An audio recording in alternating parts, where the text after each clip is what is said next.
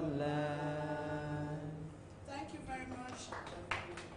Ladies and gentlemen, we are here to witness a historic feat by no other than Livinus Chibuike Victor. He will be attempting to break an already existing Guinness World Record of 55 hours marathon. And he's here today to attempt that. And we're going to listen to him. This is just the opening ceremony, after which we will go into the event proper. For the next 3 days, you're going to be interviewing people back to back until the breaks is entitled to. So he'll be leading our prayers, our support, and everything to make this happen. Don't look at it that it's Victor. Look at it that it's a Nigerian, a journalist, a colleague attempting something. Let's give him all the support to make this happen. Especially that the topic has to do with Nigeria as strength and the fact that journalists must be free to express themselves and report their duties without inhibition. And so, without much ado, I'd like to invite Mr. Livinus Chibuike Victor to tell us why he has gathered us here. Mr. Victor.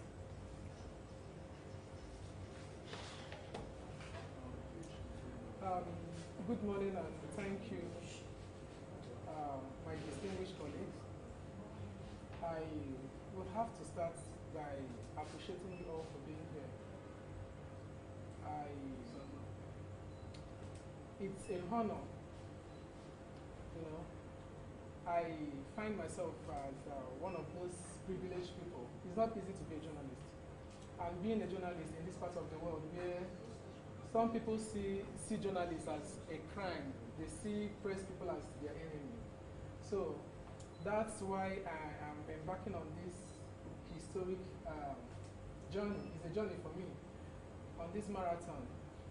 And it's beyond, for me, it's beyond a marathon. It's a bold statement that press should be free and journalists should be allowed to practice journalism according to the ethics of the profession without fear or favor.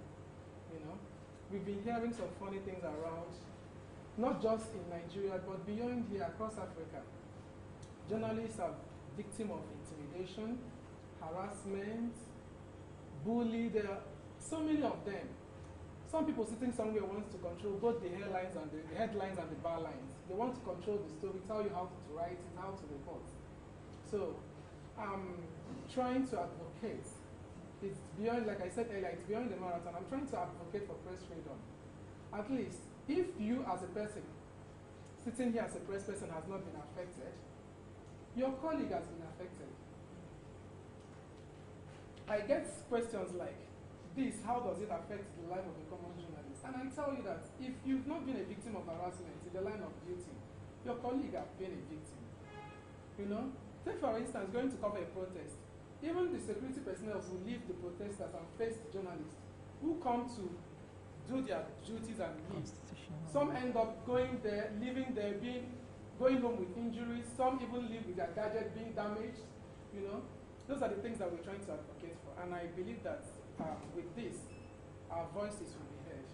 And together we can amplify the call for press freedom. Thank you all for being here. God bless. Thank you very much. Next, we will listen to the Assistant Secretary, NUJFCT Council, to give us a goodwill message. Victor is our member, and we're so proud of him, and the NUJ is here, heavily represented. Madam Sharon Emefiele, please. It's such a delight to be here to witness this epoch-making event. Freedom for the journalists is not we're not begging for it, it's our right, you know. So that's the fundamental right of the journalists according to the Constitution. We are partners together with the government. We are partners in progress. We are not enemies of the government or enemies of the law enforcement agents. So this is a great feat, is a big one, and we trust God that we're going to pull through this and break that record for our country. And beyond breaking the record, we also envisage and we also believe that this will birth a new era of press freedom in our country for journalists. Thank you very much, everyone, for making it here. We trust that in 2 days' time, or by October 1st, we would have broken this record. It's a big congratulations to every one of us. And I say thank you for partnering with us and for partnering with Victor to make this feat. Thank you very much. Yes, thank you very much. The floor is now open for the media to ask questions. Yes, sorry. My name is Elizabeth Kasham. I report for ASO Radio. ASO TV. ASO Radio and television. Victor, you made this attempt before, and we would like to know why you are attempting for the second time. And then we would like to know what you intend to achieve on the public and your audience as well. Okay, I made this attempt before, like you said, but there was an issue. There was a glitch. There was a technical glitch that affected the whole thing. So, and what I intend to achieve is press freedom, not just for myself as a journalist, but for that young fresh graduate of mass communication who just got employed into a media house. Maybe the first day he's assigned for an assignment, he went there and he's brutalized. How do you expect him to continue with the profession? It's not just discouraging.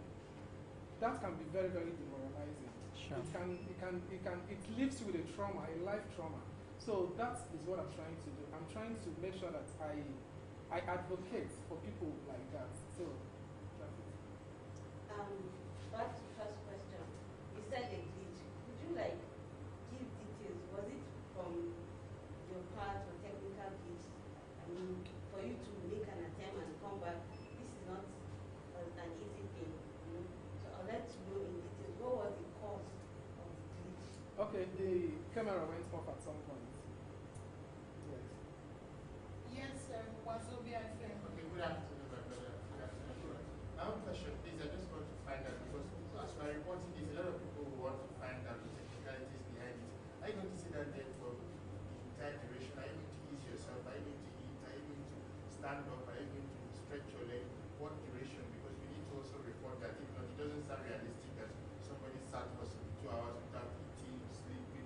So please, can you discuss with us the modalities as given to you by the owners of the record? Okay, there was a guideline from GWR, that's Guinness World Record. I'm entitled to 5 minutes rest for every 1 hour achieved. So I'm going to achieve this with accumulated rest. Let's say I've interviewed people for 4 hours. I think I'm entitled to 20 minutes rest. And then if you also go on the internet now, as I'm talking, you will see that some parts of the internet are saying that you are already the record holder. What is the clarification on that? Because I've checked and I've seen that you are the current record holder. It's about 75 hours. Yes. Currently, if you check the internet, I'm the current record holder. But, it's like going to school without having a certificate to prove that you're a graduate. It goes beyond being a graduate. You have something to prove it. So, because of what happened last time, I was not awarded a certificate. So, that's why I'm doing it the second time. So, that's it. Okay, Victor, you said you are advocating for young journalists who are fresh in the field and probably gets vulnerable out there. Beyond that, what message do you have for the law enforcement agency? Wherever they see journalists, they see them as threats. Whenever you go to government offices to get information and they try to put this blockade between you and them, try to get information and enlighten them. Beyond the advocate you're advocating for the young journalists, how do we tackle this issue with the government and the agencies and the forces seeing journalists as their enemies out there? With continuous sensitization, just like what I'm doing right now, we continue to advocate, telling them that we are not the enemy. You know, we are just helping them do their job. Right. You know, I'll give you a short example. There was a case I was working on. I traveled to Paris, to a well-known international court in Paris. So when I got there, they said they don't have the jurisdiction to give me the documents that I need. But I can get it in Switzerland. And they gave me all the assistance that I needed to get it. It's only in Nigeria that a journalist will walk into an agency to get clarification. Even politicians, maybe you heard a story about a politician or you're writing a story, but you need a clarification. There's something called right of response. Right. You know, you try to reach a politician, they will just turn deaf ears, but the moment you publish the story, you become a victim. They'll use police to harass you, they'll use DSS to harass you. It's not done like that anywhere in the world. Those are the things that I'm trying to draw the attention of the government to, that we are not the enemy. We shouldn't be the targets. Right. Rather, we should be applauded for what we are doing. Right. Yeah. Because I obviously had a similar case recently where I'm doing a developmental stuff, and I went to the community. I saw that the community and in collaboration with some estates are trying to create a road, very messy road. So now I did my further investigation. I found out that it has been awarded, and the so-called amateur chairman awarded the contract in their millions.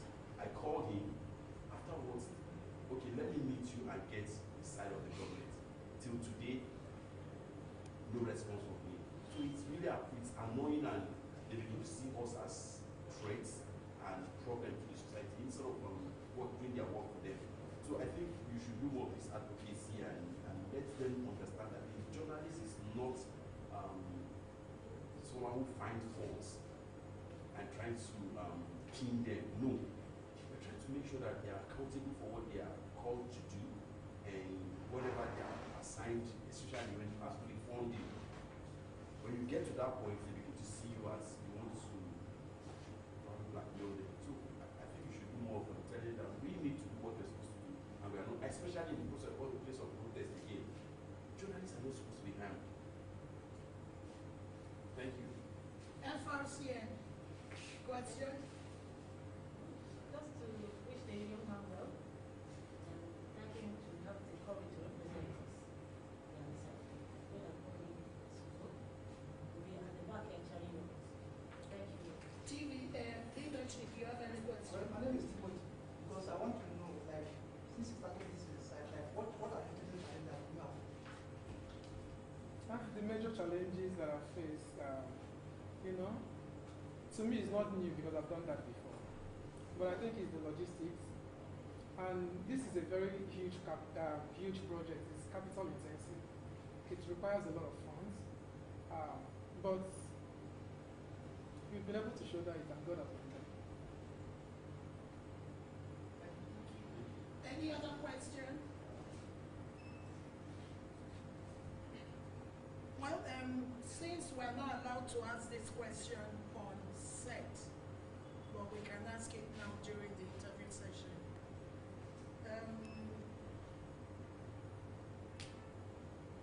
Why this attempt, and what difference do you think it will make in the journalism sector? I've been a victim of intimidation as a very young journalist, so I know what it feels like.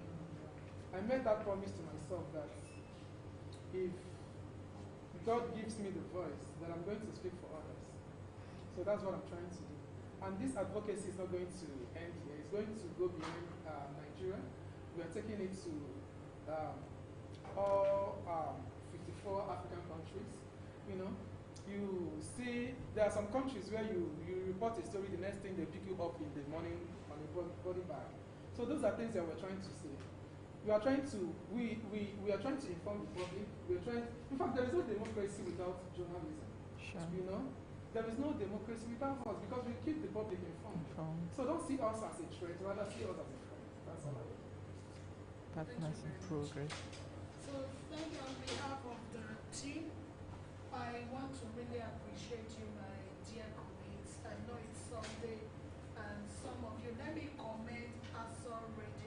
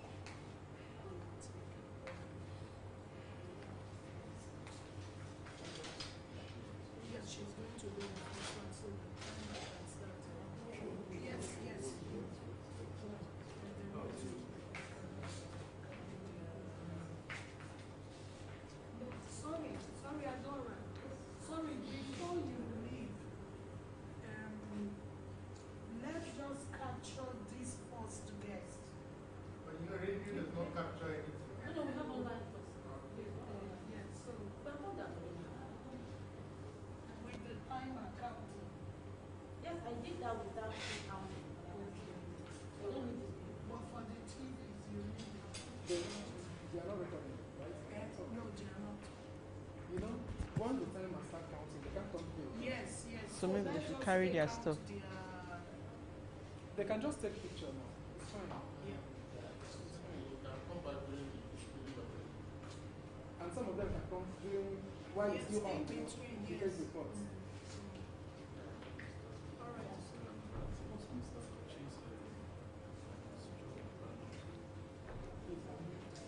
You can come, I can draw. I'm not testing this what I'm doing. I asked him.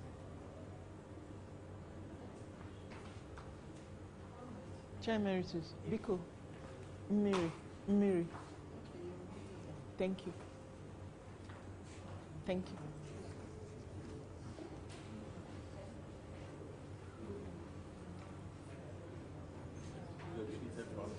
Sorry? I don't know. I don't know. Am I doing 1 hour? Am I doing 1 hour? Ask her questions. Am I doing 1 1 hour? Anything you feel. Anything Okay, so who will round it up? You? Anything you feel NUJ is not doing well, bombard her with those questions. Let her respond. She's their representative here. They didn't send me She's Chair the Emeritus. president. Vent your Say, anger on no, her. wait, Chair is coming later. You vent it on Chair. Please ask me light questions. Chair Emeritus. Chair Emeritus. I want them to come for my head that I came to project myself. Chair was just you something yesterday. Sure, you were at that Transcorp Hilton. You saw what happened.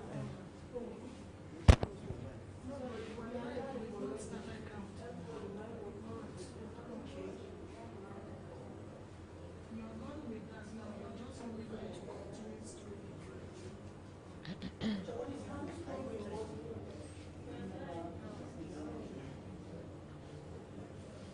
So please let's minimize noise. Don't go side talks. Don't go side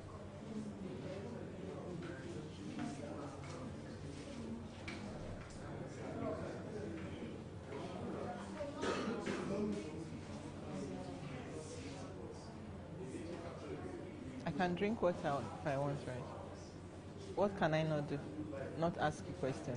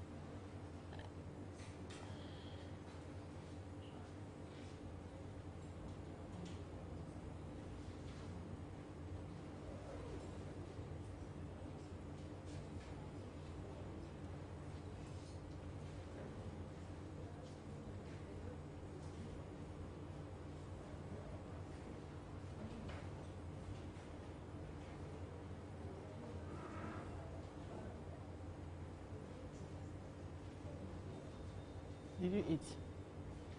Did you eat? Did you have breakfast?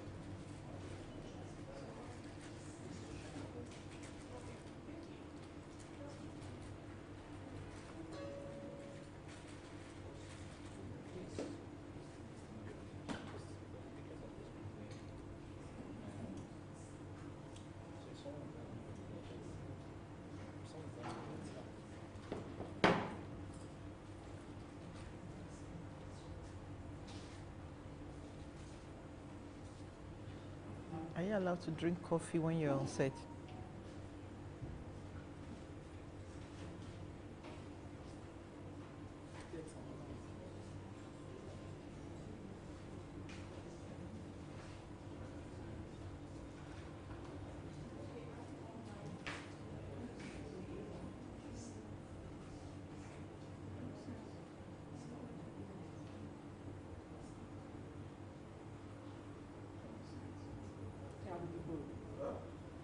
It's not bold. Can they thicken it? Can they thicken it? Line by line. But I can see it. It's faint. It's faint. The pen is very faint.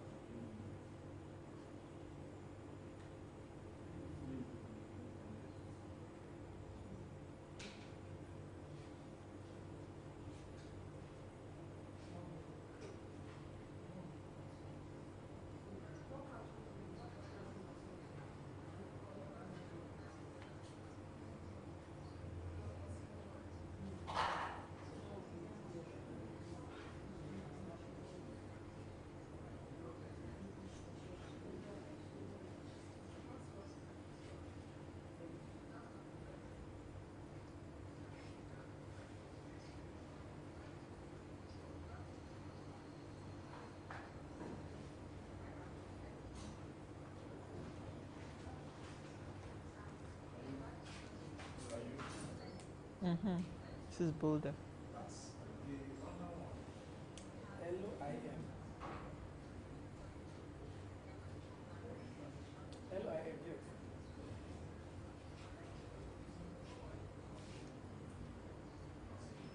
How about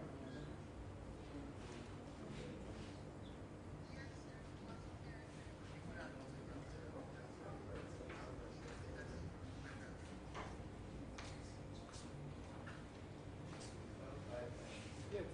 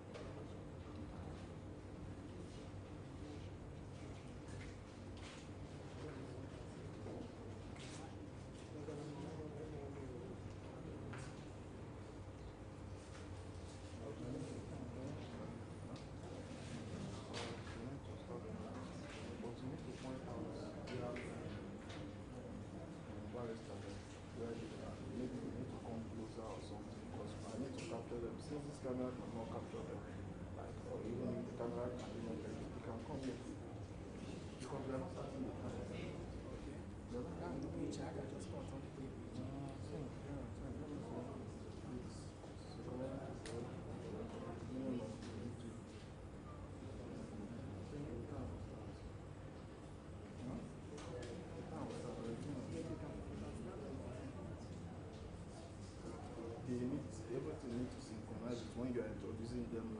showing them on, they're showing them on video and everything. You can't say and then you can't go snap them. So they have to be within this They place. need to be in this place.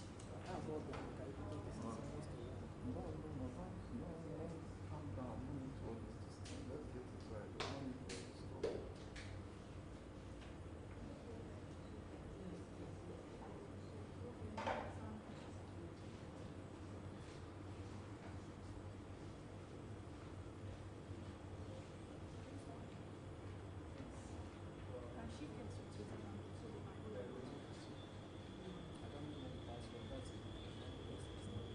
So, after they are done, after he's done, then the interview now starts proper. Then you now need to welcome you, then you now introduce yourself, everything starts like that.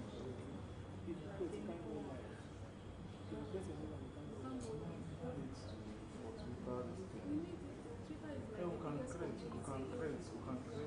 do something about it. It's not for you. Like, let's just ask. It's something we can do for him. It doesn't really concern him. Huh? No, it doesn't concern him at this point. Like, you can create. You can create. That's what I'm trying to say.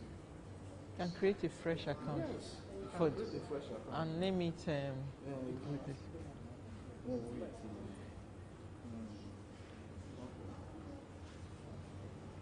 See, if you 1, 2, 3, go, yeah? The barrister, they need to come. Barrister, yeah, you need to.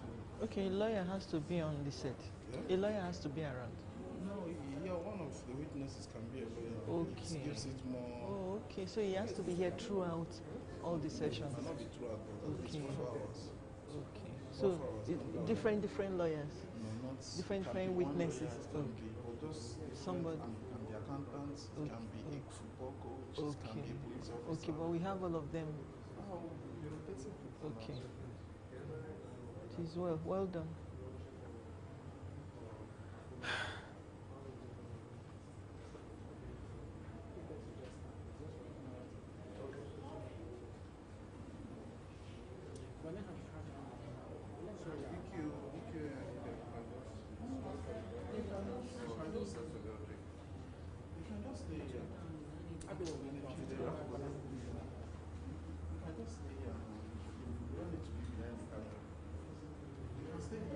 Would they sit? They have to sit. You introduce them. But they need to face the camera. They need to face the Where is facing the camera? Facing the camera is this way. Yes. So that their faces have to show. That is that you just need to, once you enter, they will be here. They will be here. So once you introduce them, they will now walk in each and just wave. You understand? Go for it. So maybe you meet them. One of those books, those notebook and everything. Chidebere. What about that jacket? Yeah? That jacket, this is a good time to wear that jacket. Sorry. Relax. Relax. Better to get everything. It's a very big event and the requirements are much, so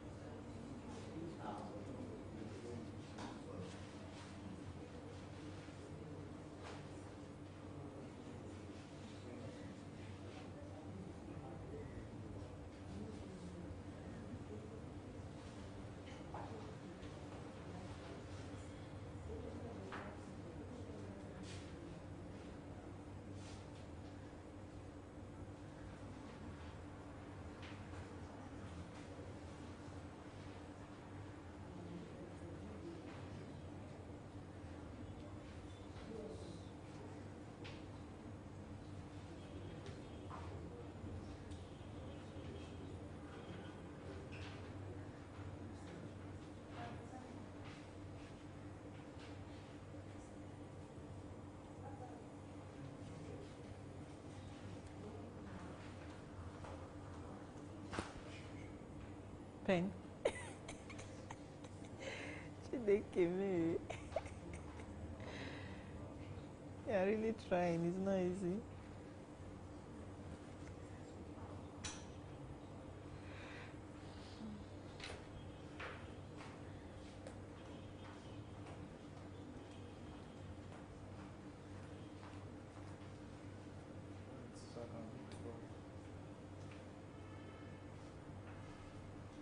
What of the jacket he asked for? Are they bringing it? No, I've given them the Okay.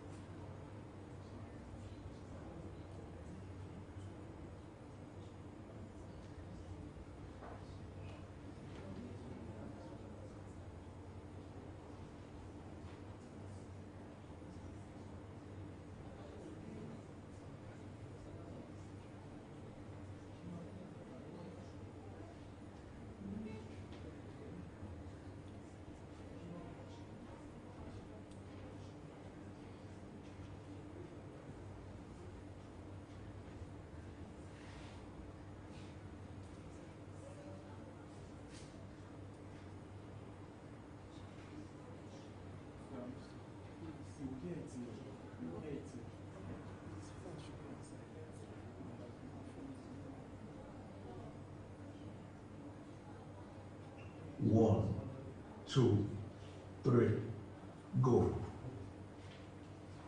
Hello everyone, my name is Livinus Chibuike, a Nigerian journalist, attempting for the world record for the longest interview marathon, with the reference number 250516212157LIN. With me here are some of my independent witnesses.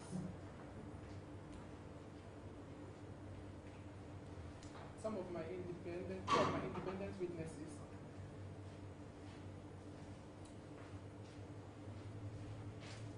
Ugoji Victor Chinedu, who is a legal practitioner, and Ogwebo Onyedikachi, who is a staff of Industrial Training Fund, ITF. To me, this is a remarkable journey. It's beyond a marathon.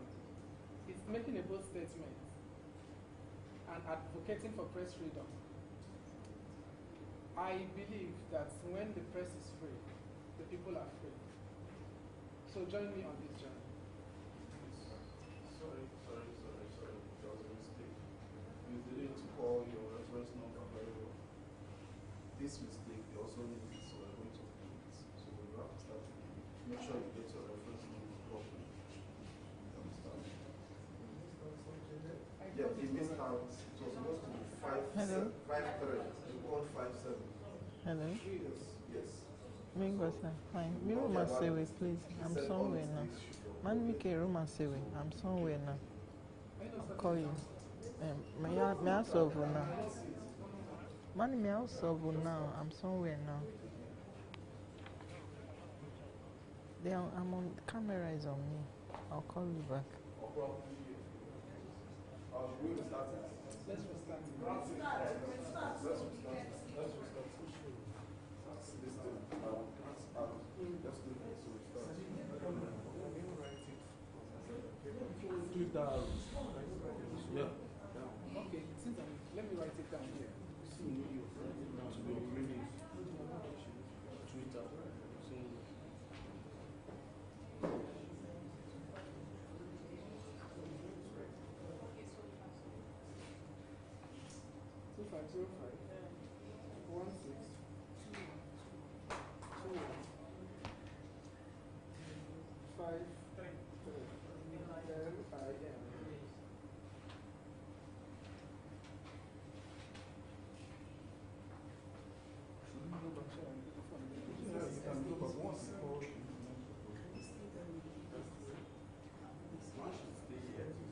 No, you guys can still if I call you, you walk in and just Yeah, once yeah, I'm you done, call you walk out. walking. Yes, because you just walk in. Once I'm done, you just step out. Are we clicking on press or go first? Huh? Go. We are clicking on go.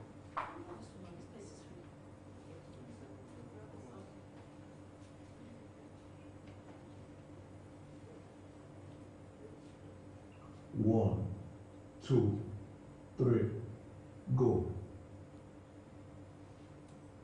Hi everyone.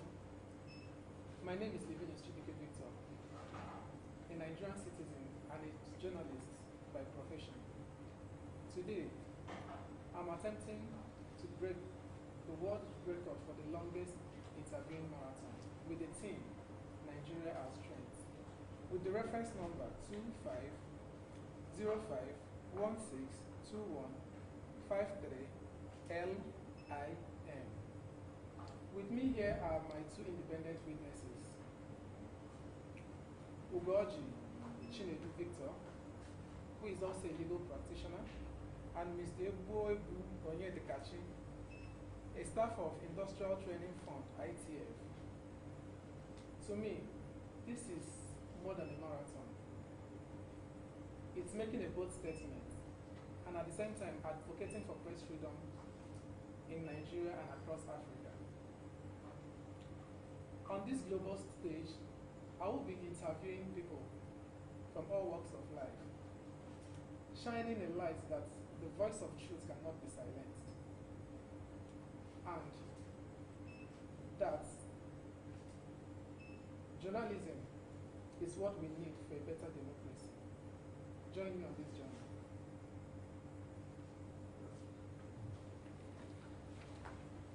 Thank you very much, Sharon.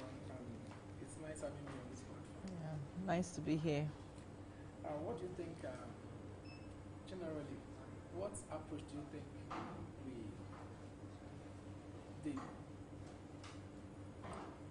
the NUJ can use in protecting the lives of and the rights of journalists across Nigeria? Thank you very much.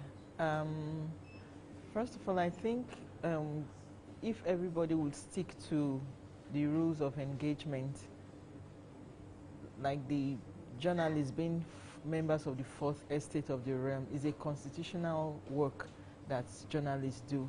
So if everyone would understand that and keep to their side of the bargain, like keep to the rules, then we'll have robust collaboration between members of the NUJ, the authorities, the government, and all that. Yeah. So with that, with a lot of advocacy, with a lot of we keep talking and sensitizing people, making them see and understand that journalists are not their enemies. We are doing our constitutional work.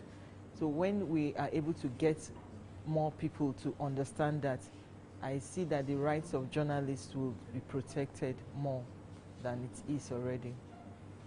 Okay, have you been a victim of harassment in line of duty, or have you, any of your colleagues, anybody close to you, has anyone close to you? Yeah. Okay, directly, I haven't been directly harassed in my line of duty, but our Secretary of Council has been harassed in his line of duty when he went to cover a certain protest some time back, and some other colleagues have also reportedly been harassed. The only aspect that I would say is not being given access to information, vital information that is required to do our work. Like you're working on a report, maybe like investigating an issue that's come to you, and you're trying to get more information from highbrow persons concerned. Most times they are not willing to give out such information willingly. They kind of see the press, see journalists like trying to encroach on their privacy, or like you're crossing boundaries. Meanwhile, trying to get those information is actually our constitutional responsibility. So we just keep advocating and keep enlightening everyone involved. The journalists were members of the fourth estate of the realm. We know we have the executive, we have the National Assembly, that's the law, then we have the judiciary. We are the fourth estate of the realm, members of the fourth estate. So we are actually doing our work. We are doing our constitutional work, carrying out our responsibility. So when we really want this, the other three tiers of government to understand that journalists are partners together with them in progress. We are partners in progress. We are not fighting them. We are not, Not to see them as a threat. No. Journalists, we are not threats to the government or to society. We are actually there like a bridge. We are like a bridge between government and the people. Without journalists, the people will not know what the government are doing, no matter how amazing their works are. So we should actually be commended for what we do as journalists. Okay, in Nigeria today, what is the strongest, or will I say the strongest legal protection that journalists have? I would say we're still working on that, because most times when journalists are harassed, intimidated, even arrested, it takes a lot of going back and forth to get them out. So I would say that aspect is something that is a work in progress, something that we really have to focus on and do a lot of work on to make that protection really solid for journalists in Nigeria. Because you see, like, journalists are arrested and they are kept behind bars without any criminal, Without being tried. Yeah, without being tried. So I think that is an aspect that is a no-no for us. Journalists should not be left behind bars overnight. We don't mind them being invited.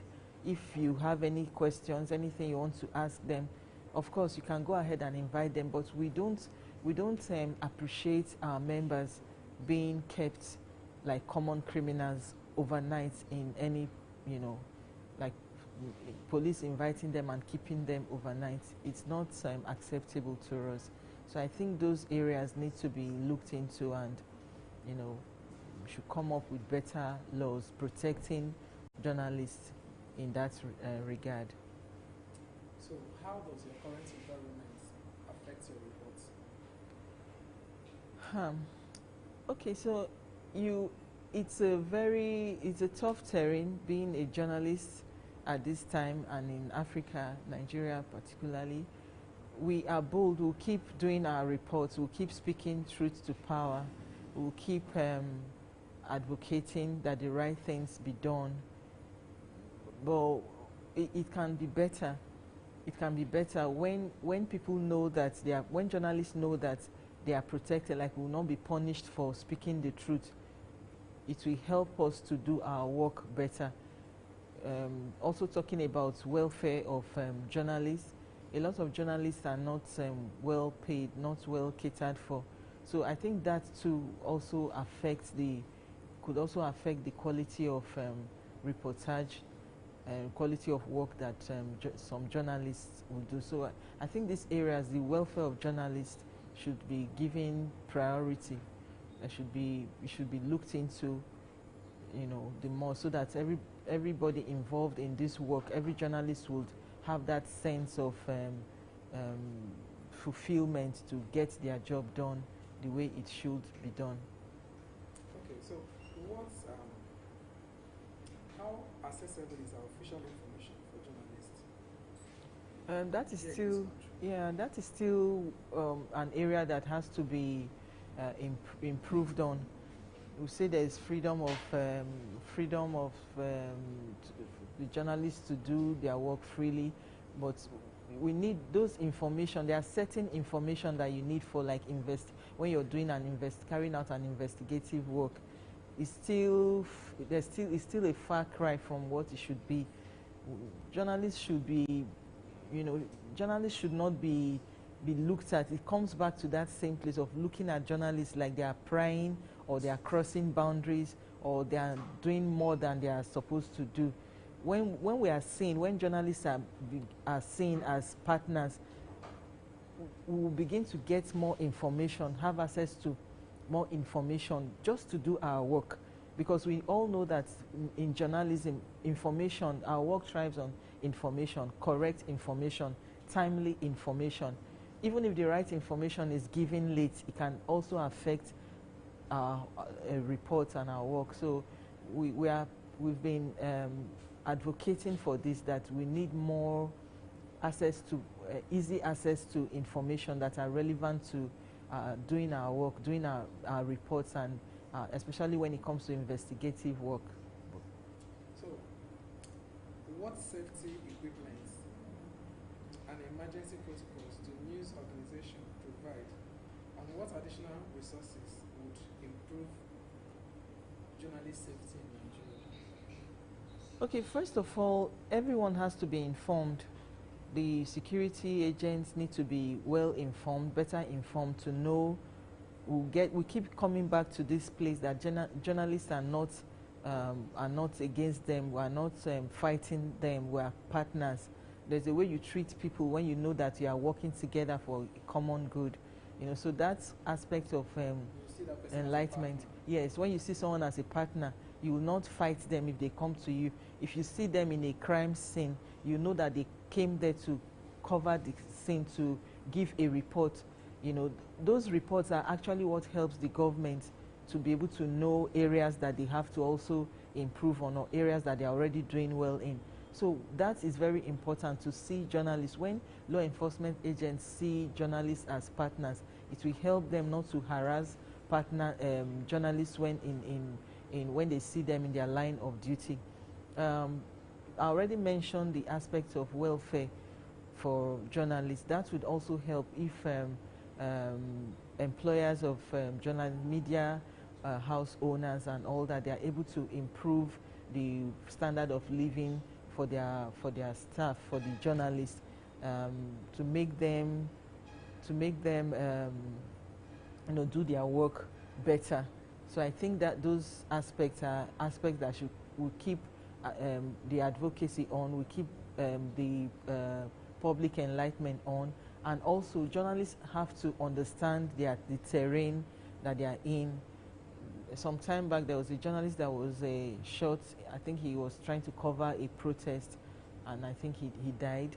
So we also have to understand our limitations as journalists, as enthusiastic as we are about covering these reports, especially in very troubled areas. We also have to know when it's time to shield ourselves, because we journalists are not armed. You know, we're just going there with our gadgets to record information. So I think journalists also have to understand our limitations and boundaries. So when you get into trouble areas, you also have to watch out for yourself, so you don't become the news while you're trying to report the news. So what you're trying to say is that safety first. Safety, yes. Okay. So far there is a news it's circulating that a particular media house somewhere are paying journalists 30,000. In fact, they were paying 25,000. To an extent, they increased it to 5,000 and they started paying 30. In situations like this, what will NUJ as the regulatory body, in situations like this, are they not in a position to do something or intervene in some of these cases to make sure that some of these journalists are well taken care of? Okay, this is an area that the new, like the journalists in FCT, if I have to like major on that, because that's where I am based presently. So like the present administration led by Grace Ike has been doing a lot on that, reaching out to media houses to let them know that welfare of our members are not negotiable. They are said there should be a limit to what members are paid, to give them a focus. It will even be advantageous to the media houses when their staff are paid well and they are focused. They would give quality work. If somebody is thinking about worried about how they are going to get their bills paid, because 30,000 naira doesn't do anything for anybody at this time, considering the high cost of living and all that. So if you're paying your staff that little, like they say, if you pay peanuts, you get monkeys. If you pay your staff so little that they cannot even take them home, then you are exposing them. You are exposing them to compromise. You are exposing them to not doing the work that they've been called to do with their heart.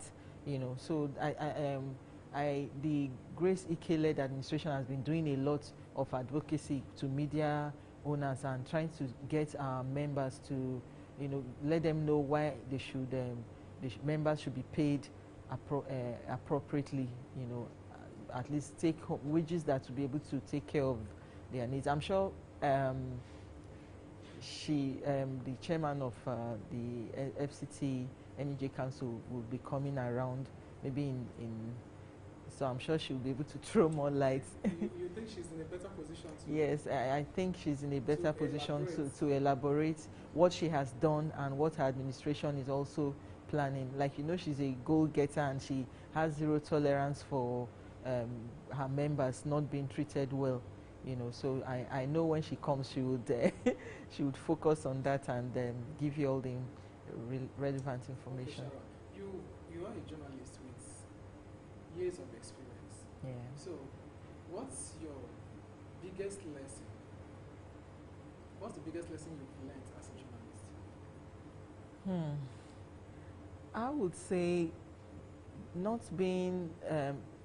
Sometimes you want to report some things the way they are, but you are concerned about the repercussion on you when you do that. So sometimes one is tempted to not give the 100% of the report the way it is, and it makes me really feel bad, especially when you're working in government owned institutions. You cannot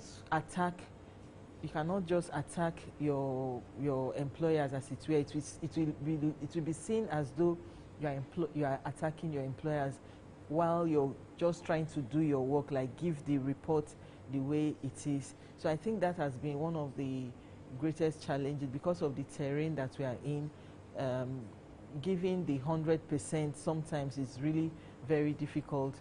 So sometimes you just give like 90 or 95 because you are trying to protect yourself so that you don't step on certain toes. So, but I think that when this freedom of speech is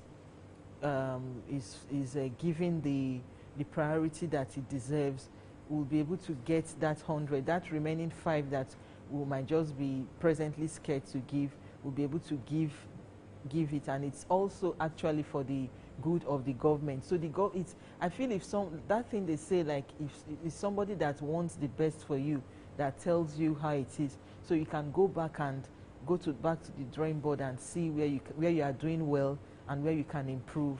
So I would keep advocating for that we be given that total freedom to be able to do our work, of course with the respect that the government deserves, with decorum, to be able to speak truth to power, but with decorum and with respect, so that we can get the 100% of our stories out without fear of intimidation or harassment after speaking your truth. A lot of people say that some journalists are depressed, and that to an extent that a majority of them needs mental evaluation. How would you react to that statement? I'll say that is very true, because as journalists, we are in the middle of everything. We're in the middle of crime, that's reporting crime. We report different things that if you're not, if you've not trained yourself to be able to separate the work you're doing and yourself, what's going on in your inner self, depression can just take a toll on you, because while you're reporting that 5 just got kidnapped, you have to report another one. The prices of commodities just went overboard. While you're doing that, you're getting another report of something else just going haywire. So if you've not separated yourself, like compartmentalized your inner being to know that this is work, this is my personal life, I have to watch out for myself, it's very, very true and very, very possible for journalists to be depressed, because the news just keep coming back to back, and you're there because you live in we live practically in the newsroom. We are the ones that are first hit when these things come. So I'll just advise journalists to try and look out for their mental health, and also compartmentalize their internal environment to know that this is my work, and this is I have to also look out for myself. Like I'll say something like during the COVID-19, when the news kept coming, at some point I had to tell myself, I had to stop listening to news that had to do with people dying. You know, at a point you start wondering, like, even am I developing the symptoms from just constantly listening to such negative news? Yeah, so I would encourage journalists to look out for themselves, to compartmentalize their internal environment, because we know faith comes by hearing. So when whatever you keep hearing has the tendency to grow on you. So we have to actively compartmentalize ourselves, separate your work, and watch out for your mental health. As a female journalist, and there is this report of female journalists mostly being sexually harassed and all the rest of them. Can you throw more light in that area? Well, I'll start by saying that sexual harassment in the workplace is not just gender-based. People, both sexes are harassed in their place of work. So for female journalists, I would say that we should try and avoid circumstances that put us in that position that makes it possible to be harassed sexually. Though we know it's something that happens in some quarters, but I also feel that there's a way you carry yourself, and there's a way you comport yourself, doing what you are supposed to do at the right time, doing your work to the best of your ability and even beyond, and understanding when certain alliances are getting past comfortable limits to be able to speak out. You know, so I feel like those are some of the things that female journalists can do to protect themselves, because these are things that happen and you cannot stop it, and it's not even based on a profession. It's not just because you are a female journalist. These are things that happen. It's human nature. People do it. It's everywhere. It's in every profession. So you have to protect yourself as a female journalist, knowing that for being female, you're already in a vulnerable place. So that should guide female journalists, like females in other professions, to protect themselves, to do what they have to do. You have to even do more than the limits that have been, the targets that have been set for you, so that there's nothing like you have to slip your way through the ranks. You understand what I'm saying? So that's what I'll have to say to female journalists that complain of being harassed sexually in their places of work. Okay, so far, currently, how will you describe the current situation of the Nigerian Union of Journalists, FCT chapter, and the Wow. As someone that has been a member of the Nigeria Union of Journalists FCT Council for over a decade, I'll say that the council, the council here has never had it so good. In short, when the new administration led by Comrade Grace Ike came on board, it's been like light and darkness. There's a, I would not say as much as we commend those that have had come before us, me as a member of the present ESCO, as much as we commend those that have come before that set the foundation for what we are able to work on, I would really commend the leadership, the present leadership, because of the developmental strides that they've taken. It's just it's not even 1 year in office yet, but I tell you, every journalist in the FCT has something positive to say about this present administration. Yes, because first of all, we carry everybody along. It's not segmented. Everybody is carried along. Trainings, a lot of trainings have taken place. Welfare of members is top notch, which has earned the present chairman the title of Mama Welfare. People call her Mama Welfare because she has prioritized the welfare of her members. You know, so a lot of things, a lot of good things have happened. Even the secretariat has gotten a facelift. A lot of improvements, even in what goes on, the intangibles that go on around the FCT Council Secretariat. I think anyone that was there before, had been there before and is there now, would commend the present administration led by Comrade Grace Ike, that she has really, she hits the ground flying. She didn't just hit it running. She didn't come to joke at all. And thank God for the ESCO, like they were just carefully picked.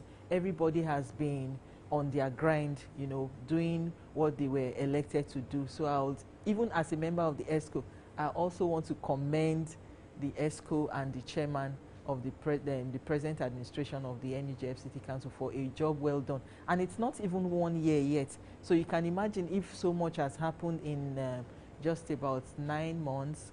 It came into office December last year.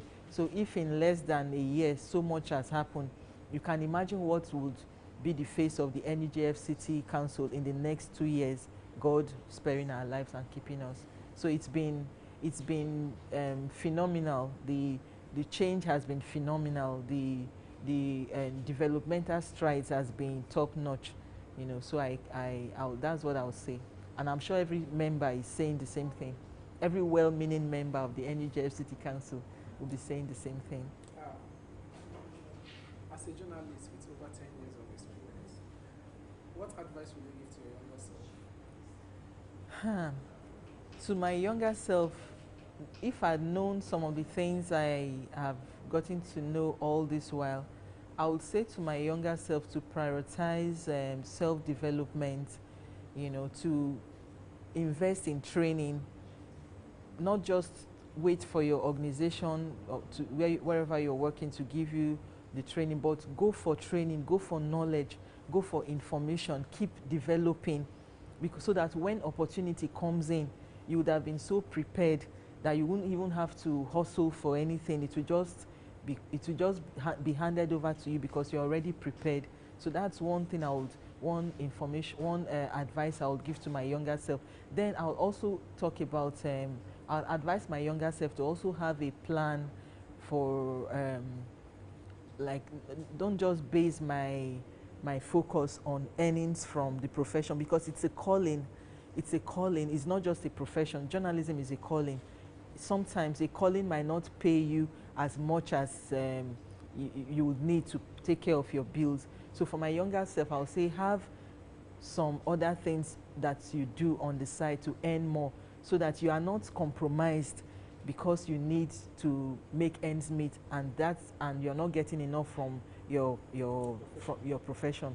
So I would advise my younger self and upcoming journalists to also have a skill or two to complement whatever they are being paid in their place of work as journalists. Okay, by saying if you're a journalist, you can actually get something by the side. Definitely. So, is the profession not lucrative? Is not something viable? It's lucrative. When I say something on the side, of course, it has to be in line with what you're doing. Like for me, I'm a journalist, I'm a writer, I'm an author. I have about 7 published books. So those are extra sources of income. Yeah, I MC events, like I direct events. Those are extra sources of income that you will not be paid for in your office as a journalist, like just writing the news, getting the stories. They will not pay you, they will not, this extra income that I get from directing events, from my books that I've published, I'm getting it because I did something else, but I'm not stepping out of my profession, as it were, because both Like journalism, something that generates revenue. yes, that generates revenue, but will not distract you from your main calling. Like I mentioned, that journalism is a calling, is something, that's why you have to be called into it for you to be able to stay there and do it. Otherwise, you get distracted when the challenges come, like there are challenges in every other profession. Yeah. So far, I think I'm going to be a bit diplomatic. Let's say I'm going to introduce. I'm going to ask you 1 or 2 questions that Okay. might not really align with you, but please Okay. just bear with me. What's your take on the current administration? Okay, so like there's been a lot of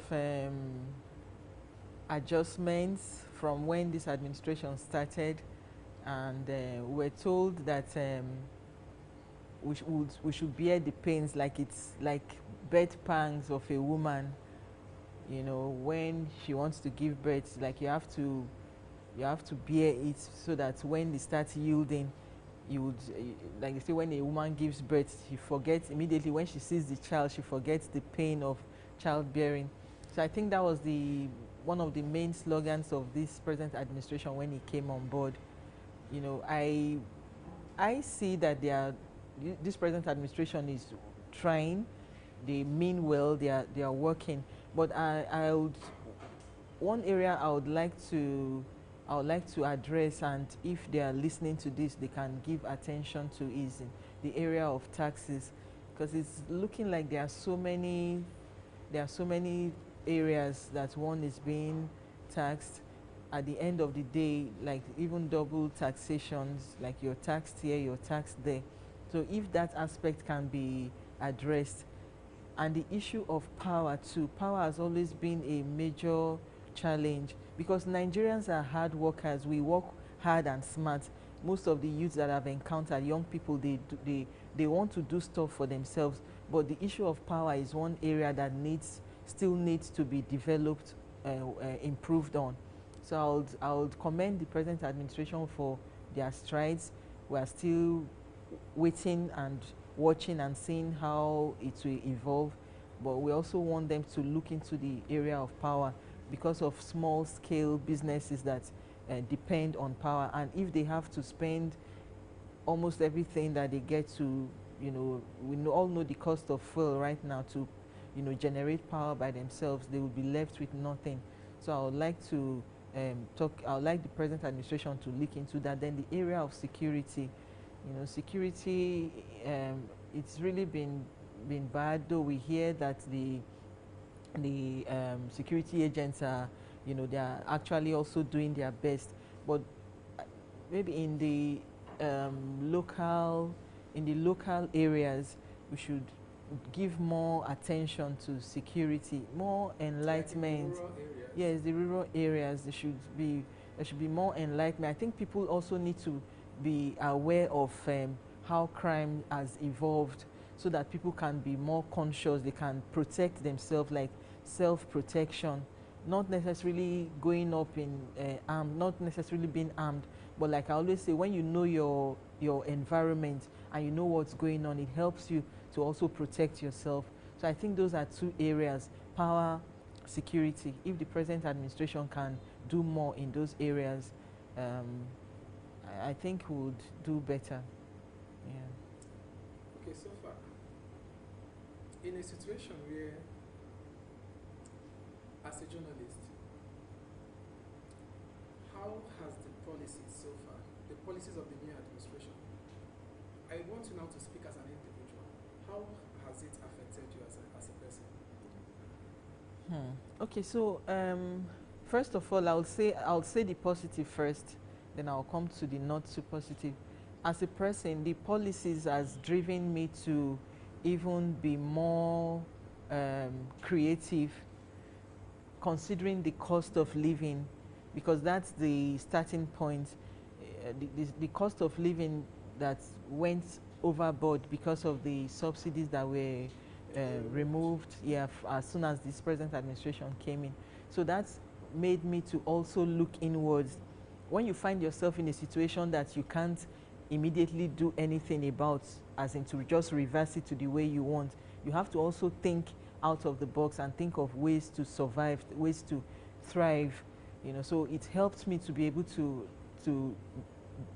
look inside me, to develop areas that I can generate more income for myself and for those that depend on me. So it has helped me. It helped me, like you say, something that was meant to be like a disadvantage has helped me to be able to look inward, to develop myself, to work harder, to work smarter. I've seen areas like I just mentioned about. As a journalist, I have books that I've published. I direct events. So those are extra means of getting resources to take care of my bills. I've even gone beyond the confines of the journalism, the emceeing and all that. I'm also into fashion, so those are areas that I might not have gotten into, I may not have thought about if I did not, if things did not get so challenging while the present administration is working on its policies. So those are the positives for me. I'm even also a photographer, which I wouldn't have probably thought about. Yes, I was doing it as fun. Yeah, I was doing it for fun, like just go out, nature photography, just with my digital camera, just snap just for my own consumption. But when the economy hit, I had to start monetizing it, and I see that has also helped my income in a way. So I think the positives for me as an individual are much. So for that, I will even want to say I thank the present administration in a certain way for making me look inward. Then on the other side of the not so pleasant is the cost of living that has skyrocketed. Like now we're paying more for accommodation. Even thinking of building your own house now is a massive project, because a lot of money goes to food, which is the basics for survival. So people are hardly able to save as much. Personally, projects that I would have loved to do personally, I've not been able to do them yet, because I see that a high percentage of my income goes towards food and all these other basic source of all these other basic of survival, of living. So that's, for me, that's the only not so good aspect of the impact of this administration. But we keep pressing on. We keep believing that in a short while things will actually turn around, and these bed pangs would pay off. Okay. The current administration, it has always been on the news that they've lifted over a 40% of Nigerians out from poverty. How true is that? As a journalist, I believe you have first-hand information. So, how true is that statement? Okay, that is something that we've been hearing. We keep saying that we'll go back to this information that we talked about. It's not just enough to say it in the news that 40% of Nigerians have been lifted out of poverty. We want statistics, we want names of who are these people. We don't want to assume. We know that the government have been into different aspects of empowerment, training people and all that, but how do we measure the percentage? If we had, how do we measure the percentage of those that have actually benefited from that? If there's a way for us, for journalists especially, to have the names of these people. I don't think this should be shrouded in secrecy, because it's meant to be an open thing. It's meant to be a good thing that the government is doing. So we should be able to access those information, to know, to be able to go somewhere and see the names of people that have actually benefited from each of these developmental projects that the government has put in place. So that's what I would say. They should give more information, give journalists, give media personnel more information for us to be able to confirm who are these people, to be able to determine the percentage. I'm not saying the government is not doing what they said they are doing, but just in terms of the percentage, I can only speak, I can only stand by what I can verify. You can only stand by verifiable. Yes, exactly. You have access to. Yes, precisely. Yes, precisely. So I'll that is just the aspect I'll call on the government, for them to give us more information. We want to know who these people are. I mean, if I'm helping people, I want to, it would be to my advantage and to my joy and pride that people that want to confirm if I'm actually doing what I said I'm doing, they have access to this information. I don't think it should be shrouded in secrecy. We should get more information, more details about who is benefiting what, so that as media persons we can also commend the government without any sense of doubt to when we're able to confirm these information that are put out there in the general space. What does it take to be a good journalist? First of all, the training is very important, because a lot of people have the passion. The passion is important. A lot of people have the passion, but they don't have the training. And in this terrain, it's a very sensitive work that having passion for it is not just enough. You also have to be trained. Like in Nigeria, there's a constitutional requirement for you to parade yourself as a journalist. You have to have a degree in mass comm. Then then the IIJ, the International Institute of Journalism, you can also get accredited there to be a practicing journalist, a qualified journalist, because it's a very dicey terrain. So if you don't get trained, you might, it's like a soldier giving someone an AK-47 that has not been trained on how to use it. They can use it to hurt themselves. So training is very important, and passion for the job is very important, and not just one-off training, consistent training, because things are evolving. Things are not in the media space are not the way they were even last year. So we have to constantly get trained and get updated information. So that makes you a cutting-edge journalist.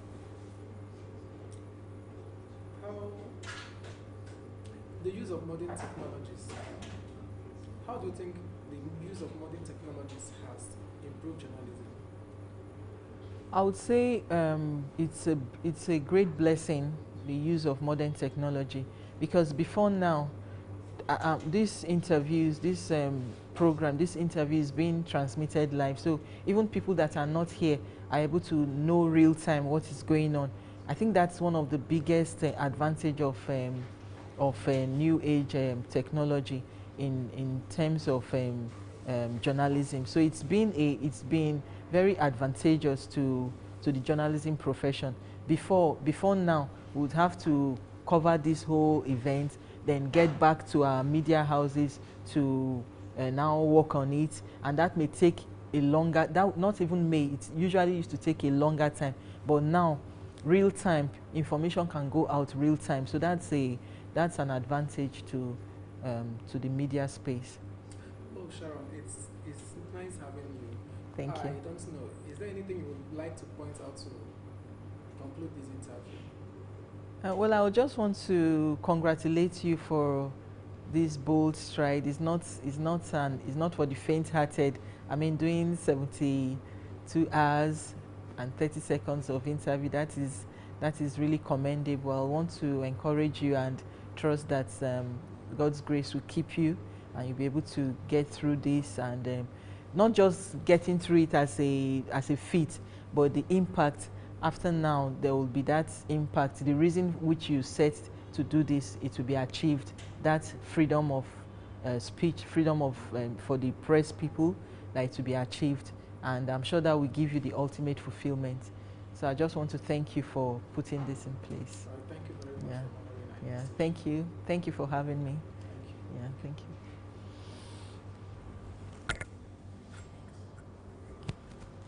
Somebody should hold me.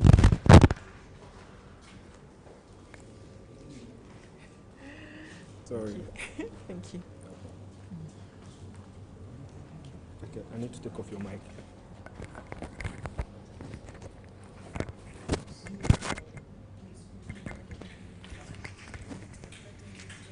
He's the next person, right? Very well. No, we're using the bot. So you need to pass it.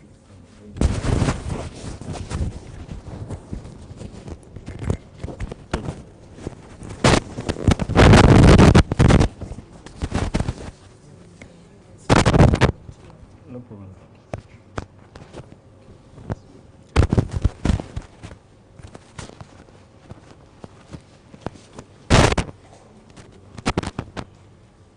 Can you give me this one?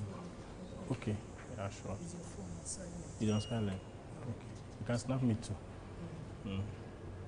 Hold it right up.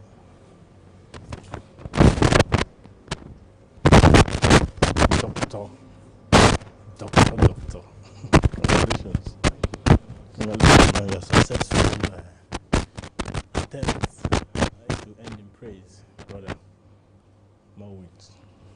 We are good. Thank you very much for honoring our request. Thank you so much.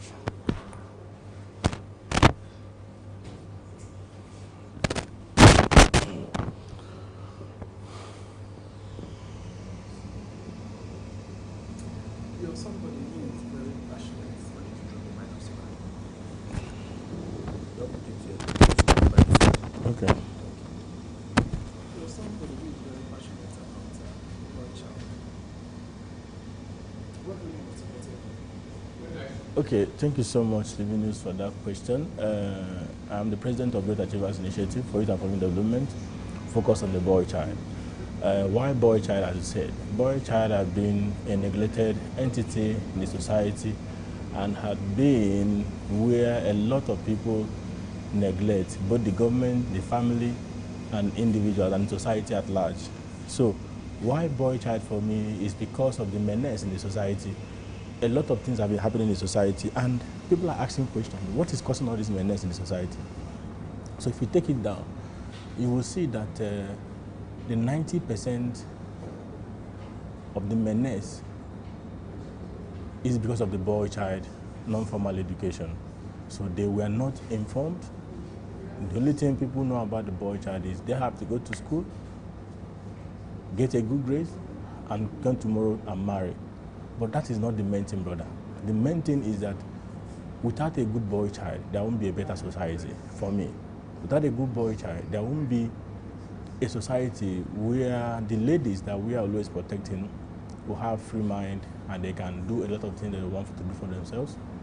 But because of lack of that non-formal education of the boy child, we see that go to prisons, you see a lot of menace, you see a lot of people, 95% in prison are male child.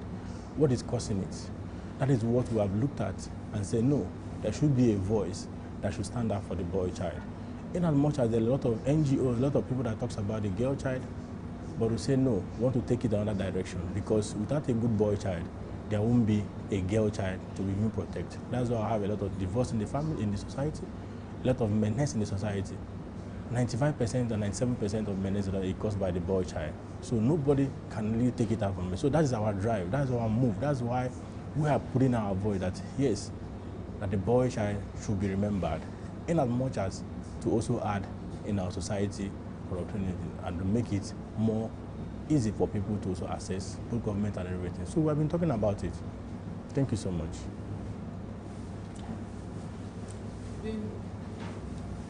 an advocate for something is quite different from being very passionate about something. In your case, it's the both of them. Thank you.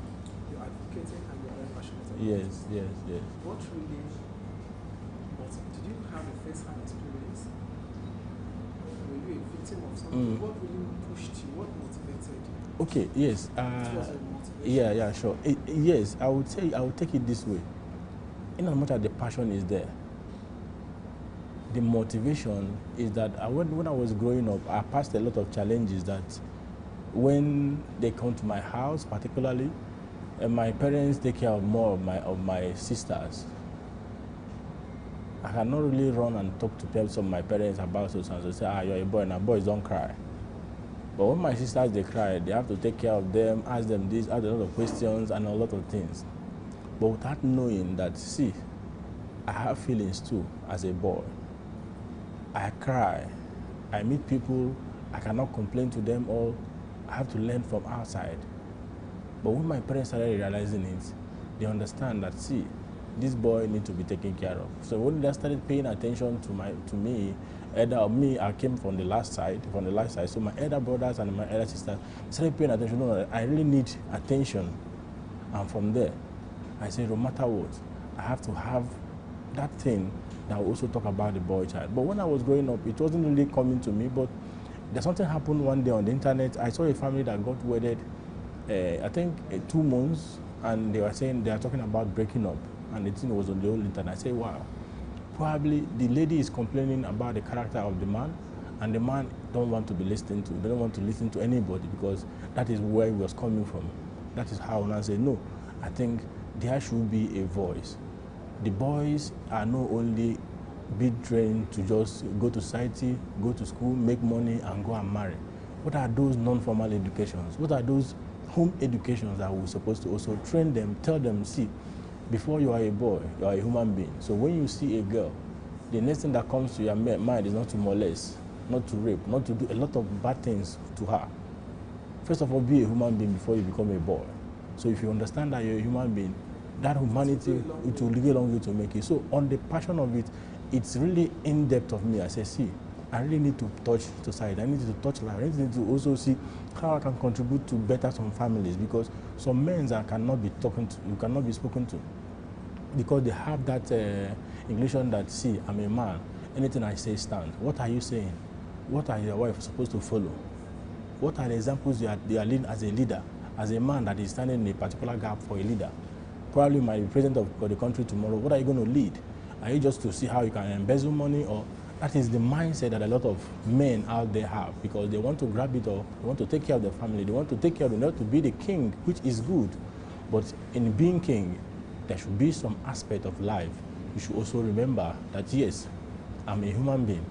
I should also know that other people have feelings. That's why we have to produce a good family, a good leadership, a lot of things. So once the male child is touched, it gets to all nooks and crannies of life, and you see our society will start getting better. When we go for summer sensitizations, we don't really talk about come, they have to learn, or come and eat. No. We're not looking for everybody. We're just looking for one person, because if we touch one person, it might go back to his family and touch and touch and touch. So once we start talking about it, people have started listening, people have started paying attention. I say, yes, there should be a need for boy-child inclusivity. Because if you go to school, I say that ladies are coming first, because there's a lot of things for the ladies. So it's not only for passion. So much attention. Yes, there are a lot of attention for the ladies. A lot of people are talking about it, vulnerability, a lot of things. But who is talking about the boy? I will tell you what even also part of the motivation is that when we started this sensitization of the boy child, we went to a particular secondary school one day. One boy, after our teachings and everything, one boy came to me and said, sir, thank you that you came for the boy child today. Nobody have ever come for the boy child. They are only coming for the girls. That is when I now said back, I said, see this thing? I only carry it like my personal business and my personal market, and everybody needs to hear about the boy child. So that's why when we are adding a lot of activities to also sensitize the public about the boy child, and also make them understand that, yes, even your family, start paying attention to your boy. When you tell a father that someone beat a boy, he will not react as when you tell the father that someone beat his daughter. It will like you want to go mad, want to go, but if it's a boy, say, oh boy, enter inside the house, go and sleep. Don't you know that you can fight? So you see a lot of things, but they know all these things they have to be balanced. Do you get it? So even when we talk about it, people started paying attention. When we go, someone say, hey, get a boy child, who's talking about that one? Please, I will now come. No. These people, they need to be listened to. They need to be heard. Yes, you understand? Although it's getting momentum, like today when we started, we were just two, one NGO in Lagos and us here in Abuja. But as of today, I can see a lot of NGOs coming out for the boy child, which I say, thank God. Yes, as an objective. I say, thank God. At least people are saying, but when we started 2022, nobody has started like paying attention, say boy. It's only girl this. They go to school and share this one for the girls. No man, no raping, all those kind of trainings, you understand? But for us, as of today, we organize train of trainers, we organize parental training, we organize one boy, one skill training, a lot of training that will center on that aspect of the boy child, that if you're a boy child, be happy that you're a boy child, not the society, what the society wants you to be, but at least you express yourself that you're a boy, but you want to be. So that is what is driving us, and we know that it will definitely drive until we get to look and plan. We're also planning to write to the federal government for the Minister of Men Affairs. It's also part of our long-term goal. We started the discussion. We started writing that at least federal government, the House of Assembly, they start talking about the Minister of Men Affairs, because we have a lot of women who have men affairs, but there's no men affairs. So I started getting momentum. They called us for meeting one time and said, what do you mean by Minister of Men Affairs? I say, what do they mean by Minister of Women Affairs? That's why it's taking the body. When we have Minister of Men Affairs, even if it's a commission, it will go a long way in our society to also curb and reduce the menace for the boy child. Because check out, everywhere in the society, the boy child is number one. Thank you so much. Thank you very much. In one word, how would you describe being a boy child? How will I? How would you describe or define the word boy child? Okay, a boy child for me represents life, represents leader. So when a boy child is not well represented, it comes to take the to the society. You get it? So first of all, the life that if we give our male child very good life, good training, a lot of things, it will return back to the society. We'll have a lot of good things, not bad news always, but we'll start having a lot of good things about the boy child. And you see, it will go a very, very long way, that no matter what, people will definitely talk. People will say, yes, I know this person is coming from somewhere. So not that perpetual that you say a lot of evils is happening in Nigeria, a lot of evils is happening in the world, even in Africa, world at large. Everybody needs to start paying attention to the boy child. It's very, very important. Thank you so much. Okay, now what are the top policy gaps affecting the boy children in this context? The policy gaps? No, first of all, the policy. First of all, let me say, first of all, the Women Affairs Commission that was created is part of the policy that men, you have to take care of yourself. If Women Affairs Commission is created that, yes, women affairs, there's also a men affair. A lot of men die of heart attack. A lot of men die of heartbreak. A lot of men die, a lot of things, because they cannot. Yes, because the government is not even thinking about them. The men, they are always on themselves. That this is supposed to happen. You're supposed to know that this is supposed to happen. How would they know if you don't have a training? Because if you don't have a training, you can only give what is being given to you. So, but when you are being fed with a good knowledge, that no matter what you are doing, that you are coming from a good background. Check out people that have got trained by wonderful hands. It's always amazing. It's always amazing. When you see them talk, they say, yes, this person is being trained by a good citizen of a country or by a good parent. Or this person is well raised. Yes, because all those things still goes down. So imagine all those policies that federal government is bringing that is only for female. I think they also have something that talks about the the widow, yes. But who talks about the widower? Nobody. Nobody talks about them. So you see a lot of policies that government is even trying, the society, apart from God, the society have come in already that protects the lady, but forgetting that there is also men that can also protect. If their problem is being solved very well, it also affects the ladies they are protecting. But now they forget the main thing and they're looking for the shadow, in my own opinion. Do you get it now? So if we start paying attention, or government start bringing some policies like the men affairs, like commission for men affairs, like boy child commission as well, it will go a long way. That at least at the end, there is a voice that is ready to listen to a man. Not when you want to say, please enter inside the house and go and receive yourself. When you reason, there's nothing that has been given to you. Yes, there's nothing that is given to you that you use to hold your yourself. But no, it's only ways that the society wants you to be greater, and not you being the person that the society wants to be. So when you now come, it should not be that this person is not man enough. At least something should be given before someone should be man enough to do a particular thing. So it have a lot of things to do with both parents, both government. A lot of policies should be created in the family that also give room for you to listen to your boys. It's very, very important. Government, please, if you are listening, please also give room for the Minister of Men Affairs, or for the Commission for the Men Affairs, or a lot of things that can also coin into the men capacity, so they can also be part of what we are doing. Thank you so much. What evidence-based programs have shown the strongest outcomes for boys, and why? Okay, for my own organization, I said that the number one project and evidence is show that this one we are doing train of trainers. Train of trainers is training the parents, parental training that helps coin all this boy child to also understand that they should become human beings in the society. Don't just want them to be, but at least they should live it. And also we have also embarked in what we call one boy, one skill, because sometimes the boys commit menace in society because of lack of money. They want to get big money. But if they have a skill that they can be getting small, that there is, at least they're having their daily bread, they'll start saving. From that saving, they'll start becoming what they years. Do you get it? So all those things are the things that we have been putting in place to help the boy child also realize that yes, I'm a human being, but as a boy, in as much as I can provide for my family, I can provide for myself, at least I should have a skill. We didn't just stop that. We normally also do street sensitization, community sensitization. Why is it called this? The menace and the awareness for the boys.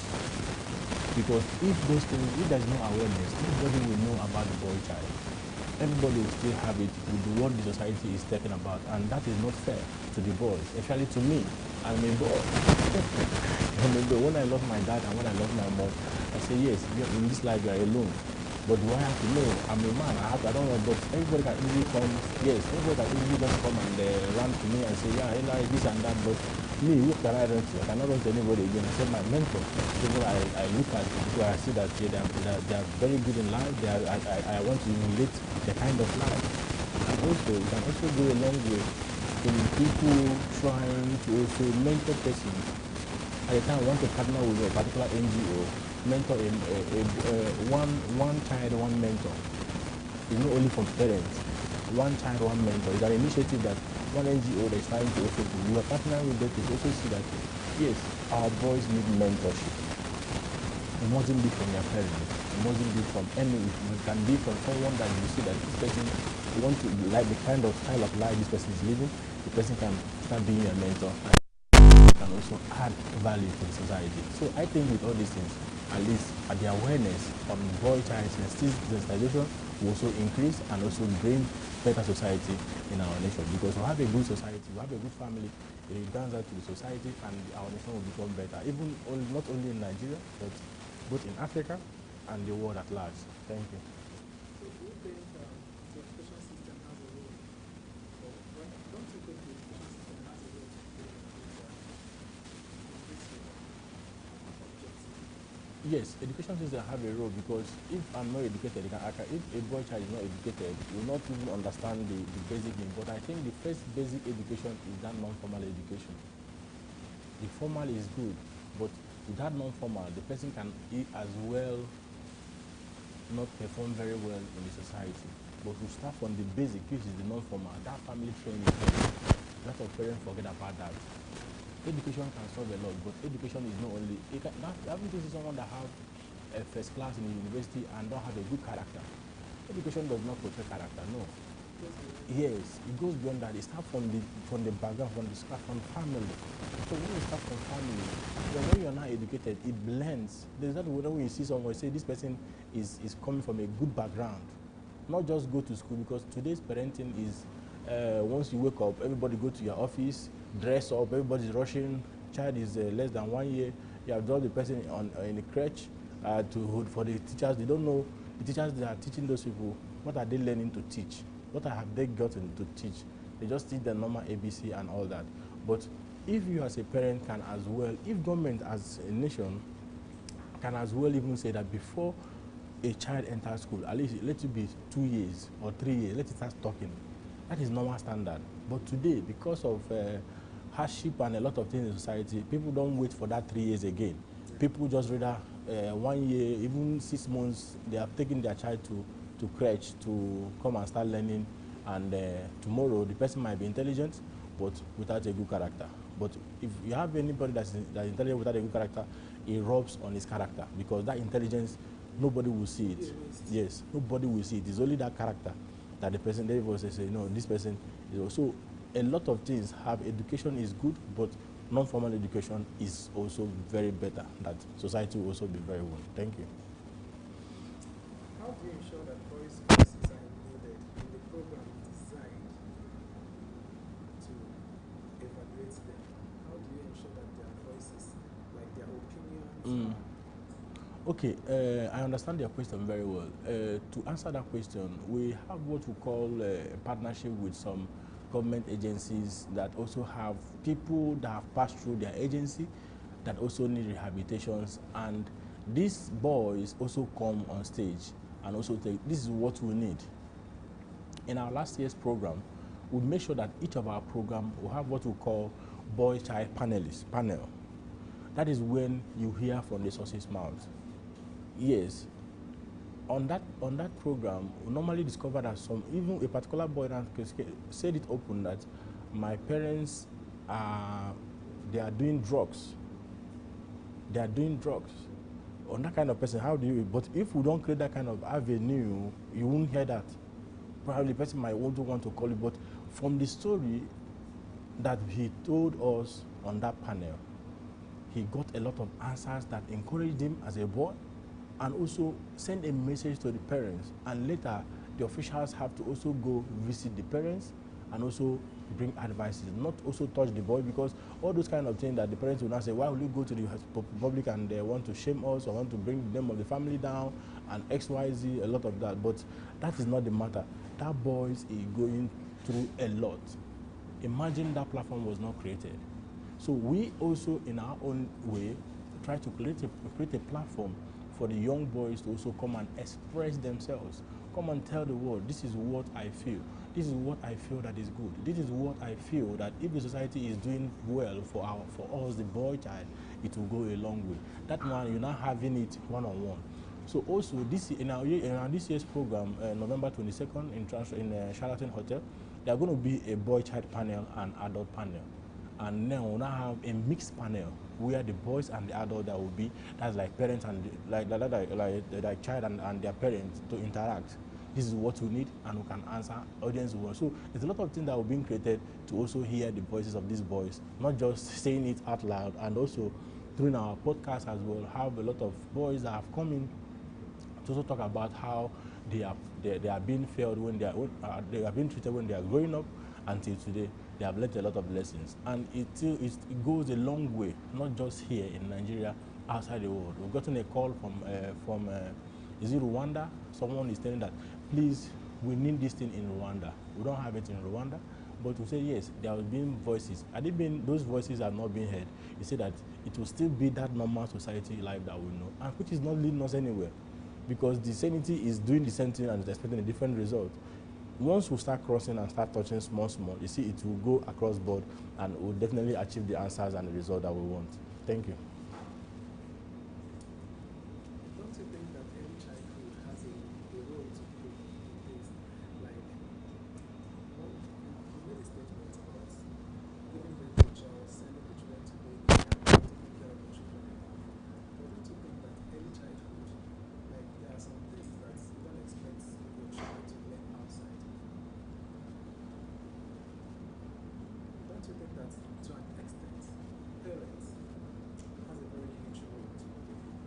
Yes, yes. Parents, that's the non-formal education. That's the basic education, the home education. It still boils down to it. Parents have 101 roles to play in a little baby. It takes a little baby 6 to 7 years to mature, to understand, to learn anything. Anything that they learn between that first year to 6 years sticks on their brain. Their brain, when they are being given birth to, their brain is still in the level of tabula rasa. Anything can enter. So that's why the society gives them a lot of things, and those boys, they harvest it and they harness it, and they go and bring out monsters that is roaming about the street today. But if parents can play their role one after another, as a father, there's a role you're supposed to play. As a mother, there's a role that you're supposed to play. But internets have caused a lot of menace in the society, in as much as they have been a good thing that happened in our generation. A lot of person that is not experienced can come into the internet and say X, Y, Z, and guess what? A lot of people will take it in, and tomorrow they will be acting based on that. That's why a lot of children get training from the internet. Their parents are not available, their guidance are not available. Even the people that they looked up to, they are not available. What are they looking for? They are looking for money. Money to do what? To take care of a damaged child. So it now rubs back on the society. That is why we also tell people that, see, sometimes it's better to prevent an illness than managing it. What we are doing today in our society, we are trying to manage ailments that have been long overdue in our body system that cannot even help. But if we start today to understand that, see, we need parental care, parental training, basic training, family training, it will go a long way in helping our society. Our society is getting bigger every day. Every day, the new baby is being given birth to. What is being given to those babies? Internet information. Nobody wants to sit down and learn. Nobody wants to also.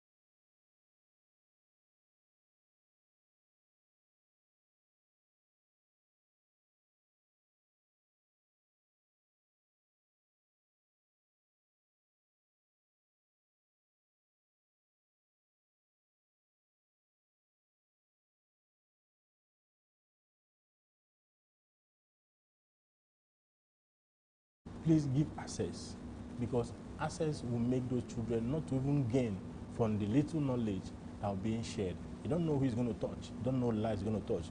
But once it becomes difficult for those institutions, yes, it will become difficult for them to, it will not get those to those that is really needed.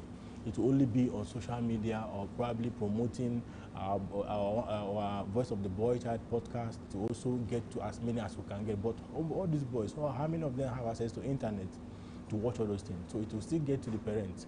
So for parents, also give availability of your child, of your children to go learn. If there's a good platform they can learn, they should also give that room that, I mean, this is my child, I want you to learn so and so.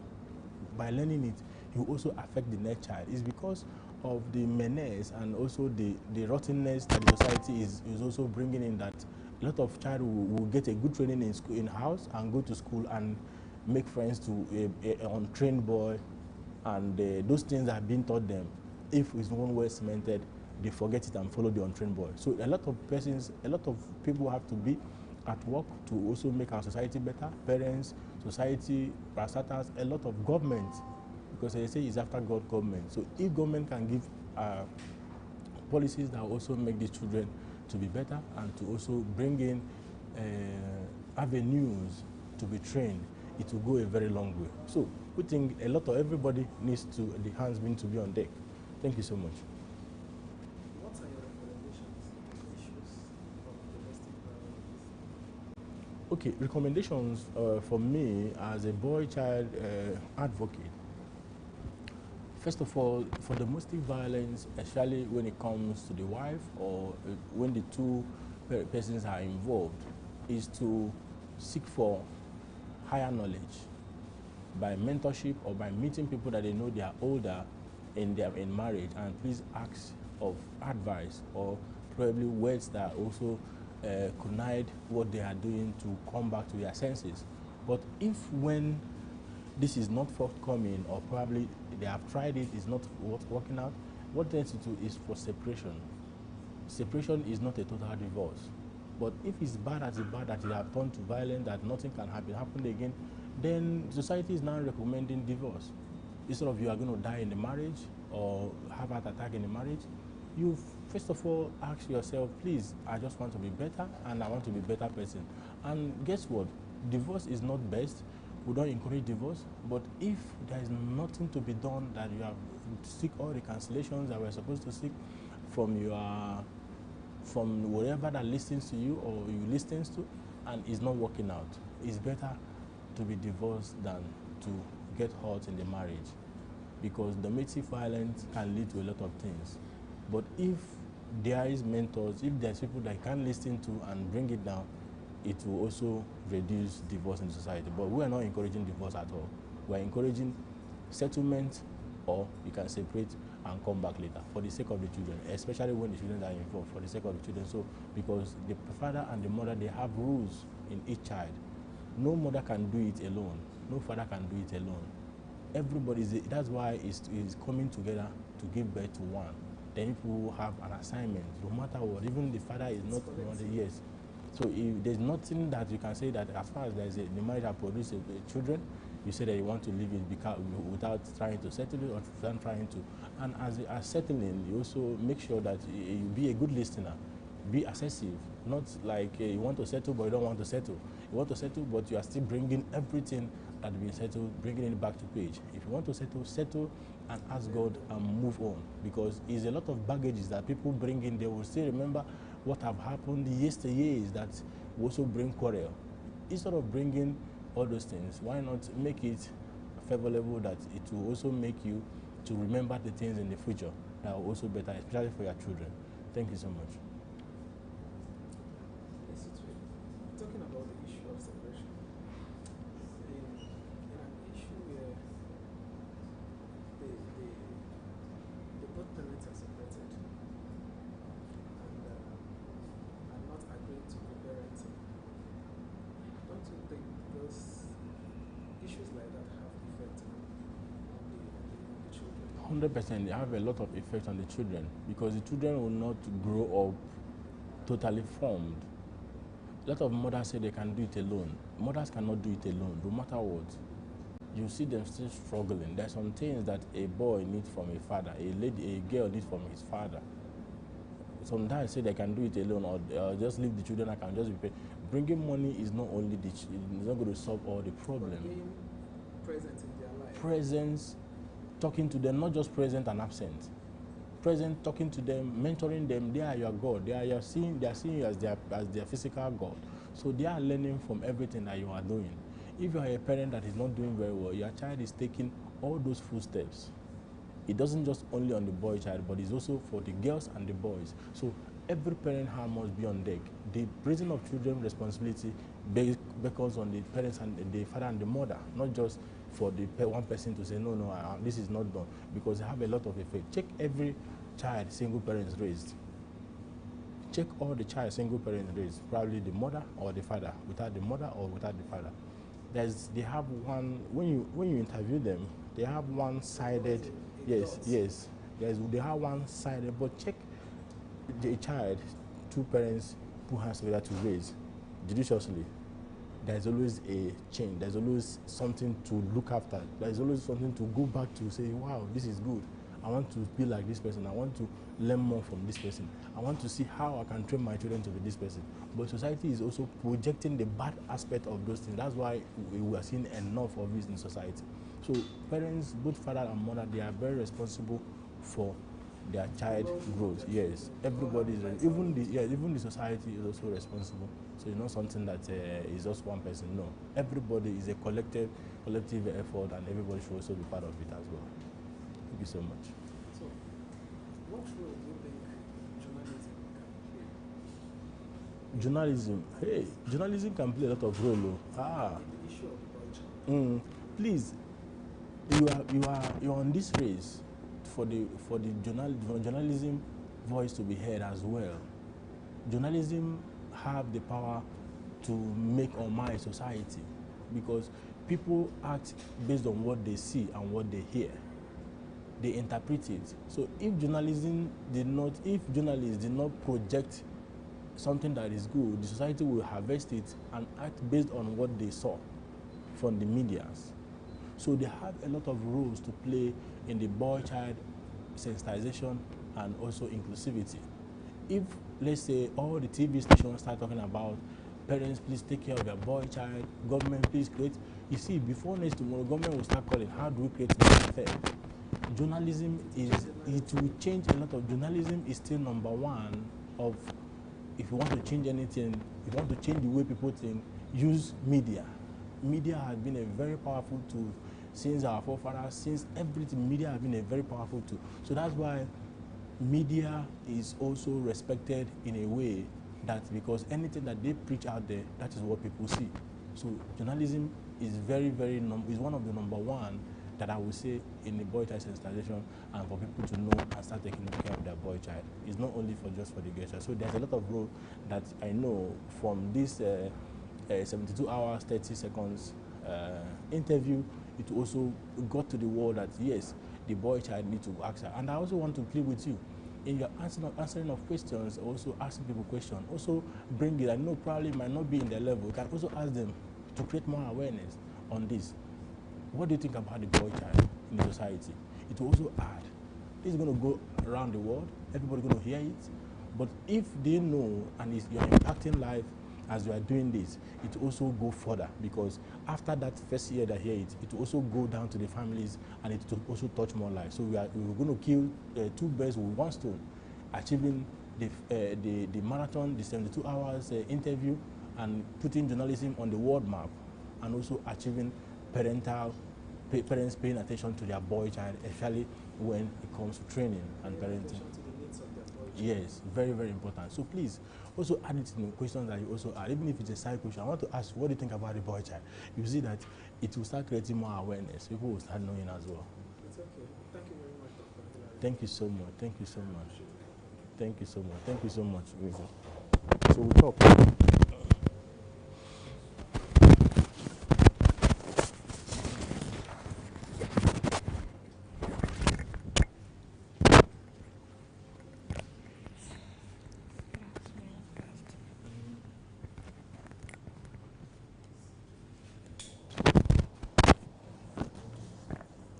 To place it anywhere.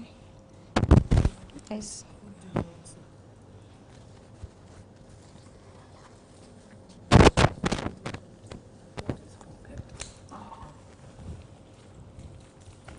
Yes, no problem.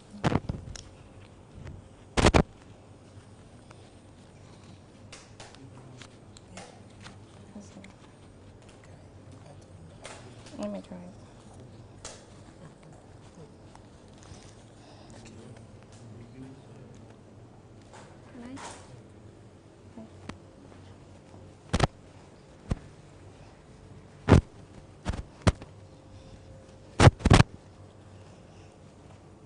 Good afternoon. Thank you.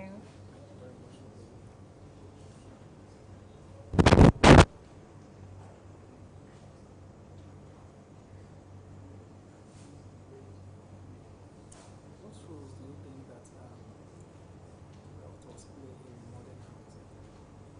Okay, the roles Thanks for the question.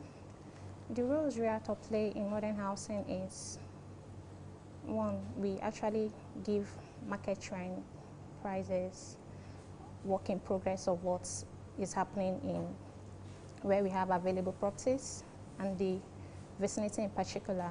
That is creating awareness about what we have available, the title documents, letting people know that inspections are free, because of course the company have created logistics to ensure that prospects who are interested in having what we have available, FCDA direct lands here in Abuja, we just basically create awareness. We guide them through the basics, letting them know things that they should do or verifications that they should make and where they should make it in making the best of investment decision. Nice. Here in Abuja. So far, what has been the most challenging part of being a realtor? Okay, I would say what has been a challenging part of being a realtor is, meeting different people with their own perspective. We've had people tell us they bought here, they bought there, and at the end of the day, they're being told stories. Yeah, so a lot of people have that ideology of fraudulent activities. They have experienced it. That is why we are coming out to make a difference, letting them know that there are necessary places you go to, there are things you put in place to check the authenticity of a particular developing company before you make the best of investment decision. So it's another challenges is the lack of patience from prospects, I would say. Over the years, it's as if there is nothing going on, but with the current minister, the works are visible. So people should exercise patience. We follow due process with the FCDA. Yes. Documentations need to be done rightly before actions are actually taken, and the aspect of road infrastructure and other basic infrastructural developments that to be done. So, what market trends do you monitor and how do you implement them? Okay, I would say we've through the social media page, social media influence, we have seen that people are ready to own investment decisions on especially land banking, on land, yeah. People want to own land, people want to buy affordably and, sell at a much appreciating value. We have given them that platform, that they have flexible system of payments.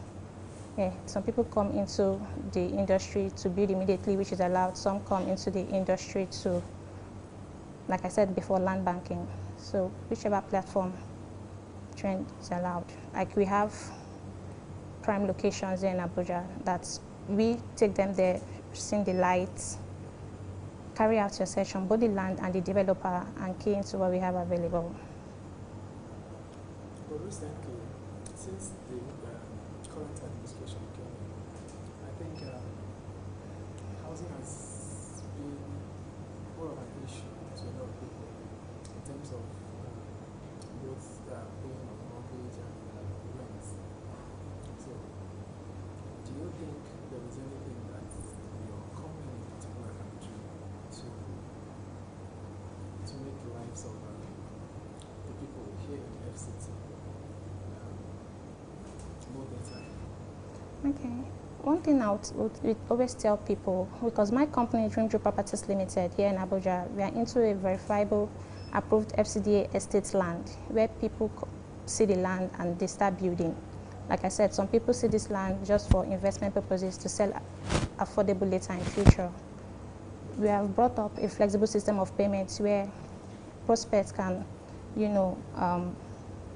pay for as low as 30% initial deposits and spread within an agreed period of time. Before you know, you're an hardworking person, you earn and you want to invest because you have seen what investment does. Investments, especially with real estate, is a thing of transgenerational wealth. It's something that gives that overnight you can get rich due to infrastructural development, government policies and all. You can key into like pinning down the current land value. So tomorrow, even if there's an increment in the future, it does not affect you because you have actually pin down the current land value with a reasonable down payment. Yes. So currently, what is the main reason or the factor, or yes, behind the high increase in rents in Abuja? A whole lot of things are involved now. We are moving from one stage of life to the other, and a whole lot of things are involved. And new innovations, new technologies are being put to place. There are smart homes that are coming up now, and these things are more of things that are being imported into the country, and also the hike in price, the dollar rate, the fluctuation in these foreign currencies are actually affecting it. And, you know, we are just pleading for some kind of subsidy from the government, but still, we still have people who earn while this hike in prices are ongoing, and I don't even think they would even want anything to go down about it yet. So I would say the getting of these materials for building, the labor, the workmanship and all has really increased. Reason why some places, or even the infrastructure development coming to that particular vicinity, these are the reasons why they are hiked.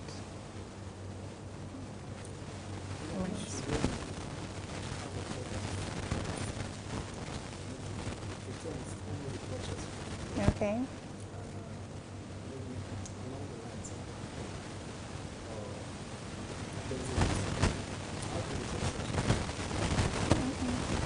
All right. What I would say is, one, we have proper records of you as being a bona fide subscriber of our products, of our estate land. So it's a thing that we can settle amicably within ourselves with, of course, we have binding documents between us. And we also give an open floor for subscribers of estates to also make informed decisions as well. So it's a thing of not just one person. Yeah, it's a collective thing, not just one person sitting somewhere and decisions are being made. People are giving the open floor to air their views. Yeah. Everybody is involved. Everybody has to be involved.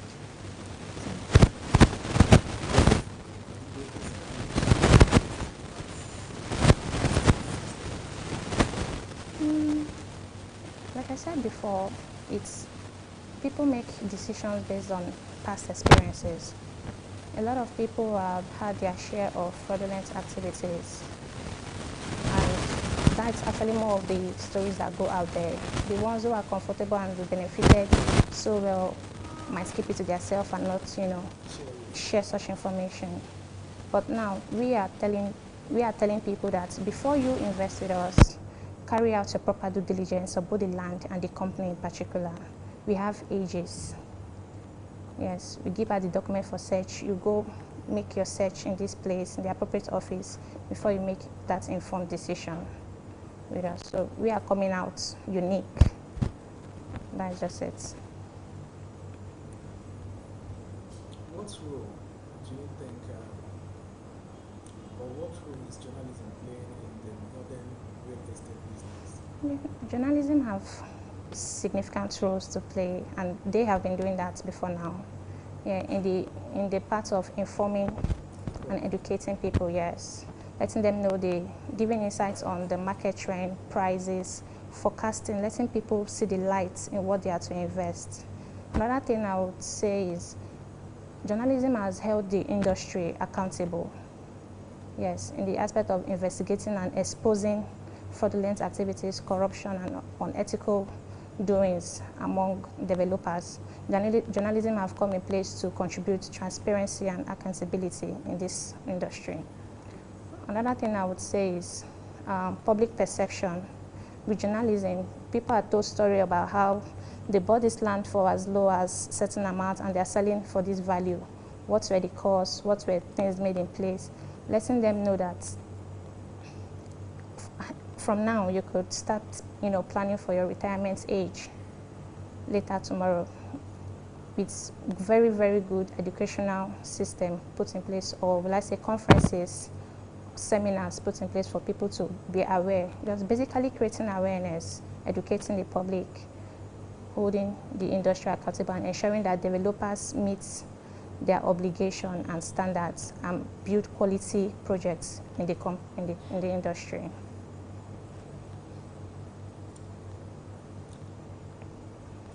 So far, what has been your greatest challenge?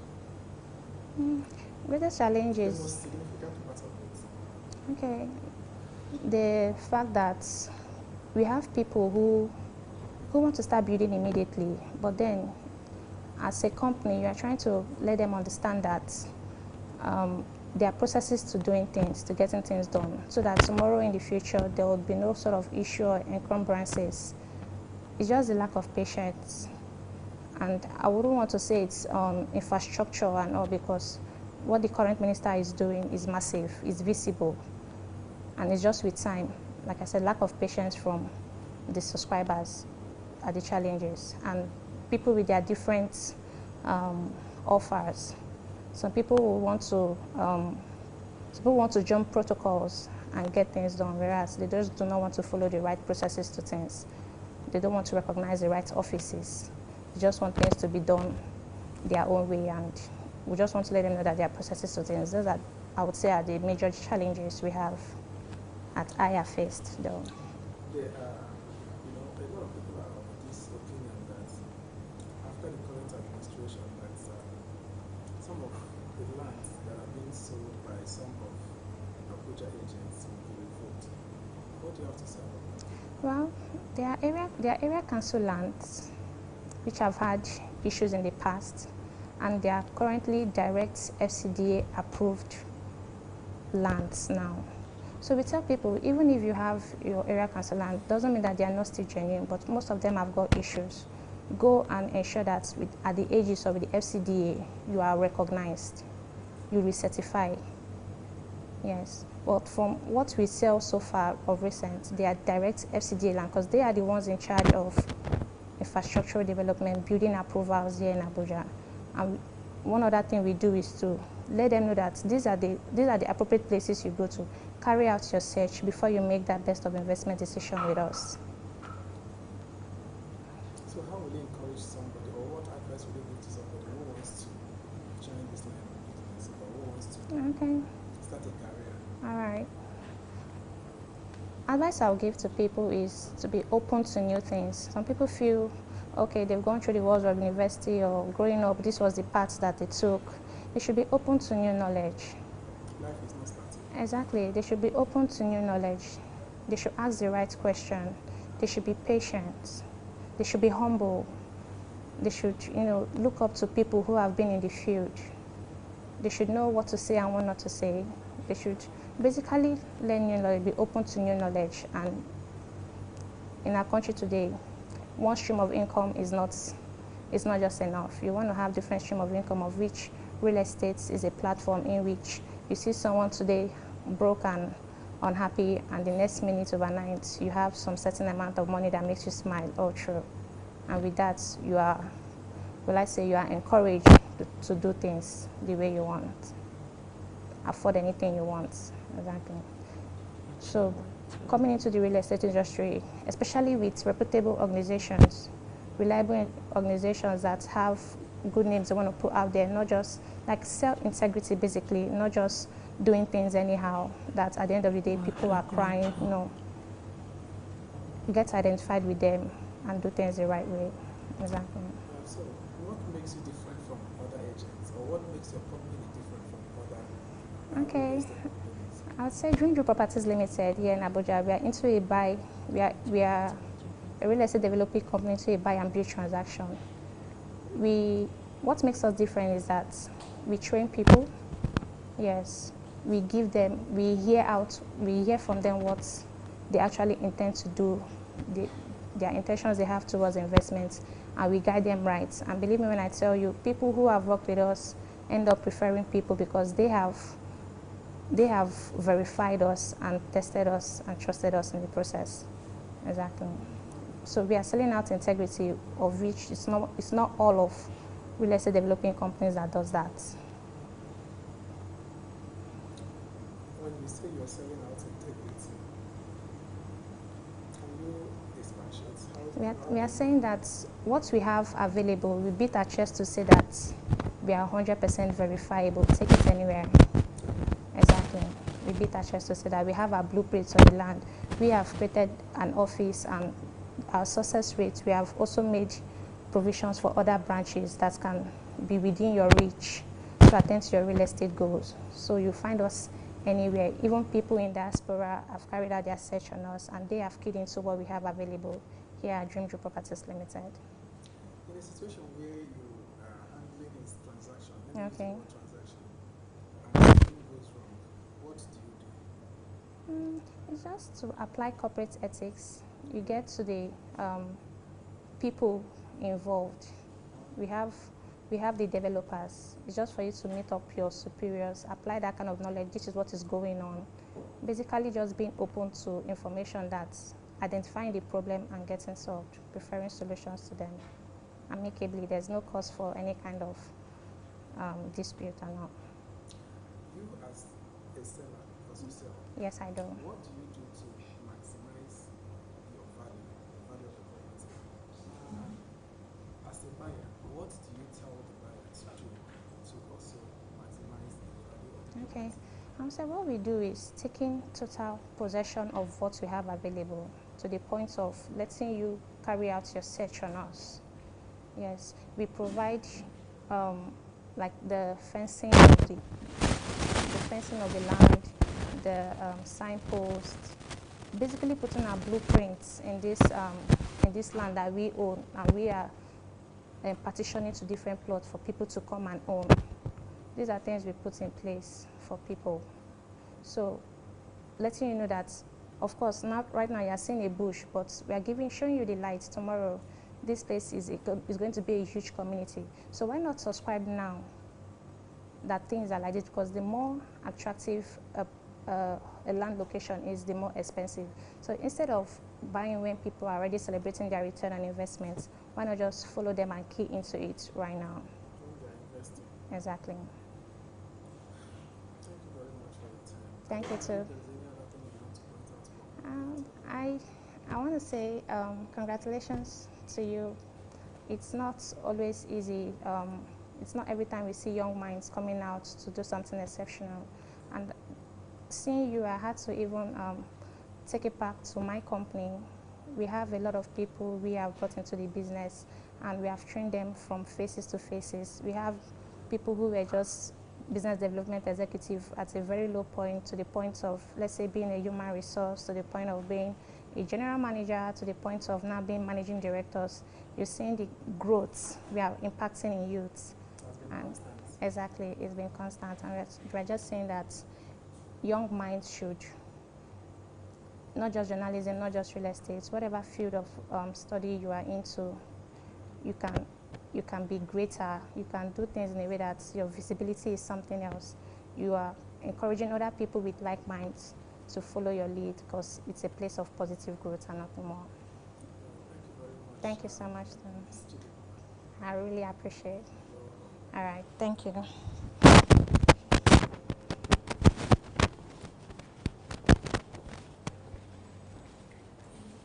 Thank you.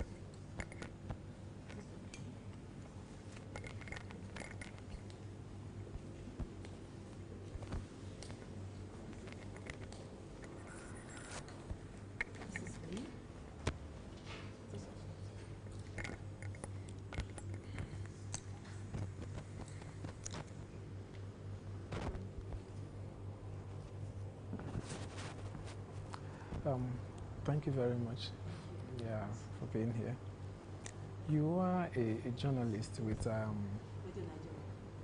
Radio Nigeria and with so many years of experience. Do you think it's government is doing enough to protect the journalists at the moment?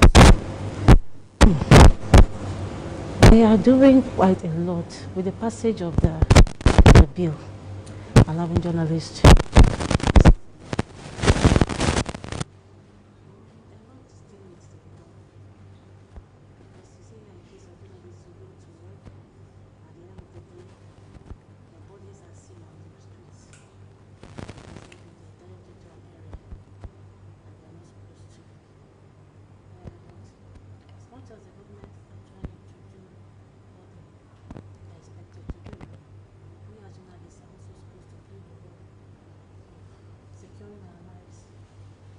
Careful. Usually, because I had a director to the news who will tell you, don't argue with the man with the gun. Yeah, you know you're supposed to go to a particular place to cover a story, but when they say don't, you listen first, talk, explain who you are, and if the instruction is still don't move, don't move. They see what's happening in Al Jazeera. A lot of journalists are being killed. You know, are you going to blame the government or the person who set up the outfit? Yes, you're generally doing your job, but you should know when to stop. You should know the limits. You should know the limits. Look at the other day, Channel's television camera staff was killed in Sokoto State trying to do the same job. You know, some of these things happen, you know, accidentally, but the ones we can work on, the one we can, you know, we can curtail ourselves. But why don't we? You know, this life is just lost. I don't know those that came up, but I'm sure this one that I'm living. So as much as we know that, we should give ourselves the limit where to go, where to stop. You know. Yeah, in as much as you want to be a journalist, you need to be alive to be a journalist. It's true. So it's not the AUG chairman who is trying to get more welfare or more support, or if you wish, trying to get insurance. But yeah, by the way, it's even the person who is there that will even get the insurance when you're born. So what are we talking about? Our life is what we should, as journalists, first and foremost, try to safeguard. What role do you think the modern technologies has played to improve journalism? Do you think the modern technologies has played any vital role in improving journalism? It has. But what we have in the new media now, it has. You get to hear things as they happen, as they break. You don't have to wait till the journalist gets it on print the next day. Or even the radio station gets to that. Even the radio stations and TV stations are getting it out as it is breaking. You get it on the spot assessment of an event. So to an extent, the gadgets have helped. Technology has helped break this. And if you wish, it also has its own disadvantages too.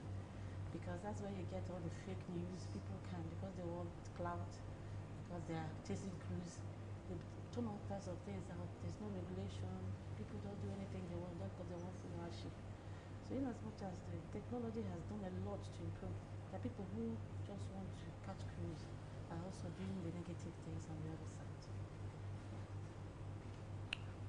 You know, a lot of people sometimes refers to, in this part of the world, a lot of people refers to bloggers as journalists. So, how, in a situation like this, how do you think a blogger should be addressed as a journalist, as a trained journalist? Well, the way we started, you know, there was no real professionalism in the profession, except now that the AUJ is coming out with regulation, who should be a journalist. Even those characteristics and qualities are still very debatable. You know, I don't think there's a straight, you know, characteristics of who should be a journalist. The primary understanding is somebody who can cover news and disseminate. Nobody will asking you your qualifications and what's your field of study. So somebody who is an engineer can decide tomorrow, okay, I think I love what they are doing, let me try. He has the gadgets, he can speak English, and what do you see? He's a blogger. I may say I don't really think they should be classified as journalists. But the saving grace is that you call them online, as this online thing that separates them from the you know, the The mainstream the media. mainstream journalism. So that is just the only saving grace. But you can't say that they're not journalists, because they do what the journalists are doing, what they are trying to do. What the journalists are doing. Because they still disseminate news and information. Yes, they still disseminate. Yeah. So that's the best I can say.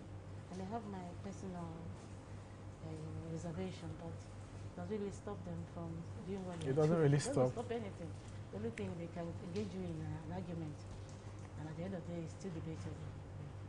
In your years of practice as a journalist, and you're still practicing, what is the most challenging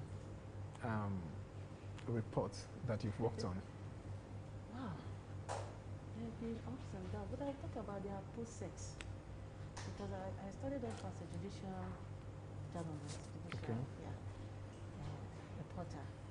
There was this 6 young men that were going out on an outing. It was in the evening, and for some reason they got into an argument, a disagreement with the police officer who ended up shooting them. Okay. And even though some tried to escape, they still went after them, got them and shot them, just to cover up whatever was done. And at a stage, we were to follow it up. I followed it up when it was it was a tribunal that asked that their bodies should be exhumed. You know, I was a young journalist, but I kept telling myself, can I face those things? Can you stand it? Can I stand it? Yes. And for some reason, I had a good supervisor who was encouraging me, a good director at the point who was, what do you need? What do you need? Can we give you this? Can we give you? And they were providing everything. And as soon as I said my stories is on the headline, you know, those things encouraged me. It was one of the most challenging periods, because I was still coming up as a journalist. So, how was that very report?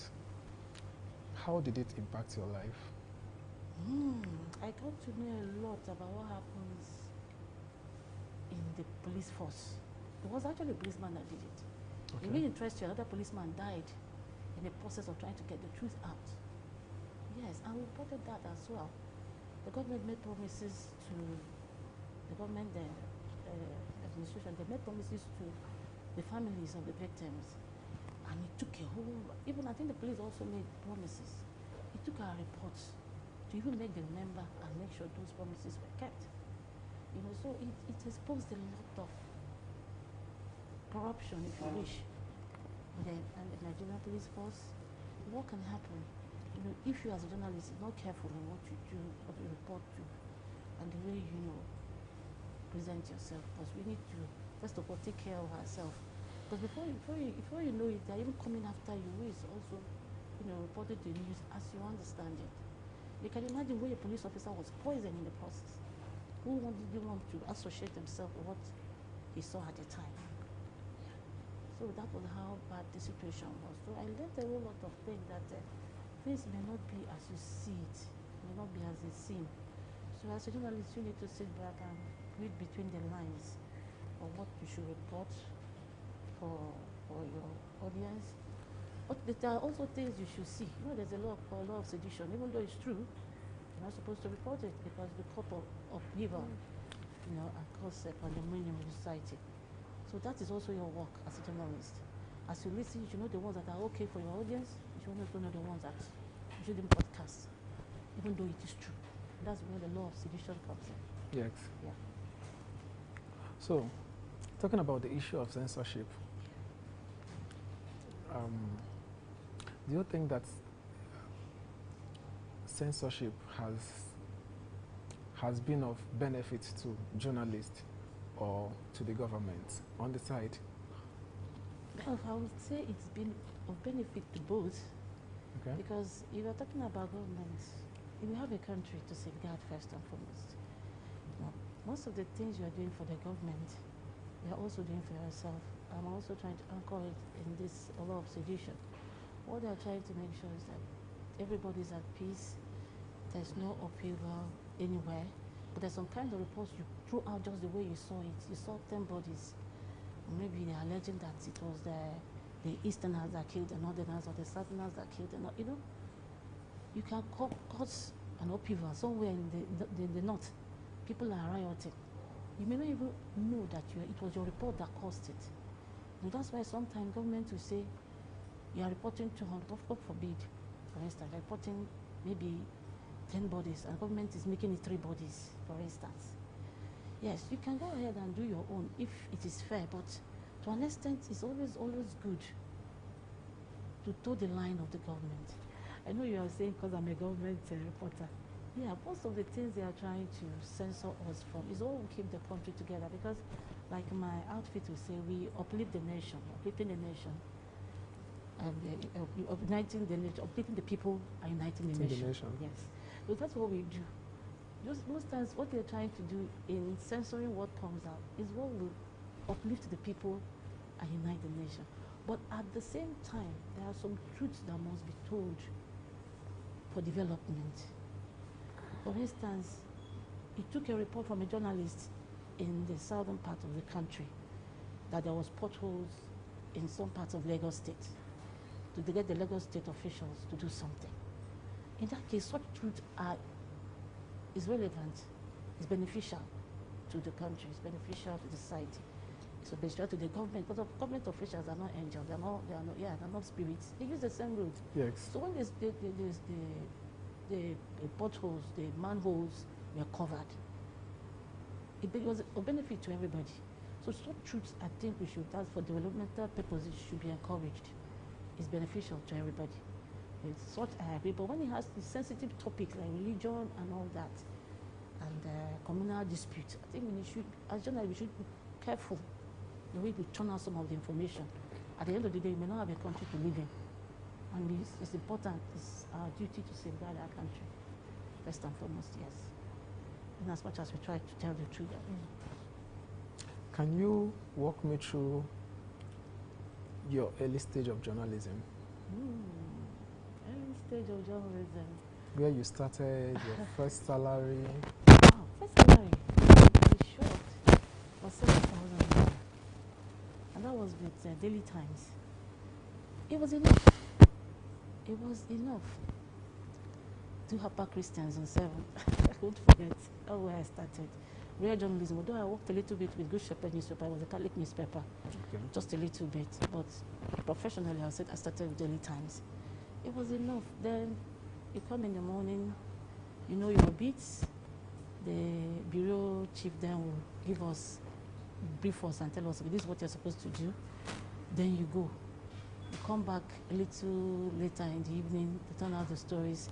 Then our headquarters was in Lagos, Agidingbi, Lagos.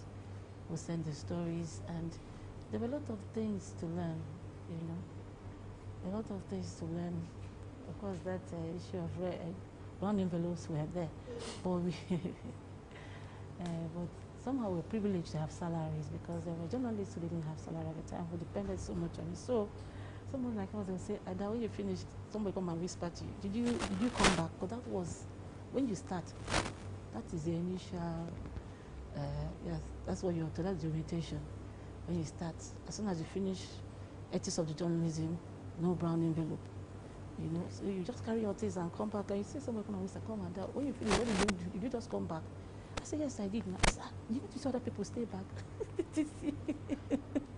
You know that, and you're like, all these things they teach you in school. Does it mean you don't really? It's not what you get on the ground, and that's the truth. The school is kind of prepares you for what's at stake. But when you come passing the profession, you see that it's a whole lot of difference. These 5 W's and 1 H. It's not something that must take one paragraph at once. As they say, your paragraph must have 5 W's and 1 H. You know, sometimes you have to spread it, and that's what is obtained. So it took me a little bit of time to study, and I get it. But before getting used to. Yes, but it was interesting. And funny enough, I didn't know I'll make it as a journalist, as a web. But it keeps finding me. Even in school, I was doing something else. I even did a podcast. Although right now I'm in broadcast journalism, but I didn't know I would come writing first. I didn't think, and I'll be good at it. But it keeps finding me. So I tried to give it a try. And it keeps getting better. And somehow here I am. Still practicing the same. For how long have you been a journalist? Let's say 2000. That was when I got that job with So Daily you've been Times. handling mic for 25 years. No, Daily Times was actually print. It was a Okay. print journalism. After Daily Times, I worked a little bit with Daily Independence. Okay. Just a few months with. I presented Daily Times in Nasarawa State too briefly Okay. during that period before I like adventure. And I said, okay, maybe I should try the broadcast. And somebody, a family friend, actually really recommended AIT. And you say you don't want. I won't tell you that story today. It's But a what very happened long that one. for some reason, I just preferred government. I don't know, maybe the job security or the attraction, perhaps. So somehow, Radio Nigeria got it. It wasn't an easy journey, because when I started, actually, I was an artist for 4 years. What that meant was you work as a contract staff, and you won't get all the benefits the normal staff will get. Yeah, you'll be there. You have a stipend for the month. But I had people who encouraged me. At this stage, I was an artist for the network and also for the state. If you wish, the FC, that's the Capital FM. I was working for the Capital FM. I was also getting remuneration for our network. I had a great director who believed so much in me. And then when I said, and at a stage, you know, as a young person who got married during that period, I thought I couldn't handle it. I was the director, regional doctor, God bless his soul, was one of those who said that I can see this profession for you, don't quit. And he will give me another great journalist of blessed memory, Remi Oyo, who was a special assistant to the president then, President Olusegun Obasanjo. This was how we started. This was how she started, and she made it. You can make it. You know, such words stuck, and they were always there to prop you, to tell you can do better, you can do this, you know. And I guess that's why I'm still here. It wasn't easy. You know, when I got into Radio Nigeria, we ran shifts. And when you're a young mother having children, maybe they are back from school and you need to go to your night shift, I take them with me. There was no crutch that could accommodate them then. So what I do, I don't tuck them into that their net, put under the table. Sometimes you fight with mosquitoes and all that. Radio Nigeria was wonderful. Then we're on 12th floor. Sometimes you come and the lift are not working. You have to. You have to climb. You have to walk it. Climb the stairs with them. Yes, 12th floor. We did it. I did it. I don't know how we did it, and we survived that period. You know, that's why I think we've gone a long way. This job to quit. Yes, and if I could survive it then, I believe I can always survive it. So, what's that story that you did that? What's that story that you did in the past that if you were given an opportunity, you... Can you tell me about the most proud... Okay.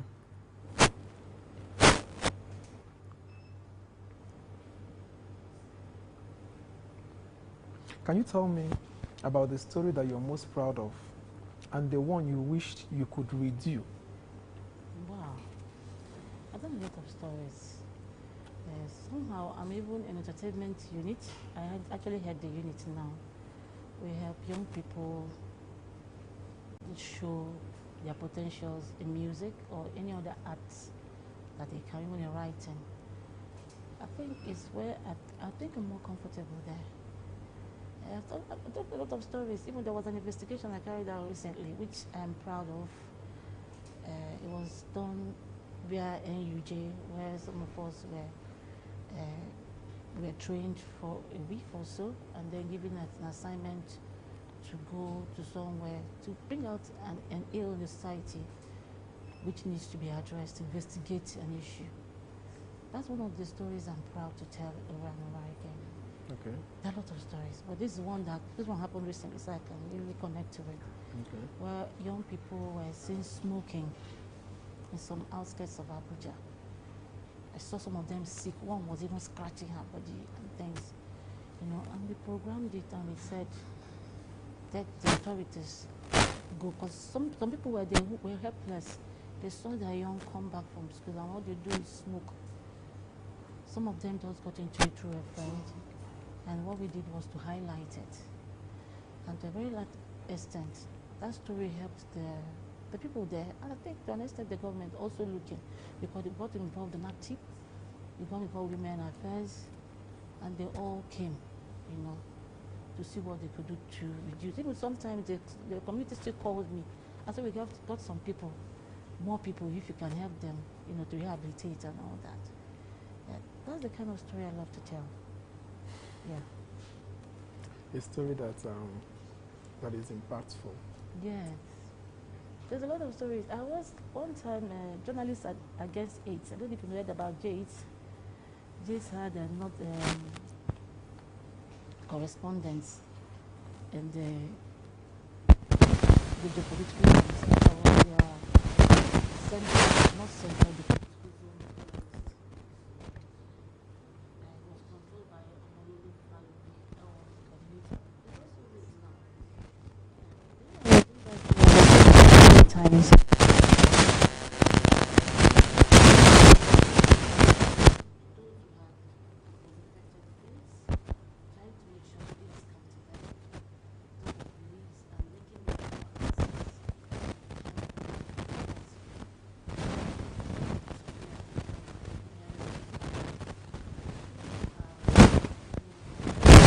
We're telling, yes.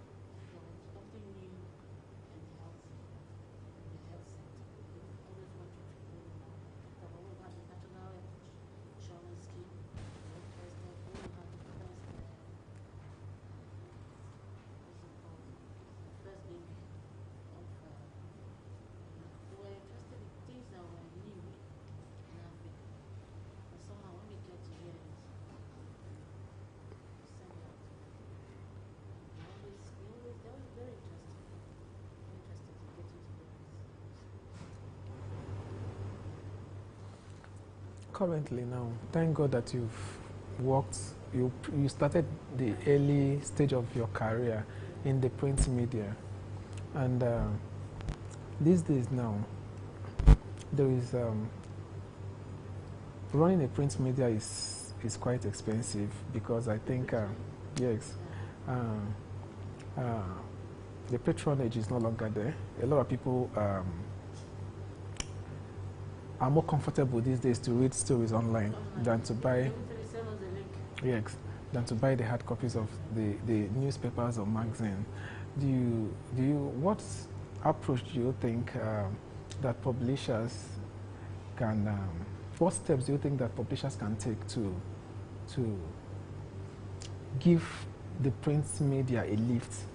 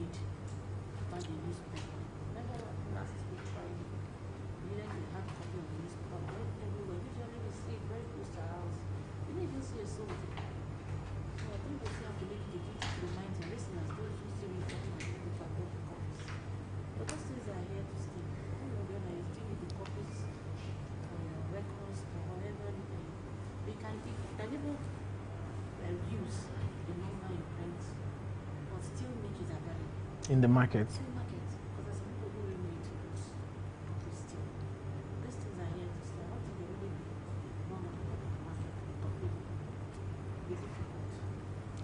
Some offices still do their normal press work, and it's cutting it off with the copying sometimes. If you have already put down very things online, they are here to stay.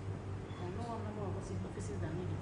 That tells you that people will continue to buy hard copies of. Other people need to also give it to their clients when they put their happy birthday celebration at that. You need to see it, not online. You need to present it hard copy. So I don't think they really don't want to market it. But they can improve what they do online and they see how they can make it online. Because a lot of it, not just on now. A lot of things you can do online, YouTube, Instagram, you can improve on it and get and everything, all the viewership, all the viewership you need to get to make it cover up. But those things I believe are still there to stay. But what role do you think the media can play in modern democracy? I know. You know this agenda setting education that is one of the things the media is expected to do. You set the agenda.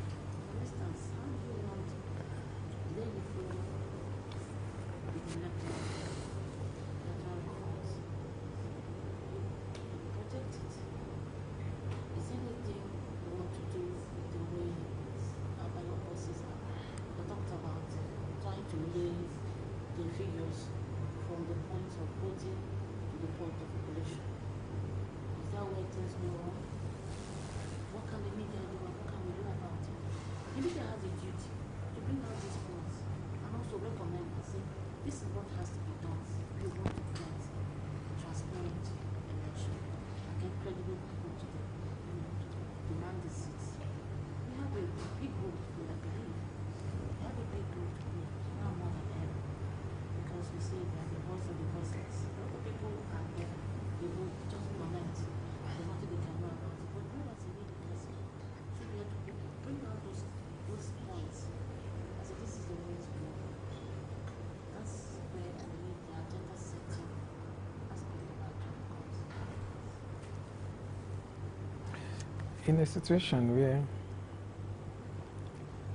a lot of average Nigerians, I don't know, maybe you've heard this in one or two occasions, that they don't believe in media anymore. That The mainstream media, you mean? yes, they don't believe that some of them have been bought over. They are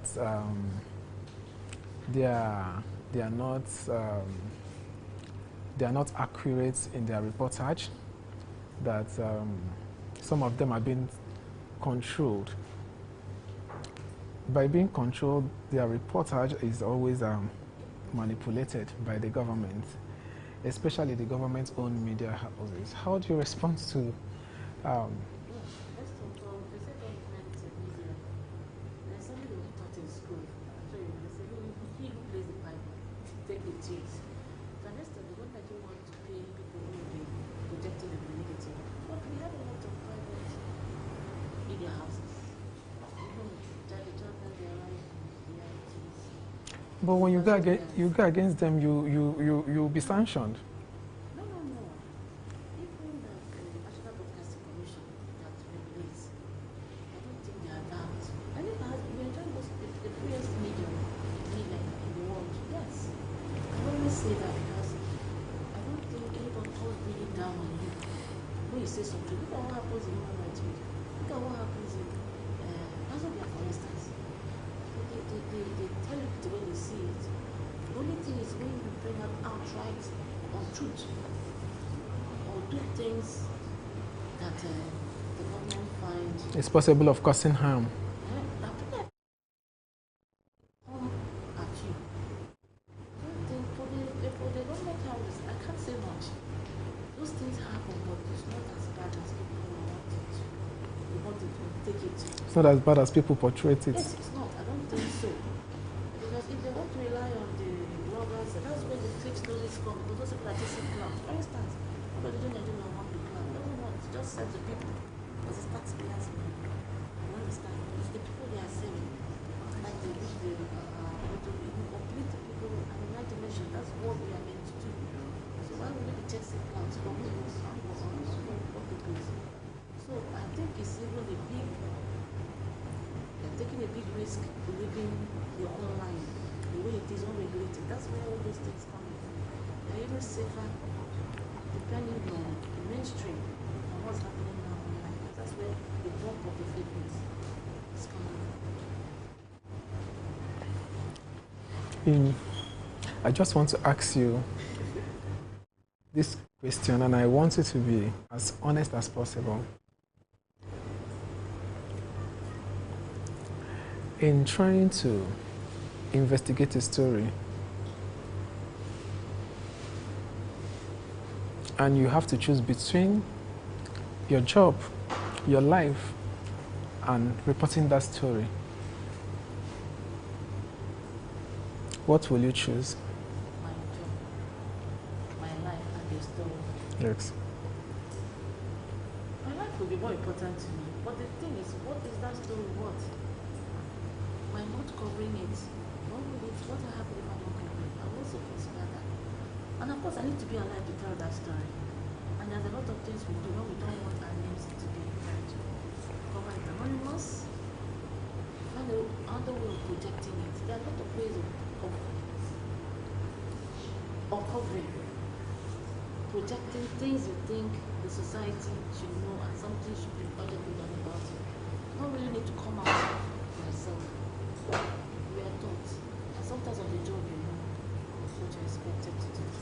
So you don't need to risk your life. You need to stay alive first and foremost to be useful to yourself and the people, your loved ones.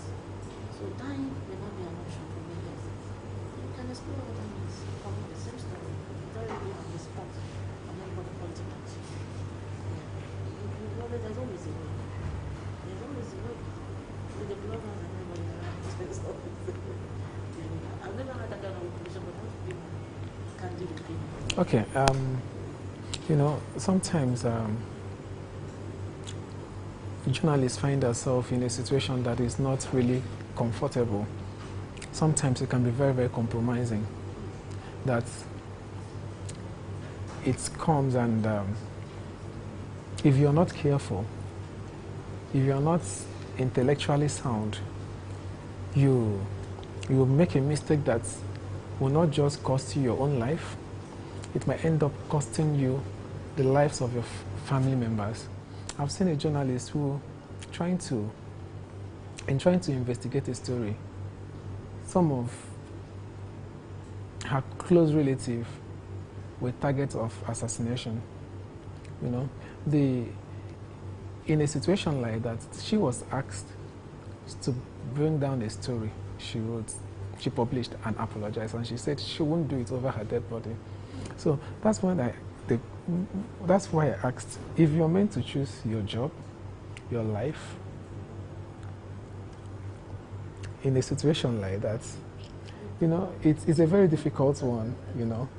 So, your life is worth more than the story. Because you need to stay alive to do this. In the cases of David Noah, yes, they taught us in school. But I'm sure if you knew, you wouldn't have gone out the way you wouldn't have made people to buy like meat. You have found other ways. I think the same story out. Even it's even easier now than when we had only the next show when you were working. But now it's a lot easier to sell things online without you really be easily never be detected or even easily be detected. So why did I risk the life of my loved one because I tried to pursue information? I don't think it's worth it. I don't think it's worth it. I don't know what the story is about. It's not worth your life or the life of your relatives. You run away. You leave that situation, you need to run away and then come back. If you are fighting the war, you need to run away, you come back. You don't put everything out. And when you die, like the journalists that died, where are they? But the job continues. The work is still on.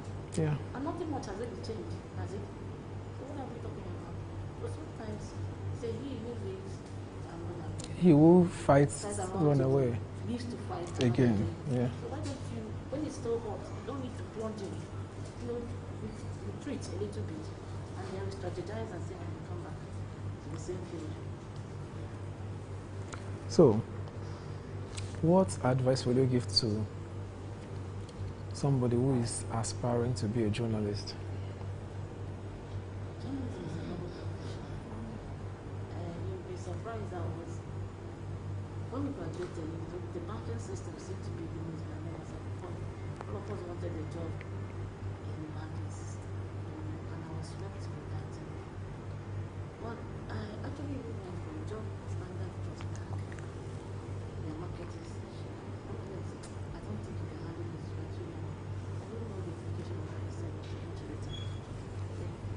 The same job offered me about 5 years later by somebody I respect, and I turned it down.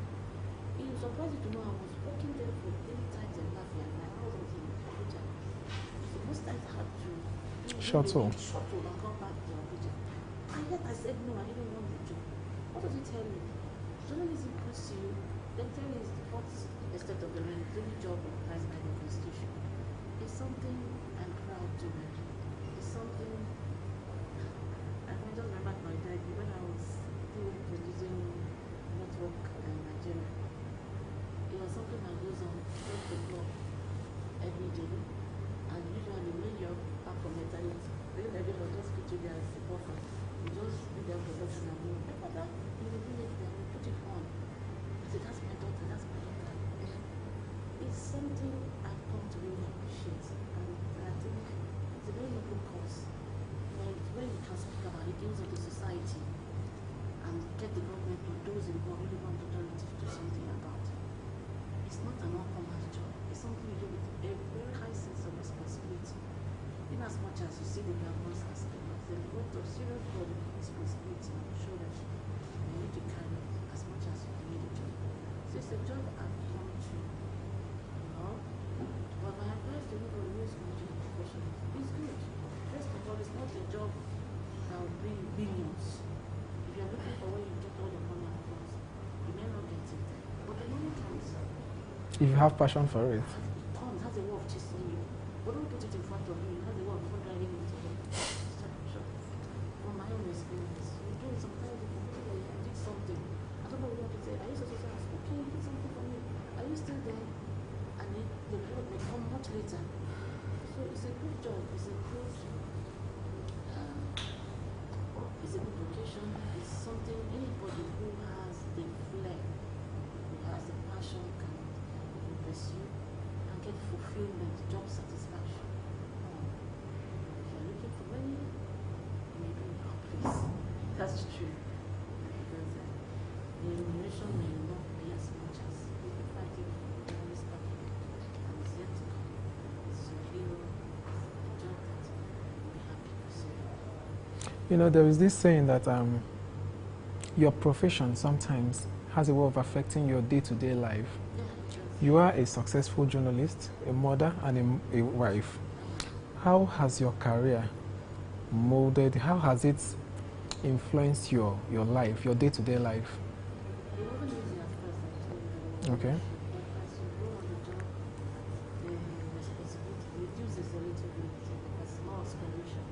Okay. When we were running ship there as a mother, it was hectic. I felt at the stage I thought I was quitting. But I had to follow my always popping and telling me, you can do this. You will get up to that easy. And I still there. I won't tell you it's easy as a mother, but such thing.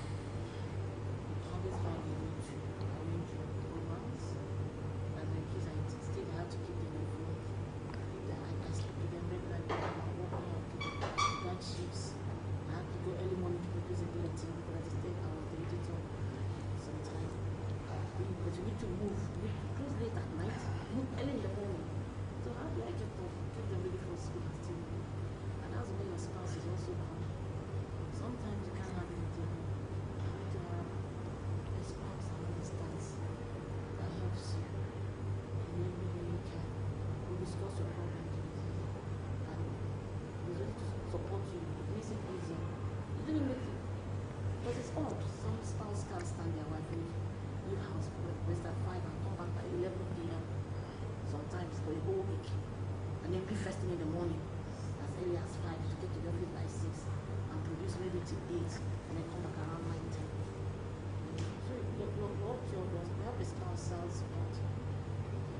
The spouse is one that understands that I help her. So you're lucky. In my case, I think I'll calm myself lucky.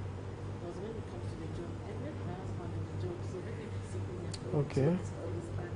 Yeah, where I have to understand the job as well. I know some of my colleagues, so their wife can understand. Sometimes you have to follow them to the office. And then when you see them, they are tired, dozing and all that. Yes, it's good for them.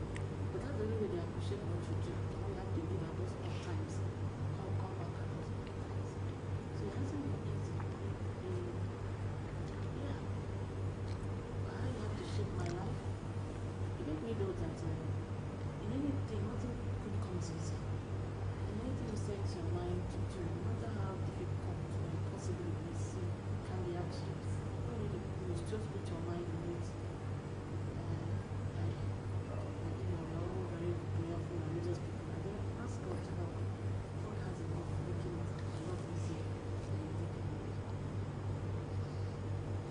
I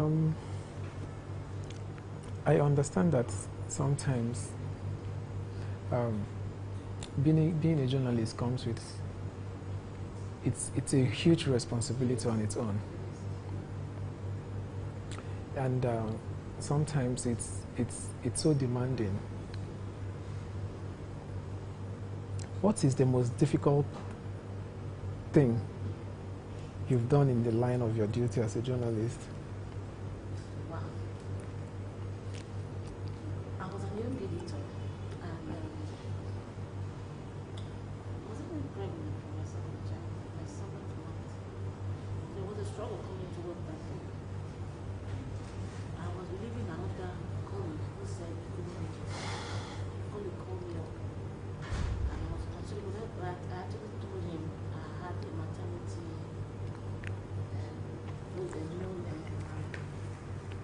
maternity, what's it called? The antenatal clinic. Yes, antenatal clinic appointment.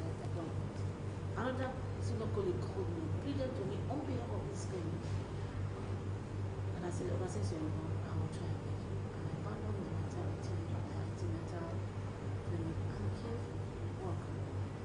That was the day we had this Anambra State election.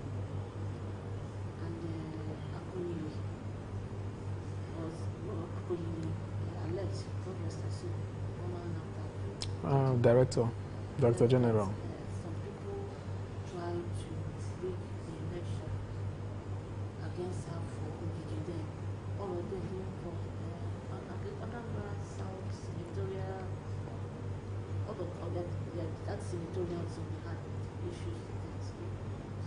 So I came to work, and the reporter then sent a story saying that the governor of the PCD has been declared governor of Anambra State.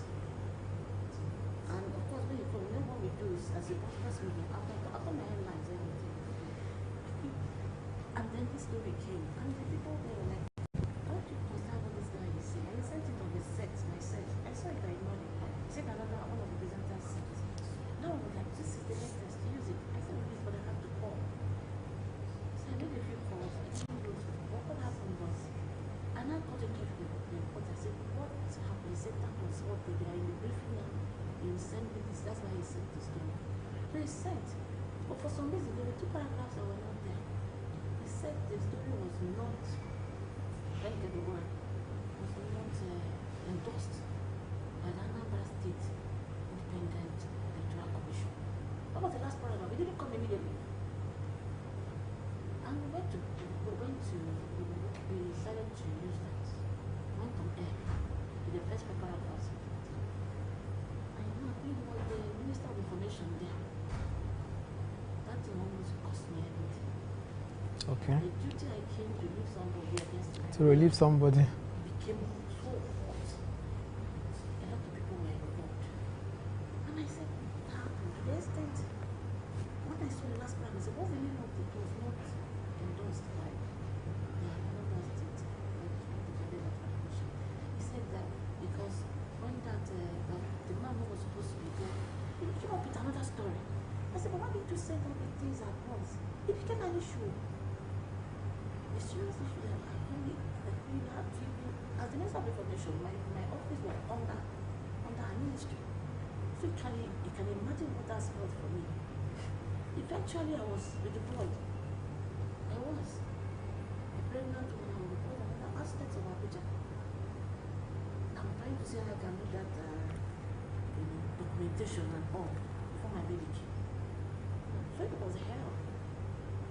A lot of experiences I don't think should happen to anybody. Because, yeah, and when I was even talking about retraction, I also one of my bosses, I said, look at what I'm seeing. It's not everything you want to hear, you know. But I thought I was doing what I could to create the story as it was coming, but it ended negative.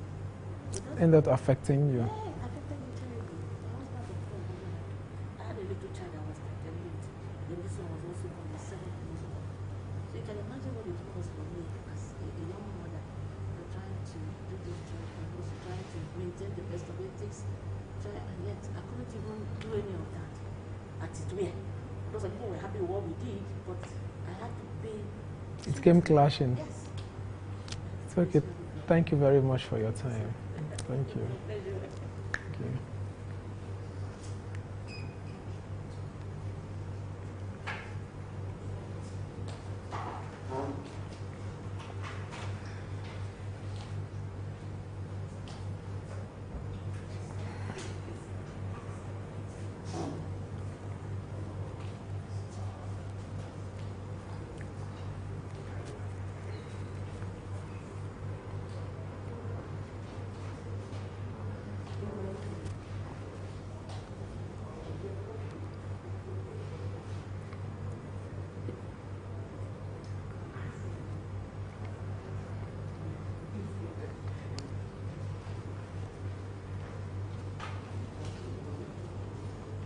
Hello. Hello, thank you. How are you doing? Doing all right.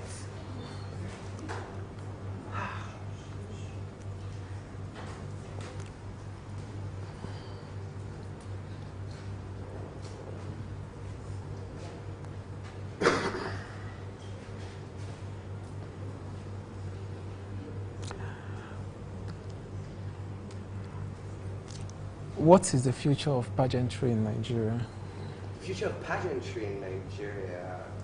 That's an interesting question. I think it's, I personally think it's overdone.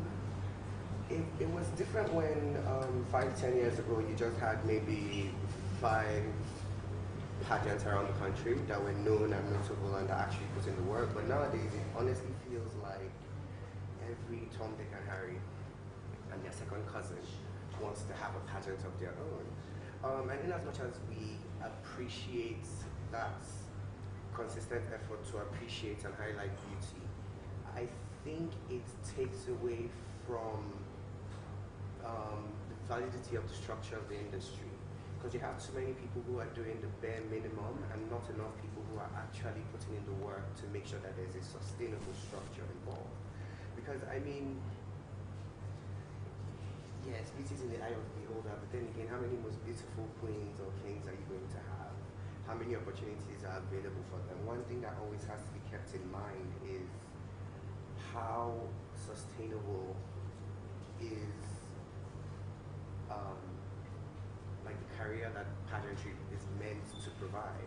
In as much as it highlights beauty, part of the perks of winning is that it can be a sustainable career path. But then again, we see too many situations these days of people who win competitions or pageants or what have you, and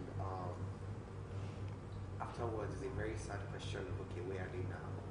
You know, there isn't any sort of proof in sight that, oh, this person is actually doing something. This person won and they went on to continue to achieve this. There are only so many initiatives that queens can have or kings can have. There are only so many billboards that their faces can be seen on. And I think slowly the industry or the whole pageantry scene is somewhat becoming bastardized. It's becoming trivialized, and it's sad. It's beautiful that there is that much interest in it, but sustainability is key. I think rather than there being 5,000 single voices in the wilderness shouting, if we had more people willing to actually collaborate, to strengthen existing platforms, to validify existing winners, to be able to provide valid structure that can actually carry a career as a winner of a pageant, then it would be a much better and much viable industry or scene. There are only so many brands willing to sponsor or interested to even sponsor a competition or to sponsor pageantry. And that's why if you check the news over the last couple of years, you will see that there are so many incidents of winners not getting paid or not receiving their prizes or whatnot, and then it becoming like a whole media fiasco. And it's sad, because every time that happens, the whole industry loses credibility, you know? So one can only hope that people will begin to,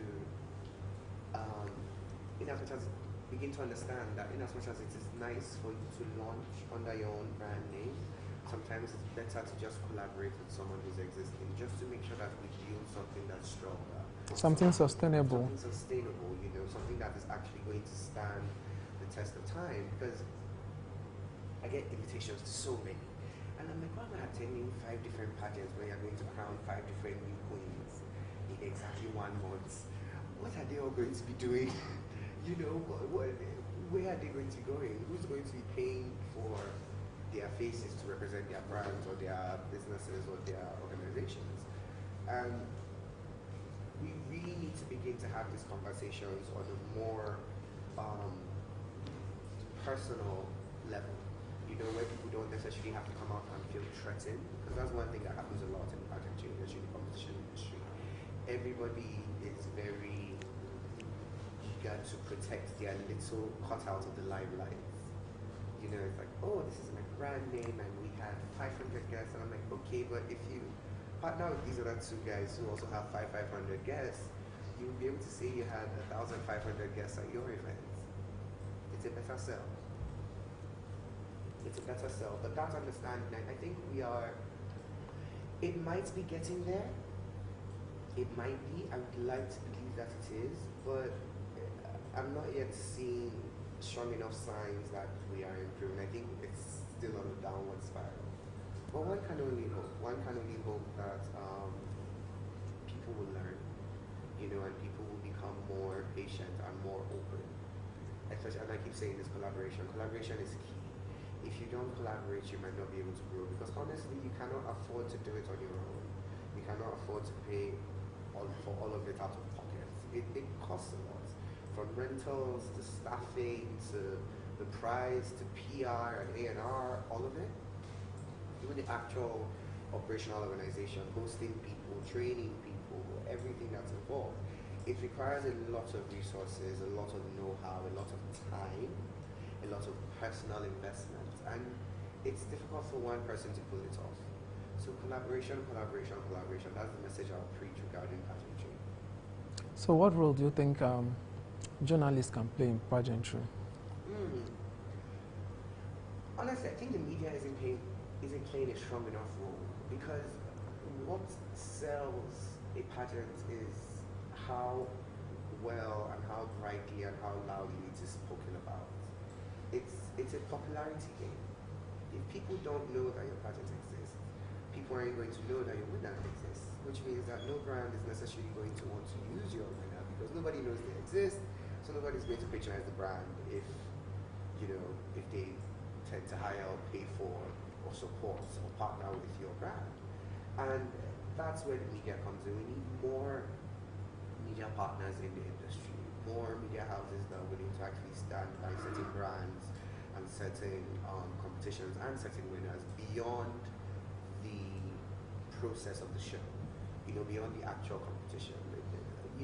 Most organizers pay for, and most media partners cover like everything that happens right up to when you win, and then maybe you get like 1 or 2 weeks of PR afterwards. But after that, the media houses stop talking about them, and that's why they die out. That's why they start losing relevance. That's where they start losing the limelight. It starts to dim. So we need more media houses who are willing to come on board for a longer term partnership, for a longer term arrangement, who are willing to pay attention just beyond the 3 or 6 weeks that the pageant exists around. We need media platforms that are willing to keep reminding people that these people exist, these are the faces or the bodies you thought were beautiful, and they still are, and this is what they're up to. You know, abroad, that's what happens. You have local media outlets willing to do human resource stories, and it usually covers engagements and activities like this. But here, no offense, but we're not too like money.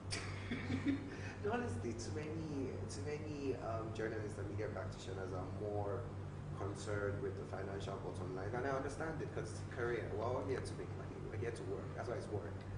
But there needs to be some sort of passion, because there's a level of sustainability that can only be built when the people involved are passionate about what's going on.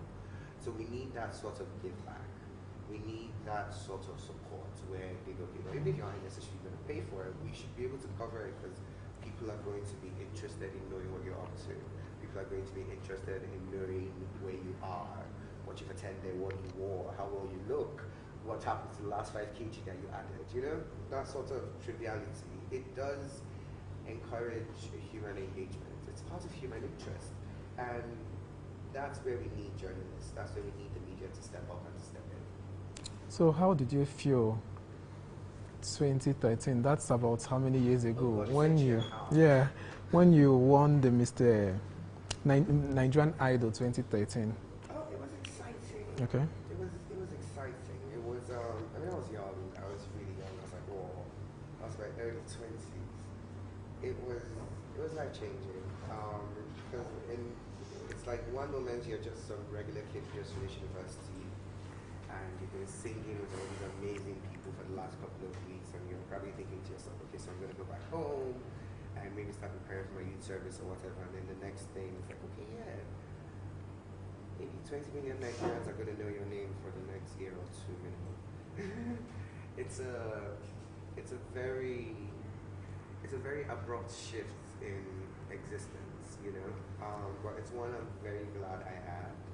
It's one I have been enjoying riding ever since. It's brought me very amazing opportunities. It's brought me to very surprisingly amazing places.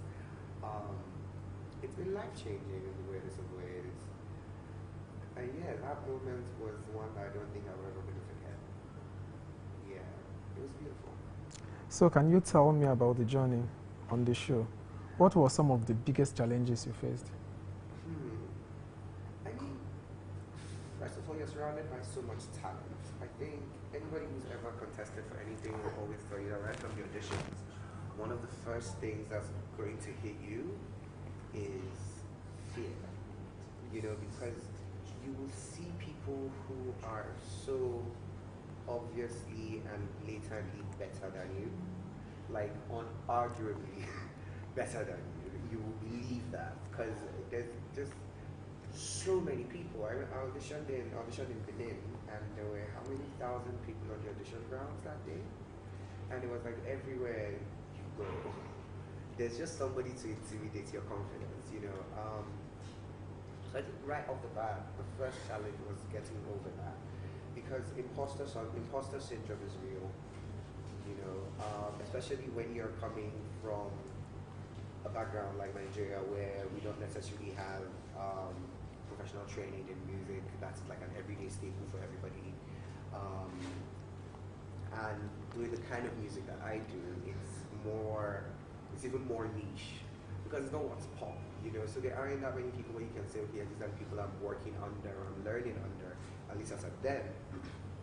So you come up and you see people who go, oh yeah, I've been backup singer for this artist or that artist, or I've performed here, or you've seen them on something, and you're like, okay, I already know this person. You have a family, I'm just unknown, and you walk in beside them. But I think that's where audacity comes into play, and a certain level of illusion. You have to be the Lulu in this life to make it. You have to be willing to be a little crazy. You know, be very delusional. It helps. Sometimes. Sometimes it helps. You really have to be able to lie to yourself. You have to believe that you are more awesome than you know you are.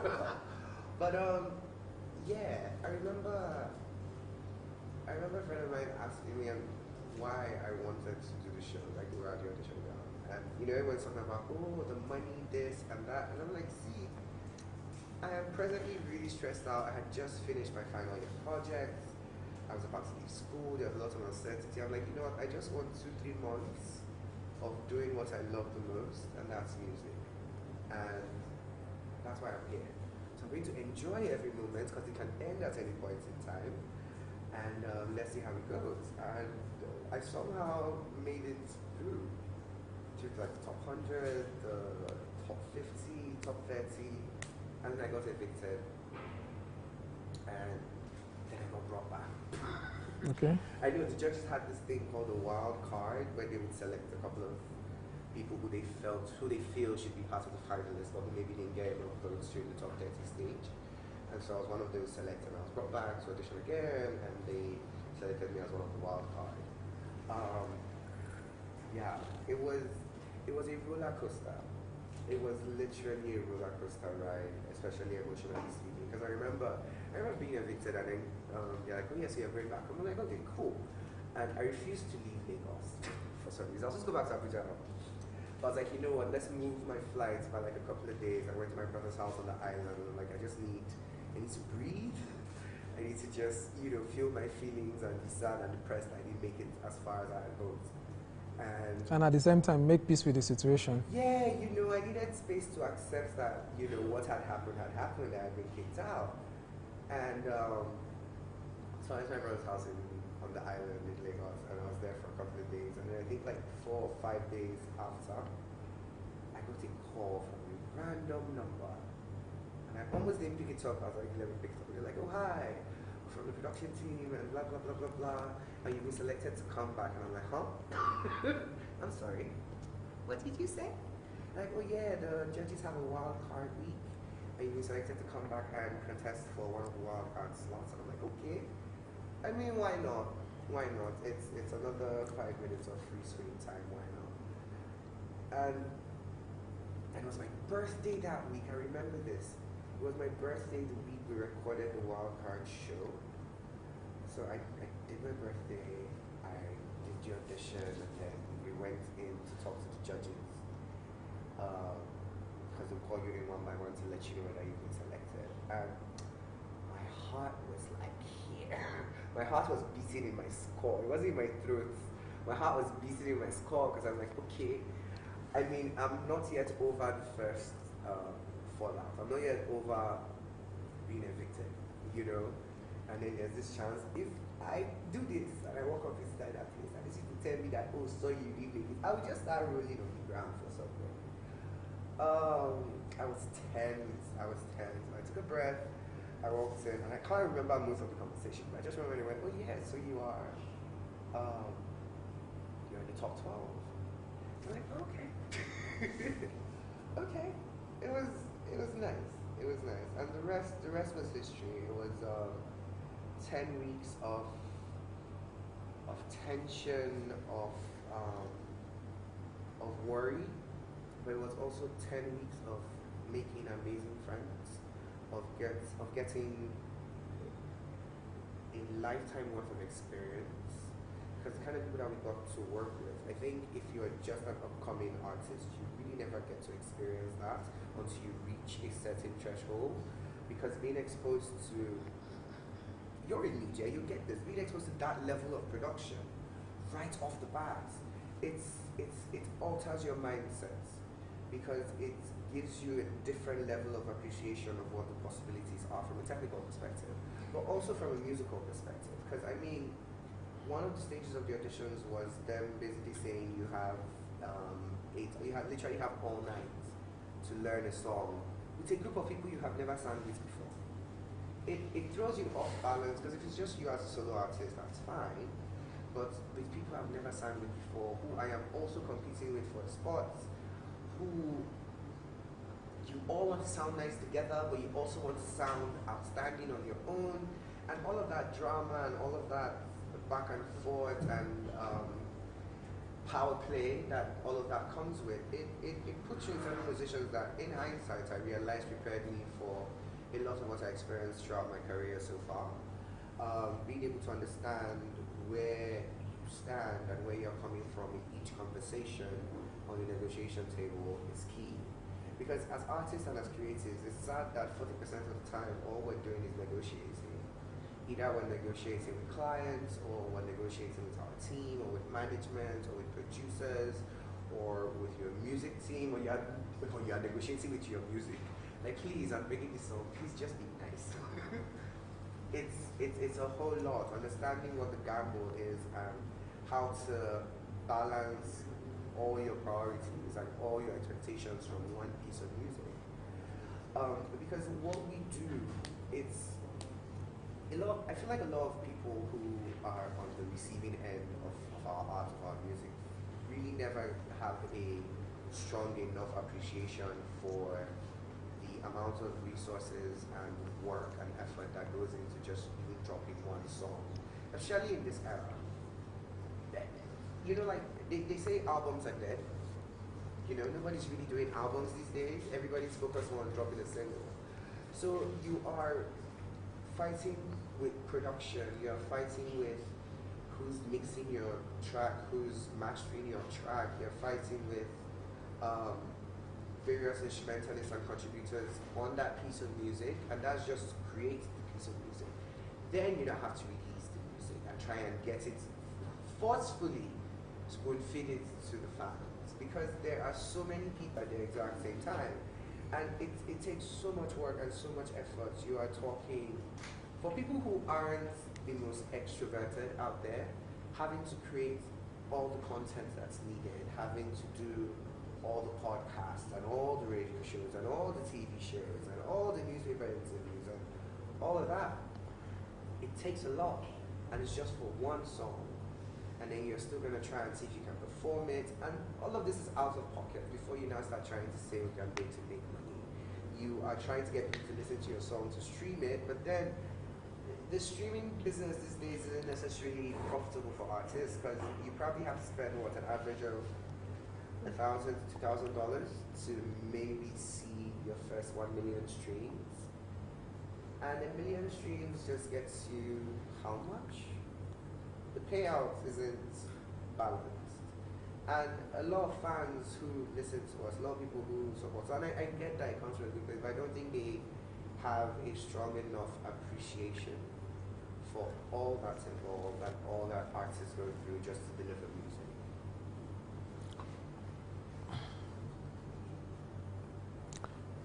So, who were your biggest musical influences during your competition? I have a rather eclectic taste in music that's ranging from classical jazz, like Frank Sinatra, Motown jazz, to actual hardcore rock. So I listen to a diverse range of music, but I think top of my list as at then, if I can remember, I was listening to a lot of Adele. This was when Adele had just probably released 21 or 22. So I was listening to a lot of Adele, a lot of Amy Winehouse, a lot of Kim Burrell, a lot of Michael Kiwanuka. He's a UK-based indie folk artist. Beautiful music. Obviously, they're like the eternal greats. People like Whitney, people like Donny Hathaway, Sam Cooke, people who really held down their position in musical history. Elton John. It's my musical preference just roams randomly around sounds like that. So, how did your participation in the Nigerian Idol impact your music career? I mean, winning Nigerian Idol was transformative, to say the very least. It was like an instant transition. Okay. Because you're instantly just known by thousands and millions of people. My Facebook friend request filled up in like 24 hours. As soon as I blew up, I could barely walk out of the residence and not be recognized,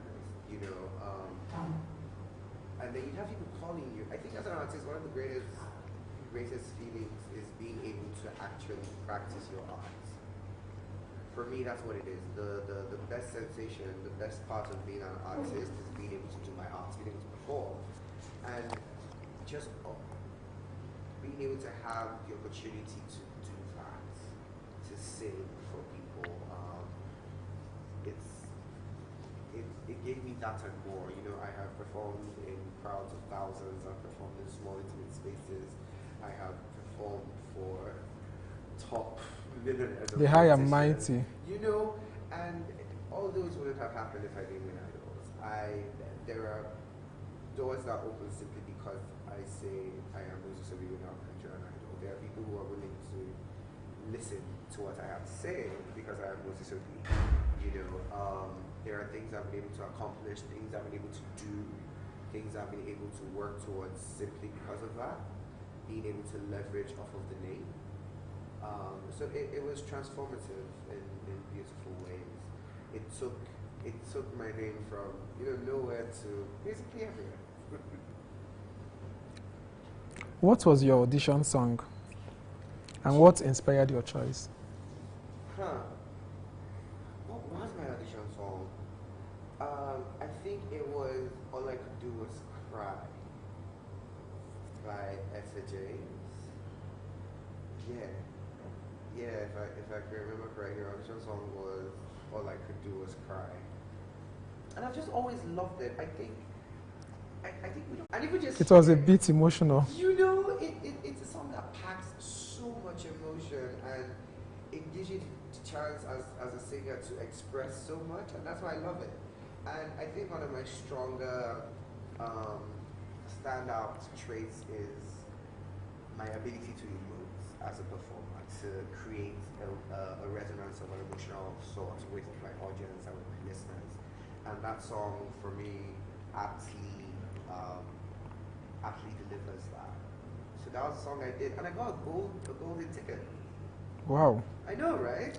I got a golden ticket with that song. So yeah, it hits the emotions. It shows off like the range of your voice, because it has low parts, it has high parts. You get to display like your familiarity with the concept of dynamics. You get to really play with it and play to your strong suits. At least it allowed me to play to my strong suits. So yeah, that's why I chose that song. So can you share a memorable moment from your time on the show? I know you had lots you had lots of them, but can you just share some? So many. Oh God, can I share two? Okay. Two. It's okay. One of it was performing with Mike Oakley. I feel like you have to be of a certain generation to know Mike Oakley, but he did a time now money, time now money. And like I remember listening to the song as a kid. My dad loves the song. And it's just, there are certain artists you never really think you are ever gonna engage with, because there's just such a generational gap. I'm like, even if I become a professional artist, where would I ever want to see like Coke and Mike Oakley and those sorts of legendary greats? And being given the opportunity to not just sing his song, but to sing his song with him was mind-blowing. And he's like the chillest guy. He really is. Like he's such a bundle of happiness and support. Like he was just so giving, and he was so nice, and he was really sweet. Like he didn't stress me. He wasn't dramatic, he wasn't theatric, he wasn't a diva of any sort. And you would expect like if there was attitude, it would have been valid, because he's Mike Oakley and you're just a random contestant on the show. Like but he was so chill. He actually went to your official. He didn't make you feel lesser or inferior at any point. Like, yo, I'm going to name you Mike Oakley Jr. I'm like, yes sir.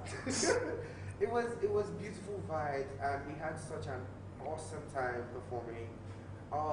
And he was such a testament to professionalism, because like we literally only rehearsed that performance once. He only had enough time for us to do the rehearsal once before the performance.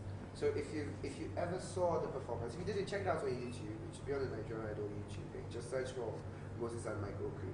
But like there's like a freestyle back and forth bit, and that was just out of the blue. We had never, it wasn't planned,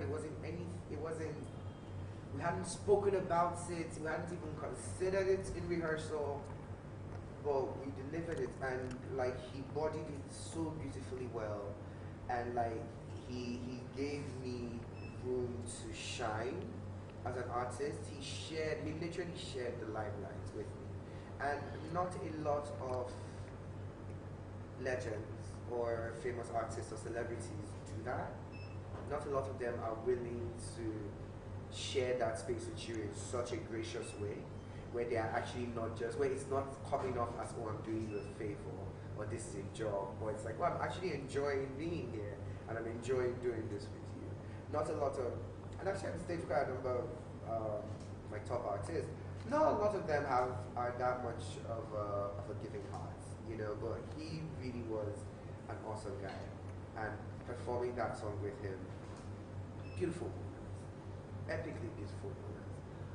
Another unforgettable moment was cracking jokes with Two-Face backstage at the finale, because he came through to perform. He was one of the guest artists at the final show, and so we were all backstage for like maybe a half hour, an hour before he got up, and like he could tell that we were nervous because it was just me and him with two finals, and he could tell, and like he's yet another person that's just I think everybody in the industry who knows him can testify to the fact that he's a sweetheart. Like he's such a nice guy.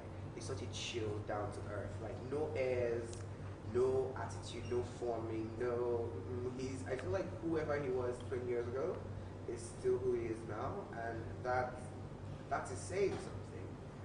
And he was basically cracking jokes with us, and it was like banter, and we were gisting and vibing. And it helped. It actually helped, made us feel a bit less tense because we had other performances that we were doing. And you can't go up on stage feeling super tense. You're gonna mess up. So he helped us just calm down a bit, and it was fine, and we were cracking jokes. And I really was, or really am grateful that he took time out to do that, because he didn't have to. He was paid to just come and sing and perform, and he could have just locked up and sat in a corner and ignored us for all he cared. But he took time out, and he did that. And I know some people might say, oh, that's nothing. But then again, not a lot of people would do that. So yeah, that was a beautiful moment. That gave your spirit a lift. It did. It was encouraging, and it was calming, and we needed that at that moment. What are some of the biggest lessons you learned during your competition? Have fun. Okay. Have fun. No, honestly, I think this translates like everything in life. A lot of times, it's more about the journey than the destination.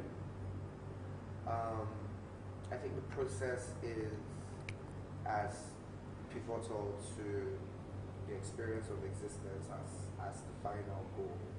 And so in all that we do, in the doing of all that we do, we need to have fun. You need to enjoy it. You need to find a way to get a smile from it. You need to, you know, when they say stop and smell the roses, it's stop and actually appreciate the moment. Because I didn't do that throughout the show. I had moments I totally was like, I'm here to have fun, but there were some moments where it was just work, or I was caught up in the pressure and the fast-paced movement of things, and they're just moments that I'm like, oh, it's maybe when I see pictures, I'm like, oh, we were here, or we did this, or this happened. I wasn't really paying attention in that moment, and sometimes I wish I did. So yeah, one of the greatest lessons I learned was have fun. Have fun doing the work, have fun rehearsing and learning and stressing yourself. Enjoy each fall, each mess up, because you know what? It is what it is. It is what it is. I was also, this was, I guess, a lesson I had to learn by force, how to manage fame.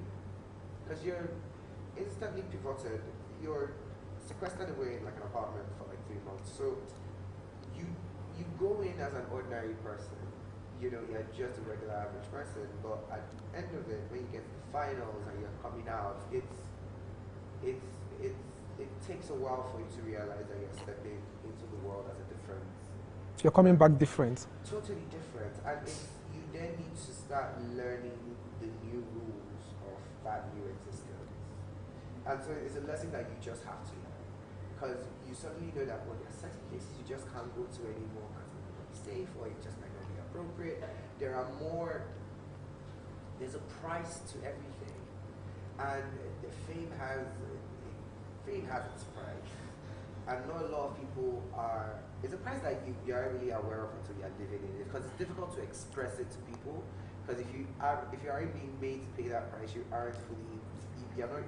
can't appreciate what it means. When they say, oh, you once you step out of closed doors, you lose your privacy. Even behind closed doors, you don't fully have privacy.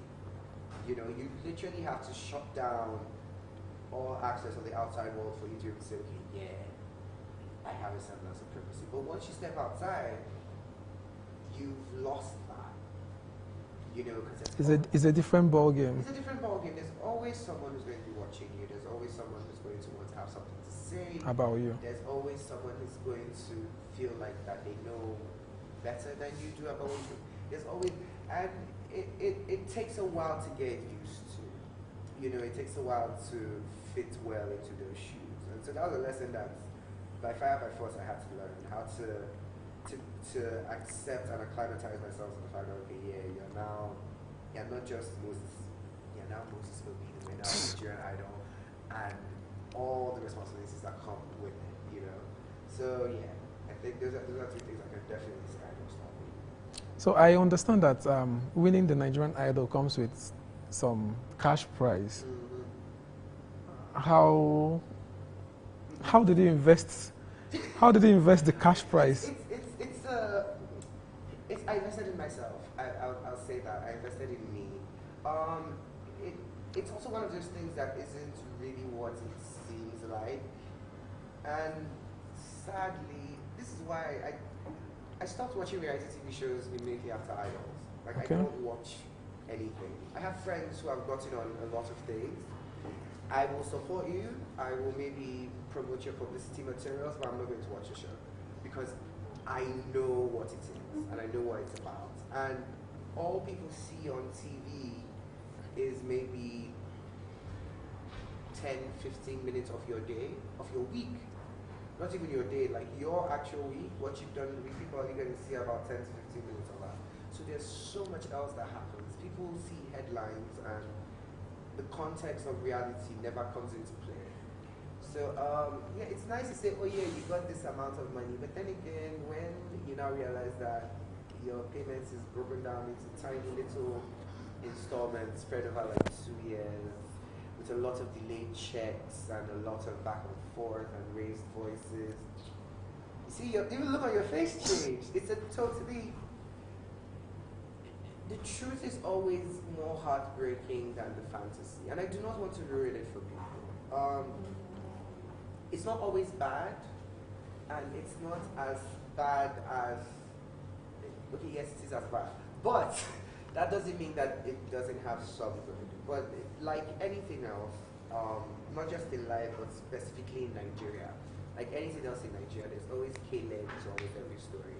And sadly, it's the same thing with the world of competitions and pageants and the likes, because you then begin to, it then makes you begin to question, okay, we've had quite a number of top music competitions that have run for like maybe a decade, that's minimum.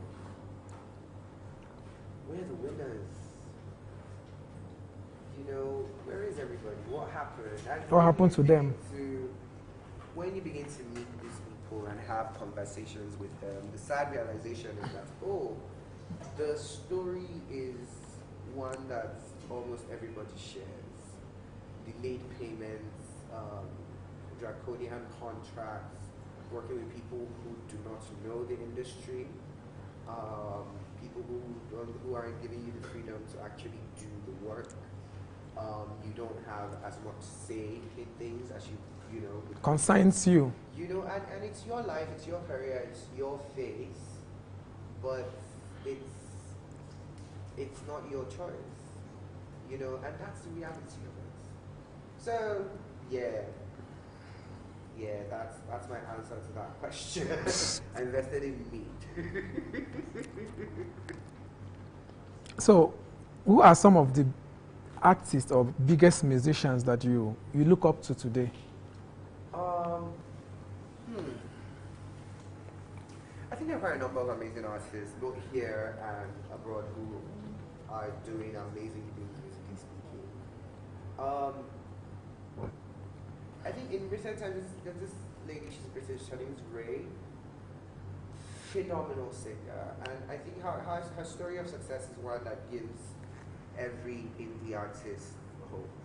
You know, she used to be a songwriter, relatively unknown, barely getting paid for her craft, and then she breaks out, and a song that she dropped years before suddenly starts to gain traction, and overnight she's catapulted into the big leagues, where if you're naming like the top 20 artists of the last 2 years, you have to name Ray. You know, she did Oscar-winning Tears, and she had dropped it years before, and suddenly, you know, the world finally caught up. The world caught up to the awesomeness of her music. There's independent Nigerian artists like Jessica Bombos, who, for her, it's a family thing. Her father was the legendary Bobos Izikwe, and she's continued that legacy of musical greatness. I love what Rema's doing. I love the individual ingenuity of the kind of music that he's putting out. I love that he is willing to explore that way, and I love the success that that's getting for him, because it's encouraging so many other younger artists to diversify their sound. I think after like 2 years ago, we were getting to a place musically where everybody was sounding like everybody else. Like if you play maybe 20 songs, it would feel like you played 3 songs and one of them was like 12 minutes long, because they all just sound so similar. But now people are realizing that, oh yeah, you know what, I can leverage on my individuality, on my uniqueness, on whatever makes me special, and build up on that and push my music through that. So yeah, I would say those are artists that really are giving me. Ooh, Jasmine Sullivan, because I feel like she's been in the industry for so long and she's never quite gotten her flowers, you know. For someone who's that much of a musical powerhouse or a vocal powerhouse, someone who has written for so many stars and has done so much, it's nice to finally see talent being recognized.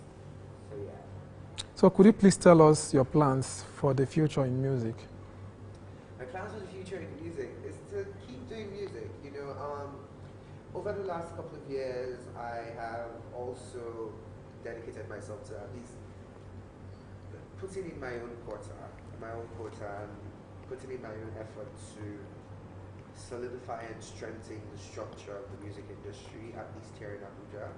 And to that end, I have launched and organized quite a number of musical platforms that are just, they're very artist-centered. We focus on the artist first and the audience secondly, because the idea is the artist should have a good time doing their art, and I think that's what the audience wants to see. The audience wants to see an artist in their element, delivering what they know how to do best, in the best way that they can. So over the next couple of years, my plan is to keep doing that, keep creating my music, keep pushing my music, keep pushing the platforms that we have created. I'm hoping to expand our platforms to a point where it is more of a cross-cultural musical exchange program. Okay. We have this thing called the Nomad series that we're building, and the idea is to be able to bring artists from other regions of the country, other regions of the continent, to places where maybe they might not reach themselves independently, and allowing them the opportunity to spread their music across the audience there. You know, I would like to bring in an artist from like Yola and take them to Anambra, and they perform at like 2 or 3 events, or bring an artist from the depths of Ondo and bring them into Abuja, and then they get to perform across the Nomad series tour and here in Abuja. Let's just expose people to new spaces, expose artists and their music to new spaces, and expose audiences to music like new artists that they typically would not necessarily encounter out in the wild. So hopefully the next couple of years you'll be hearing of Nomad series quite a lot. Yeah, that's what I want to get up to. So how have your fans supported you since you My fans have been coming won the Nigeria Idol? Fans have been coming through. So about a month ago, I just had the 4th edition of Moses Obi Live.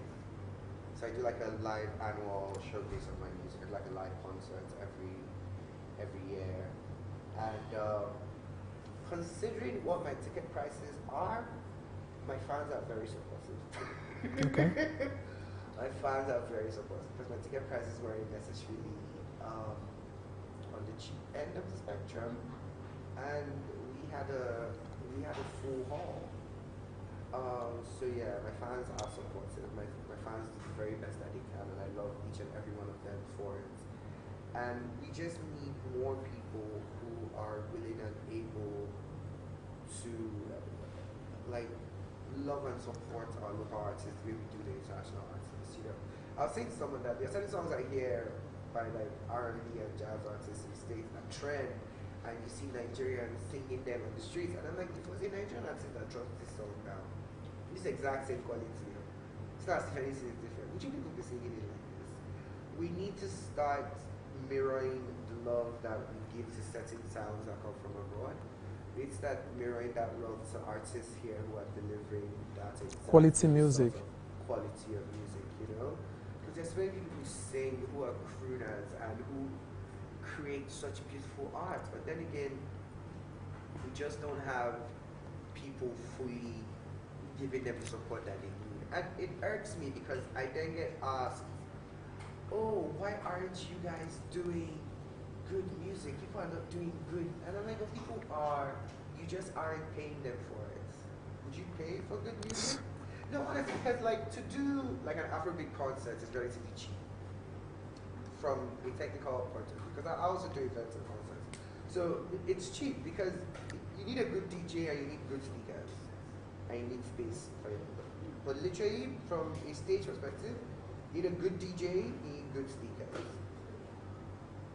For us, for people like me who sing and who perform with a band, you need a band. You need to pay for sound and instruments, and then you need at least, 6 weeks of rehearsals? It takes and costs so much more. It takes so many more resources to pull off our kind of craft as opposed to what is pop these days. And that shows, because when we then say, okay, this is what we want people to pay for our music, they go, oh, but I paid this for this. And I'm like, yeah, because it was DJ you went to. No offense, I'm not shading anybody. This comes up as shady. I'm not trying to be shady. But no offense, you paid for a DJ experience. What you're paying for is a DJ experience, because that's what you're having. You have artists singing over their own tracks, which is a thing I would never do, which is a thing a couple of musicians I know can never even dream of doing. And I'm like, putting out that sort of performance costs maybe 30% of what it costs us to put up our performance. The amount of work that we put in, because every time I go on stage, my voice has to be able to carry the performance.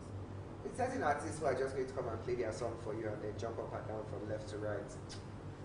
Once again, I'm not being shady.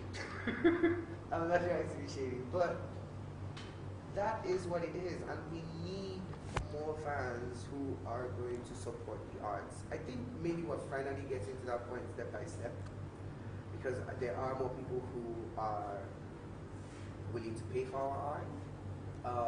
We have a generation of Nigerians that are finally coming into the financial purchasing power where they can pay for our art and our craft, and they have an appreciation for what we do.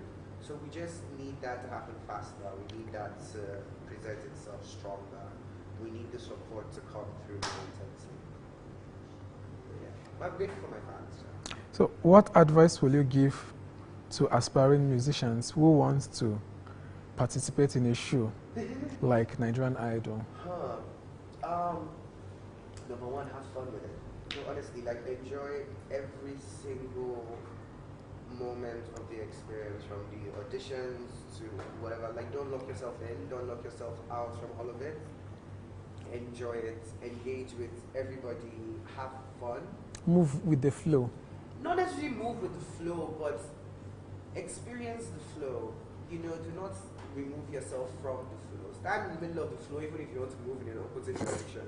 But let the flow touch you, you know, so that it won't be we heard you were there. No, you have to be seen.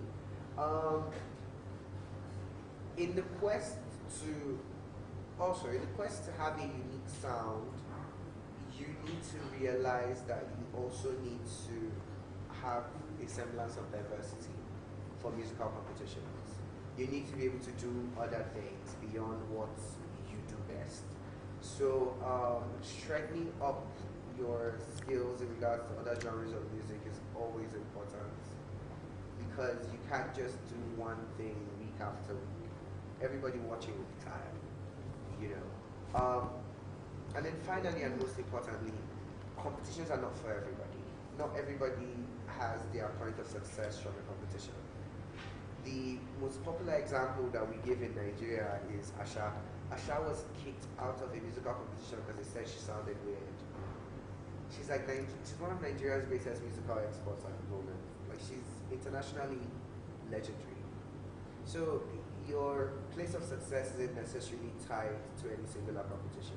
If it's not meant for you, it's not meant for you, it's fine. It doesn't mean that what is yours isn't coming your way. Interesting. Are there any new projects or albums that you are working on at the moment? Yes, I am. I am working on a body of work called Misguided. It should be, we haven't decided the total number of tracks, but at last count it was 5 tracks. It should be dropping sometime soon, hopefully before December.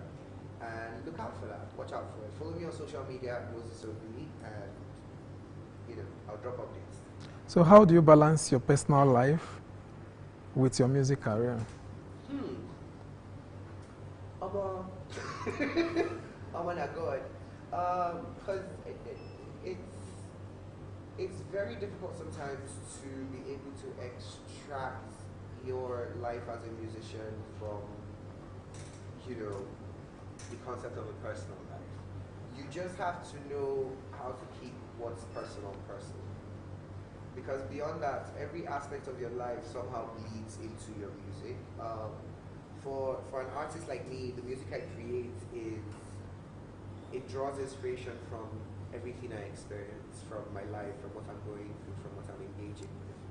So my personal life bleeds into my life as an artist, but I try to keep what's personal personal. I try to keep what's mine as mine. And I think finding that balance comes with maturity. It comes with a lot of trial and error. And it also comes with just learning from other people's mistakes. So yeah. So what message would you like to share with your fans and other people who are aspiring to be an artist? What message? It's okay to be delulu. Like, it's fine.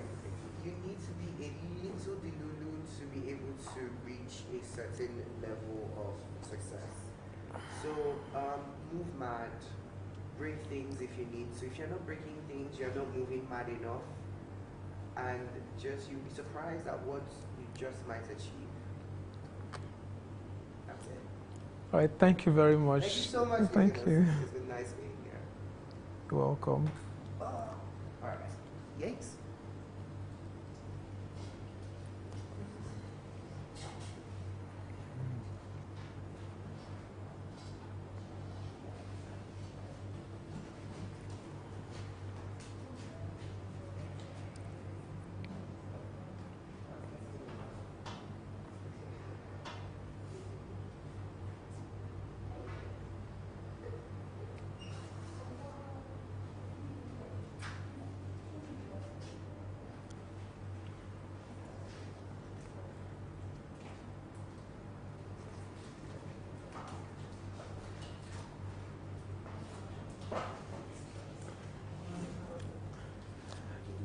Good evening, sir.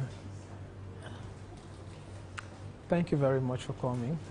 I think I will have to start off by congratulating you on your call to bar. You're welcome, sir. So I understand you were the former chairman of the NUJ FCT Council. How was the administrating affairs of the union?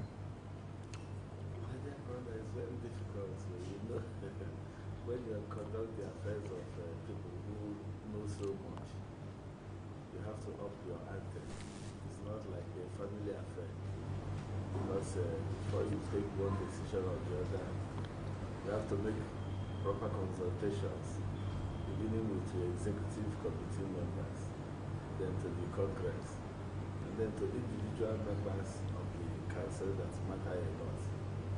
So it was a mixed grade, but very interesting. Because from there, I learned a lot in terms of leadership. leadership comes with a lot of skills and expertise.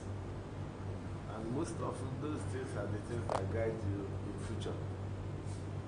So it wasn't easy. Combining a 9-month school with diverse background and academic training, coupled with the way that they are used to handling affairs, was a very difficult task. And coming from different background as well. Yes, you know, those things. And the second is that I came in 2005 when the NUJ was like eclipsing, because about 3 or 4 months after I took over office, we received a notice from the FCDA that the property that they gave to us, they were recovering it for sale. So it was a very difficult and dark moment for me. Where do I take NUJ property to? Is the union going to eclipse under my own leadership? So what do? I got confused. It was by providence that God provided me the idea of what to do. And I approached the minister, the then Madam Nasir Rufai, a very stubborn human being, you know. And I agreed with him that, look, government has given us this property, along with where they have the primary and secondary schools in area 11 for an African secretariat. But the one we have in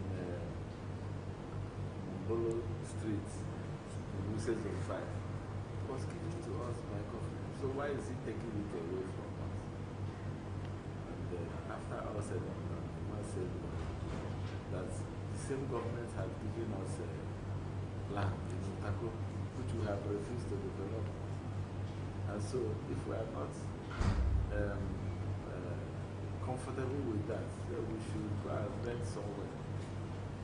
So that was what pushed me and my school. But coming there wasn't an easy task at all, because they had revoked the C of O. So what we did was, we had to beg them, and then they generated invoice for us, almost close to 3 million naira. And this was at the time going to raise as little as 200,000 was like passing through the eye of the needle, and you have to raise up to 3 million naira. So, but I thank God that we were able to do it. So where the NUJ is currently situated, we moved everybody to that place. We provided the building, provided the commercial block through some kind of PPP arrangement. And today everybody is enjoying that place. And then some of my predecessors also upped the ante, like Bolela, who got the Modibo, the former minister of FCT, to now help us in upgrading the standard of that present to what it is presently. And others have carried on. The incumbent chairman, Grace Ike, I see her as an armada of a woman who has the capacity to probably complete that project. And by my interactions with her, she is working very hard to see that that project comes on and is completed. The other aspect is coordinating the human resources. You know, because you have too many journalists working in different media houses, it was actually very difficult to bring them. That time, some people were going to so many places like that. But I believe that with proper leadership, things have gotten better. So as of now, you'll find journalists enjoying their presence. Of course, the ambience and then the environment is far better than what it used to be. So that is a big attraction to everything. And then secondly, what is lacking there is the ability to transform the press center into an intellectual hub. It shouldn't be more of places where people will just come, wine and dine and go themselves. It should also be a place that will be similar to a library, where you can come, have access either on soft copy or hard copy publications, that even students will come and do research. So the press center should be a fulcrum for academic endeavors. And that is what I also recommend for them, to take up on. And I believe that with time, other leaders of the union should be able to know how to navigate through that, then push it through. So with your experiences as an editor, how will you describe the progresses made in journalism profession, especially with regards to how it's practiced? Well, there has been an appreciable progress from 1884 when Iwe Ibrahim came in by Reverend Townsend up until now. I recall that even when I was in the university, that was the late 80s and very early 90s, they used to print newspapers on what they call letterpress printing devices. So they would pick all the fonts and then arrange them. Very difficult and tedious procedure. But right now, because of transformation of technology, you sit back in your office, design your page. The page planning is now done on the screen. Digitally? Digitally. And then the same screen, like initially, you will have to send somebody to the printing press with a flash drive to take it there. Then they will do another form of page planning again to synchronize with your system. But that is no longer the case now. You stay in your office, plan your pages, and then send it online to the printing press, and they knock it off in a few seconds. Because right now they are using offset printing press devices. Now for the electronic media outfits, I remember when they use reel-to-reel tapes. Many of the practicing journalists now have never even seen or come across a reel-to-reel in terms of the television stations.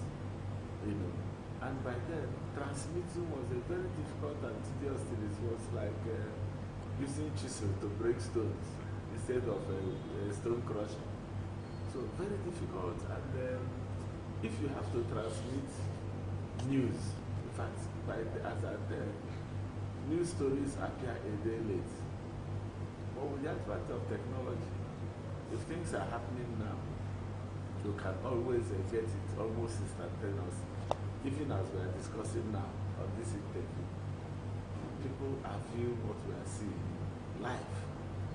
They can capture what they want to capture live. Unlike in those days when the broadcast must be delayed, like the ongoing United Nations National Assembly. When the presidents were addressing, it was live. People had not recorded speeches. But by then, somebody will have to fly back from New York to Nigeria before NTA can air it, except if we are relying on the BBC. And the BBC broadcast will also be delayed. So that is the difference. However, those technology come with their own challenges. The challenges of people who have no training at all, transforming themselves into journalists. And that is the greatest challenge. Because somebody who has an iPhone or an Android phone claims to be a news courier. They will go and get something. Some people will even do some kind of fake video and then post one or two things and then do some juggling of videos and transmit it. And that's happening now. It doesn't have time, it doesn't have date. But of course, that is the difference between professionals and all those people that are carrying their cameras all about, those that they call social media influencers, because they are a terrible niche of the media industry. And there has to be something from those of us who are professional media professionals, to be able to manage the excesses and then the unprofessionalism of the so-called social media influencers. Because when it comes to giving out information, oftentimes the information that they give us is 90% inaccurate, and it affects the profession. Very true. Yeah, and then people will tell you, look at you, you are a giving out wrong information, they are giving out fake information. Most of the fake information don't come from us. Then another challenge that we are facing recently is the introduction, especially in Nigeria, of this Cyber Crimes Act. It's an antithesis of law. Because what, especially the police, what they do is they will just ask somebody, they will engineer you to go and do a petition and then put threats to life as one sentence. And then before you know it, the journalist is out there. I recall my former immediate MD, who some policemen from Enugu came to his house, like criminals, scattered, broke open the gates, and then hounded members of the household, simply because the man had published a court. He has reported the courts. We all know that court matters are matters of public importance. In fact, journalists don't even abide by the rules of classifying documents. We don't believe that any document should be classified. Because if somebody that is holding a public office, Section 22 of the Constitution gives Nigerian journalists the power to hold those in public office accountable to the members of the public. So if they engage in their activities while holding public office, why should the media not put satellites on them? Then they will now use the Cyber Crimes Act and say it is cyberbullying. What is bullying about publishing that somebody is unable to account for money that was handed over to him from the federation account? What is bullying if a governor, for instance, begins to divert the state land to his own personal use? What is bullying if somebody makes an analysis, an informed opinion about how the affairs of state is being managed? So the police, beginning from the IG to the least of them, have misinterpreted what cyberbullying is all about. And as far as they are concerned, because they are holding gun and they are holding battle, and even if they kill you, what they will say, call it is maybe as accidental discharge, or they will go and do one kangaroo administrative trial, and then, or the person will disappear from detention. We've had even when DPOs disappear, and they will tell you I have gone far, and nothing happens afterwards. So it's really a problem. So it is either Nigeria decides to abrogate that law, just the same way they are using Sedition Act, which the which the Supreme Court had abrogated, to also harm journalists. So all those things are things that one has to navigate through. However, what I do tell my junior colleagues is that, number one, they should be extremely careful. Number two is that you need to be alive to report the next day. If you recall, there was a time when one demonstration was going on at the Eagle Square, and the policeman who was standing behind the channel's cameraman killed him. That was the end of that story. Yes. That guy is dead and buried, and the family have lost him. The children and the wife have lost him forever. I'm not sure that that policeman was skinned alive. That is not what the law prescribes. Even if you put him in jail, he will still be alive. Sure. The other man is gone. Sure. So I used to tell journalists that you have to be alive to report the event. So use your tongue to count your teeth to be able to know where you position yourself. If it becomes too hot, you mustn't report everything. There is no heroism in the grave. If somebody wants to deceive you and he says the pen is mightier than the sword, the pen was mightier than the sword when people had recourse to rule of law. It is not now when jungle justice is pervasive. Because if you try it, you are a dead man. And if you are a dead man, that is the end of you. So you need to be very, very careful in how you conduct yourself as a journalist. Then the third one, which is also a problem, is training. How does the career path of journalists grow? Most people who were trained in the universities or polytechnic as journalists had very fundamental academic background. But because of ASU strike is providing half-baked lecturers. And from half-baked lecturers, it is garbage in, garbage out. So what can somebody who is not properly trained and who has transformed to a lecturer, what level of knowledge can he impart on the students? You know, it is a pity that in some universities, in fact in most public universities, students undertake a 4-year program for 7 years officially. I'm not saying unofficially. Number one is that they will never graduate after 4 years, not out of their own fault, but because of either ASU strike or because the university management doesn't want to do their job. The second one is that they will never upload them for national youth service. When I finished my academic pursuit in 1991, immediately I wrote my degree exams. 2 weeks after that, the results were out. 2 weeks after that, the final result was out, and I was out for national youth service. I can swear, I can bet my life, there is no university in the country now in Nigeria that can send anybody for youth service within 1 month of his graduation. Yes. What has happened? It is because they are producing half-baked people as lecturers, and they don't care. Now, some of them who are training in some other professional areas that will require, internship or a kind of extension-based programs, they will never do what they are supposed to do for them to go for that program. Even when they finish, they will also not upload them to the NYSC portal. So it's really a problem. Now, by the time somebody does that, and in Nigeria where you have age limit for employment, your university or polytechnic where you have gone to study will automatically disqualify you from employment. And these are the areas I'm calling on the Federal Minister of Education to look into. Most often it is not the fault of the students.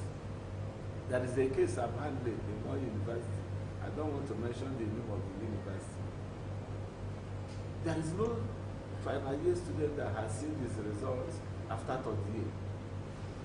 So if the students cannot see his results, and it is official there that they will no longer publish it, I believe it is the right of students to know their results, to have their CGPA as they progress in their academic pursuit. But where a university has a policy that they will not allow a student to graduate, they will put all kinds of bombs, and impediments into what they are doing. And then the thing now brings about some form of, delays in their future. Now the question you ask yourself is, every higher institution grows by their alumni members. Now if you make your alumni member, if you frustrate that person, how can that person love the university to be able to identify or even identify with them? Yes.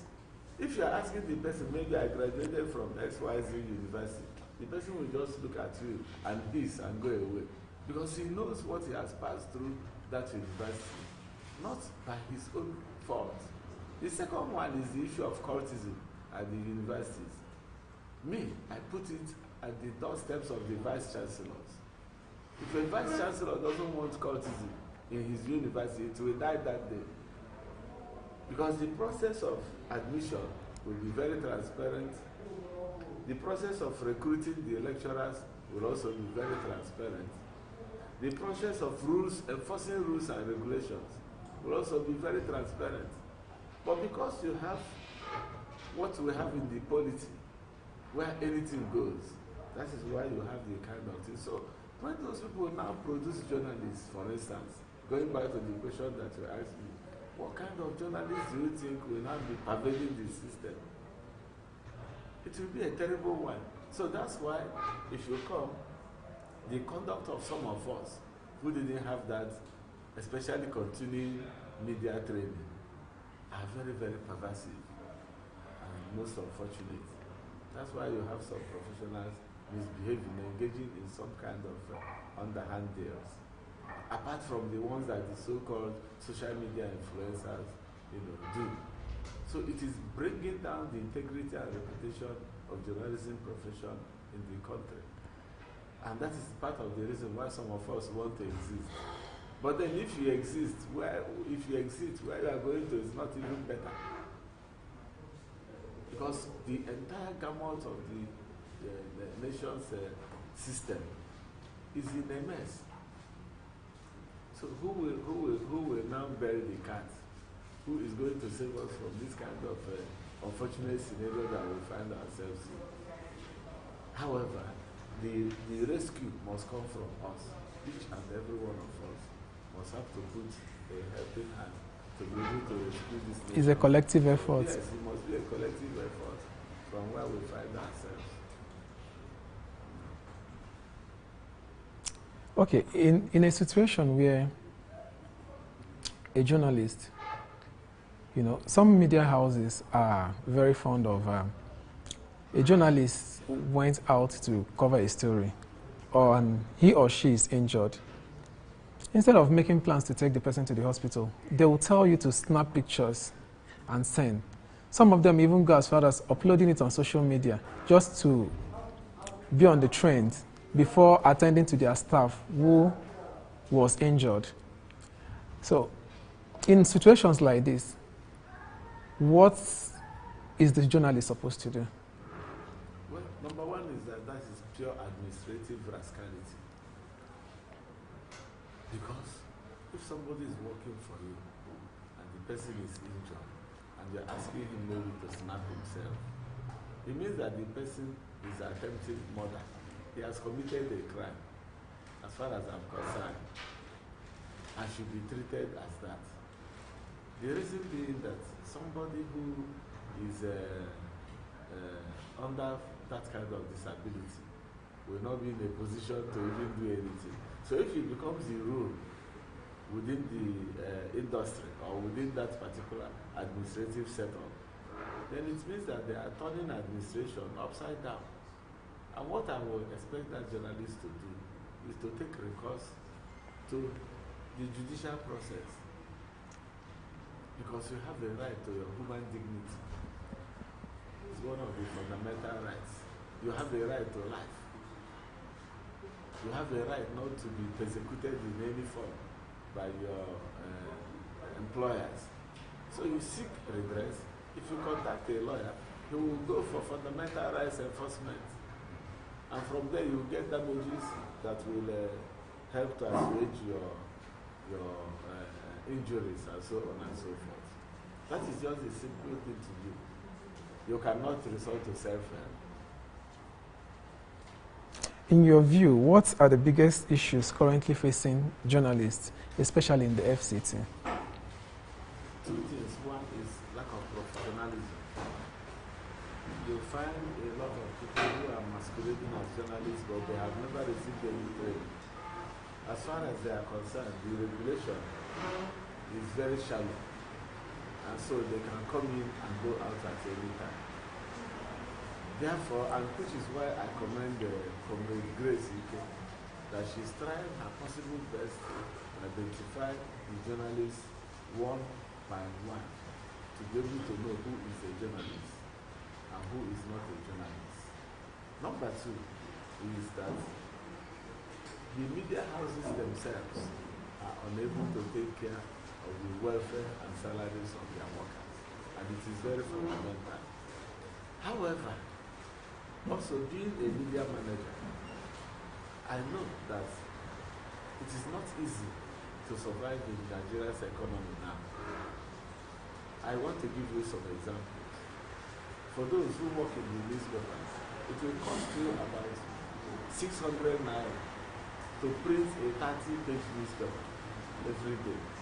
Now, what do you stand on the cover price? 200 naira.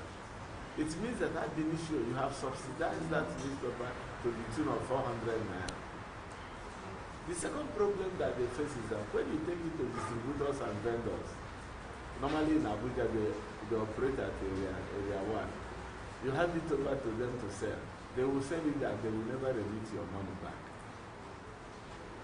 Now, the question you ask yourself is, if you have spent maybe 3x naira to distribute your paper, and what the person is going to return is minus 50 that is x minus 50. That is from 3x. We are now going to recover 1x minus 50.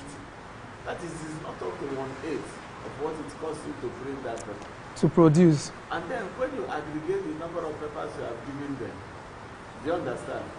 You may pay into such insignificance that assuming you say, okay, I want to take recourse to legal processes, how much are you going to pay a lawyer?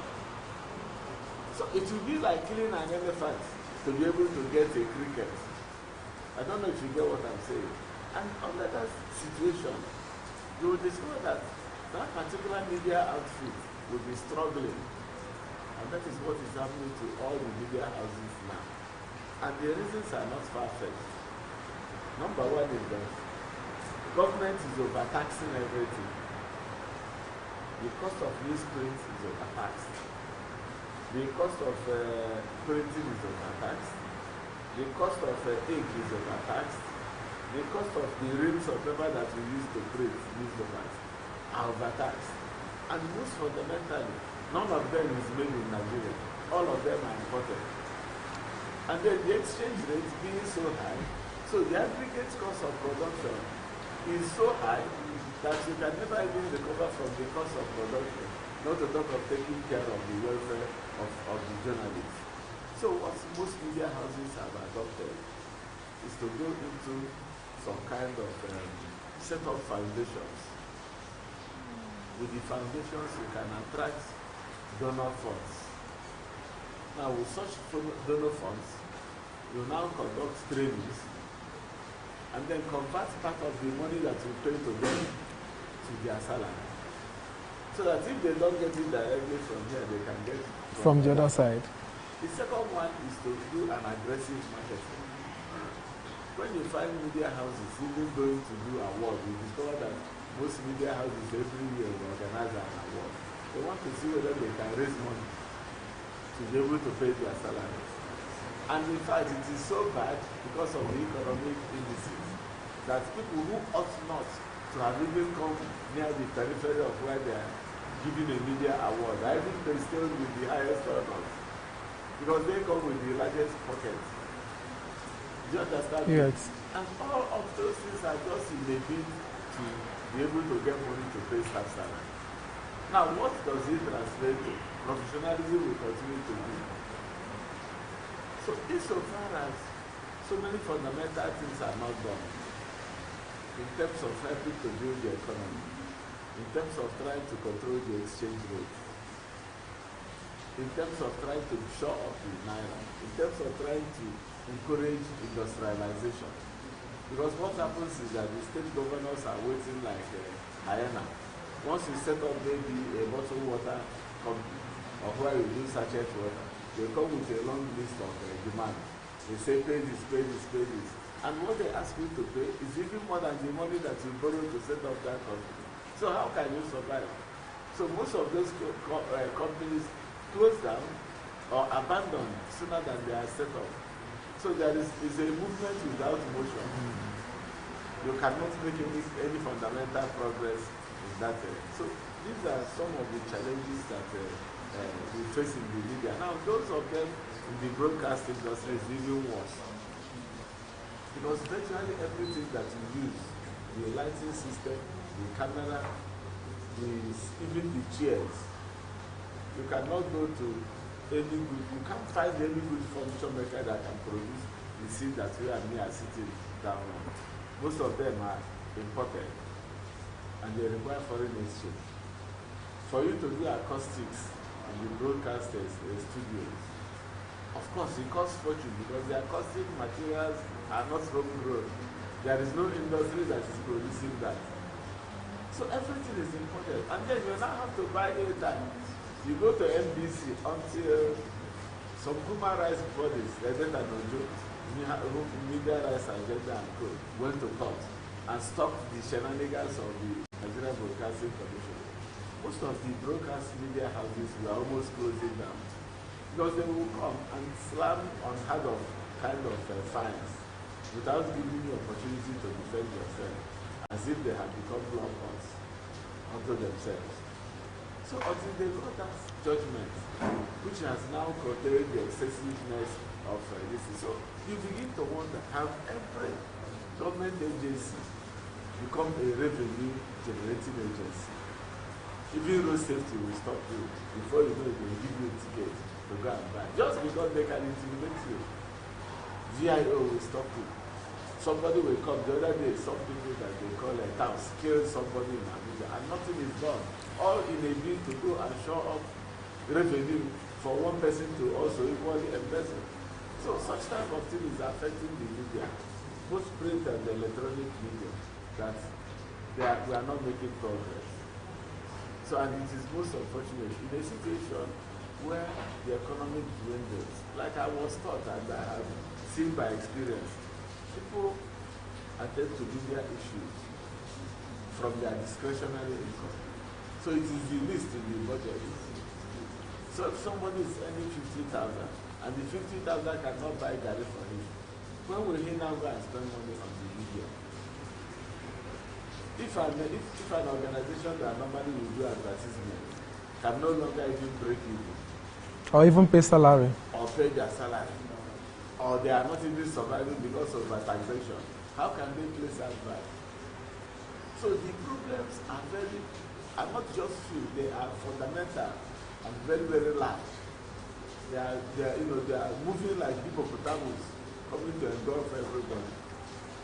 So we need to, that's why, for instance, the Nigeria Guild of Editors have been organizing series of workshops, seminars, training, to see how they can, train up managers that should be able to aggregate some of these things and then begin to navigate. But then it is quite an extremely difficult thing, given the fact that most of the things that we need to put on ground are important. So those are some of the challenges that we are facing, and they are very, very humongous. They are not little challenges at all.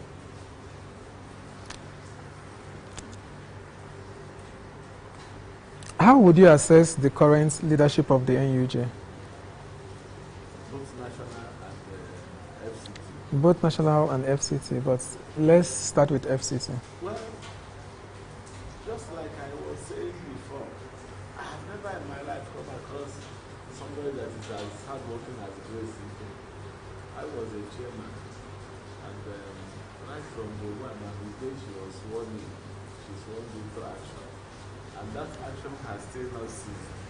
She organizes free medical checks, organizes sporting competitions, organizes parties, organizes trainings and workshops. I don't think there has been any former chairman who, as at now, have been able to get up to the level that this lady has got. The person that I pity is the person that will take over from her, because she has ruptured the system, But then most fundamentally is that she is one lady who has the milk of human kindness within her, because I've interacted with her without trying to dictate to her anything. I discovered that she is well brought up. She has respect for both her seniors and contemporaries. Even her juniors. Yes, and subordinate staff. And she's somebody who would like to empathize with you. She has a lot of empathy, within her. So I believe that this is about the climax of the types of leadership policies that we have at the state level. Then for the national level, Alhaji Yahya, who is the national president, I think he is grappling with the crisis of national leadership. This lady is luckier to have a smaller and manageable number of, her scope is smaller, and she's able to easily galvanize it. It is not that easy for somebody who is at the national level. Because so many things have become his problem. The issue of insecurity, assuming now that the national president says, I want to go to Jigawa, there is no airport in Duse. They will have to stop at either Kano or somewhere else. And then the first thing that comes to his mind is, how do I survive here? Because the place is not safe. Or he wants to go to Kogi. to do one or two things, or even to lecture his colleagues there. How will he get to Kogi? The roads are bad, there is no airport, and he is not Natasha that can fly anyhow and get to wherever she wants to fly to. So these are fundamental challenges that confront somebody in leadership, and that if the national president wants to go to Sokoto now, you know the amount of money that he has to cough out to be able to fly to Sokoto. Now if he has to go from Sokoto to Tarata Mafara, how will he get there?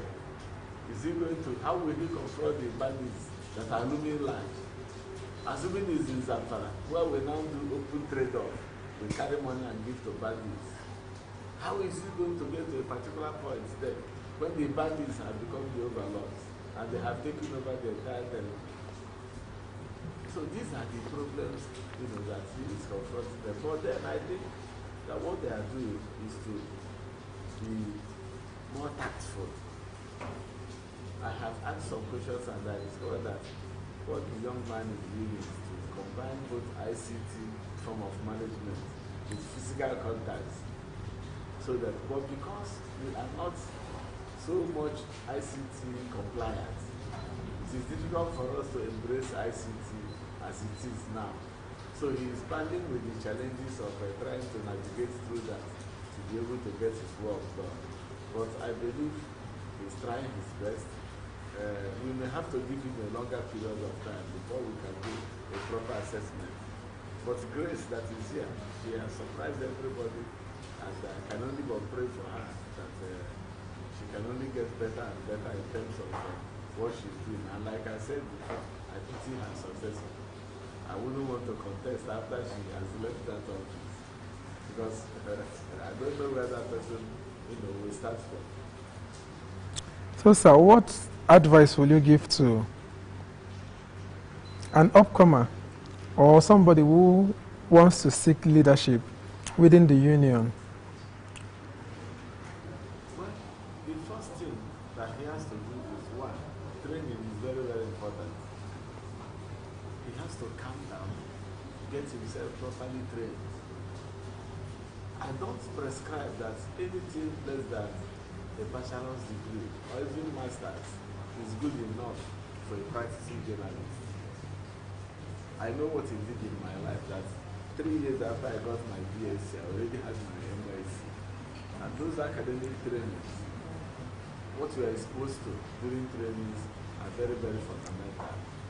However, if you check the kind of problems that families are facing now, that families find it difficult to feed, not to talk of training their children, you will also appreciate the kind of challenges that any young journalist is facing.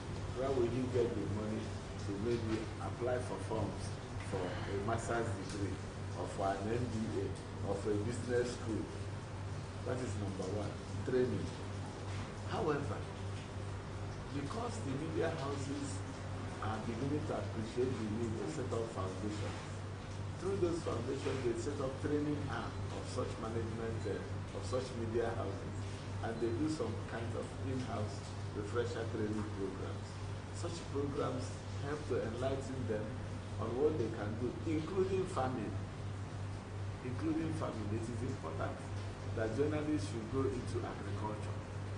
If you are practicing, have a small poultry where you can rear chicken, even if it is for self-subsistence, where you can even cultivate yams in bags. I do not see the reason why a journalist that has maybe 2 bedrooms bungalow with fence cannot plant yams around his fence. You can have up to 100 or 200 tubers of yams. By the time you finish those tubers of yams, 6 months may have passed. And so it will be able to give you the breeder to be able to, augment your income with what you source, and also to train your children. The second way of trying to, come out of it is to also be networking. If you have good character, it will be easier for you to even network with people outside of your immediate profession. And such contacts can be very, very useful. you can see a journalist that if he is resourceful and hardworking and is honest, can even be on some kind of sponsorship by some organizations, not a form of bribery, but they can be paid some, they can pay you per diem to travel to New York, for instance. And then we decide that you and me will pay up in your hotel room. What have we done? We've been able to save cut costs. Then we now share it, and then we bring it home to our families. You can also receive scholarship for training. There are some of us, I don't want to start mentioning names, but one of them is in a university in Abuja, in a private university, as the Dean of Postgraduate Studies. That guy got a Chimney scholarship. A Chimney scholarship which is all expenses paid. And he went to UK, this is Chimney scholarship, came back, worked in the public sector, and now is a university administrator. There are several of them. Some of us that I met here, some have even relocated, they imported. Some are doing their practice in UK, some are doing their practice in the US, some are even in New Zealand. Some are professors in universities abroad.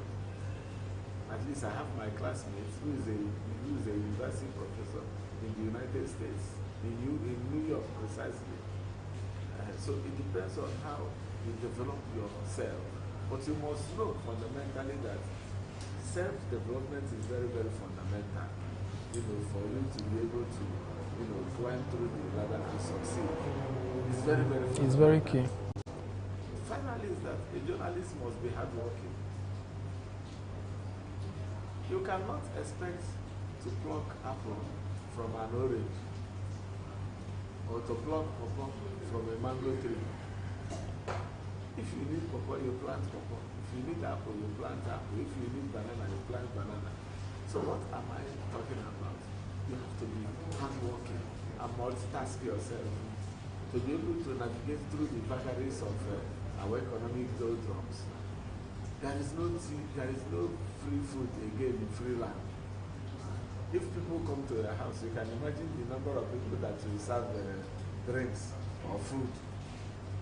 At times, some of us, if you hear knock on your door, because that is our culture, we don't behave like the English people who don't have family food. You move out through the back door and claim that you are not around, because you don't want that shame and the opprobrium to, before you.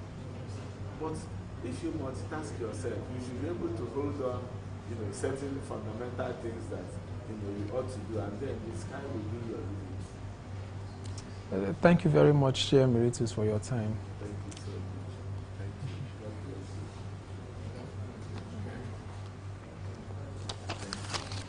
you. I wish you the best of luck. Thank you.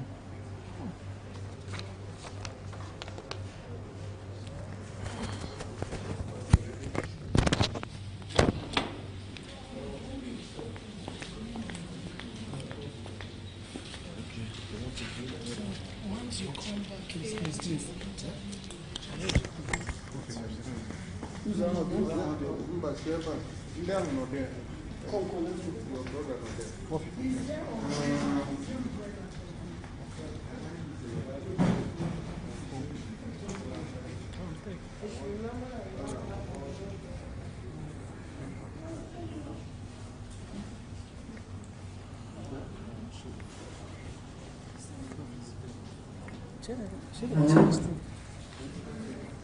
Come, hey, off it.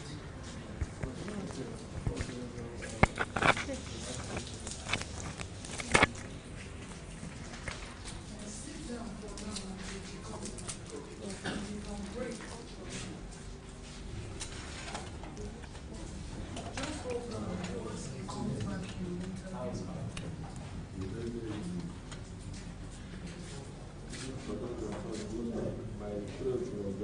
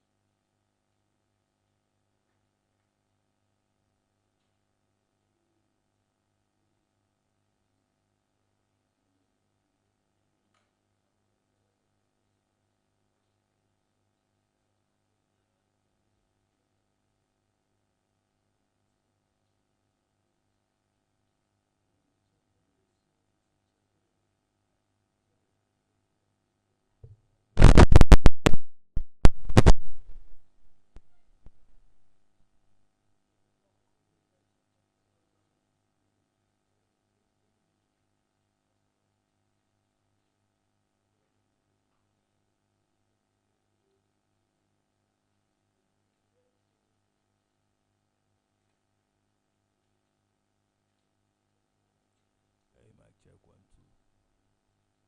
You know talk now. Mic check 1 2. Mic check 1 2.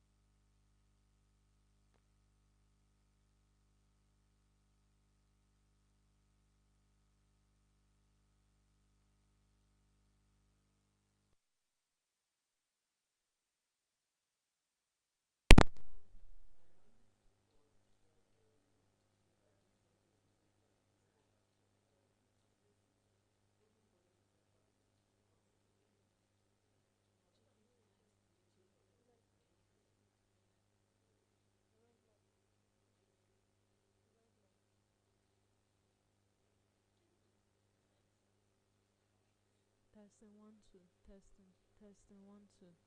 Testing. Testing 1 2. Testing 1 2. Testing. Testing 1 2. Testing.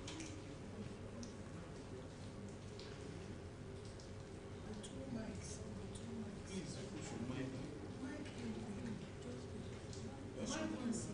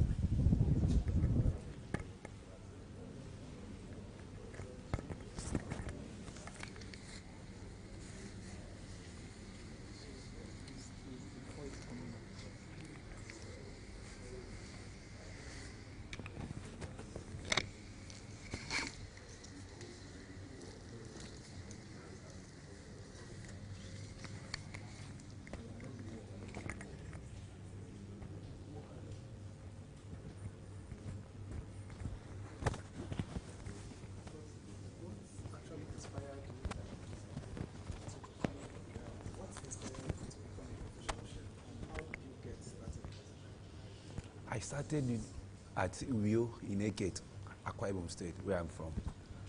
There was a time, there was one woman there, Lady G. I always follow the woman out for, we always have an open buffet, and we always call me, Jimmy, come and assist me, come and I follow as assistant. I'll be going to go and monitor things, see what she was doing. Before you know, she was even telling me, Jimmy, you are good at this work, oh. Forget about say you don't go to school.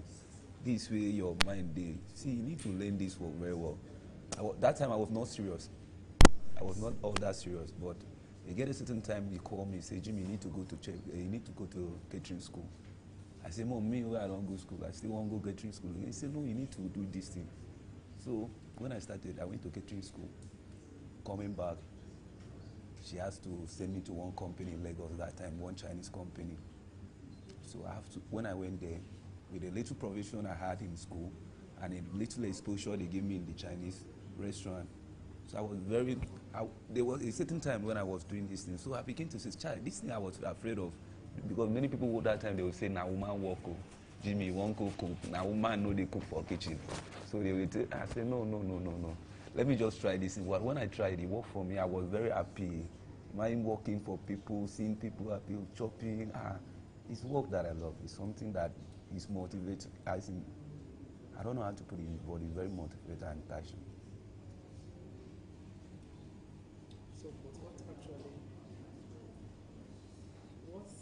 your defining moment as a chef? Defining?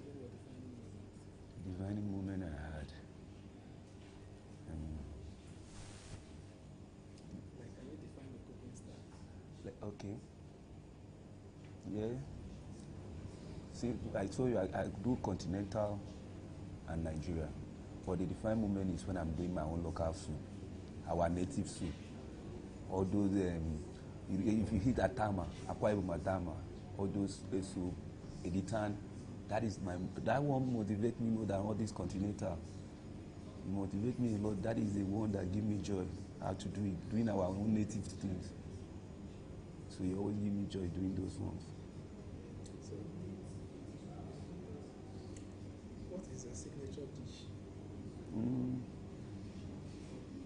Why will I say, okay, I'll go for Chinese fried rice. I love Chinese fried rice very well. So it's very nice. It's Chinese fried rice. I'll go for Chinese fried rice. If it's the actual Chinese fried rice, what actually made it special? Special. You know, one thing about Nigeria, you know what you learn outside and you apply in Nigeria. Nigeria loves something that they have never seen than something that they see. Yes. So there was one event that they called me, then I went to the event to prepare meal. So I was mentioning what we are going to do, mention this one. The man was telling me, this is not what we want. We want this event to be standard. We want it to be like something foreign. When I mentioned Chinese fried rice, I can't mention Singapore noodles and all those stuff. The man was very happy to buy the idea. And you know what? I win the contract, I win the work. So it was very enticing. So I used, so that motivated me to tell people that is one of my best dishes. Because that was the first contract I ever get as a chef. And it was because of that Chinese fried rice. So it was, oh boy, that day was a happy day. How do you stay innovative and creative in the kitchen? You see, what gives me motivation in the kitchen is when I'm listening to good music, gospel music, then I'm cooking with one song I love so much, Miracle Working God. When I listen to those things, I will be working alone. Some people will say, Jimmy, why don't you have a kitchen assistant? I said, there is no need of me having kitchen assistant when I have everything. But there is need though, because sometimes you will be tired of it. You'll be tired of it, you are human, you'll be tired of it, but there is something that motivates me, is that music. Music always gives me a life. When I'm cooking, I listen to gospel music, give me a life, give me going. So how do you learn new things? How do you learn new dishes?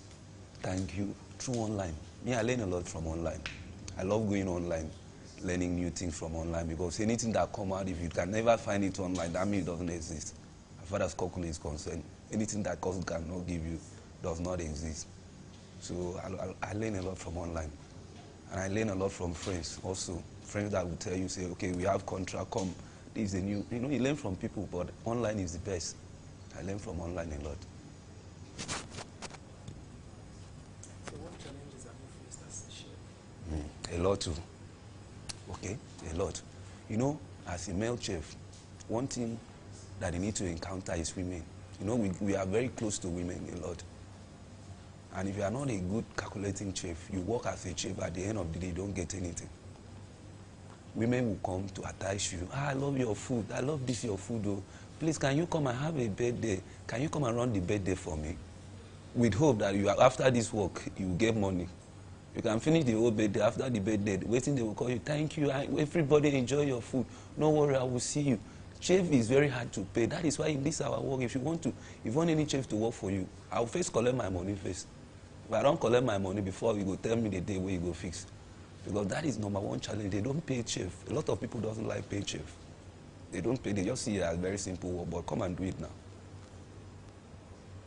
So, in all these obstacles or challenges that you mentioned, how do you overcome them? Or what have you done to overcome them? So, what I do You've actually worked for somebody in the past and the person did not pay you. What approach did you use going forward to make sure that something like that did not repeat itself?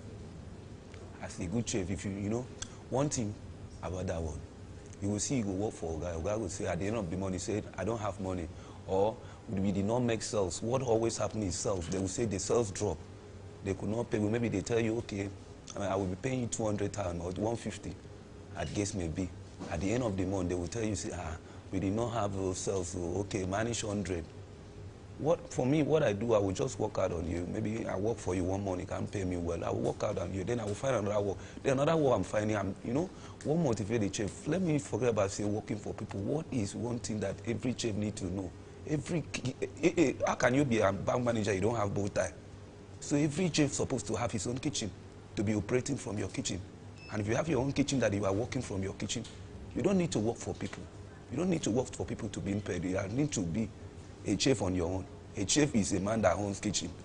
So if you don't have a kitchen, how can you be a chef? What has been your most memorable culinary experience or dish you have prepared? Hey, one day where I do mistake, bro. I cook finish, I forget to put Maggi. Customer have to call me and say, he did not put Maggi on this thing. I say, hey, a mistake. So sometimes it happen. It happen if it's a mistake, it happen. That doesn't mean that you are not a professional. You are a professional, but that is one thing. It normally happens. Sometimes you cook for a friend and they tell you, say, that rice, this is not what I need. It's very soft. A lot of people have their own taste. Yeah, people have Yes. People will say, this one will say, I like my rice to be strong. The other one will say, I like soft rice. But all these people are coming to one event. So what you need to do, what you experience like me, what I used to overcome those one, I give to normal standard. How you supposed to be. So that me and them will not quarrel.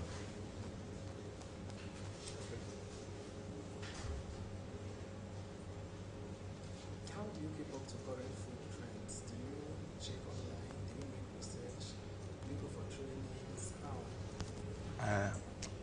Sometimes we go for training because there is one platform I join online that always train us. What you learn online, no matter, I used to go online to go and check what is coming up. But inside you need to go training. Like me and my group of friends, we just said, okay, there is food I knew. There's something I saw online that this person prepared. Like when I learned how to do Hollandia yogurt, when I began to do yogurt, I learned how to do yogurt on my own. I did not know how to do it. My friend just called me and said, guy, how did they do yogurt? I don't see you. Come on, maybe we sit down, put it together, maybe we run up, we work. We make yogurt. Even beer. How to make beer. I was one day just going online, went to South Africa. I was going through news, then I saw that there was during that COVID-19, that South Africa guys were tasted of beer, and they need beer, and they have to do what? To do beer on their own. So all those things, online helps a lot, bro. Online help. It really helps us. It helps a lot. Can you share some of the tips for amateur cooks looking to improve their skills? Yeah, we do, But knowledge is not free, but we do give out free because we are not God that give us. I do give out okay, which of the dishes did you prefer me to do? Okay. I will go to Chinese fried rice. The one I say is my favorite. Let me learn how to do Chinese fried rice. You have your beef. It depends how you want to run it. You have your beef. You have your green onions. You have your green pepper. And you have some people, you can use any rice, but me, I prefer using semantic rice to do it. Then your chicken, you chop it up small. Slices as you slice. Then you have your oil, and you have your salt and your nut. You can even use small sugar, little, to change the amount. Little sugar, and you have your black diamond salt. It goes with it, just a little of it. You just get the rice being done. It's something that is hard to tell you in the mouth, but when you do it physical for people to see, that is when they understand it much. Because even what I'm mentioning, and there are some people who say, there's something you need to add. This one, all those one, even hot dog, it depends how you want your rice to taste. It's more of a practical thing. Yes, it's more of a practical thing, sir. So, as a chef, how important is teamwork in your kitchen? How do you foster collaborations among people? Maybe in a situation where you're asked to come and cook with strangers. Yes. Chef work is a good work, and when you are working with people like that, you enjoy. You get to know. Chef are the simple people to mingle in the road. They are very happy people. You know how they will bring somebody to the kitchen and is working with you. Before you know, you mingle with them. You don't need to ask them what's your name. Now, guy, now my name be this. Now me and you, they work today. Before you know, and the fastest how to work is teamwork. Let this one be cutting onions. Let this one be cutting meat, you wash the rice, you do this one, you pound that pepper. Before you know, you don't get it done. Under 15, something of 30 minutes, you can get it done at 15 minutes as a team. Because everything moves faster. So I love working as a team. I love teamwork. So what's the biggest lesson you've learned in your career? The biggest lesson I learned, the biggest lesson I learned in this career is humbleness, number one. Humbleness. Because a lot of people, you know, what you give people to eat is something that they need to be humble. You need to, the person, and neatness. Number one, you need to be neat as a chef. You don't need to be dirty. Chef work is need, you need people that is neat. You come out, person say, go and call me your chef. You come out, they see you are smart, you are good. I like this guy. He may not tell you he like you, he may even take it home. So that is one thing I really attach, and let people enter your kitchen and they see your kitchen is neat. There are some food that somebody doesn't want to eat, but you enter the place, you see where the place, the food is being killed. He will tell you, say, I beg, give me this food, I want to eat it. But you get how no matter somebody will come and see the kitchen, no matter he's hungry, he will tell you, say, I don't want to eat. Don't worry, I don't eat. No, he never eat. He don't like the environment. So it's cleanliness. It's cleanliness, neatness first. If you are neat, the sky will be your limit in chef work. Serious. Okay. So how do you ensure consistency and quality in every dish you prepare? You know, you have your own, as a chef, you must have your time. Because number one thing about food is time and your spice. So you just, you know, maybe for somebody say pepper soup or nkobi, for example. Nkobi can do nkobi under 15 minutes. Nkobi is done. And once you don't prepare, you have already cooked your cold air and everything. You finish it, you can use 15 minutes to prepare those things, it's done. So, time, I would say time and your spice. So what advice would you give to somebody who is aspiring to be a chef? The advice I would give to the person, you need to come. Chef work is a very good work. Sometimes men, a lot of men who are out there, they are best chef more than women. That is why if you go to outside country, male chef are everywhere. So the advice I would give to the person, don't be afraid. Don't say, I'm a man, I don't want to do this, or I'm a lady, I don't want fire to be burning me. For what? Come, learn it. If you learn it, if you learn chef work, serious, now you will come to tell people, say, I don't enjoy you. I was business admin, I read business admin in school. I come back, I say, I have to drop the degree. Business, no. I get into chef work, and that is where I'm eating now. And people are serious. My family, they are proud of me. They always call me, Jimmy, how far? Do this before you know. I don't sing. But have you, at any point, find yourself in that situation where you feel you being misjudged or treated badly or not being treated fairly because you're a male chef? Yes. Yes. Can you share the experience with me? He gave one party we went, that was in Warimpa. So the woman ordered me to do chops, small chops, and meat pie. That was what they asked me to do. So I prepared. You know, something that somebody else called you did not give you advance, and he asked you to use your money to go and run it. So I don't carry my money, go buy things for market, come back. I don't prepare the thing, finish. I finished early before this lady brought her own. So when I took my stuff, they say, hey, I forgot. He get one of my sister, where I don't tell him before, make him do this thing. Okay, we go manage your own for today. And next tomorrow, she will continue from there because that program was like 4 days program. I was supposed to have the work. But as a male chef, they could not give me because I was a male. So I have to consult the female chef. The female chef take over the work. The last day, how I came to know this thing was the last day that the program was almost gone. So one man called me, say, I saw you coming that day now. Were you the one that brought the other meat pie? Did you know your meat pie was the best? I said, sir, is that true? He said, we enjoy it too. We don't want that lady to bring her own again. You should bring the final day. So when I went to go and meet the woman. He said, why did you say so? He said, this one is a ladies program. So I feel very sad that day. I feel very sad, serious. It was like, because of a guy, if they say, this man no come meet me now, but don't lose this money for. So that is a challenge. Women don't give a lot of male chef work. They prefer to give to their female. So that is just the challenge you see as a male chef. So how do you balance creativity with customers with preferences on dietary restrictions? Okay. That is why before I serve you, I will ask you, much pepper, low pepper, normal pepper. How did you want it? You like oil? You don't like oil? You like salt? You don't like salt? Because everybody have. You get somebody when they chop crayfish. You make mistake, give am crayfish, now die. So you go ask. Yeah. And they ask them. So I say, okay, when they don't ask you, I don't know what you need. So next time when you come, I'll tell you, say, sir, not the same. You will tell me not the same. I don't do them. I don't say not the same thing where they give you, where I won't give you. So for every meal you make, you tailor it down to the customer's dietary preference. Yes.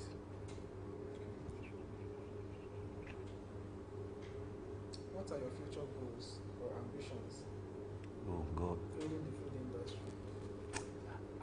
See, by the grace of Almighty God, I want to be one of the biggest chefs that have a stand. That every part of Nigeria will be getting a quality stand. There is something I was going online on. I was checking in whether in Qatar, there is one guy there, food vendor every corner. So you don't need to. In my view, I always say that I don't need to like get a big mansion before I start chef work. Chef work is something that you can do in a corner. What people need is the test. And in my future, I always want to, every corner, they will see my stand. Every corner, my stand. Even in any studio you enter. And I want food to be cheap. You know, the way people package food, they can't make food 2 course. People package food so they make food cost. So now, what I want to do on my own, I want like, let food come down for ordinary Nigeria. Sometimes when I see people, you go to a restaurant, you buy food you spend up to 5,000 naira and you went back with the food, you cannot belly food you. It's something I cry over a day. I am not happy doing it when I see that. There are some people, you know, people have, they say standard too, but not in the standard, food na food. Leave that packaging. Leave that AC, maybe we talk about food na food. So what I want to have a corner shop that will be suiting in ordinary Nigeria in food industry. We have quality and quantity. That is why I say food na food. Again, they say everybody they chop a bar, but food no be the same. So there are how you package ordinary Nigeria, and they will eat well and they will belly full, and they still have that same quality that big man is eating in his house. So your own is all about being filled. It's not about the kind of food you give out to them or whatever. No, you are giving standard. Do you know a little money can cook better food? Maybe say big money, go carry give person. Food is not about money. It's about who know how to cook. Definitely use one market, cook small soup. You go chop and you go say, this soup sweet too. But you go see person where you go give am 10K. You go market, come buy cook soup, say you know if you carry and put for mouth. So food is what you know. If you know something, you know it. It's just what you know. So sometimes there are people who think that for them to patronize you as a chef, you have to be up there. So have you find yourself in a situation where maybe you were bidding for a job and deep down inside you know you were making breakthrough. All of a sudden somebody who is more presentable than you, maybe the person came to the premises with a car or something, and on the process you lost the contract. Yeah, I experienced it 3 times. So how did that make you feel? The first day, they go have you waiting be your working experience. Where have you worked before? You don't work for Crascom. You don't do for this. You don't work for this. You don't work for. You go tell them say. Then go say okay. Let's give you a sample. Do a sample. Do a taste for us. Go and cook so soup. There was one interview that we went one day like that. Me and some guys like that. 3 of us. We went there. We made like 4 ladies. We were like altogether we would have been 8 people or 9 people were there. So they said two people at the kitchen. Plus I cook waiting that woman he chop and finish. He tell me say, guy, you are good though. But you see this work, why we are not giving you is a standard where you are going outside with this work. They are going to take people outside. You can't begin to tell me this one before you know. Because I was not well organized package. That time I never packaged. I no package now. They just call me for interview. I wear black and white go. Even my shoe that day was not need. So it's what he faced in Nigeria. He did that packaging. He did that classic packaging. Nobody go employ a chef that doesn't have a car to class them into and all those big places. They need you. You need that packaging. But what you don't have. So somebody that will believe in you will still believe in you. So I believe in those people that always give those small change. That is why if they give them change before you know, I did not know this guy good like this. Now that small change where they go give you. So, as a professional chef, how has the cost of commodities in the markets affected your business or your career? It affects a lot. It affects a lot because you know what? When you give person quotation, person will say, okay, come out with your quotation. You are going to market for me, and you put price. Maybe the last time you did for him, you collect him so money. You say, okay, yeah, and he worked very well. He like it, and when you come again, you tell him this is how I want to collect. He will feel bad now. He tell you, say, you too much.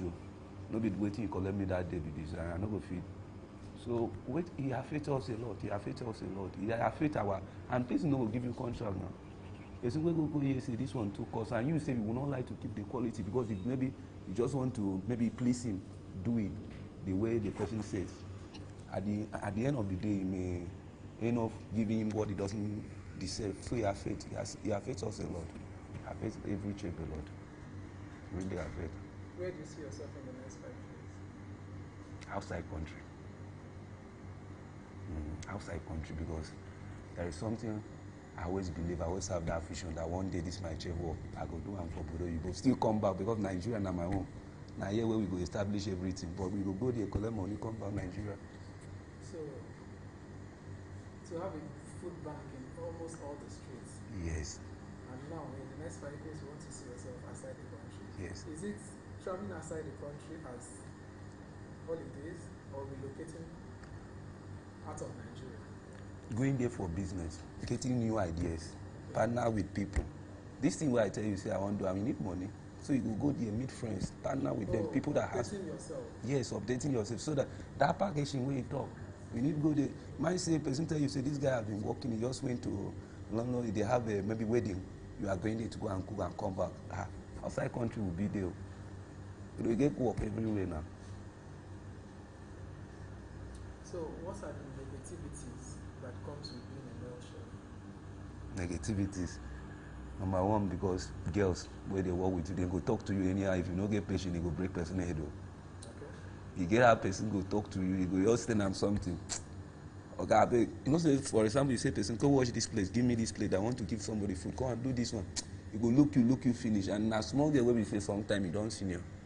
Sometimes you don't pass him for everything, but because you are in the kitchen with him, he will insult you.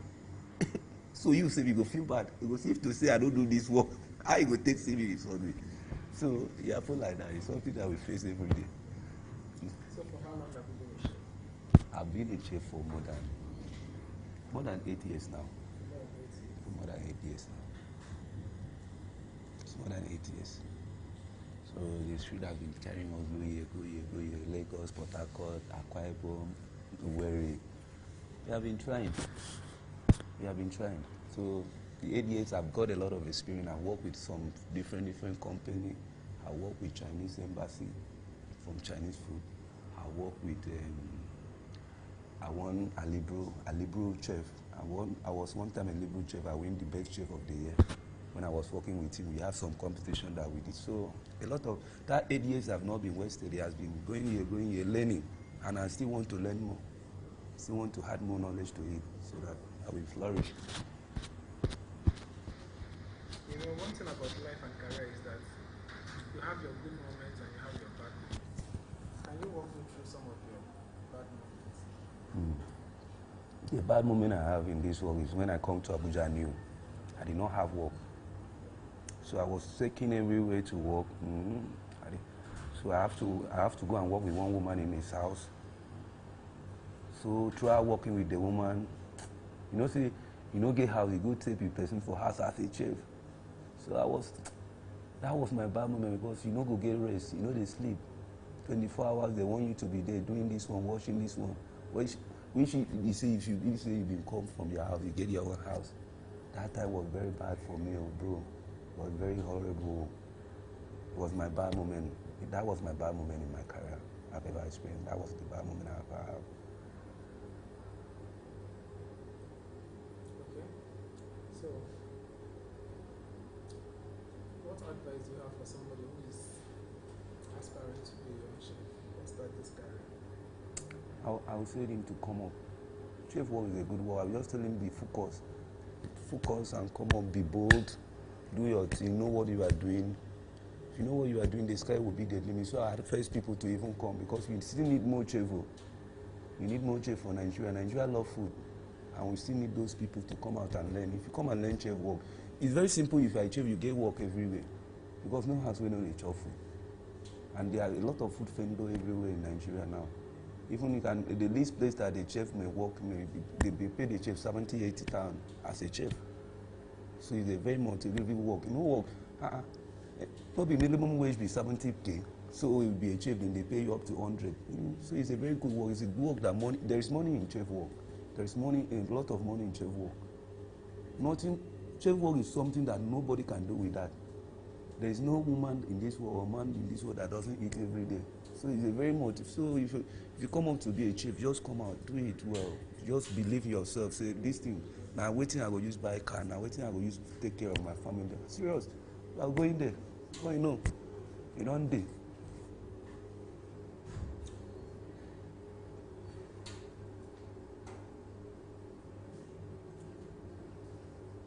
One says that in the next 5 days, that one of your plans, your biggest plans is relocation. So, relocating abroad, are you going to work as a chef there, or you have a different plan altogether? I'm going there as a chef. I want to go and learn mostly there are some continental dishes outside there that we don't know. And there are some production they did outside there. You know, I was surprised one day when I you get these, what do they call this? Okay, these tomatoes that mix with pepper and all those stuff. That it was a Nigerian man, a Yoruba man that motivated. So it's an idea. When you went out there, you see a lot of things. You are not, as a chef, you need to know how to produce. Ketchup like this, you can produce on your own, but when you go there, you learn. So if you go there, you learn how to do all those production. You will not be hard for you to feed the public. That is why I say in the next 5 years, I go hard knowledge, still come back to my country. I will go learn. As a chef, I will work under another person. Because chef there, you get chef where we quality international chef where we say another chef go bow down. So if you can go there and learn, work with those people, you are buying ideas. You are buying ideas. Coming back to Nigeria will be a very happy thing for you to come and invest. All right, thank you very much for your time. Is there any other thing you want to share to wrap up your interview? Okay. What I want to tell you, what I want to say is, all chefs out there, shout out to all my people, all my chefs out there that believe in themselves, that love their work. I want you to be focused. You know, say chef work now, humbleness. All our chefs, I want us to be humble and unite, and we give Nigeria what they want, the best food. That is what I want to tell my people. All right, Thank you.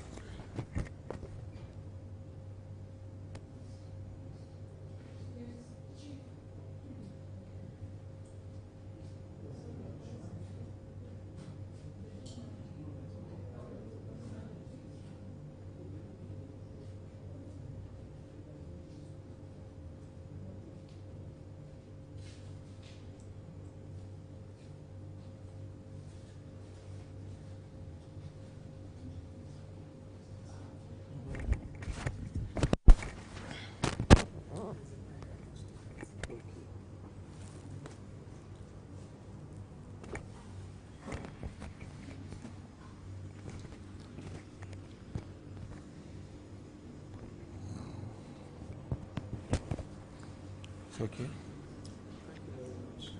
My pleasure. Then thank you. Congratulations in advance. Please, in one time, how will you define leadership? Leadership. Yes. Leadership is about the future.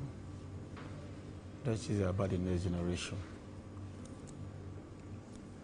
And leadership is about doing the right thing that is prosperous to the well-being of the people and also to the nation at large. Yeah. What are your greatest challenges as a leader? As leader, my greatest challenge has been the past mistake I made. Maybe because I did not follow my threats on time, and secondly, I did not make the right decision of following the right people. I've only realized that I was born to be in this pit. So the decision came very late, but all the same, it is good. So, Chief, can you describe a time when you had to lead a team through a challenging situation? How did you handle it? One thing about the challenging situation, as a leader, you will always face challenges moments. But as for me, I've tried as much as possible to navigate those challenges to opportunity. Yes, as a leader, everything cannot come as rosy to you. Secondly, is that your colleagues, your followers, you should also understand that they have different nature and character. And it's not all that glitters is also gold. So we must learn how to accommodate. We must learn how to see challenges as opportunity. Like there is no leader that was not born with one challenges or the other. It could be your background. It could be financial deficiency. It could even be a kind of a disability when it comes to the issue of PWD. There are so many people who were born in that aspect. They are leaders today and they are doing well. So we also have people who were born without silver spoon in their mouth, people like us.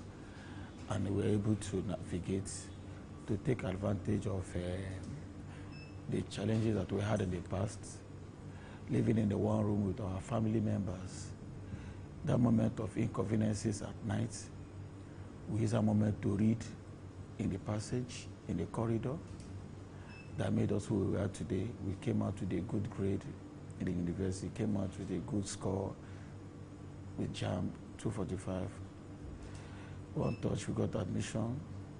One step, we're doing our youth service. And today, this is where we are. Because we take advantage of those challenges, we convert them to an opportunity. So every leader must pass through one challenges or the other. Yeah. What qualities do you think that are very, very essential for effective leadership? One is the quality, sincerity of purpose.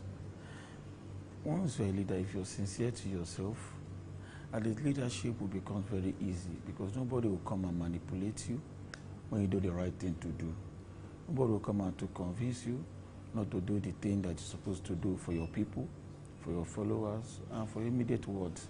So the best quality for a leader is sincerity. When you're sincere, at least it will solve, let's say, 80% of your challenges, and people will believe in you. When people don't believe in you as a leader, you tend to have challenges. And even aspiring for more leadership position, it becomes so difficult for you and for people who are also marketing you. We have followers, we have people who are praying for you to grow. Because they believe that when you grow, they are also growing.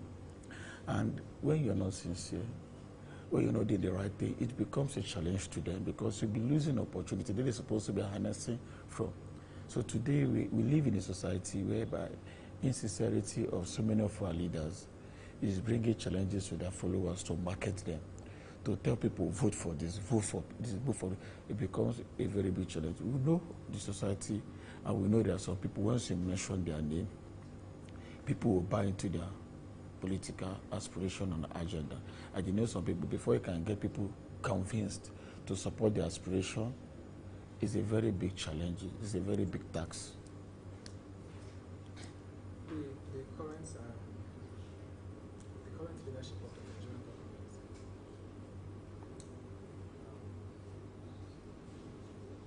do you think the government currently is doing, how would you rate the government so far? Well, you know that when it comes to football as a competition, we have first half, we also have a second half. First and foremost, you cannot judge a book by its cover. The thirdly is that the current administration just barely, just 2 years into the administration. We've been rating other previous administration. We've rated the administration of late President Muhammadu Buhari. We rated the administration of former President Goodluck Jonathan. Now, this current administration is just 2 years. Now, if we start rating them, are we rating them based on they have spent one term, or we are rating them because they are just 2 years into power? No, we cannot just rate them. But however, what we can say is that you know that governance is not just a day job. Governance also has to do with both the leadership and also the citizen. Everybody have a role to play in ensuring that we have an environment where we all dream of, an environment where we can all come out and say, yes, this is the person that we all voted for. Because the president at the aim of affair cannot do that alone. And if you look at it, it's just the president. As if you look at the policies, what is put into place by now, we all can agree that the current administration is making efforts to see that Nigeria is out of the wool of unemployment, out of the wool of poverty, out of the wool of our dependence on our PMC, out of the wool of so many things that are causing destruction in the life of young people, especially, who are the future of this country. Now, as a young person who is working towards, and I've been working towards in youth development, I can tell you in confidence that this current administration, who is just barely 2 years in power, have surpassed some previous administration in terms of one, infrastructure, in terms of political will, in terms of giving young people a sense of belonging. Today we have a young man, a youth, who is also a youth minister. When we talk about inclusion in governance, this current administration is also doing well. And if you do not encourage young people participation in policy-making decision processes, there's going to be issues. A lot of countries in the world, they are developing and they have developed because they utilize the strength of the young people of their nation. And I believe it is what the current administration is doing. If I may rate this administration, I will tell you that before this administration will complete its one term, that is 4 years, the administration will record a very high level of prosperity and success, because the man at the aim of affair, what he just needs is just our encouragement. He's a man that we all trust. He's a man that we believe that we do well. And from what he is doing so far, we can all agree, yes, he means well for our great country. But however, the citizen, our own part, we just need to be patient. We need to do what? Constructively criticize and also advise. Everybody have one or two potentials to contribute to the nation. And we can all say in different sectors, both in line of security, that the current administration is doing well to combat our previously high level of insecurity. Today, we have high level of agricultural produce. We are no longer suffering insecurity of our food production. We are no longer suffering the issue of a high level of insecurity. People, just the way we observed during the last administration. So we can no longer say again that the young people are being clamoring for high rate of unemployment. Now, sense of belonging is being given. We have so many reforms, both from the National Assembly, ensuring that, yes, our young people are given sense of belonging through several government initiatives, activities, and what opportunities. If I say naming these opportunities that are very enormous, let me just start from giving you one. Before, employment age used to be 18 years to what, let's say 28 years. But this time around, the National Assembly, under this current administration, they have increased it to 18 years to what, 35 years. The reason being, because they know that the high rate of unemployment is also affecting the people who are also staying behind. So they have increased it, which has given a lot of young people opportunity. Now, there was an embargo of employment under the Federal Ministry of Interior. So many Nigerians are going to be given a lot of opportunity. When it now comes to the issue of NYSC, I served as a copper some years back, and I know how much I earn, and I know the reform there. But today, as I'm talking to you, in line with the minimum wage, the allowance of the core member, I've also done what? I've also increased. Apart from that, when it comes to the issue of healthcare system, National Health Insurance Scheme for the core members is also being taken care of. Apart from that again, when you go to our security, the Nigerian police, recently we all witnessed the protest of the retired Nigerian police officers at the Nigerian Police Force headquarters. Today, the current administration and also do what? Has intervened in collaboration with the National Pension Commission. Yes, which I can comfortably tell you that the Nigerian retired police have been engaged by the leadership of Pension Commission. They had an engagement some weeks back in Enugu. The essence is to make sure that they don't grumble, as in they are happy that they were able to give their best in service to the government. So there are so many things that the federal government is doing in terms of infrastructure. If you travel from one place to another, you cannot agree with me that the level of our infrastructural development under this current administration is something that we will continue to give kudos to Mr. President.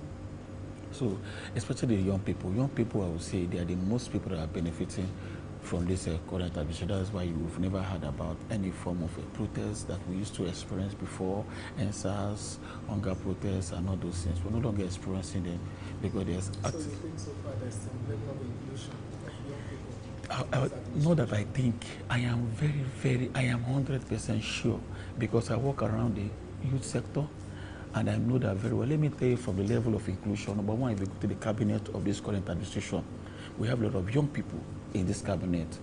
Also, women inclusion as well.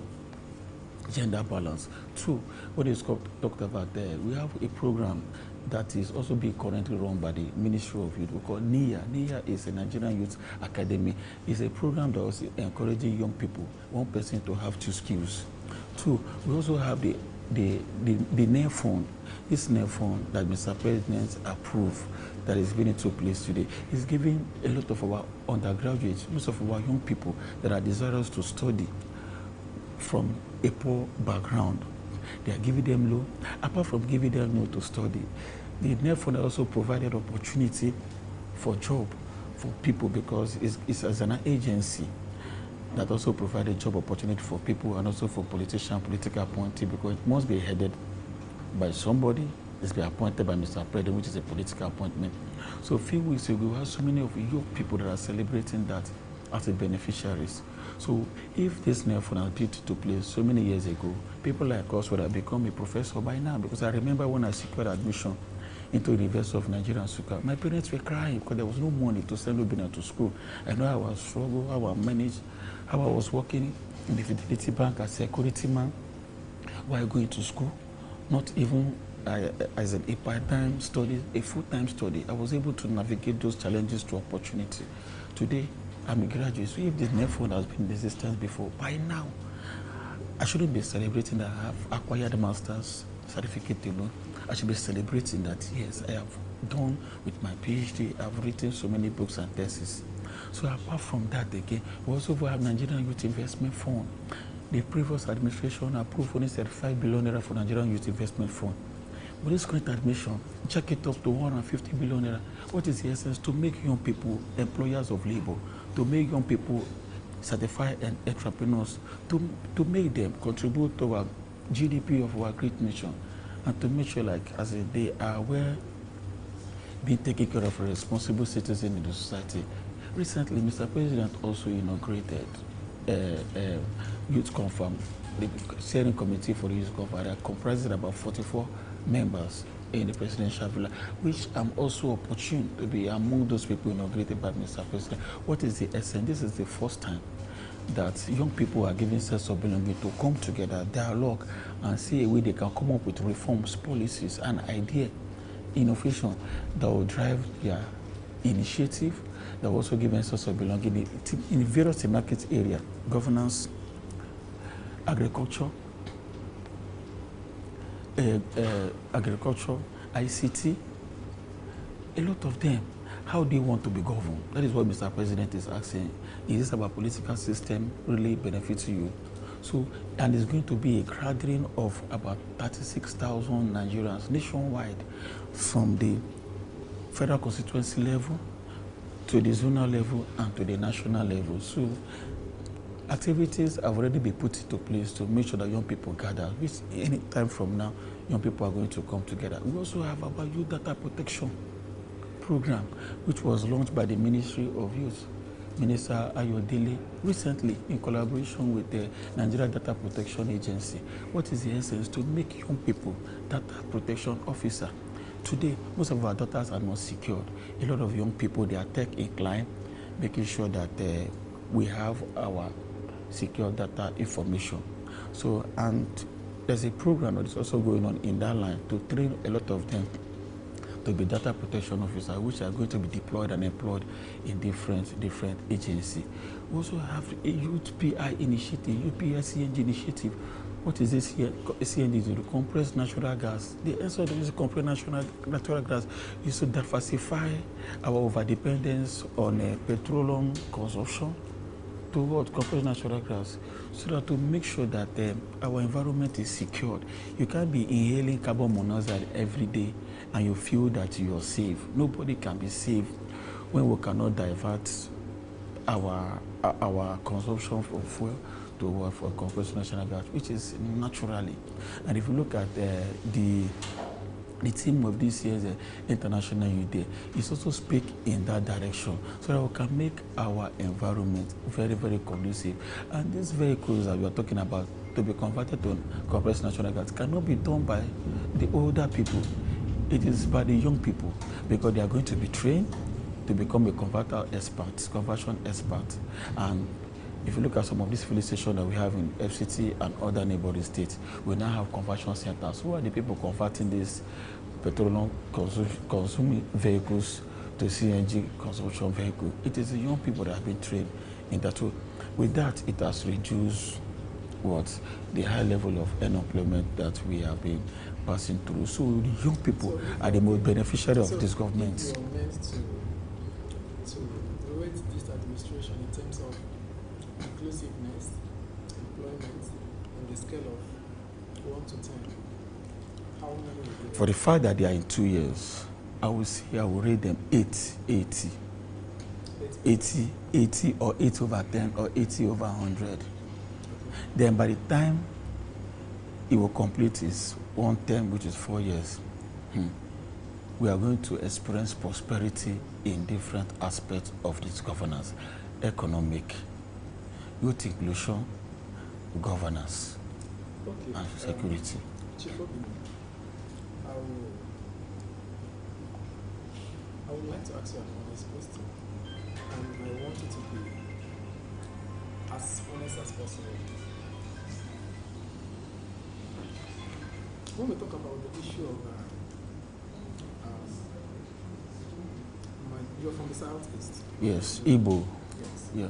When we talk about the issue of marginalization, do you think the Southeast is still being marginalized, even under the leadership of President Bola Ahmed Tinubu? No, I don't agree with that. Southeast is not marginalized. When you talk about marginalization, in what aspect? Is it an aspect of inclusion governance? Is it an aspect of projects? Or is it the aspect of presence of the government? Or is it the aspect of security? Which aspects can we mention? If you talk about marginalization, you must narrow it to that effect of marginalization. Now, let me throw the question back at you. Which aspect of marginalization are you talking about? Anyway, at this point, the issue of marginalization that I'm talking about, you're not allowed to ask me a question, but I would like to expatiate on what I'm trying to say. Yeah. The issue of marginalization here is, let me make a very short reference. Okay. When you talk about the issue of security in the Southeast, let me use Imo State for example. Oru is local government, to be precise. That is my local government. My local government for the past 3 years now, there have been a serious level of unrest that people don't sleep in their houses at night. yes, people don't sleep in their houses at night. And when you talk about the issue of inclusiveness in this government, I'm not speaking from the point of being a man from the southeast. I'm just speaking as a journalist here who is interviewing a young politician. Let me use that. I'm not a politician. Sorry, a young person in leadership. Yeah. That's better.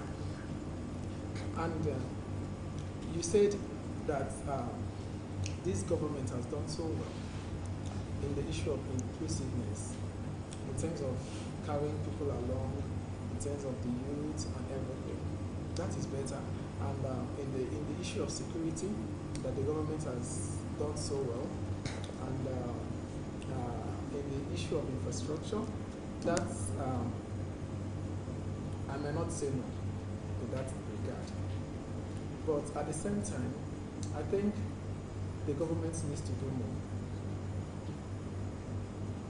more. And let me now ask you, I think. So before you ask me that last question, can I just go to that level of the oral you talked about? I believe that local government or that region is a governor's region. Now, well, you know, when we talk about governments, we have 3 tiers of government. We have the local government, we have the state government, we also have the federal government.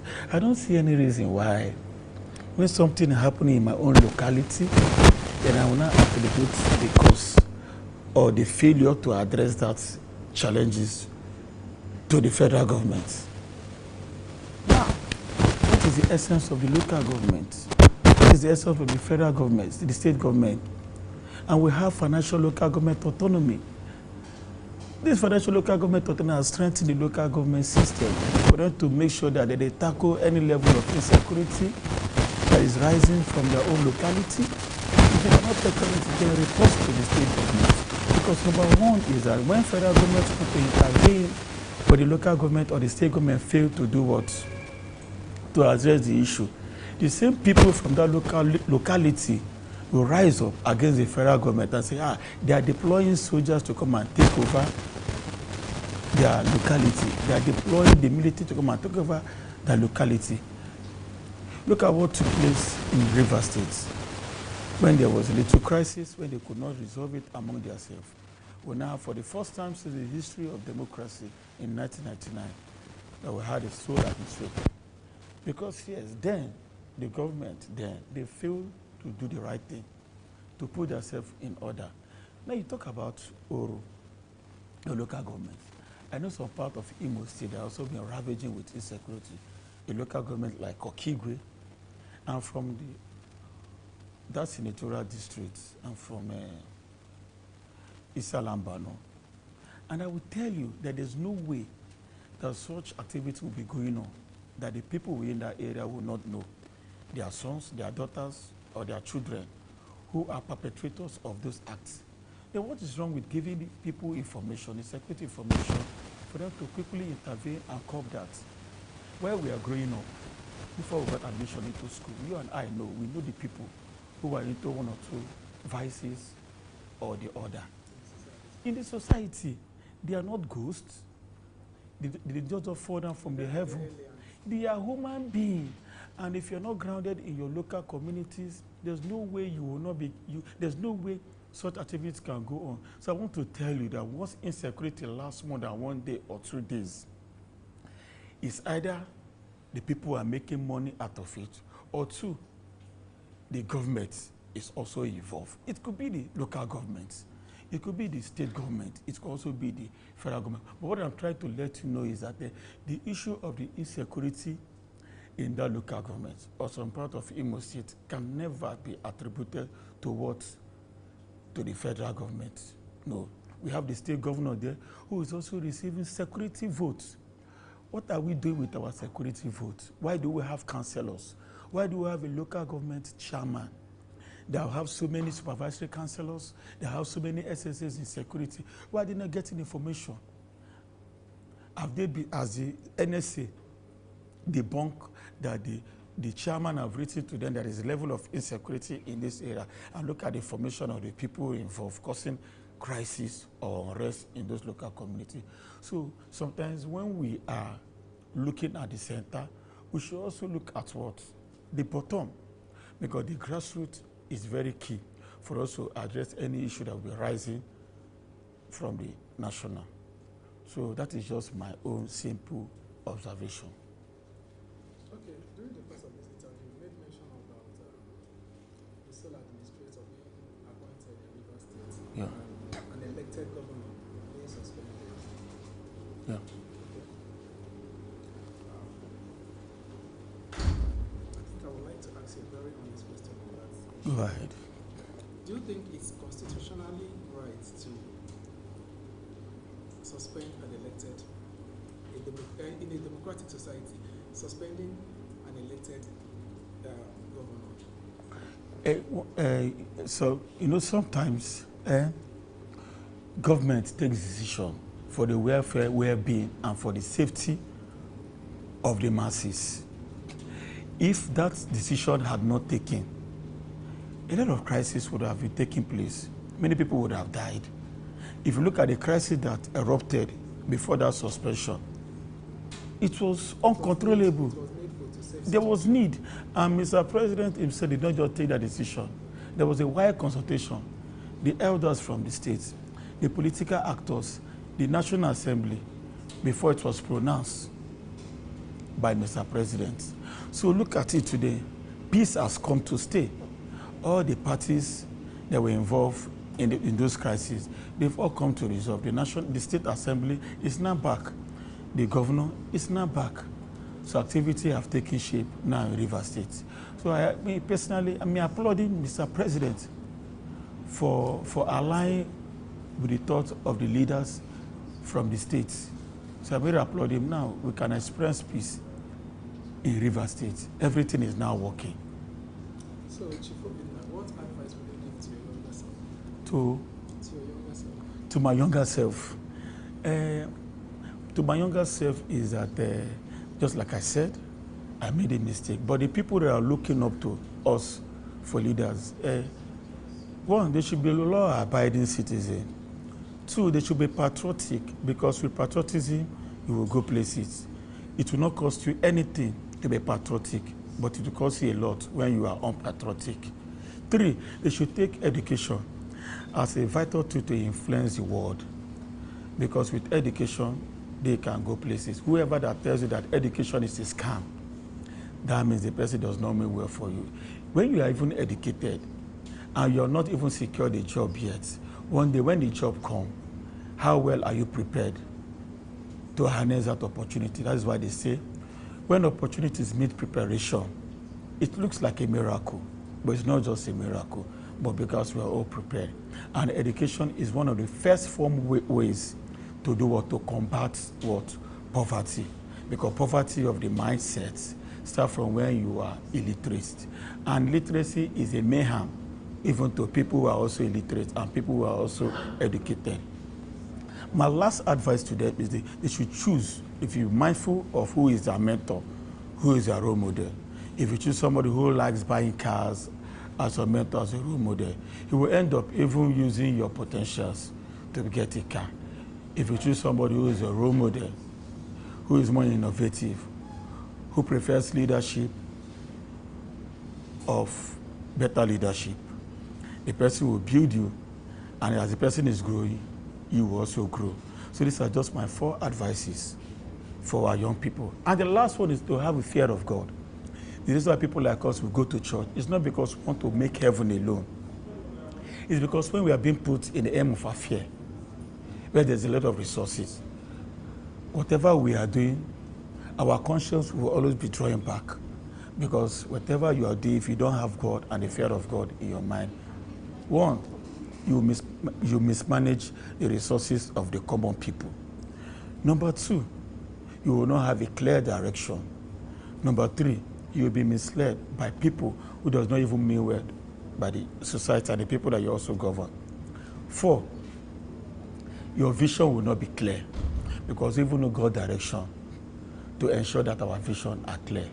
A man without vision is a visionless man who does not have anywhere to go, and who cannot have any clear direction and inspiration that can draw people to emulate him or her.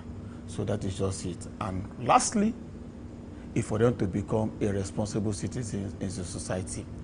Whether you are from a poor family or from a rich family, take a decision that I want to be a responsible person tomorrow. Because when you fail to be responsible, your show of irresponsibility is going to affect a lot of people in the society tomorrow. So every person, my younger self, and the people who also look up to me, who are not up to my age, to be what? To be responsible and to contribute to their community development. However, who you are, whoever, wherever you come from, make sure that, yes, you contribute to your society.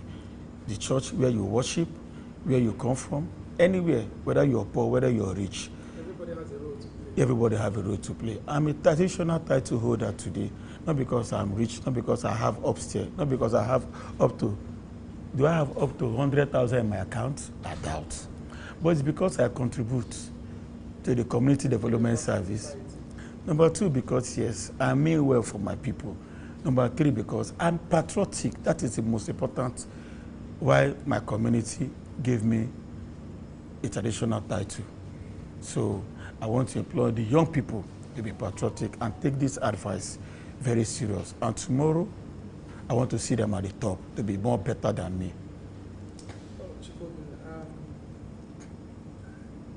What was your defining moment?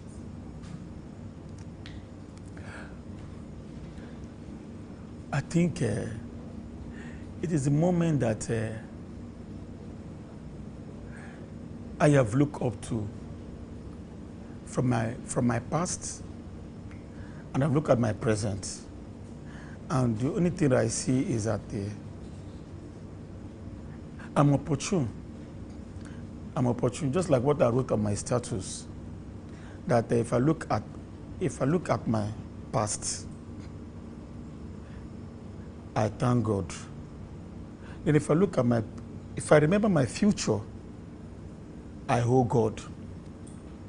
So considering my family background, what I will say is that at least we give God the glory.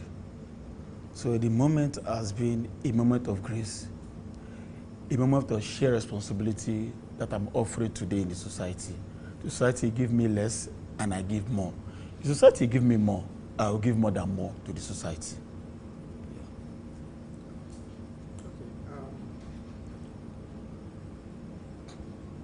How do you set your goals and measure success for yourself and your team? Yes, no leader can progress without a team. And in every team, we have people with different potentials. The goal is very simple.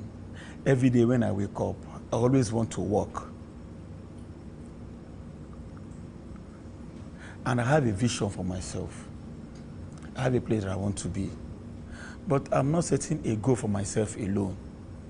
I'm also setting a goal for people around me. But how do I set my goal?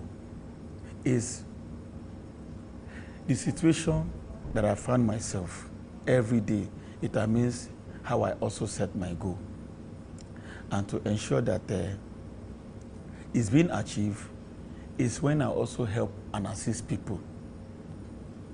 It's giving me the easy access, easy means to achieve my own goal. There are so many things that I've achieved today. I don't just achieve them on myself. I achieve them by helping people. And I come to realize that as I'm helping people, achieving my goals becomes very easy. Setting your goals is not even a challenge, but achieving your goals is the most importantly. I want to be like Dangote today. I want to be like Otedala tomorrow. If you set the goal, how you achieve it is the most important thing. So in achieving your goal, in trying to help others achieve their goal, yeah, your goals are made easy. Very, very That's easy. So, 2027 is fast approaching. Yeah. As somebody who is a team leader,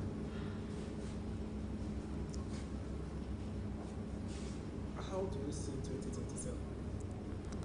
2027? 2027, we still have 2 years. We are in 2025. But it's around the corner. But what I would say that 2027 is going to be as peaceful. We are also going to record an election where the people are going to emerge from the center down to the grassroots. President, National Assembly members, State of Assembly members, governors. Yeah, that is it. But governance-wise and aspects, I don't want to talk about election. What I expect and what I'm going to see in 2027 is massive development in different aspects, different sectors. Infrastructural development in line with what we are expecting. Our healthcare system. And I'm glad that the present administration is doing well in that aspect. I don't know if you are aware that there is an approval for building of primary health centers, building of new primary health centers in collaboration with one international organization across each ward in Nigeria. The project is ongoing. That is number 2. Then secondly is that when I talk about development, I've mentioned about infrastructure, I'm talking about the reduction of our unemployment. Because by now we have so many recruitment processes that is going on, interior, we have a lot of them, and we have a lot of initiatives that are also coming on board. And by the time the implementation of the budget is being taken to shape or into place, we are going to start recording economic prosperity in our nation. So that is what I'm expecting before 2027 or in 2027. So that when whoever is campaigning, whether you're a National Assembly member and you're going back to National Assembly, you should be telling us what you have done so far for the period of 4 years or 8 years. Show us your report. Don't come and tell us what you will do. Just tell us what you have done. Even I myself, I am not yet a political elected office holder. But I want to tell you that if I want to go into an election, elective position, I will not tell you what I will do because I have not gotten to there yet. Rather, I will tell you what I have done with the little position that God has given to me in this aspect. So, what I'm expecting in 2027 is massive development. Massive development. I don't want to talk about election. In terms of election, a peaceful election. In terms of election, we are going to record a peaceful election because, right, we even have a vibrant opposition, and that is the beauty of democracy.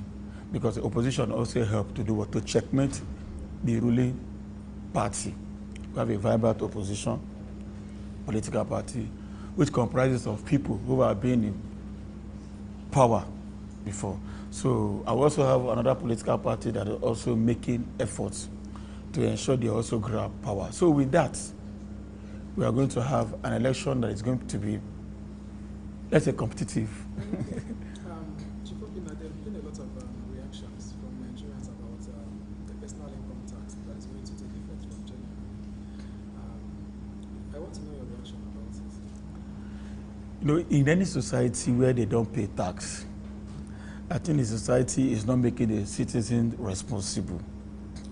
I myself, I pay tax. I have a project I want to embark on. They asked me to get my tax clearance certificate and all those things. So I will make sure I pay my tax. And if you look at this tax reform that we are looking at, some people who are against it, maybe they have their own personal interests why they are against it. We can also be talking about federal allocation without looking at those aspects where the tax reform is also going to help us to achieve that aspect. We know I will have some states who are receiving federal allocation on a monthly basis. And there are some items in their states which they don't encourage the consumption. We have like Nigerian breweries in Nigeria. We have some expensive alcohol here in Nigeria. They are being imported. they pay tax in Nigeria. And we know there are some states that they don't encourage such consumption. But when these companies pay tax to Nigerian government, at the end of the month, Nigerian government spread allocation to different states, with the state that does not also encourage intake of alcohol. They also benefit from it. So you get my point. So when you talk about tax reform, it's what? You pay tax and you receive your allocation according to what you produce, what you encourage, how the consumption there is to tax payments. So I mean, I don't have anything against the tax reform that is also commencing, but where I'm going to have an issue with that is when the money that's being generated from it is not properly utilized for the well-being of the common masses. Because a man that is hawking today or tomorrow and paying tax without going to the farm peacefully to farm, to harvest his or her products, to take to the market, it doesn't make sense. So I think that is what the federal government must also put into place so that the taxpayers' money will be properly utilized in those aspects where they too will benefit from it. They will not have any reason to regret paying tax. In countries like UK, US, they pay tax. They pay tax. And it also makes our citizens to be more responsible. That's why you see there's one vehicle, there is a stage that you must get to before you use a certain vehicle. But here in Nigeria, you will see somebody will just make some money and you see them riding a very expensive vehicle. You see so many of I don't want to mention names, you see them. So everybody must be responsible by paying tax. You think by taxing your citizens, that makes them responsible? No, it's not taxing your citizen. Encouraging them to pay tax. Because I'm coming from that aspect of an old farmer from Omoha Kabia. It's a village somewhere in the Imo State that has not been to the city center before. And she happens to own a farm where she produces pig or any livestock, and people come, buy from her, make transfer to her account, because some of these banks have some branches in the rural area. And the federal government, this old woman is not benefiting, not even a good road, not even electricity. But the federal government will not need her permission, neither her consent to charge her. They will just go to her bank account and withdraw the money. You make mention of countries like UK. No work, no tax. Yes, I've been there a few times. I've been to a lot of places in Europe. No work, no tax. In fact, the moment you stop working, the government comes in. In Netherlands, unemployment, you earn 850 euro. In France, 750. Unemployment. So, why are you trying to make things better for your people? At the same time, you don't kill them. Yes. You're trying to make life better for them. At the same time, there should be a limit. There are people who are supposed to pay these taxes. And there are some people who should live on tax exemption. Yes. It happens everywhere. So, please, what would you like to point out to conclude this interview?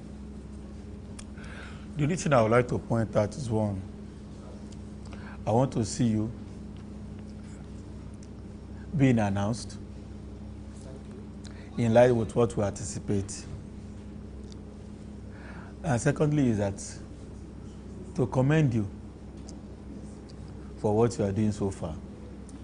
This is why we are here, is to encourage you because you're a young person in line with what is federal government policy trust. they encourage young people in their areas of expertise. So I like the areas of the interview, the questions.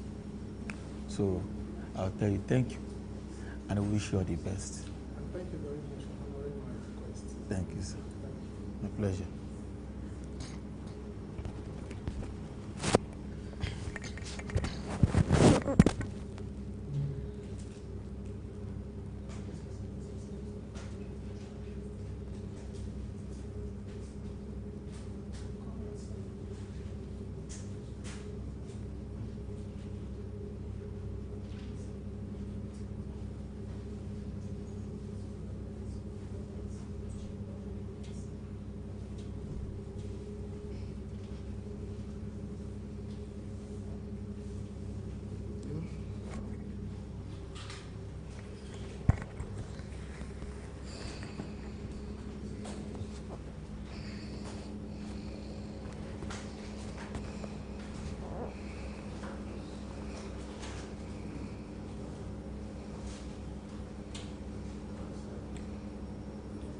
Good evening, my brother.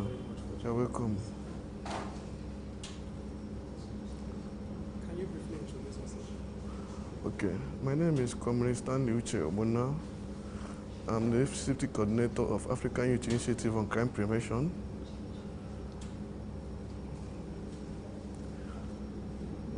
Thank you very much, sir. You're welcome. What are the best measures to prevent crime?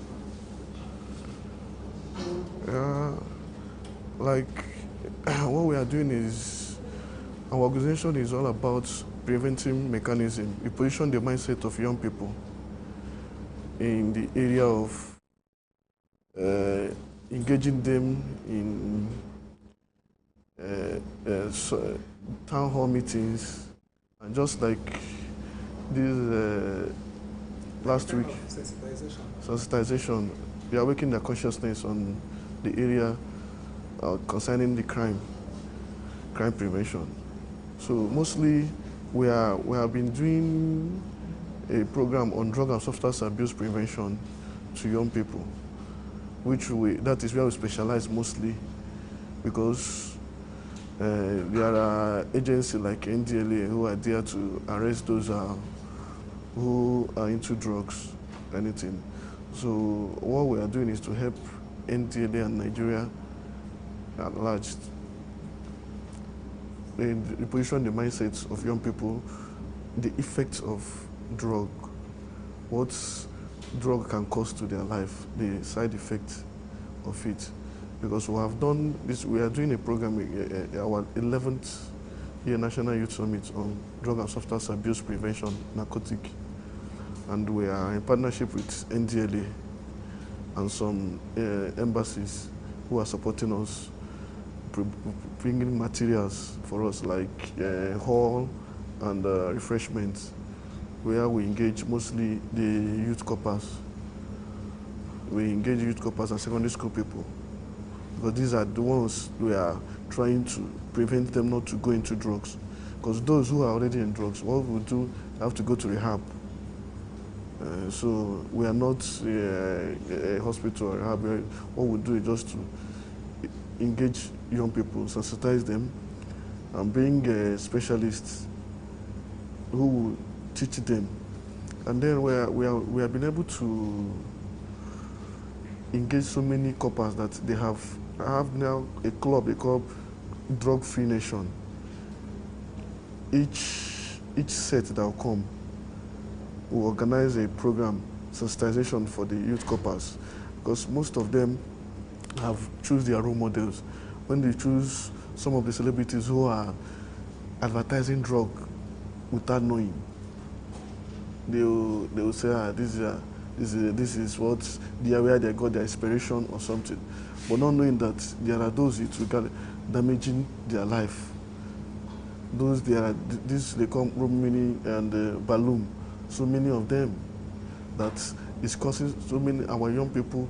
Some of them are running mad on the streets today. But most especially now, the high rates, from statistics now, the high rates of drugs in Nigeria now is high, especially in the northern part. most even both genders, female also they are into drugs more now. In the north, we have more females who are doing more drugs, unlike before. So we are really doing everything to make sure that we reduce the intake of drug at the BRS minimum. And also, in our organization, we engage young people in the Southeast just last week concerning illegal wrong profiling of youth in the East with the security agencies. So we'll have a dialogue meeting in Enugu and in Umuahia, where we'll have 100 participants, where we bring in DSS, police, and civil defense, so that they will interact with youth and know, because so many youths are being wrongly profiled by the security agencies concerning one thing, they are Yahoo or something like that. So they keep giving them wrong impression, and we keep having problem with the police and the youth, where they're supposed to have work together to bring in anybody that is fish out any evil person that is doing crime. So that is what we were able to achieve in this our dialogue meeting in the East last week. So when we are doing our panel sessions, we find out that so many young people are scared of giving police information of somebody who is doing crime in their community, because from what they were asking, the question they asked, or someone was saying that, why would I come and give out information about somebody, which police will go and tell the person, say, this is the person that give out the information. Told me. So in that area, the assistant commissioner of police, who was there answering them, now give them information that mostly it is not police that tell those people. If you have somebody you want to report to, don't tell anybody, not even your friend. You cannot tell your friend, this person is doing this thing, I'll go and report him to police. If eventually they come and pick up that person may say, see the person that went to this place. Police may not be the one that give out the information. You yourself have already given out information to one or two persons who may not keep it within him or herself. So in that area, so we still have those who talk about they stole their laptop, they went to report to police. Police is telling them to bring, he has spent almost 70,000 naira trying to trace his own laptop. So in that area, the police now said, no, who do you report the case? He said when he came to the station and reported it, who do you report the case? Because inside police, there are police. You come to the station, you report a case, you want to report a case, look for the area commander or the DPO. When you report it to those constable or that is there, or sergeants, they will keep extorting money from you. But when you report it to the right person, the person will send those people to go and investigate and know what is happening. You are not going to spend anything. But when you go and report it to the wrong person, you keep extorting money from you. And you will not get any result, because the thing is not registered in the office. So that's why when they advise anybody there, when you want to report a case to the police, go straight to the person, the high rank that is in that station. You'll be the one to address your issue and give a maximum directive on how to go about it. Okay. How do you collaborate with other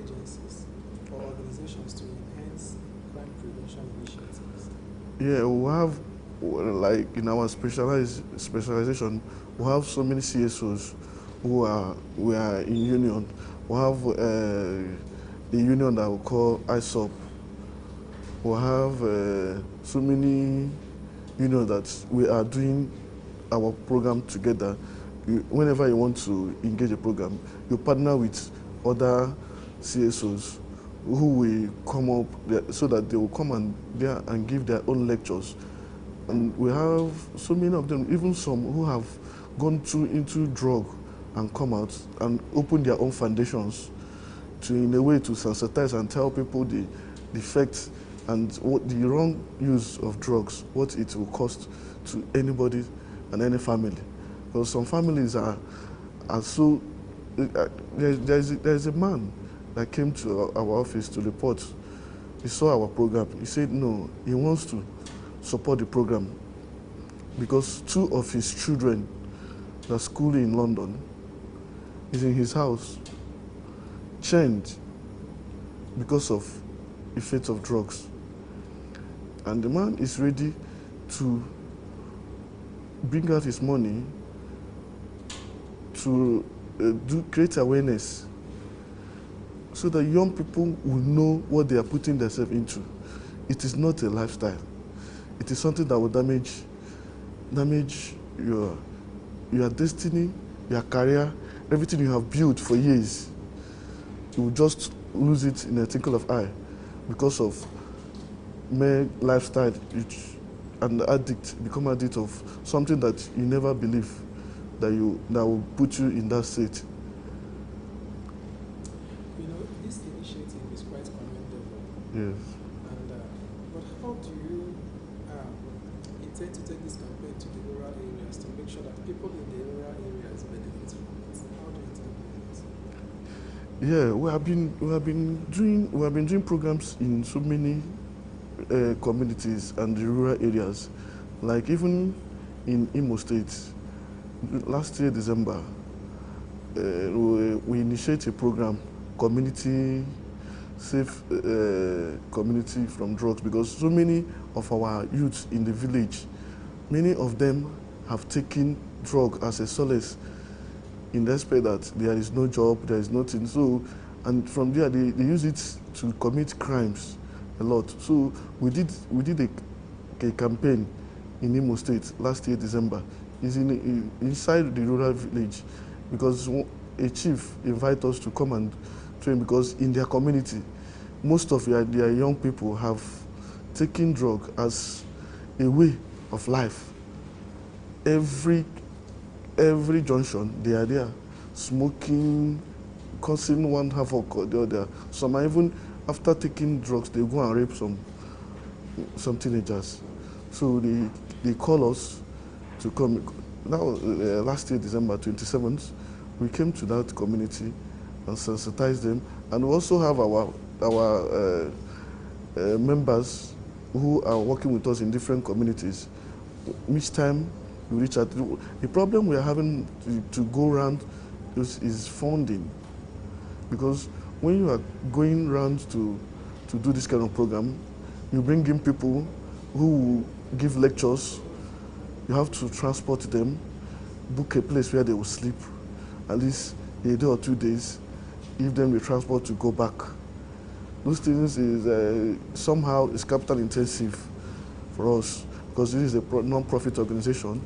And most times, whenever we want to do a program, we don't really go and start asking for money. All we ask is provide us the materials, and we are ready to come in and deliver our work and do it perfectly, because it is something we have done for over 15 years now. Because we see this initiative has been in existence for 15 years. It has an eco-stock status. Right now, our organization is the Secretary of Global NGOs on Drug in Vienna, Austria, and the only Nigeria organization. So we are the secretary in that NGO, UN NGO. So we are in partnership with UNODC. So many other United Nations organizations that we have been, at least they invite us to programs in outside the country, but they will foot in everything for us to come. So okay, come and do an exchange programs with them. So it's not easy starting it, but thank God we have our consistency of making us to be recognized. And right now we are the first NGO that NGLA has mobilized to do a program. Okay. That's quite impressive. But so far, what role do you think the media is playing, or the media can play in the fight against drugs, human trafficking? Media is very, very important and essential in fight against drug and substance abuse prevention, because media will help promote all our work, all the work we are doing, sensitization we are doing, to take it down to where the young people will see it, read it, and see the effect, and see what drug can do in their life and can cause them damage their destiny and their career in a way that they will now know that yes, something, and it will also promote the program that is going on, because there are some places that they may not have idea, but the media will take the news down there and help in spreading the good news to so many places where because just like if you are not you didn't attend a seminar and you were able to see it on any platform and go through it and find it interesting. So many people have contacted us today, not that they see us, but they saw our programs and what we are doing on social media.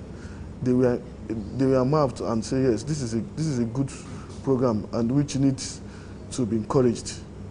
So in that aspect, they were able to contact us. Say, if anytime people are having program, we are ready to. There's a program we did early this year. They call it drug abuse at workplace. This period, in our workplace now, there are so many workers today who have indulged themselves in drug and substance abuse. You see a driver, once he park his car, he just went down there and started smoking something. And some of them is affecting their work.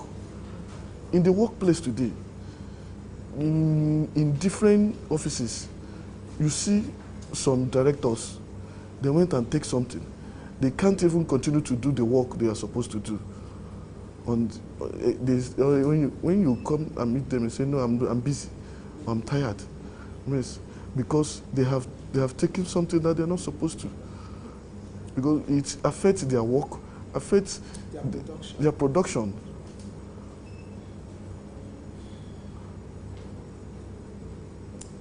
What are the common challenges your organization has faced in crime prevention, and how do you overcome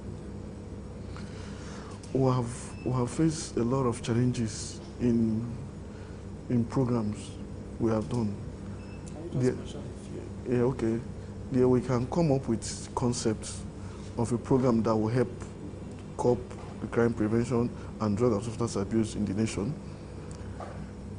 The challenges come with getting a hall, getting the funding. When we write our proposal, send it to government and some corporate agencies, there was a concept that we send it to the police, and PPRO then said, oh, this is a good one. Then is a dialogue between police and youth. Before we could know, they hijack our concept, and we saw our program running. And the team, everything was exactly the way we proposed it and send it to the agency. Now they change it and use another organization to pilot that program. We have encountered programs where we have spelled out a program we want to do. Reaching on that day, those that promised us to fund us, they were not able to come up with the funds. We'll have to postpone the program because of the people. We will have to invite some professors from universities that will come and lecture. They will not come with their money. Some are coming from different universities that you need to pay their flight to come a day or 2 days to the program. So it has really been a challenge. It has really been a challenge in running a non-profit organization. But we thank God that we have been consistent in the program that we have chosen to do, because it is a passion. It's not that we are doing it because it's money. It's passion. We want to make impact in the nation in any little way we can. So what are the proactive measures? What proactive measures can residents or businesses take to protect themselves against crimes? Maybe you're talking about crimes that are associated with sniffing of cocaine, yes, smoking of Indian hemp, trafficking. How can people who run small businesses protect themselves against crimes that comes from or come as a result of, you know, some people are, when take for instance a man of 40 years who raped a minor of 9 years, a child of 9 years. When he's arrested and taken into custody, he will say he did it under the influence of alcohol. Some will tell you that they smoke. So how can people protect themselves from such you know, in law they say there is no issues. Ignorance of crime. Any crime you committed, whether you have ignorance of it, it is a crime, and you have to face the law about it. So in that aspect of where they can help prevent the small businesses is whenever, just like what happened in my partner, our head office is in Lagos. Me, I'm here. My boss who stays in that head office in Lagos. We have somebody was living, a young girl, he was living in, it was a maid. The son of the person that she was serving, keep raping the girl. Now, got the girl pregnant. The mother took the girl and went to do abortion. During the abortion go wrong. The girl keep bleeding. After 1 week or 2 weeks, he came back from the abortion. The girl keep bleeding, even started smelling. When she moves, she smells. A woman saw the lady, say, no, this girl may die out of this, because this is causing another thing. The woman doesn't know what to do. He now came and reported it in our office. What do? We now took the lady, the girl, we took the girl to NAPTIP. From there, we take the girl to police and go straight and arrest the madam that she was working with. Now, they started tracing everything. The madam now have to take the girl to the hospital, a proper hospital, where they treat the girl, evacuate everything, and make sure the girl walk back. And now they tell the woman that the girl can no longer stay in your house, and you have to settle the lady. The woman had to settle the lady with 2 million naira. In that aspect, now the woman came back and started fighting us. That we are the one that took her to police and this, that. So there are so many of such things that is happening. But when you come in as a non-profit organization to fight injustice that is happening within domestic and around, we have to involve the police, who are the only people that can have the jurisdiction to take responsibility of such a thing. We cannot, our own is just to report.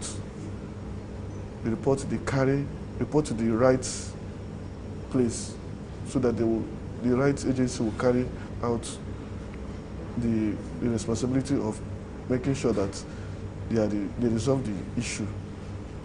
So, can you describe a successful crime prevention program you've implemented or been a part of? Yeah, we have done crime prevention program in Lagos for 10 years in Unilag, because my boss finished from Unilag, and he has good partnership with the school. So anytime we are doing a program on crime prevention, they normally give us or assist us in bringing refreshments for students, because we do that crime prevention programs in Lagos and do drug and substance abuse in Abuja, where we bring in youth from different states, youth leaders, because we write to the governors and the youth leaders in all the states to bring in their youth to come and learn these programs, so that when they go home, they implement it in their communities. Because what we are doing is just to train them so that they will reciprocate the programs at their communities in a way that the program will reach down to the different communities and down to the rural areas, where people will be aware of the program. Because when you train people, only those in the city, and the program is not getting down to the rural areas, we still have a lot of work to do, which makes us make sure that whenever we are organizing a program like this, we have to invite youth from different states and communities and local governments to come and see if they are, will write to their National Assembly, will write to the senators and the House of Reps, so that they can sponsor people, youth from the constituencies. Yeah. So, so far, how has what are the reviews that you people have been getting so far from this outreach?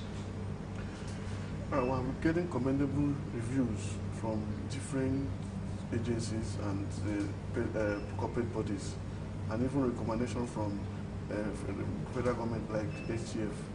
They have written to us and recommend us from the work we have been doing in the nation, reducing crime and drug and substance abuse prevention, because it is not easy for an NGO to run for years without breaking down. There are so many NGOs today, they are not functioning because of lack of funds. But because of how we are passionate about it, we are able to move on. And with the help of some embassies who find what we are doing very encouraging, like US Embassy, the Spanish Embassy, they're always there whenever we write to them that this is a program we want to do. Look at our challenges. Some of them will say, okay, this is what we can come up with. We'll handle maybe the refreshment, or we can give you a space, money for materials, so that you bring, if it is writing materials, you're getting, and programs, everything, they will make it available for you. So we have getting recommendation from embassies, because they keep receiving our letters every now and then, and whenever our letter come, they honor it and call us to dialogue with us and know the area they can come in and help and assist in making sure that we have a successful program. How do you measure the success of a crime prevention program? The success of a crime prevention program is when when you have a large attendance of your program and they were able to start implement what they were taught. Because when you finish a summit and do a panel and you see them started organizing themselves in that place, those who are coming from the same place started building, having a group in a way to fight the crimes and the social vices within their communities. So in that aspect, they'll form a group, start implementing it. They keep calling us anytime they need assistance. Sir, please, we are doing a program. We want you to come and talk to our young people. So they keep calling us. We keep giving them advices on how to go about it. Because many of them will come and say, Sir, how can we do this thing? Oh, it's fun though. There is no money. There is no money.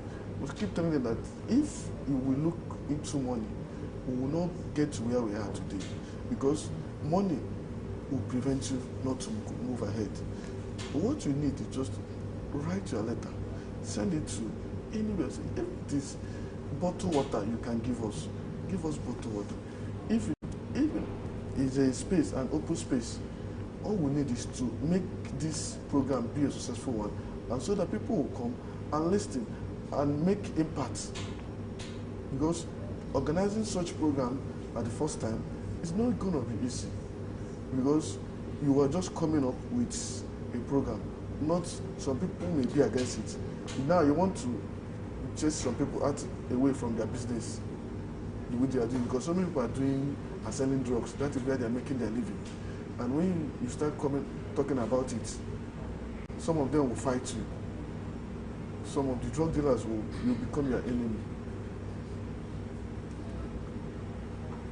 So have you found yourself in a situation where, in trying to prevent a crime, you almost got yourself into trouble? We have a program we are trying to hold. They came there and scattered the whole thing that program will not hold in that community. Somewhere in Delta State, one House of Rep member called us to come and sensitize their youth. When we come there, they wanted to mob us. They said man have not done anything for them, and he's coming here to talk about drug and crime. We have to go back to our hotels. That program did not hold. Up until now? That program did not hold again. So now when the man was calling us, we say we cannot go there if there is no enough security agencies. Because we are bringing in professors who will come there and lecture. And yeah, you cannot bring somebody and then that person now gets injured. So that's why we have to suspend the program. So if he wants to do the program, let him bring it down to the capital, because the community is so violent. They broke everything that was kept in the hall. So some of their community people that was with us got injured. So it was so fatal that we have to leave the next day. So it's not easy. It's something that when you choose a line of activity you want to do, you have to have what we call, you have to have passion and have this voluntary mentalism that you are doing this because you want to make an impact to the society. And you see it as a way of giving back to the society. Giving back to the society. So in that aspect, you have to give in anything you have within you to make sure that you achieve that in any way you can. So far in the 15 years of this organization existence, what's your reach like? My reach like? Yes, how many people, how many programs, like how many cases has the organization handled successfully? I can tell you that I cannot count it, because we have handled so many cases in a year. We can run up to 20 cases. Even right now, we are digressing, because when you are teaching young people in prevention on crime and drugs, you have to provide something that will engage them, that make them to be engaged in the area that they, because when you remove something from them, you have to give them something to hold. What is that? We are able to have what we call football academy, where we are now training young people, engaging them, so that they will not remember to go into drugs or start doing some crimes, because some of them are talented footballers. They are good, but they are not being. We have our academy where we train them every day in the field. We have a field in Lagos there where we train young people, and we have partnership with some foreign clubs who are ready to come and scout them and pick anyone that they found good, doing well. So these are things that the program will have aligned to help, because when you are preventing crime and drug, when there are things that have to go with it, so you remove this from them, you have to give them this. After rehabilitation, there has to be a reintegration. You have to reintegrate them. You have to give them something to do. Yes, so integrate them. Those who have talent in football, you move them there, and the sports, this is something that can, and now you now start telling them that if you know that you want to make this a career, there is nothing like drug you should take, because it happens to so many footballers today. Just like Drogba, Pogba in Man U, that was banned for some time because of the fan drug in his system.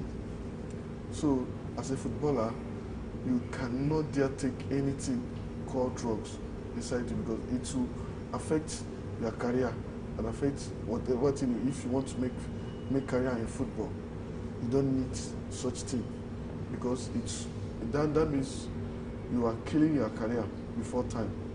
So in that aspect, their absentee is completely zero. So here in the FCT, how many cases have you people handled? Yeah, we have handled many cases in FCT. Yeah, the police dialogue we handled with in secretariat. The IG organized that call us. We did a police dialogue with in partnership with National Youth Council of Nigeria, bringing youth. We'll have a police dialogue where the police and the youths can interact and discuss way forward on the way they can handle issues with the youth, because of this same thing that we are talking about today in the South is wrongly profiling young people. Because these days, when they see a young boy driving a flashy car, they tag him kidnapper, a terrorist, or a Yahoo guy. So those are things that we have to. You don't wrongly give somebody what is not. You can't identify somebody as he is this. You can't profile somebody without identifying them. So in that aspect, we have really done so many cases in FCT here. Like the one we're about now to do, our 11th Drug and Substance Abuse Prevention Summit, which is taking place in Ministry of Finance. So we have really started writing letters to the rights quarters, so that to see if they can assist in, because we are bringing in some professional experts in that area from across. We are bringing. Last time we brought somebody from Switzerland, and Austria. 3 white people came in down here and gave their workshop training to even to our police and our young people on the effect of drug and why. We even had where we talk about there are faith-based organizations that where we talk about when you read Bible, quotations from the Bible to help you accept from drugs. Because when you have an organization that is faith-based, it's purely anybody that is in that organization has nothing to do with crime or drug. In a situation where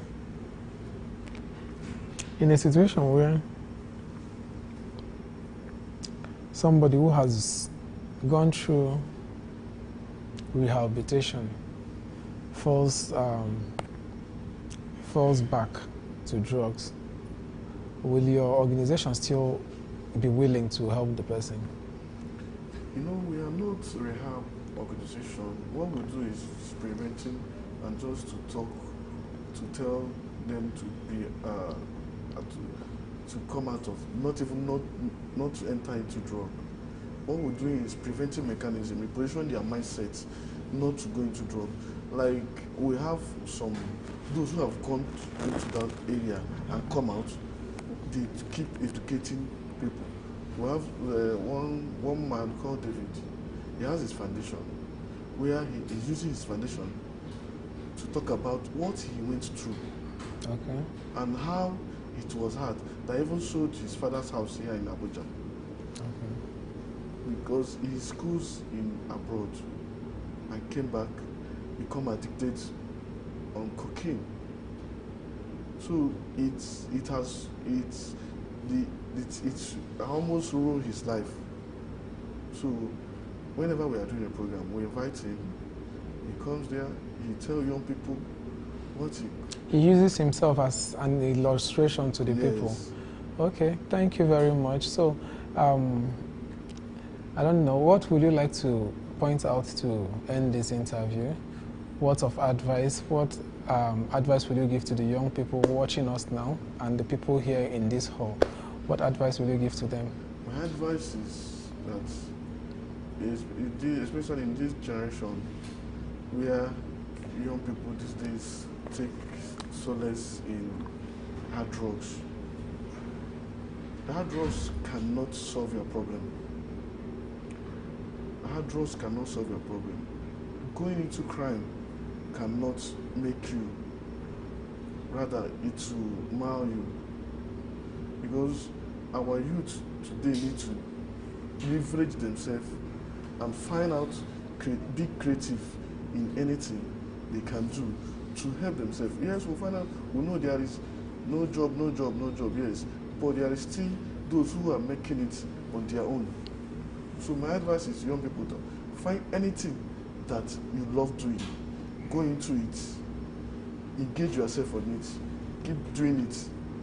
Somebody somewhere will locate you and you will see that that thing you have passion in doing for years will become something that will blow you. It will change your story. Your story will just change overnight because you have been consistent in that. With that, irrespective of lack of funds or anything, you have to be persistent. All right, thank you very much for your time, sir. All right. Thank you.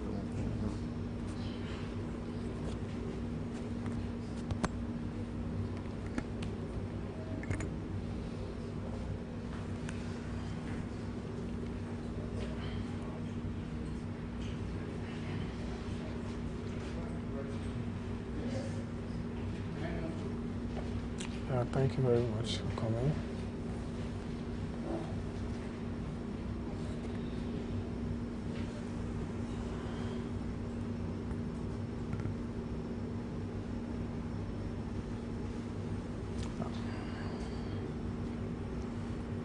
Thank you very much for coming. Can you please tell us your name and what you do? I'm a graduate of law. Sorry? I'm Alexander Willie, and I I'm a graduate of law. Okay.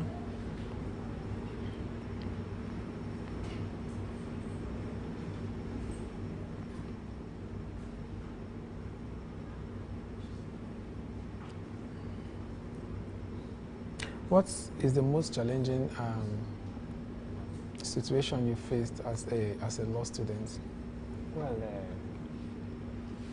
fundamentally, I think Nigerian youth, myself inclusive, are the most resilient citizens of the world. Taking Nigeria to be a case study, I happen to have been a victim of the circumstance of the inadequacies of our educational system.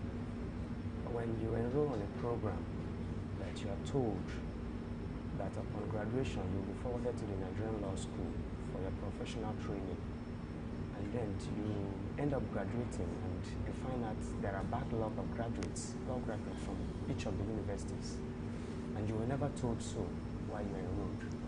And you're asked to stay behind, wait for those that have graduated before you to be forwarded to the Nigerian Law School. And then all of this time in the limbo, you are somehow frustrated. You don't know where to go. For myself, being an orphan, I have toiled, invested time, resources, and energy so as to be a responsible citizen of the Federal Republic. But you find out I'm left in a limbo. You approach the authorities, they tell you, hold on, we're processing it. Years are going by. It's been a couple of years now since I graduated, and then each time you approach them, they tell you, wait, we have backlog of candidates, we're trying to clear it off. So what do? They tell you some other persons will advise you learn a skill. Yes, it's advisable you learn a skill, but how do you learn a skill when you have to survive daily? Taking the case study that I am an orphan, who is going to feed you? How do you get accommodation, transportation fare? So all of that, I think, they are cumbersome. For me, life in Nigeria is quite difficult. But I'm determined to be a responsible citizen. So what actually inspired you to pursue a career in law? Well, growing up, I had interest in literature and also activism. So I think I have no regret to have studied law, not at all. But for the educational system, which happened to be inadequate, or I think those in authority have not done the best they should. So randomly, I think studying law has not been a bad idea. It's a good thing I did so. It fashioned my thoughts, sharpened my mind, also helped me to be a responsible citizen.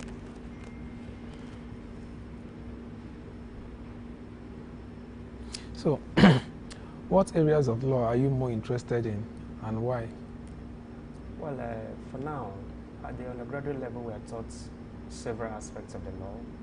We are not asked to narrow down our thoughts for now. Maybe at the level of the Nigerian Law School, I'll have to decide. So for now, I wouldn't tell you. I actually studied more of it, several of the courses on a graduate level. So we are taught to learn all of it. Can you share some of the challenging experiences you faced during your studies and how you overcome it? Well, the most of it has been paying my school fees, footing my bills, accommodation, transportation. But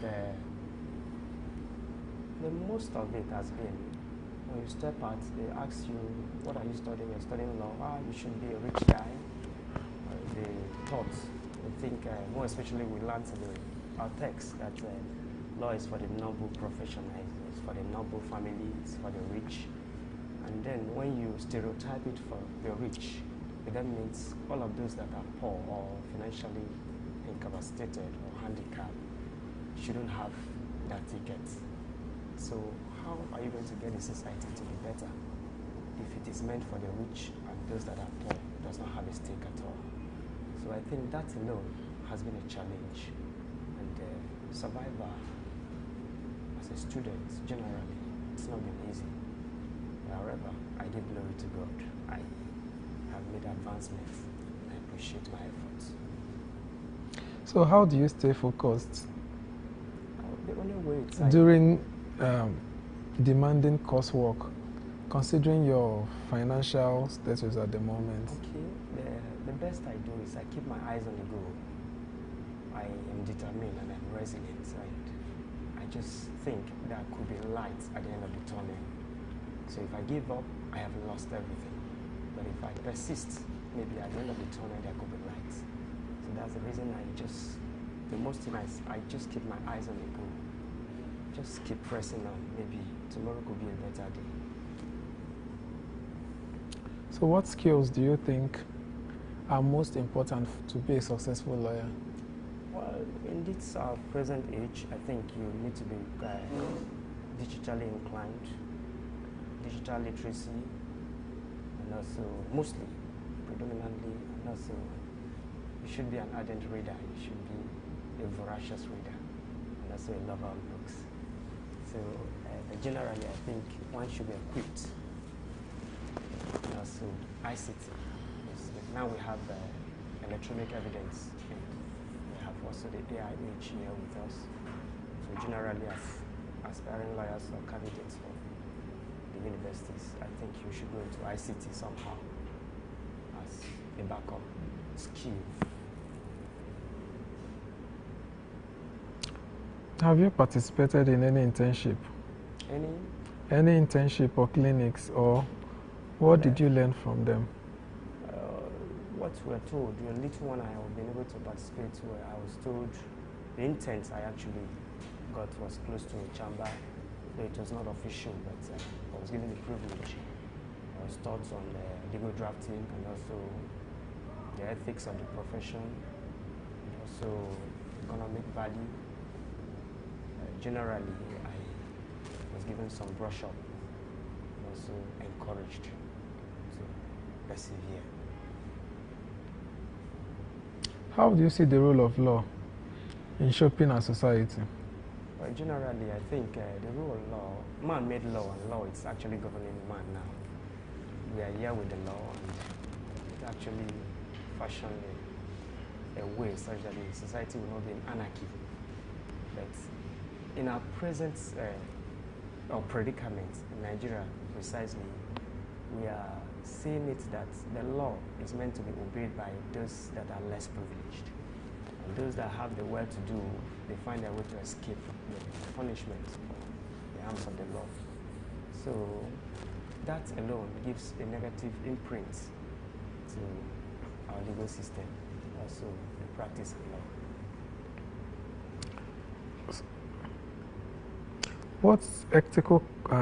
What ethical considerations do you think are more important for future lawyers?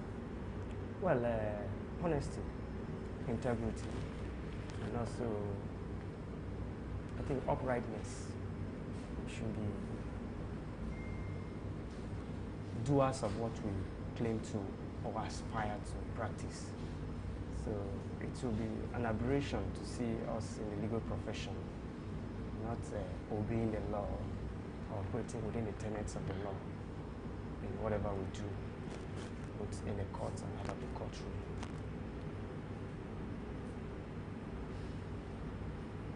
So what are the career goals after you complete your studies? After you complete your studies? Maybe when you're done with law school. Well, I think I would like to go into media practice as an option too. Okay. So I also studied media law and ethics, media practice as part of it. I also love civil laws, also criminal litigations. So part of those things I can actually do. Okay. How do you balance your academic responsibilities with interests or extracurricular activities? Okay, I actually give preference to the things that matters. And, I have a time to study, I look for many jobs to do, and also try to strike a balance so as not to leave anything behind, because I need to feed, I need to eat, to keep up with life, and I also need to study. So generally, it's not been that easy, but however, I have a time to study, especially at my leisure. Most of my leisure, I use it for studies.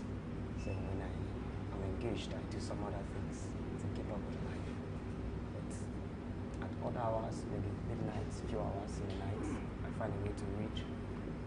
Then daytime, I go out to look for what to do. So keep up with life.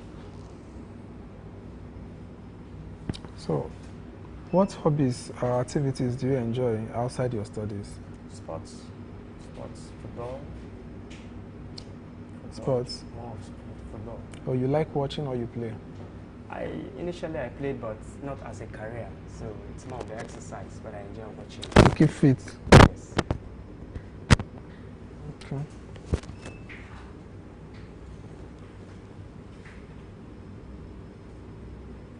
So what books, movies, or TV shows have you recently enjoyed?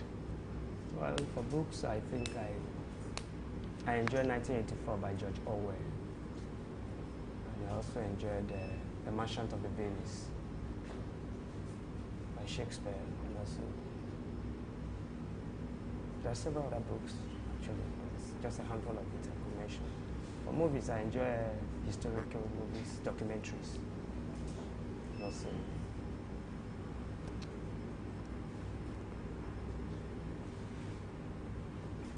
So what is one thing you're very, very passionate about besides law?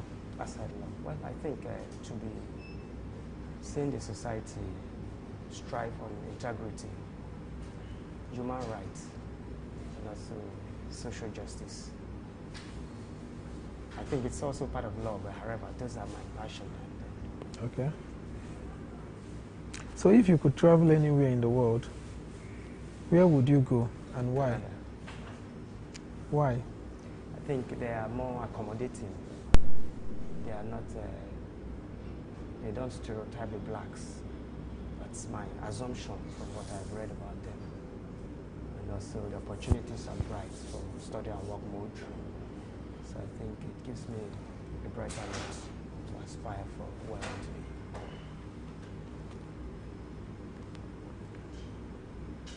What's a skill or hobby that you would like to learn in the future? Skill will be more of cyber security. And so media practice if I have the opportunity. Media practice. Oh, that's beautiful. Who has been the most influential person in your life? Well, I would have given it to my mom, though she's late, because she encouraged me difficult times before she passed on. There were times I almost gave up, and she gave me certain words that I live with till today, which are the reasons why I wouldn't give up.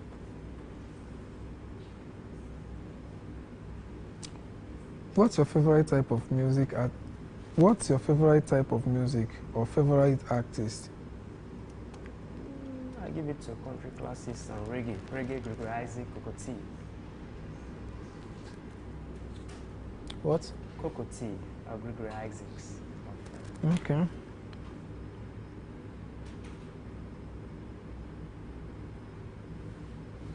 If you could meet any historical figure, who would it be and why?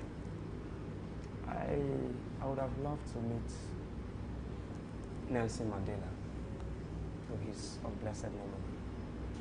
His sacrifice, determination, and passion for the well-being of the society and his people inspires me. Okay.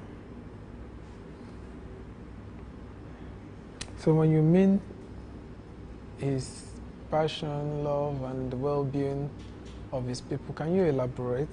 Well, I actually read one of his texts, no, not comprehensive, Long Walk to Freedom by Nelson Mandela, an autobiography. And I actually came across a portion where he mentioned as a young lawyer, he encountered a black South African, a lady who has been a servant to a white master. And there's this white lady actually accused this black lady of stealing her undies.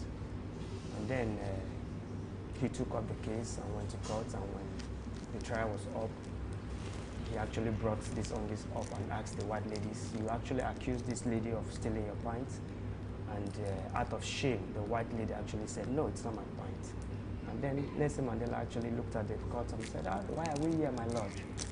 You brought this lady here and accusing her that she stole your own this. And I haven't asked you if this on this is yours. You said it's not yours. So why did you bring us here?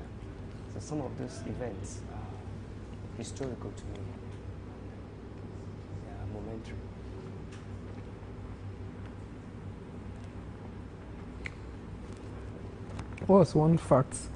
What's one interesting fact about yourself that most people don't know? I'm a determined soul.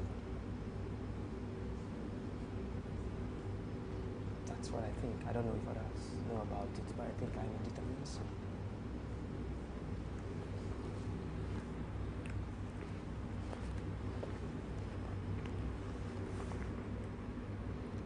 What's the most challenging encounter you've ever had in your life? Okay, the most challenging has been when I lost my mom, and a year after I lost my other brother. So I was devastated. I was left alone. It's as if I'm just drifted away. I was wandering in the streets. I was pushed to the streets. So I have no one to beacon on. Just hope and determination, like I said. So it's been very challenging for me when I lost my mom. That's the most thing I felt. It's been very challenging to me. Okay. So, what situations, how do you think the government, or what do you think the government can do to help people like you? Well, basically, I think from the cradle, our advice we have proper educational counseling from the basic education level, and not just theories. And even if there are theories, there should be pedagogies and methodology of teaching such that skills are also inculcated in our training, basically. And for people like myself who are also handicapped, financially handicapped, and also those challenged, they should be encouraged by giving them opportunities, either sub-loans. I know they have student loans now, but I don't think the operational values are really giving us what we expect. But however, there should be opportunities, scholarship given to people fairly, not the ones that you handpick people and then a handful of them you say you're going to. They should get it on merit. Yes. So if this are put in place, maybe some persons can actually get their way a little bit soft landing, so to say.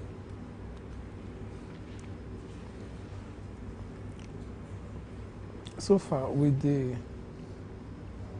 high increase in housing, how do you think a lot of people are reacting to it? It's biting hard on us, more especially those that are less privileged. It's more, the government will tell you they are trying to build houses for the low-income earners, and we are living below $1. So relatively, even when you build the houses, they are for the higher citizens, those in authorities who are located to those they like of those that are actually closer to them, so to say. So I think housing has been one of the challenges for myself. A lot of persons are living on the streets, promising futures, and some of them they get raped, some get stabbed, some are killed on a daily basis for living on the streets. If there could be means to, even some of the shanties you see, you find miscreants or hoodlums. If they have a better living, they wouldn't want to live in the slums. So why would I want to live somewhere mosquitoes will be biting me and giving me malaria? It's because there are no alternatives. So when you come, you say they are criminals, you just bundle them and pick them away. Some of us, we live on the streets. You can be seated somewhere, and before you know, the authorities will come, the security agencies, and just pick persons and pick you randomly. And what did I do? Nothing. Why are you seated here? Where do you want me to go?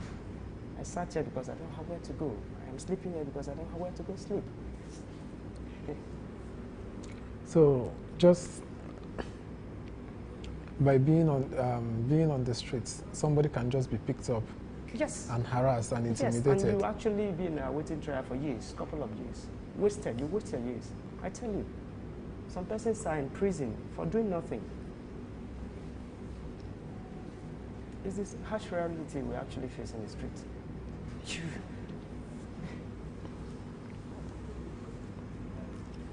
It's a very terrible situation. Yes, it is. But we hope that things will continue to improve. That's our prayer. I want to ask you the last question. What role do you think media can play to help the common Nigerians? Okay. The role I think the media can actually play, it's not to play to the gallery. They shouldn't be an appendage to the government. They should be free. I think the media should be established as an arm of government, so to say. They should be on their own, allocated funds, and also to do expository reportage. Go to the slums. And function independently. Yes. Actually go to the streets and see the real life, and not to present colorated events, so to say, like this is what the government or the people want to see, you give it to them. No. So I'm not saying they're not doing their best, they're also trying, but they could do more. That's what I think. All right, thank you very much, sir, for your time. Thank you, it's been a pleasure. I appreciate it.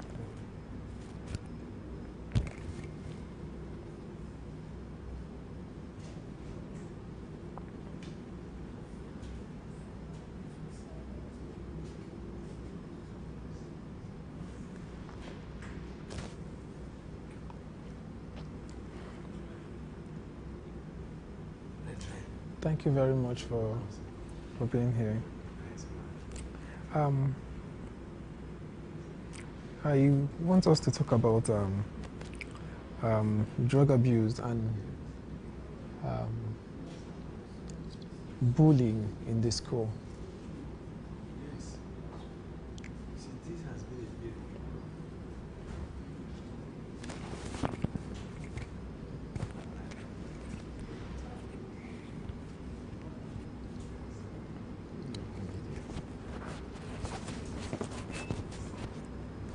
drug abuse has been a very big problem in Africa, in fact, the whole world.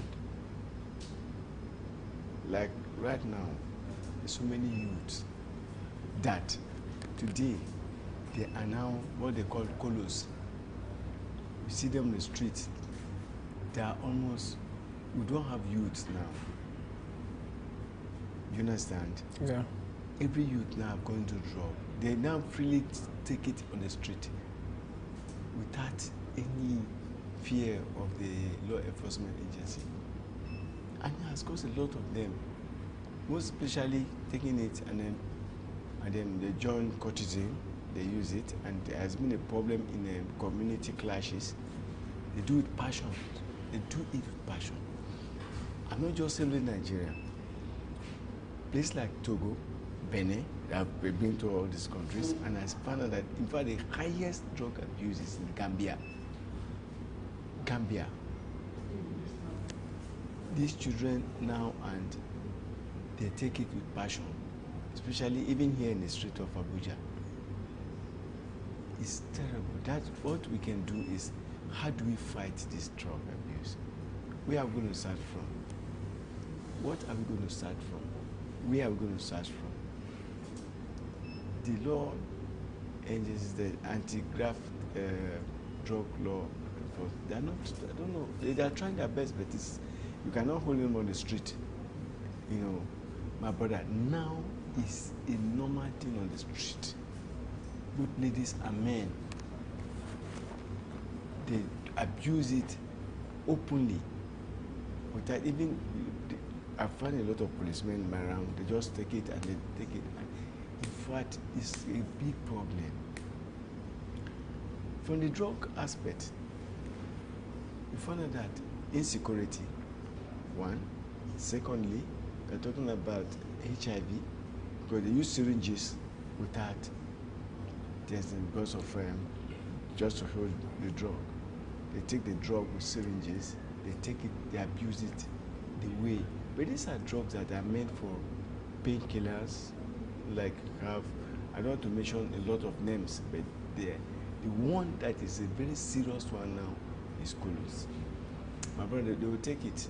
You see them sleeping. They will be dozing off. Then what the essence of you taking drug? If just to take it and look stupid, go to the street, start running mad. And start behaving abnormal. Yes, very abnormal. I've seen where a guy took these colos and flogged himself on the floor. Lost his phone that is worth 250,000 naira. So what have we taken this drug for? What have we taken it for? Because sometimes if you find that some people take drug because they want to be high, or they just want to belong somewhere, or you want to get inspiration, but this is way worse. This colos you see is tricks. It's made out of some grass with few of marijuana and deadly drug in it. Some say they even use human faces, or some say corpse water to try it. So once they take it, they go off completely. So the issue of bullying in school. Yes, there's so many ways it comes in. It's not just about school too, but about domestic bullying from the same drug. The bullying in the schools are this. When you take the drug, you join court. You join court, and just want to belong.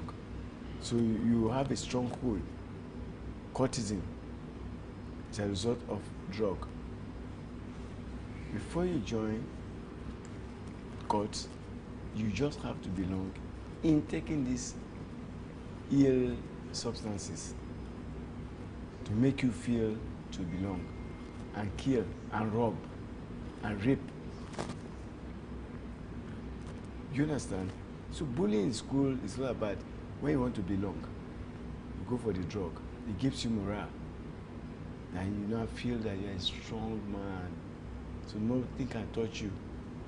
You see death like, like you're just going to sleep and wake up. So bully in schools has to do with drug. Not about you have that strength, you're a big man, you're a strong man. But it just has to be drug. Because without drug, you can't just kill like that. You can't have that mind to kill.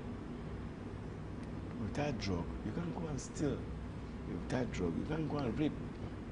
So those are substances that people take and make them act what they're supposed to act from outside their normal beings.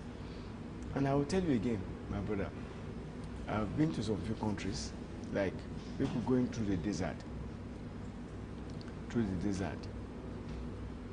Mediterranean Sea. So you want to cross Europe. Most of them are influenced by drug. Yes, I want to go, they're going to look for a greener pasture. Greener pasture like how? They end up stealing. Sometimes they sold their own properties, their valuable properties. Then the drug is a problem. The problem our youth have today, by influence by drug, they do anything. And the women are following, are taking it.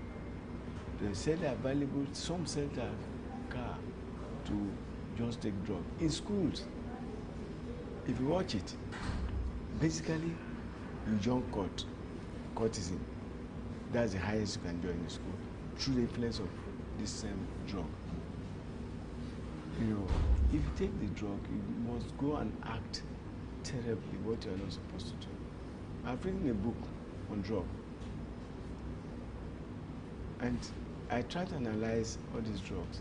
Some are good for positivity, like Nephron. Even this this cough syrup. If you abuse it, it becomes drug. But in the issue of irregular migration, yes, sir. What do you think the federal government can do to curb it or put a stop to irregular migration, like people traveling through the desert or through the Mediterranean Sea? Because some people are not even fortunate, they die on the process. Very well. What can be done to... You see, when you create employment, create jobs for the youth, because I've met a lot of them, and they told me that they told me their own stand of traveling. Some of them are even the breadwinner of the family. Some travel based on the influence of their own friends that have been there and what is sending back home. And they saw that I have to travel. The ladies are the same. The only way they can't cope that, this seeking for greener pasture, is to create jobs. Secondly, again, to make maybe I don't know, but make life meaningful for the youth. They can afford things, they live. Most of them they're not happy traveling out. I tell you that I have friends in Canada, in US, and the rest that they're even looking up to coming to Nigeria.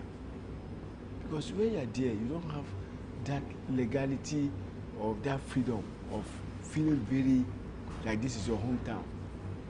You still, the police can mess you up. Some of them stay indoor, they don't even come out. They go through a lot of hell there. So over there, it's not that everything is good, but the government can create job opportunity for the youth. An enabling environment. Environment, and also, yes, talking about schools, the same school you're talking about, go to the university today. I was one of the privileged person when I was in university. We used to have half chicken 2 times in a week. Our meal ticket is 15 naira. We have a bunch of it. We eat good food. And that time, nobody, you can never tell a youth to travel to US. And remember in the 80s, where you spend just about your traveler's check, your traveler's check is about 350 naira. Then your BTA is 90 naira. That's 1983, 84, even before then. Going to London to come over with visa free. Nobody wants to even go out. Because when you now have bad governance, bad leadership, that lack vision, what do you expect? You cannot afford to even have a square meal in a day. And somebody tell you that if you go to Libya, you go to Algeria, you can eat with 15 naira, you can eat meal. So they now set themselves. I met, during my space of traveling, I've witnessed over 150 Nigerians that died. That's terrible. And I'll tell you that even ladies were raped by these Arabs. So in your opinion, what are the short-term and long-term effects of bullying on a student? Well, do you think it affects their academic academic performance? Yes. You see, I will tell you something, my brother. You see, bullying have 2 ways. I have a friend, his son, when he's going to school, we will just tell him, excuse me, I don't want you to come back and let me hear a story. Because he bullies some other children. Because we are talking about adults, we are talking about children as well. If you bring your child up nicely, if you educate him about violence, he will not be a bully in the school. It's when you cannot bring you allow your kids to live the kind of life you want to live. In fact, if you don't give him proper training, you must expect that bullying. And second, let me tell you again, also between families, that's the wife and the husband. if there are violent people, the children will learn from that.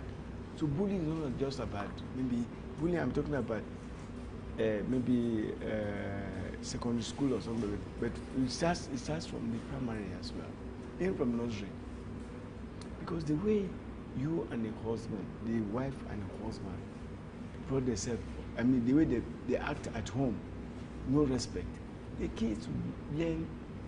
In fact, they will see like there's nothing. Anti-bullying is not. There's nothing wrong with being bullied. Because you are there, you are shouting at your wife. Your wife is taking something. He's hitting you. You are hitting your wife, and that shows that the children will learn from it. But if like there's some other families, once they're quarreling, and the child is there, they keep quiet. They just smile. They will smile, and they will let it just be like a joke. They will not go further with it. When the child goes, they can now express themselves. So bullying is from the family, from the background of the family. So what signs should teachers or parents look for to identify if a student or a child is being bullied? Yeah, you see, first of all, when a child is kind of being bullied, he would definitely, sometimes he refuses to tell the parents or the teacher because he's scared. So if I have to now report this guy, tomorrow he's going to be brutal to me. So the only way a child can do is that you can meet, in fact, be very proactive, talk to your parents, your father, your mother, say, I'm scared, this is what I'm facing from school. It's not just, even in Europe, in America, it's even worse than Africa. Because there they do it openly. After once you ring the bell of closure, you see the child is scared. He's also scared of coming to school. So the only way is, when you look at your child, you ask him with bruises. Say, excuse me, what happened? Sit down and talk with me. Get dialogue with your kid to know how he's being bullied. They do it. Not only in Europe, it's even more in Europe than in Africa. Can you take me down the line during your stay in Libya? Yes. Okay. You see, my days in Libya is this. When they don't have respect for elders, from the child cannot properly kind of trained enough. If you see a child, a boy of 8 or 9, will go and meet his father and say, please, can I have a stick of cigarette? Yes, he meet his father, can I have a stick of cigarette? The father will say, okay, no, I don't have, I just have one I'm going to use. It's a lawless state. That's how bad that place was. But then, because the government is providing everything, so they're not lacking anything much based on food, clothes, all that. They don't lack it, but they lack manners. And if you look at, generally, I don't want to go too deep, but the Arabs, that's their lifestyle. The Arabs, that's their lifestyle. They don't have regard to human life. They can take your life at any time they want to take, because they're entitled to weapons legally. Because as soon as you finish your school, you have to serve in the either army or police or immigration, just like what you have youth service corps here in Nigeria. So you must serve within those levels. Imagine when you have weapons. And I was saying something then. I said, if there's going to be a problem in this place, there's going to be a huge problem, because everybody have authority over weapons. So even the trained forces like army and police and the rest, then me as a civilian, I'm entitled to weapons. So if there's going to be a problem, everybody know how to shoot. Everybody can kill anybody. And that came to pass. Because once you finish your school, it's a police country. Everybody is a police. And you're entitled to your weapon. So you've authored many books. Mm. Can you tell me what inspired you? What your inspirations were? To be in those countries, right? The books. Yes. You know, when I saw things happening and I've traveled, I found out that, first, I read books on culture as well. Apart from the drug and other spirit, because when I went, someone asked me, "Are you from?" That was when I was that was around 87, 88. There was a problem in Nigeria here, and the Libyans believe that Nigeria is just two states, Lagos and Kano. Kano is Muslim, Lagos is Christian, and they want to know that a Muslim is an Hausa person. They asked me, what's the background, what's the origin of the Muslims? I said, the Hausa. It's okay. That is what gave me inspiration. First, my first book was Adventures of Bajira, the Dara Chronicle. Then I went for Queen Amina. I wrote Queen Amina. Then I did for this lady from Kogi, NEP. I wrote, those are the things that inspired me on those books. Also, and I went for the drug. When I saw that many youths now are now using drug as a way of survival. So then I came, War Against Drug Abuse. Basically now I'm working on a book on corruption, on children notes. Then I came with a book on I'll be what I want to be, a career book for children. Because those days, you take, who want to be? Some say, I want to be a farmer. Some say, no, I want to be a doctor. Some say, when I grow up, I want to be an architect. But today, the youths of today are not talking about that aspect. They're talking about, I want to drive a car. I want to build a mansion. So, but where do you start from? Where do you start from? You have to start from somewhere. But these days, no. And this same drug inspired them to ritualists, where some have to kill their own mother and their father just to make the money. So I built my books within these levels of drug, career, and also culture. To be sad, today our educational system has collapsed. Nobody talk about social study anymore. In fact, they've cancelled social study. In fact, there's no history. Whereas, if you don't know what your past was, how would you know about your future? So our leaders are not helping matters at all. They're not helping matters because all this I'm saying is someone to bad leadership and vision. So if the government can revise themselves, today, a young boy will be telling you he has a lot of cars, he wants to buy cars. He's still in secondary school level. Secondary school level, you want to buy cars, you want to use cars, you want to buy a mansion, you want to go to Dubai, you want to go this. But where's your background? I met a lot of them that they even can't write their name just because they have money to travel. They are there, but you see them on the street.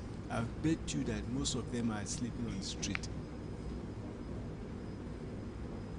Crime, committing crime, just for you to to send money home, or you want to come home and have a big car. So you see, they still all still lie down to our leadership. If our leaders can work, create job opportunities, this youth will not go outside because they can't. Nothing is happening there. Nothing is happening there. Here you have your opportunity. Here you have your freedom. Here you have. In fact, you can come out at any hour. If you ask me, I would say Nigeria don't even have immigration. Because I've never seen an immigration man on the street. Because if you go to a place like Gambia and some of these French countries, you see immigration coming in here asking for your let's say, your ID card. I've never seen it. That's why you have a lot of massive non-indigenous Nigerians that come here, like from mostly from Niger Republic or from Cameroon, because they have this border close by. Once Cameroon speaks, some of them speak Calabar. Bamenda is an English-speaking part. They're very close to it, so they can come here and claim to be Nigerian. Niger, they speak Hausa. For Lela, from Koni, for anywhere they can come here and they claim that. So, do we have immigration? This is what I have. You ask. There's no immigration. What is that work as immigration? Another one again, health. People have health officers. They go to the market, see where people defecate, see where people make food, eat food. That one is the most annoying part of it. You will see sewage.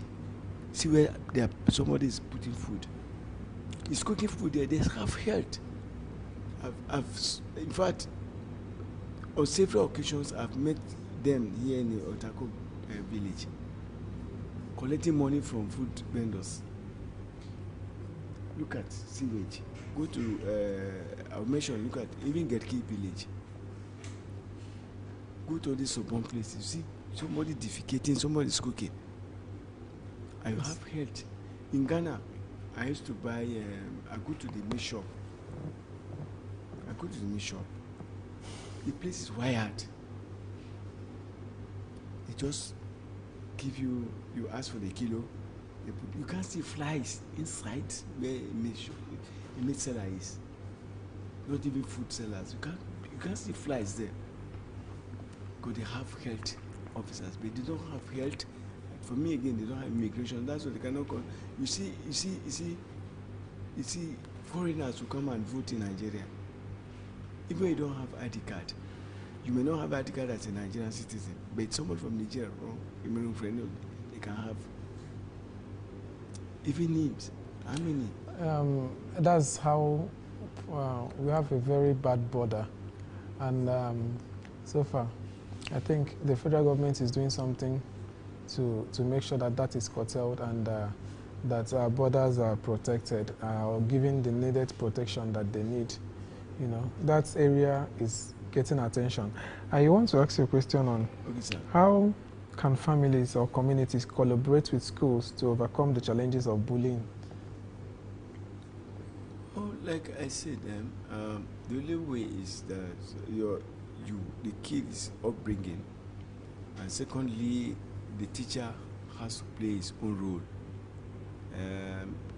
When you see a child is under such victim, you don't need to ask, because sometimes you tell you, even the parents will tell you, I'm not going to school.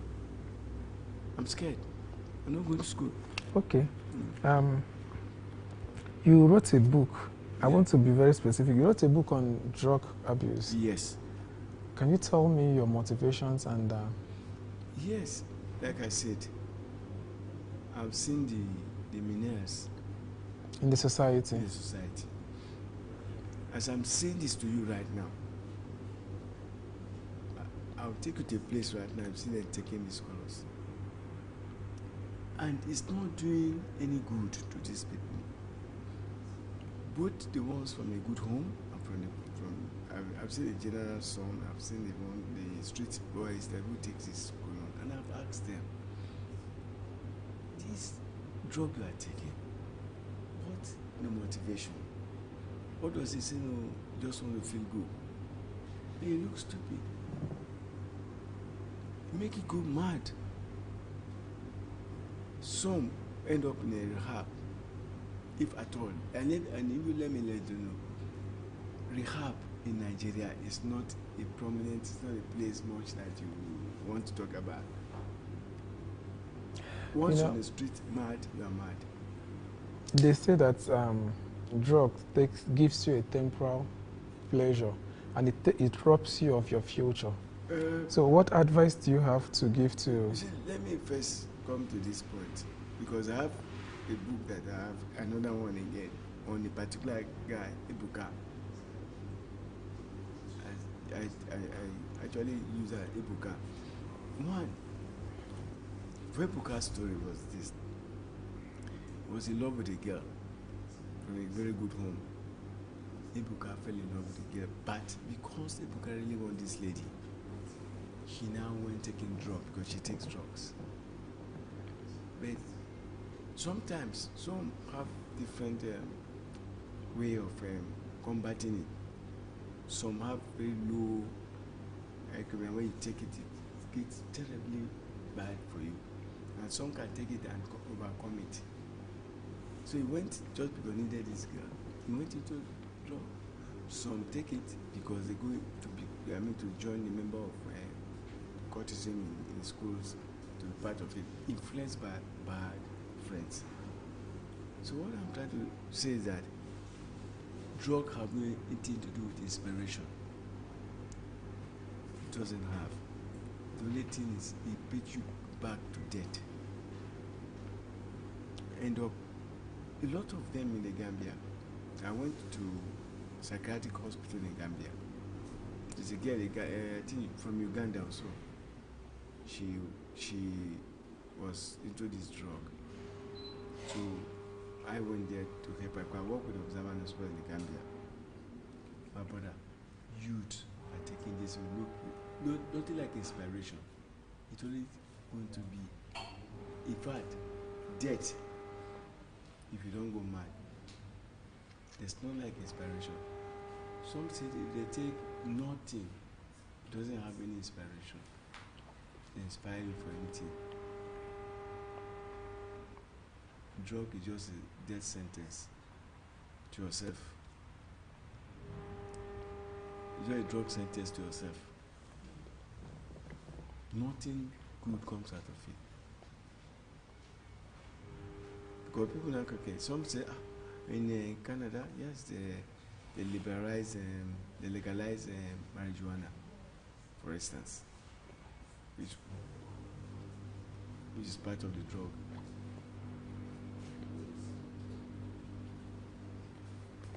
They legalize marijuana that has to do with painkiller and all this Exor, Lafnol, lots of them, among others. They have no any positive effect in any human being, they're negative. So whoever I'm talking about, if you're into taking drug, you have inspiration, you lost into the abyss.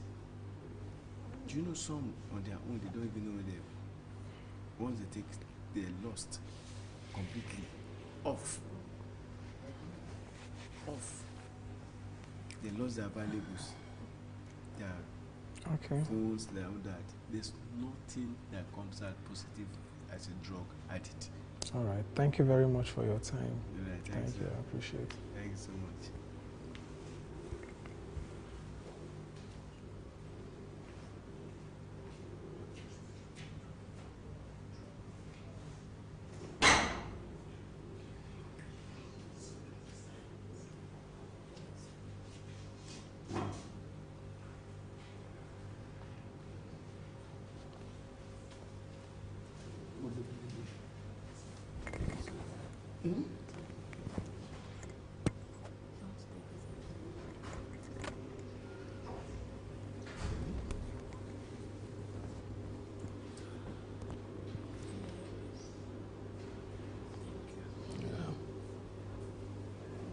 Thank you, sir, for Yeah, coming. Please, sir, what role do you think journalists play? Pardon? What role do you think journalists play in maintaining a peaceful, democratic society? A lot. And journalists is important. For the sake of journalists, they say the pen is bigger and stronger than sword. But the problem I see with them is they are not playing a better role, because there are so many things happening in the country they have not been able to do like the people are patient. In the days of old, somebody like Delegiwa would have digged in to know why Nnamdi Kanu is still being kept behind the bar, and why the judges refuse to do their job properly well. The days of old, when Peter Pan was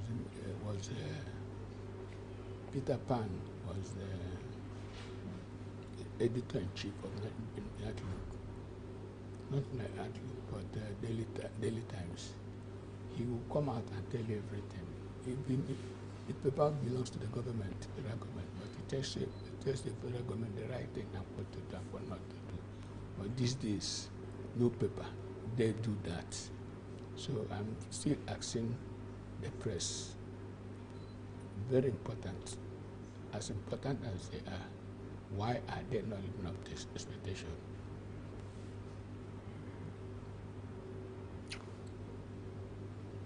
How important is press freedom in a democratic society? In a democratic society, the best time they can do anything they like. Yet they are not living up to expectation. During the military, they were bold, like these days. In those days, booklet during and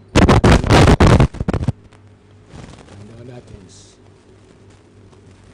But now, democratically, during Obasanjo time, they did very well. During the ancient days, when we had Nigerian outlook, pilot, the West African pilot, Tribune and the rest, they direct issues and build the conscience of the rulers. And that is why we had, that's why they performed very, very well, and we had a better system. You know that we are in a democratic setting. Yes. And but a lot of journalists are being intimidated, harassed, abused in line of duty. Sometimes some even end up being detained. Being detained by the security agencies for carrying out their duties or discharging their duties. Do you think something like that it's supposed to be allowed in a democratic setting? No, it's not supposed, but we've not been hearing it. We've not been hearing of it. Because people like us, we need to know. Sometimes when you run into trouble locally, go international, go to see BBC, CNN, and air your mind. Galvanize the people there to pour in their weight behind you, and things will be released. People will be released. And that's exactly what it is. Even, well, let me not keep referring to the days of old. I think butter and bread is making some of their pressmen not to live up to expectation of a varietyism. And that is exactly what it is. From the look of things, you're a titled man, and you're a senior citizen.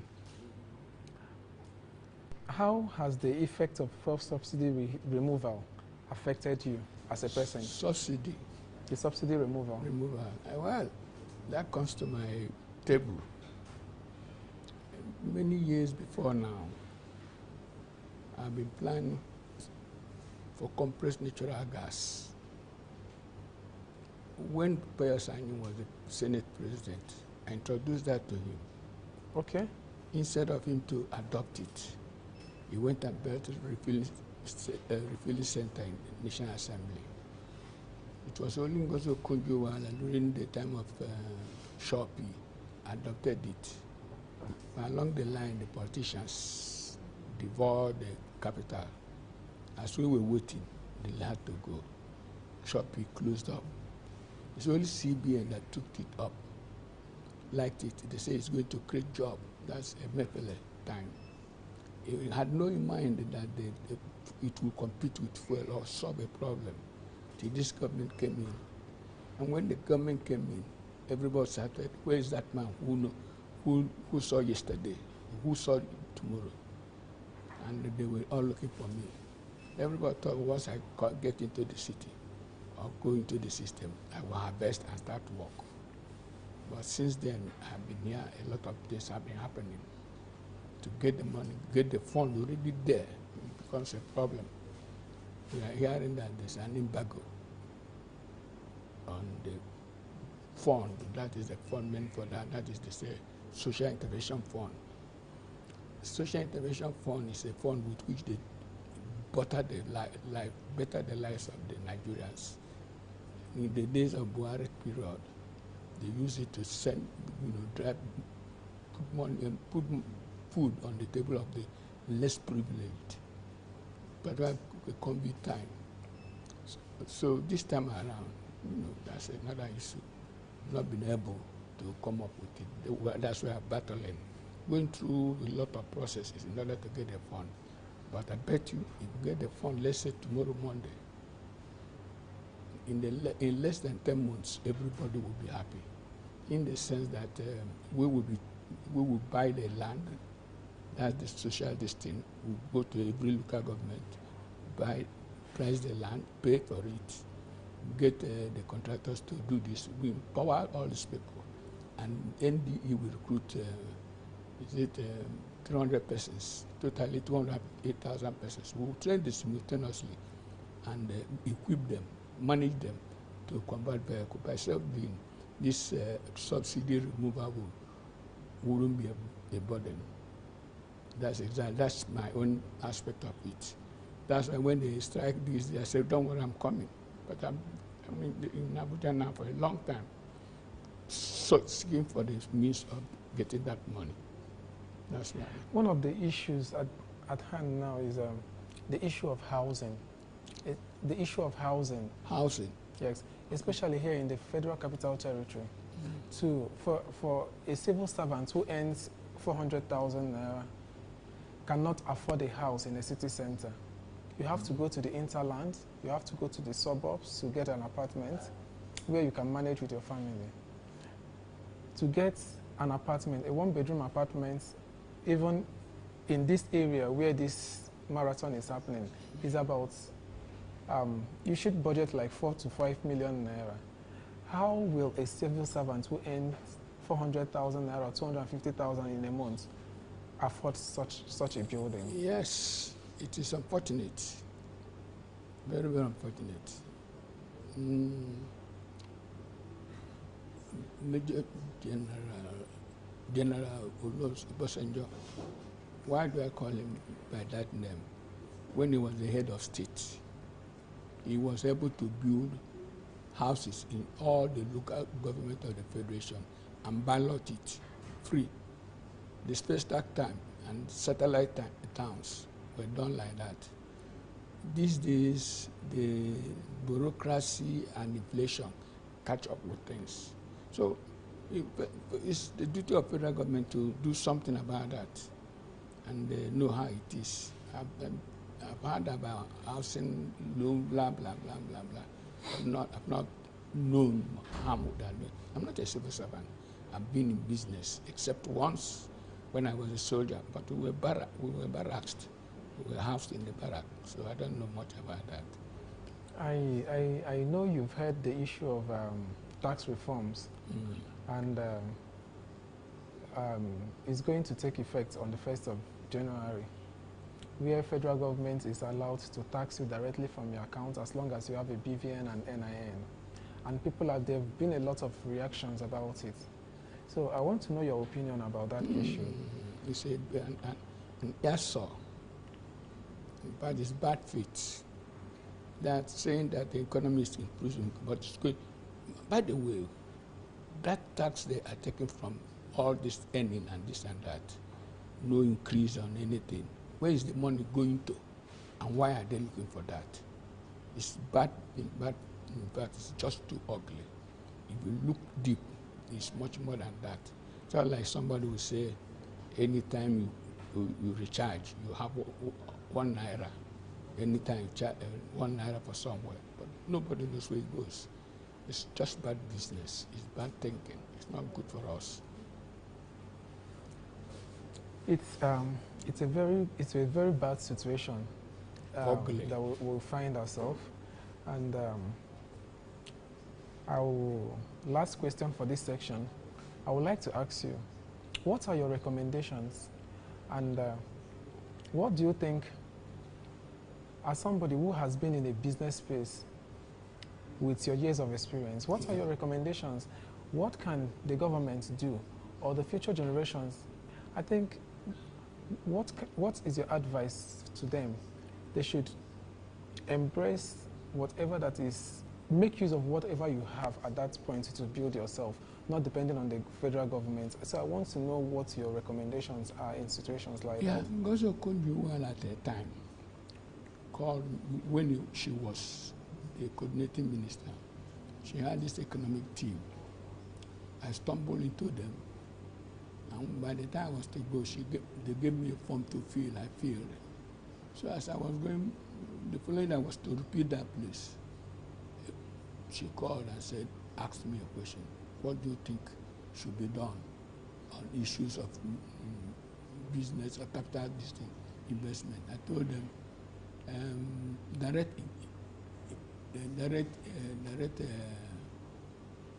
investment, foreign or local, and the best thing is competitive businesses. Even when they said Nigeria was the biggest something, she still would have not arrived because we've not gotten the competitive businesses. And that competitive business is just like what I'm doing now. Some other people doing it, not doing different things. And most of these things cannot strive or succeed when there's no power, if there's no electricity. If we have electricity, Nigerians are very intelligent and hardworking. So we will back on those two things, and Nigeria will get better. If the federal government can do something on the power sector to improve the electricity, it's going to have a bit sense of relief in the life of the common man. Yes. For people who earn their living through services, they render services that requires them having access to power supply. Having access to power supply, that is electricity. When they say electricity, yes. Yes. So, what would you like to point out to conclude this interview? For them to get, incidentally, something's on my table. I had offered them 40,000 megawatts in 36 months. The last regime, I started it with them.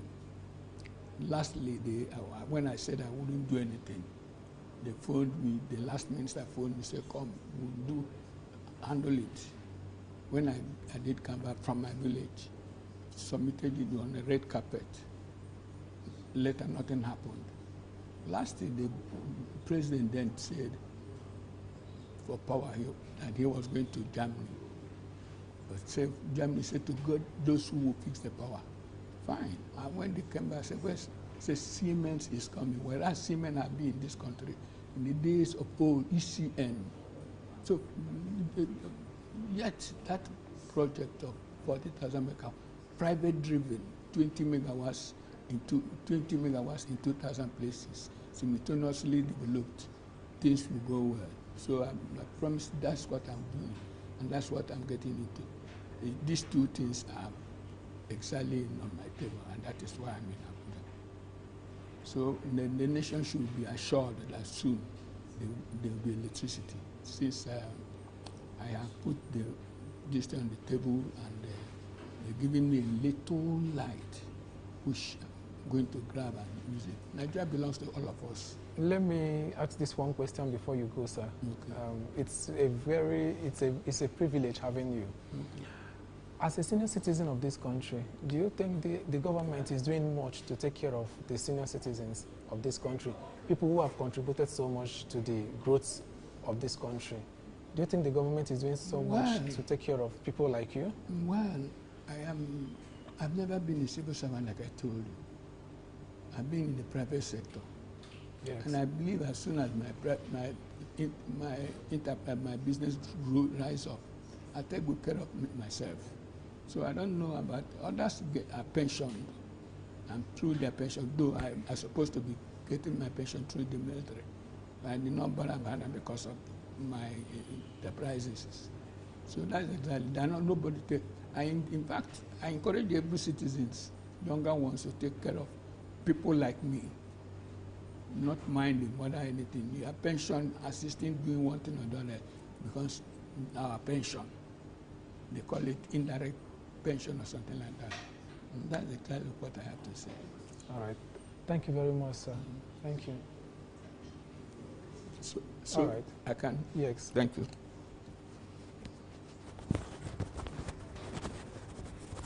I don't know how to get this thing. Just go with it. They will remove. Okay. Drop it on the chair. Okay. I'll drop it. I'll share this. Thank you.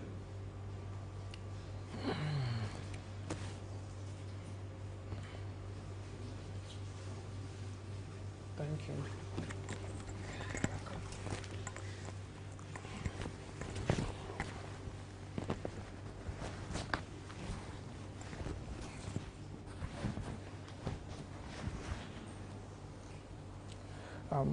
Thank you very much for coming.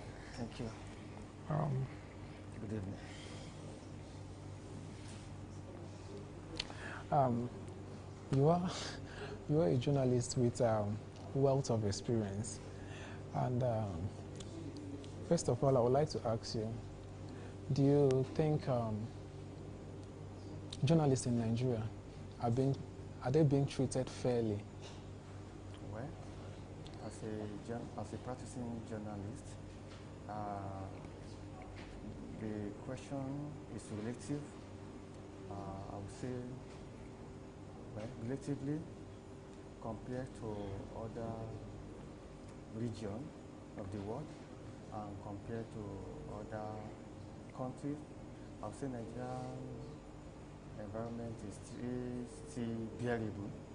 You know, if you compare journalism practice with other nations, especially the North Africa, the Latin America, the South Asia, there's a lot of repression there compared to Nigeria. I would say relatively Nigeria, though there's no really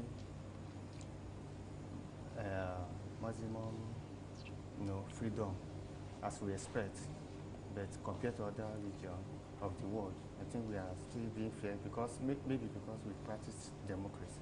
But if you compare democratic nations to other nations, where you see that democratic nations are still being fair, especially in Nigeria, we still have some leverage of freedom, but we are not reached the zero tolerance that we expect. As the chairman of the Correspondence Chapel here in the FCT, the Capital Territory, how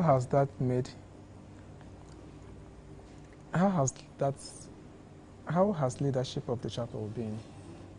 Well, as a leader, I would say, I came on board in May this year, actually. And at first, it was challenging, based on my background, where I was coming from. I never had experience of, union leadership. Leadership. And never been in the executive at any level. I came in as a member of the union, though I'll be in kind of functional role. I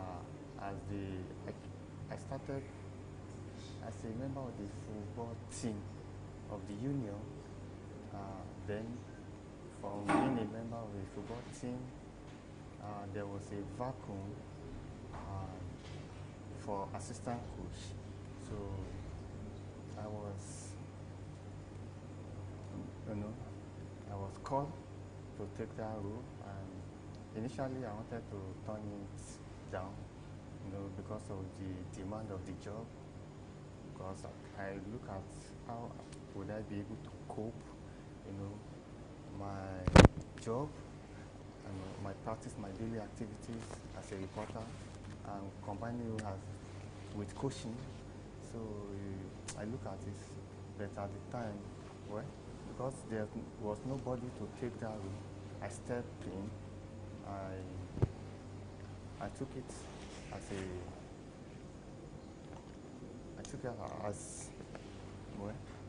being a member of the team. I don't want to let my team down, because I was also the trainer already during the practice. I've been with the team fitness, so it was easy for me to step in as an assistant coach. So no knowing that I have a bigger challenge coming, and the moment I step as an assistant coach, the actual coach, tender an apology that will not be available henceforth, that the assistant coach will take charge of the team and was going to travel at that point. So I was an assistant, a player, and a team coach. So it was a real burden, but I thought I managed the situation and combined everything with my job. Because as a reporter, I still go for my daily activities. It was training because it became a challenge because the team was preparing for a tournament. So I was a player, a coach at the same time. So we performed very well. We did well. I won my first match. We won convincingly. We played, I remember, we played the Nigerian Bar Association for that my first match. I won that match convincingly, 3-0. And the team was so proud that the assistant coach stepped up and won the first match, which was something that we never expect. So that victory a very good boost and a very good credit as a coach. So though we went into the tournament, we couldn't win the tournament, but we did very well in that tournament because the chapel, we have an annual program, which is a football tournament that we host at the chapel, and we did well, very well, but we couldn't win. We came out, we lost at the quarterfinal, and that performance really gave me some credit that, coming back to your question, I was just building a background and how the leadership process started, So there was an opportunity again. Some of our leaders at the chapel stepped up to contest for position at the state level. And the chairman, Kamejide Oyekunle, resigned at the chapel level to contest for secretary at the state level. That's FCC Council. The vice chairman also resigned at that time, to contest. I'm talking about 2024, to contest for chairman, the position, coincidentally. So we have that vacancy for the chairman, we have vacancy for the vice vice chairman, and it now happened that we have to contest for positions to replace them at the chapel level. So I put in my... You showed interest. The interest. So I put in the interest, even without experience, you know, though I was spoiled and supported by my members because they saw my contribution to the chapel already, and they felt, if I could do this, if I could just be committed to the chapel, from being a player, being ancestor coach, and being a coach within 3-month period, and they saw the commitment, you know, aside the football, the commitment to Congress meeting, the commitment to activities that pertains to the chapel, and they felt this man needs to be supported. So I got the support, even when I was reluctant to even aspire for it, but I got the support, the boost, so the morale was boosted. So I tried to contest, and I became the vice chairman because I couldn't go for the chairman because I look at the challenge would be too enormous for me, so I went for the vice chairman. So personally for me, nobody was there to pick the chairman role, so the chairman role remained vacant. So at the same time, so while I was the vice chairman, I was at the same time acting as chairman. So it was a very big shoe for me, you know, because if you look at the caliber and the level and the experience of those people that was coming to replace the chairman and the vice chairman, so the shoe was so big. The shoe was so big for me. I tried my best, you know, with the courage, with support of members. So they rally around that, no, this chapel, you know, being the largest chapel in the FCT, we have to sustain, you know, our position as the most valuable chapel in the FCT. My members, they support me, despite my inexperience. We didn't have a full executive. That was another challenge. We didn't have full executive. We were supposed to be 7, but we only have 4 executive. We couldn't occupy other positions because of the electioneering process. We couldn't meet up. So I tried my best, and again, when there was another circle for us to, because the time lapsed, I asked for a few period for 4 months as the chairman, so the tenure lapsed. We have to do a fresh election for a new regime. But at the same time, I was still supported that I should step up to the chairman level.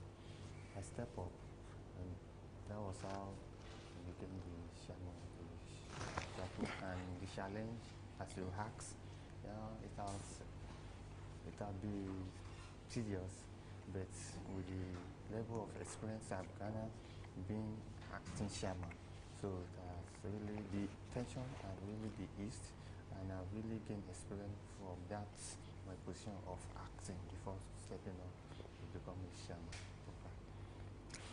What is the highest, as a journalist, what is the highest challenges you faced in trying to have access to information, or you're working on a report, trying to have access to information? What is the highest challenge you've encountered?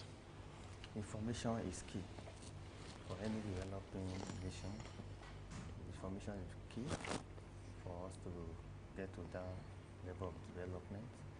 And the highest level, in fact, presently, this question will answer the challenge I'm going through now. But I'm trying to access a certain information presently, you know, that has to do with trademarking in Nigeria.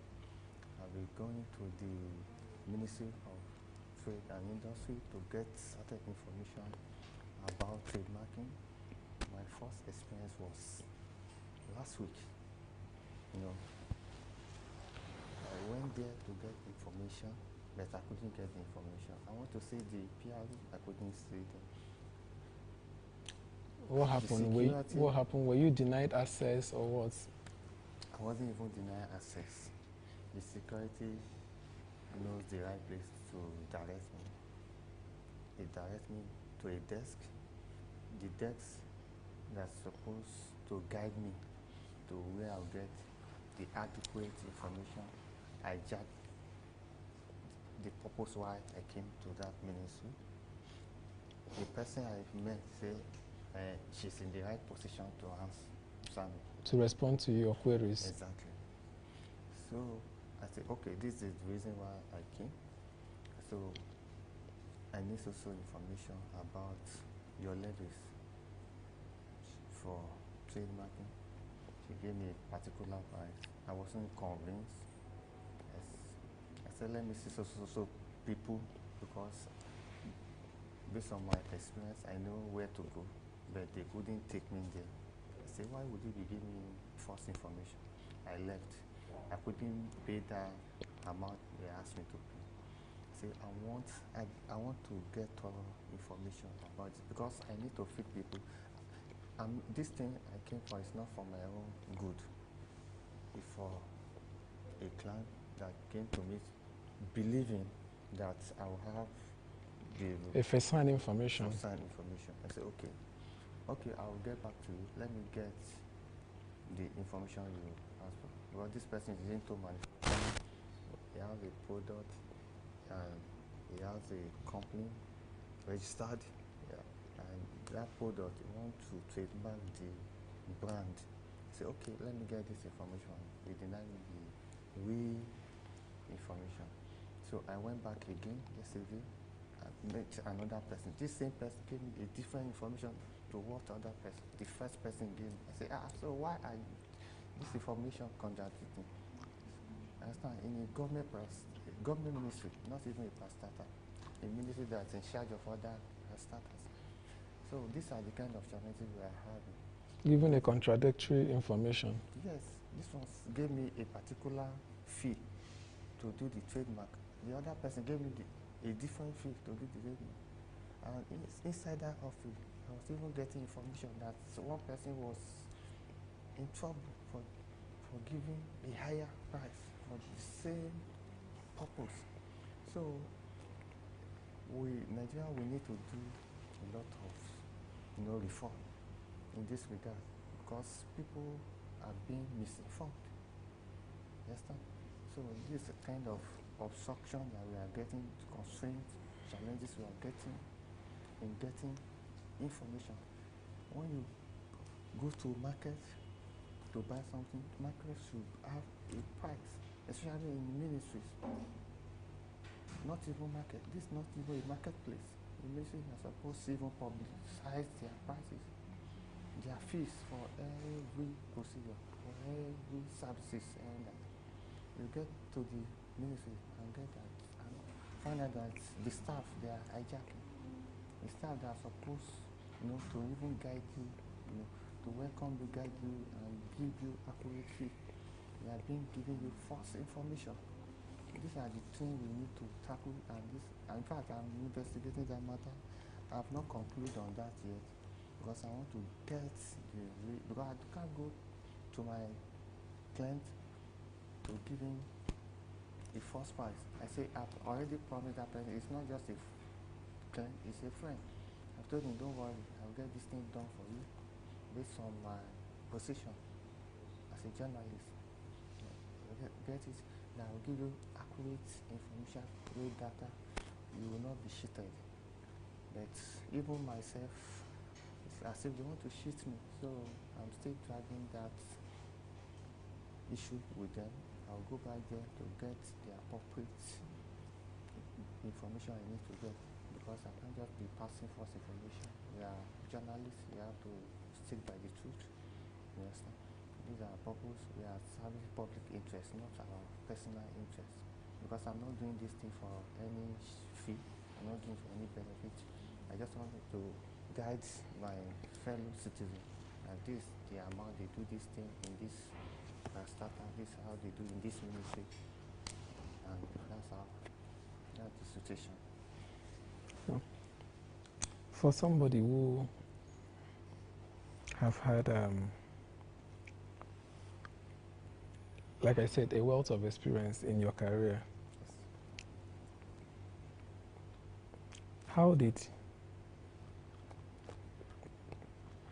what are the benefits outside having a kind of an industrial trade union ID card to practice journalism?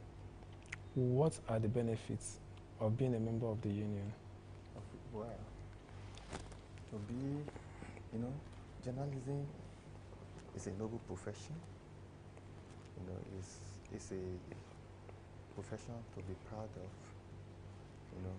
Internationally, when you go out and you are recognized as a journalist, there's a kind of respect that's attached to that profession.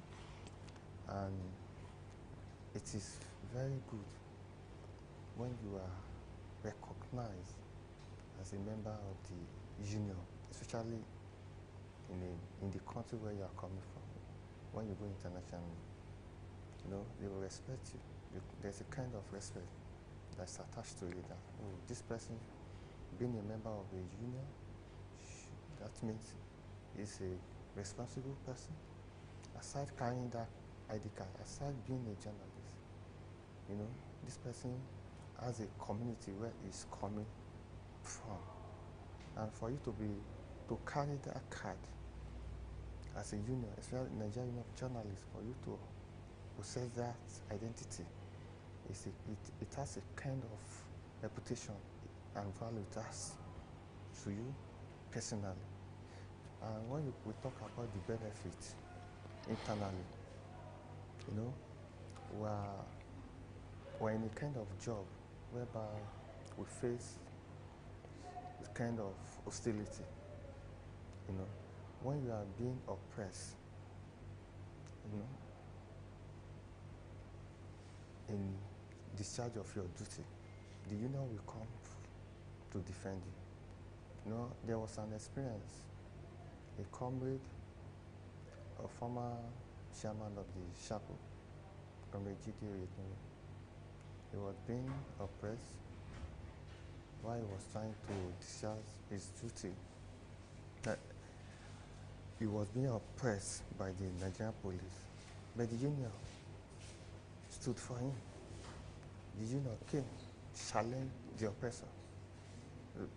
Understand? So that's the kind of support you get. I could remember in fact, most of the journalists practicing in the FCT came out to challenge the oppressor. And immediately he was discharged, and they had to apologize because the support, when they saw the mammoth support, the mammoth crowd that came to challenge that commissioner, Igwe. You get it? So that's the kind of support. And apart from that, in the area of welfare, the union is there for you to support you as a member of the union, of the Nigerian Union of Journalists. When you have any challenge that have to do with welfare support, we are there to support you. When you have any need, in fact, we have a cooperative society and investment whereby we raise fund. We raise fund, we do loans, we support our members. When you, as a card carrier of the union, we can give you loans, we support you in need. When you have events, occasion that has to do with family, we support you, we go with you, we provide you support. And apart from that, the union have other objectives like trainings, education. We support continuous training, education of our members, training and retraining. We support our members in that area, whereby we encourage capacity building. We organize workshops, we organize seminars, whereby we empower our members so that we can, the journalism profession is evolving day by day. Now we are in the era of technology, whereby now our members are being trained on AI application. So we are imbibing application of AI into journalism. We are evolving, we are trying to empower our members. So those are the kind of area whereby those and the benefits that we gain being a member. Apart from it's not just about practicing. We are not only waiting for you to fall into trouble before we come. We don't want. We are not even troublemakers. We are not lawyers. It's lawyers that look for troubles. We avoid troubles. That's why we are called gentlemen of the press. Understand? But when they find our troubles, we rescue ourselves. You get it, sir? And those are the areas where you can benefit. It's more of a benefit to you being a member of the union than not being at all. Okay. Yes, sir. When you talk about cooperative, yes, where you people raise money that you lend to your members, maybe a kind of like a bailout fund, maybe you are in need of money or something. Is this money going as a loan or as a support? Yes, they are in categories. That's why we have been advocating for government to put more investment in this profession, journalism. Journalism, though we are accorded as the fourth estate, of the society. But when we look at it, in reality, it doesn't seem as if we are the fourth estate. If you look at the system of governance, the executive, the legislature, and the judiciary, and the fourth estate, so-called, the journalists, you will see the disparity. Look, in concept, we are the fourth estate, but in reality, it's a different thing. It's a different thing. So that's why we have been advocating that government should look into journalists' welfare. We need welfare support, really, because our members, we do a lot. Our job is so taxing. We don't rest. We want to break the news. We want to meet deadlines. Understand? And when you fail to report a particular story, that journalist will be punished. The editor will not find it, likely with the journalist. And when it got escalated, it can even lead to a sack.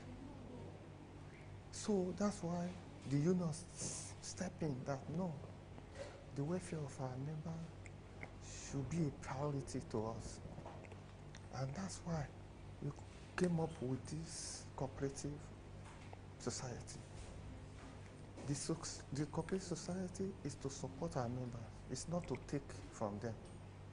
We are looking at a way whereby we contribute money, and when somebody is in need, we can, from that savings, from that fund, we can give to whoever that is in need.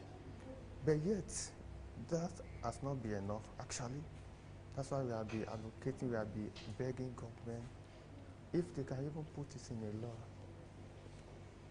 journalism fund. You understand? We need that fund whereby we will be able to cater for the welfare of our members. There's nothing wrong in having a trust fund for journalists, for God's sake. There's nothing wrong. God will deserve it. But there's no any occasion that you will not find a journalist. So the welfare, we have welfare packages for members, even without any contributory to this cooperative. There's a particular support fund that we have for journalists. These are the ones we got from the goodwill of people in the society, philanthropies, and some organizations that are partners, that are stakeholders to the union. They support us with little. It's just little because it's not enough to meet our the needs of everybody. Exactly. It's not enough at all. So those are the ones reserved for emergencies. When our member is in emergency, we can quickly, utilize that to support. It's just a support. It's not. It can't even meet the need. It's just to assist in support from the member. Apart from those ones that we got from the goodwill of philanthropies in the society, we do savings. From that savings is the one we serve for cooperative. We use it to run our investment ventures. We have ventures that give us returns. All these things are still packages for welfare. We need trust fund, and until we get that, I don't think we can be satisfied to meet our welfare demands. Recently, there have been stories like it has been happening repeatedly. We hear stories of one happening in one of the northern states where a journalist reported that a sick person is receiving a treatment in one of the government facilities on an iron bed without a mattress. Okay. Instead of the state government doing something to improve the healthcare sector, the best he did was to get the journalist arrested and detained. We find ourselves in a situation where people are scared of criticism. Constructive ones, so, because this one is fact. You don't want to be criticized. And at the same time, you don't want to do the needful. You don't want to do the right thing. What is the union, in your own level, in your own capacity as a chapel leader or chairman of the chapel, if that journalist was to be a member of your chapel, what would you have done? If the person happens to be a member of my chapel, this is what we have been fighting against: oppression, freedom of press. Press freedom is something, I don't understand this, our level of ignorance in leadership. I won't expect a governor to do that. I call it ignorance of the law. Because globally, this advocacy has been championed, even by the United Nations. I think this is the 259 years that this law was put in place. Freedom of the press. Back in the region now known as Sweden and Finland.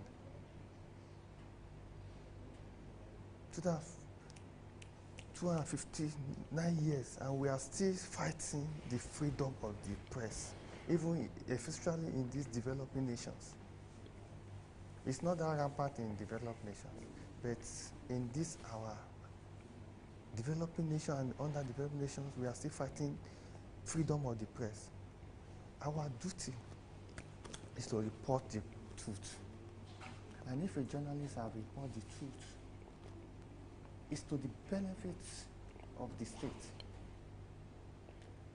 Criticism, until we begin to see critique as an opportunity, this thing will not stop until our orientation stop. It's renewed.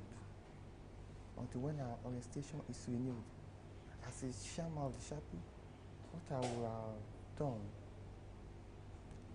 is to approach that governor, the state governor. I would have approached him and give him education. Sometimes it could be lack of education or ignorance. When there's a law that says this, it's not just a Nigerian law, it's a global acceptance law.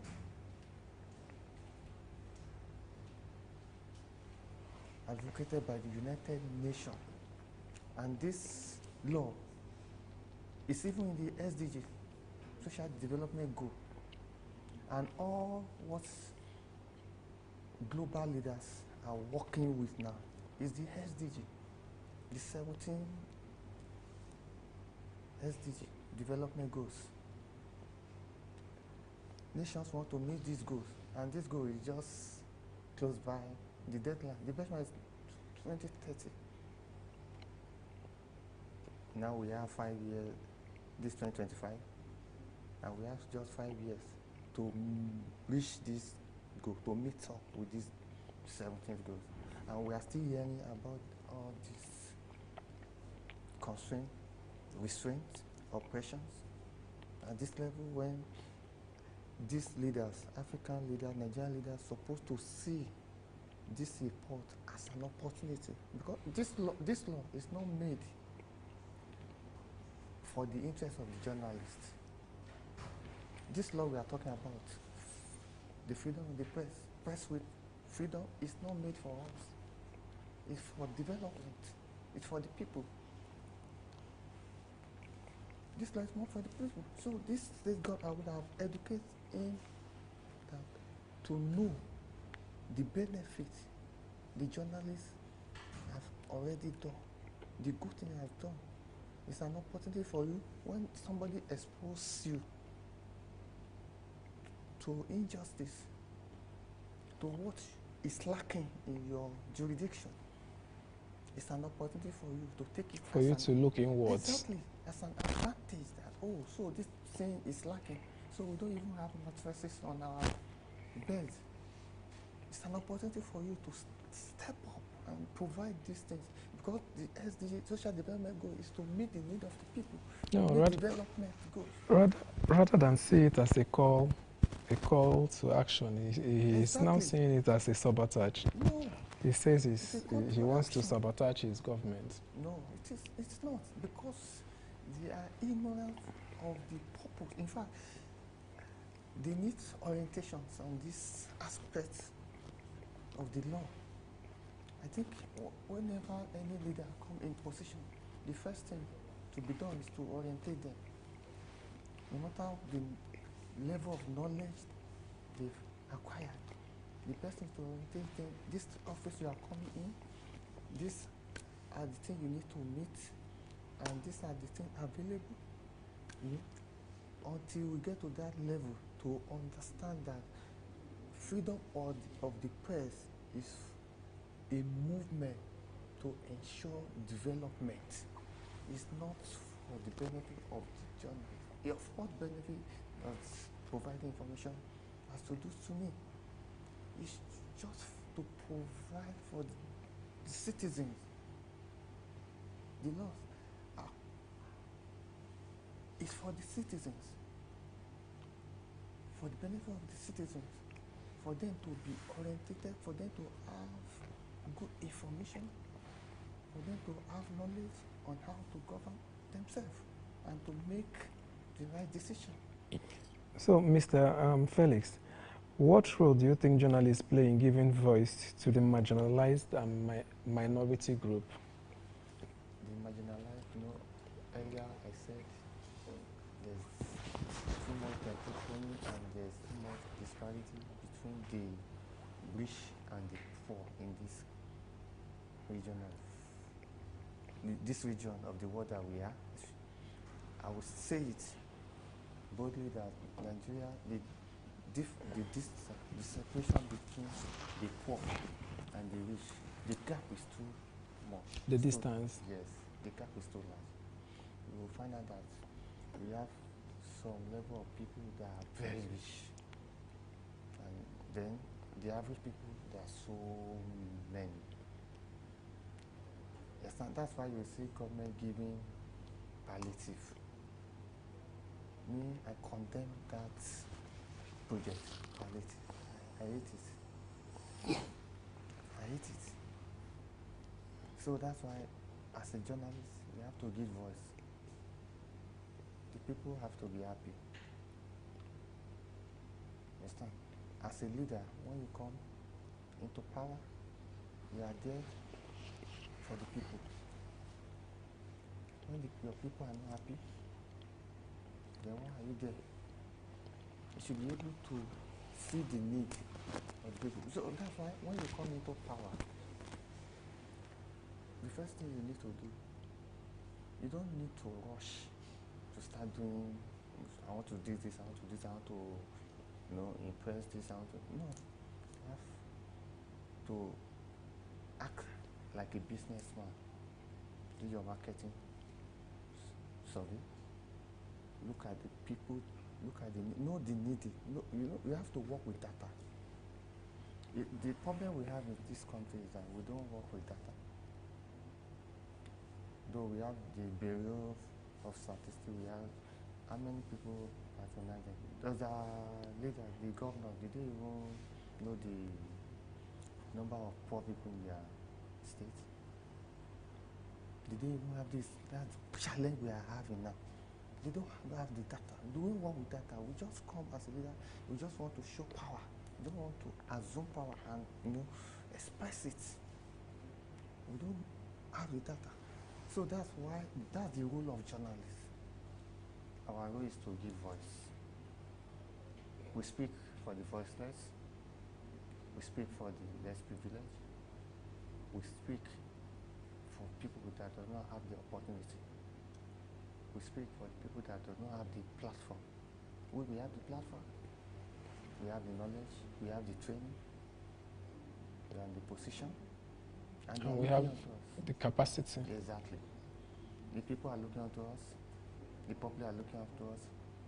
In fact, presently, if you tell anybody now that you are a journalist, they will tell you, you are a journalist and we are hungry. In this country, we are hungry. And you cannot tell the people, the government, and you are close to them, you cannot tell them we have been telling them. I tell you people, Nigerians are hungry. Though we have seen the different, of late, the food prices have been coming down. It has been coming down gradually. The reform have been working so far. But people still need to be happy. Apart from food, it's not just about food. There are other things. There are other things that need to be met. School fees are still high. Accommodation, that one, geometrically is climbing high. So there are other areas that we need reform. That's why we have been giving our voices as journalists. We have been giving our voices. We have been telling the government, these are what the feedback we are getting from the people. We want you to do more. We want you to do better. We know you are trying. The economy was battered, but we know you are trying. The GDP is getting better now. Our foreign investment, we are exporting more now, and we are importing less. So there's a balance now, and our currency is gaining. We are gaining now, and I think we are doing better now. But the people down there are still clamoring for a real change. They are not be touched, because the rich ones, I think think the disparity, the gap is just too much. So until we can come up with a policy whereby equality, the gap will be so thin because it's just too wide now. And a nation where there is so much inequality, it will be very hard for such population to be happy. Before now, Nigeria used to be, proud to be the most happiest nation in Africa, even in the world. We used to be one of the happiest people in the world. We used to be smiling, we used to be laughing, but hardly now. You go on the street now, you see anybody, laughing, not to talk of smiling. It's hard now. You get it? So we are doing our voices as journalists. We are trying our best. We are letting people know that things will change. We are not making it to be hostile. You understand? We are trying to, canvas good governance. Because thank God, election is coming very soon, 2027. We want to see a new change. We are challenging the government now. And they are being challenged. That's why you are seeing this new change in the system. With these prices, the prices of commodities coming down. Because of the voices we have been giving out. And we are telling them, until you do this or you do that, 2027 is not certain for you.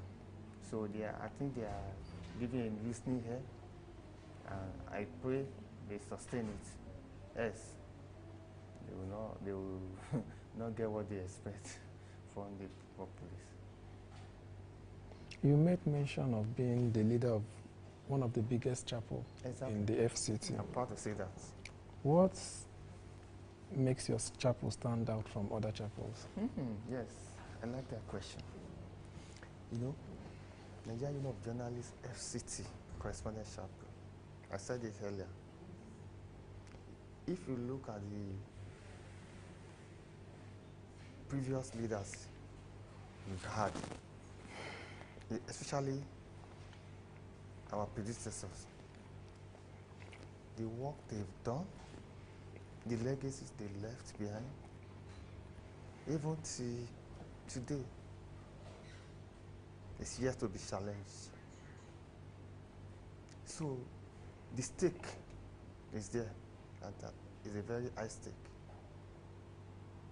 Nigerian Union of Journalists FCT Correspondent Chapel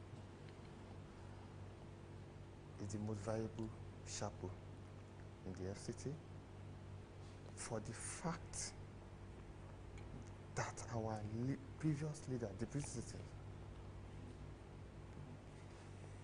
they have labored. They really labored indeed. They left some legacy projects, annual events. We have a very participatory tournament, football tournament, that was initiated by our predecessors. Our monthly congress, in fact, is a platform to give voice to the government. We utilize it. It's one good thing that the national leadership of the union did. Every month we have a gathering where all the journalists belonging to that chapel we meet. We aggregate opinions. We talk on the state of the nation. We talk on the state of the union.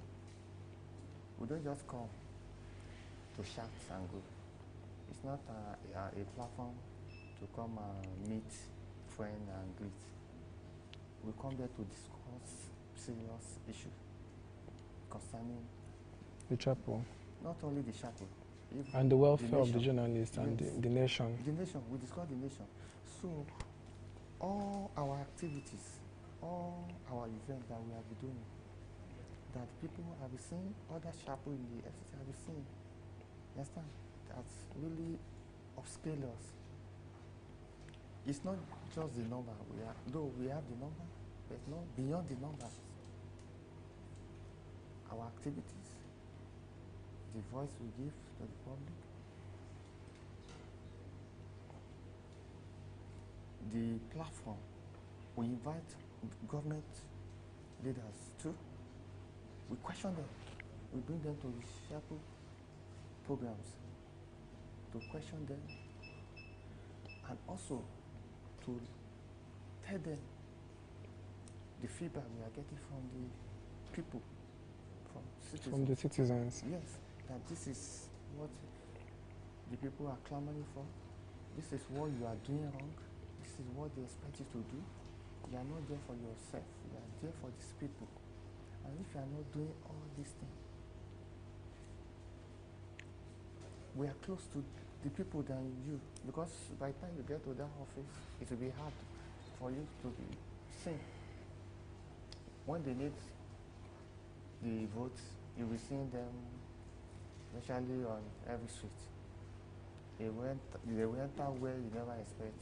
The lungu, the villages that you never expect to see them. But by the time they get into that office, they become an emperor. Nobody can see them again. In fact, when you come to their office to see them, there are different offices. In fact, if it's by the grace that you even be allowed to pass through the gate. So we are the only access, we are the intermediary between the people and the government. So people tend to summon us to tell us this, to let us take it to our leader. So we are doing that. We utilize our platform at the correspondent chapel. We utilize this platform to bring them, to come and brief them at this, what the feedback we are getting from the people.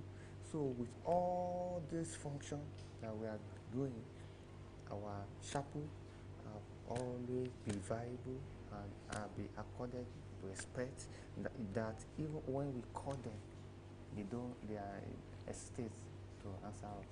So, where do you see your chapel in the coming years? In the coming years? Well, that question is to me, at the chairman of the chapel directly, where I want my chapel to be. Let me speak for my members, where we want our chapel to be. We have been working judiciously to, first, to sustain the legacy our predecessor left for us, and we want to surpass it. We are not there to just sustain. We want to upscale. We see our chapel increasing in number. We have it's not all journalists in Abuja or all correspondents in Abuja that are yet registered member of the chapel. And we want them, people that are supposed to be, though the membership is a voluntary tax, it's not compulsory, you know. There's something I observe. When my secretary, when we came in May, between now and May, we have experienced increase in our registration, in our membership. It has almost doubled now. So it shows that we are doing something good. We are trying to, I want to see in the coming years,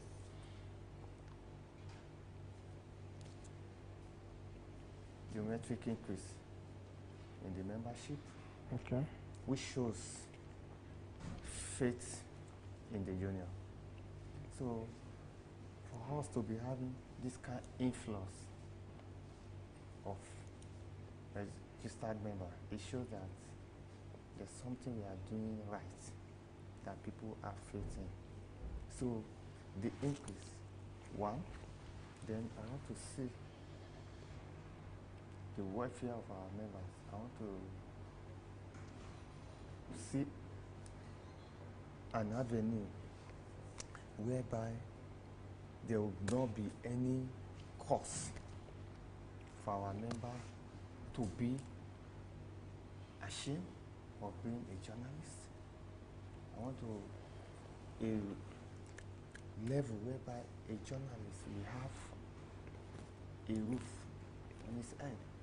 I want to make sure that with the next, for the rest of the tenure, I would like to see that every correspondent in the FCT possess a house of his own.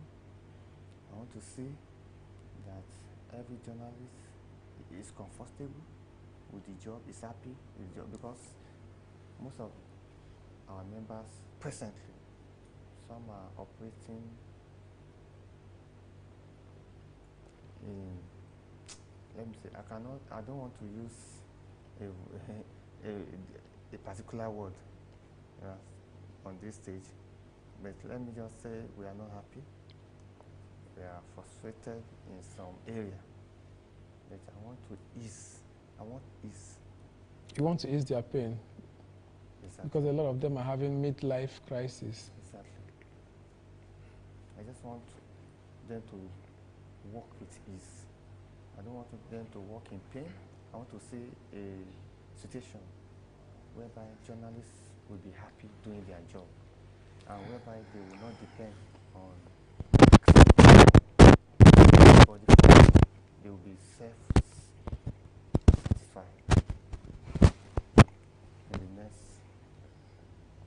in the rest of the tunnel, and maybe in fact, in a couple of 2 years, I want all of this achieved, whereby journalists will have a house of their own, whereby government will meet the need of journalists in the FCT to give them what they deserve. We don't have to beg the government to meet our needs. We want them to know that these people, they are serving this country, we are serving the citizen. It's not for our own interest, but then all we will do, all our activity, because we are going through a lot. Our job is too taxing. It's not easy. And we cannot be going through all this stress and at the same time we are not getting what we want, especially in the area of remuneration. I also want to look into that to ensure that employers are meeting up with the contract agreement. But when a journalist is signed on to your organization, you make a lot of promises to attract their talent. But by the time they come into the organization, the game change. You will now be telling them that no, your ID card is enough to put food on your table. Now you are now going against the contract agreement. You are not so qualified exactly. to become a professional beggar. Exactly. So all of these things will engage the employers to let them, we ensure that they stick to the contract agreement so that our members will remain happy. So pursue all of this because there are a lot of cases regarding that, and this is a very serious matter we need to pursue. And the couples of years we will not have such cases again. But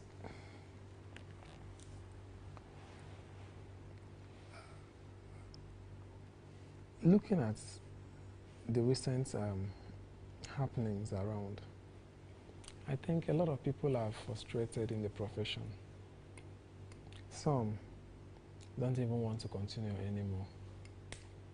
You know, people like that, how do we revive them? How do we reintegrate them back to the union? This question is a very difficult one, considering the atmosphere, surrounding the job, journalism. I like the fact that you asked this question. Recently I interviewed a fellow colleague, a veteran, and I asked, now that you'll be retiring soon, and your children are gaining admission to it, I hope you have prepared them to step into your shoe as a journalist. You know what this gentle colleague says? Say, no, none of his children will do journalism. I say, well, a veteran journalist like you, why would he say that? He said none of his children will be a journalist. No. He said, no. He said, not at all. Yeah? It really touched me. I felt bad that day. I said, oh, God. See, a veteran. He said all of the year he has practiced journalism. He said now that he's about retiring, he said he could not have anything to say this is what he achieved. All the years that he have worked. He said he would prefer his children to do so profession, this profession, not journalism. That shows how unprofitable journalism or how disappointed he is with the career. It shows that he has just been practicing, he has not been happy, and he's retiring unhappy. It's something that's so bad to talk about. It shows that journalists have not really been rewarded for their efforts and their service, and this is a very concerning issue to the government. Government need to look into the plight of journalists, because these days we have been experiencing a lot of fake news, propagandas here and there, and these are the things that led into it. When somebody is not paid for the job, is not well paid, is doing the job, and you are telling him that what you have, your ID card should bring food to your table, and how would such person will not be compromised when he is not rewarded accordingly? How will you not get compromised and publish or disseminate fake news or misinformation? These are the things we need to tackle. We need to look into the plight of journalists, the welfare, the care. Even the minimum wage is not applicable to journalists. If we are even being paid the minimum wage, a lot of our members will not even be worried or be into any problem. In fact, how many are even being paid the minimum wage?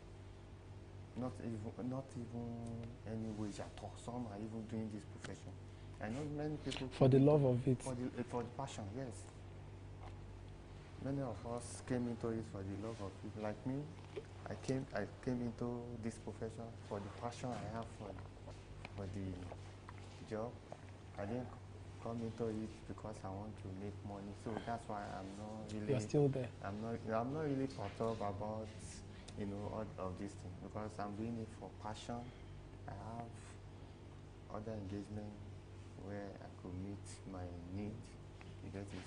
So that's what we are advocating at the union level, that our members don't rely on your pay salary. Have something else to attach to it, because this job is not paying you. Understand?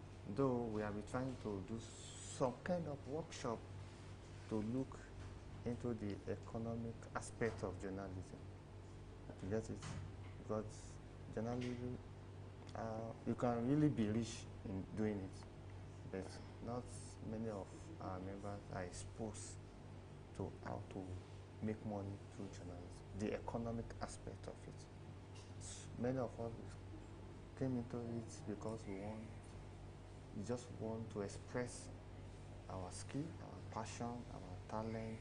We just want to express it. So when we came in, we were just doing it for the fun, you know. You read mass comm, you just want to practice it. That after you read mass comm, you say, why would you now get your certificate and drop it? So we just use it to practice. We are not really doing it for the benefit. For the money. The money, you get it. But now, because of the situation in the society now, we know that our member, we need to empower them. We are doing some kind of sensitization training around economic aspects, how to make money through journalism. You just don't just do it for passion alone, because beyond the passion, you need to meet your need, which is important. Your basic need to be met. So at least for your basic need, you need also aspect. You need to do this, you need to do that to make money. So we are looking into that. So in a situation where, with the rise of AI, what negative effect do you think it has had on the media? The negative, well, I would have loved to talk on the positive, but to your question, the negative impact it has had, we're in the age of technology, and the technology is evolving, and we have to move with it. If we remain orthodox, we'll be left behind. That's the negative aspect of AI now. Because if you look at the trend now, news reporters now, in fact, there's a challenge now in the news reporters now.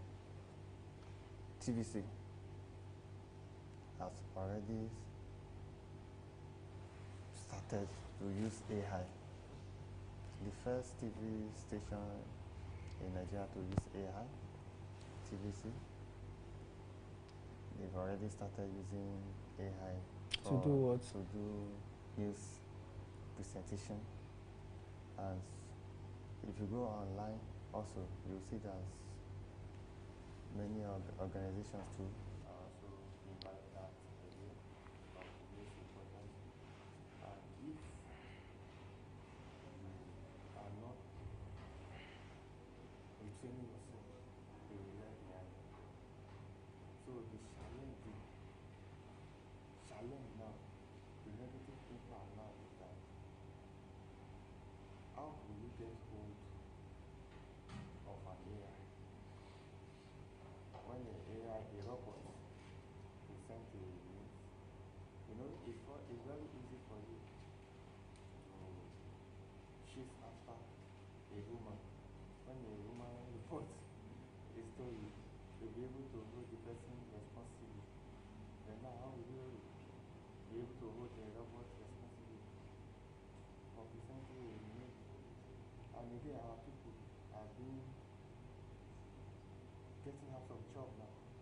Because if you refuse to train yourself on how to use that application and utilize it to present your report, somebody is doing it, and you that depend on human effort will be left behind. And there are some information that you need to generate quickly through AI. The AI makes things easy, quicker, but it's powerful enough in the area of labor, where 5 people need to do a certain job. Our job journalism is in process. To gather the news, you edit the information,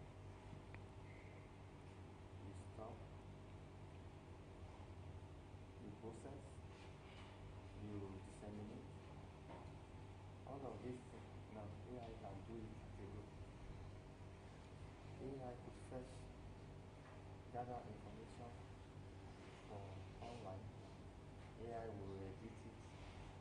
AI will process it. There's a story, and you disseminate it. So the role of a woman is being played by women. So they take a lot of people out of job. So this is one disadvantage that the AI has. Apart from that, it's a tool that is very good for job, it's very good for processing, for quick processing of information. Before we used to go on site, we go and fetch information, we do this, we do all this stuff.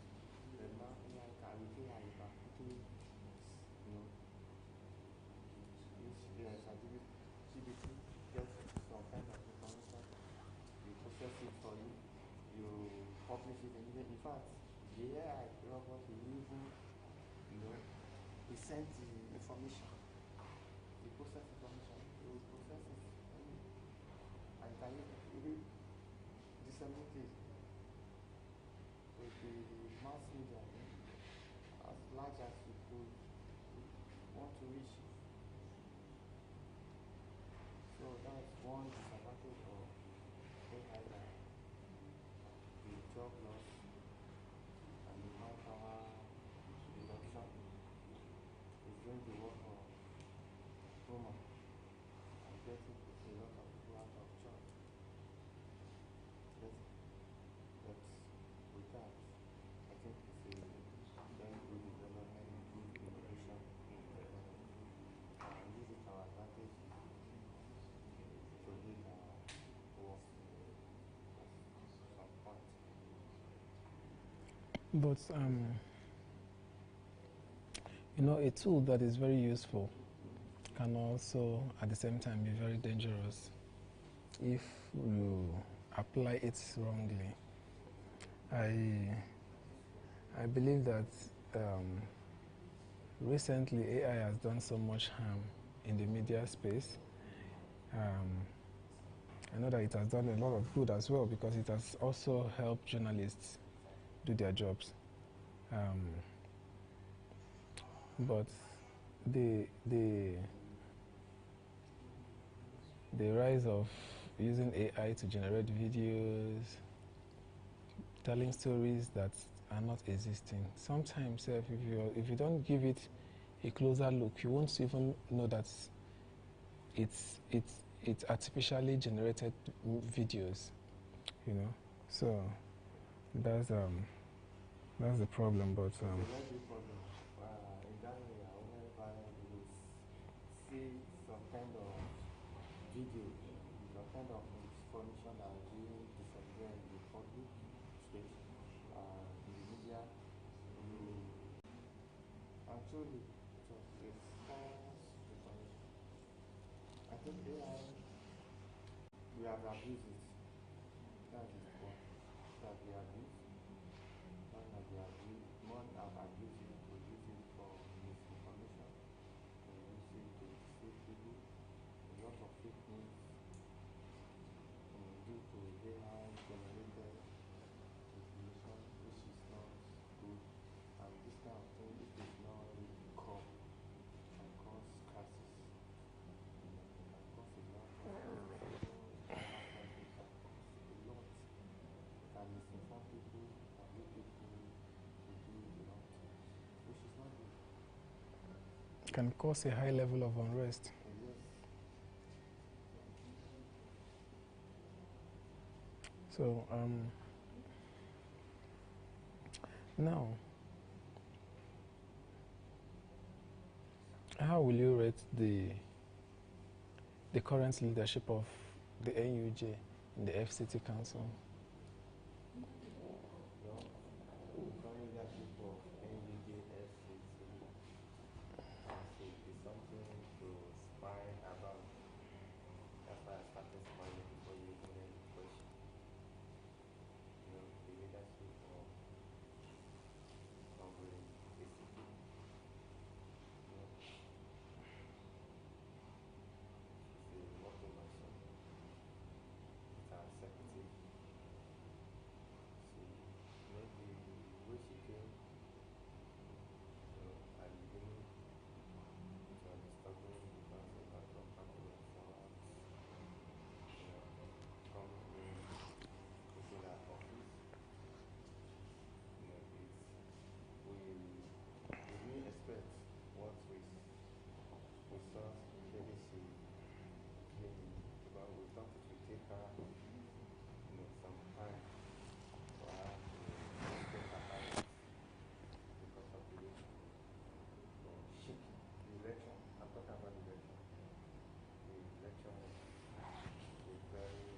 A very serious one. Stormy one.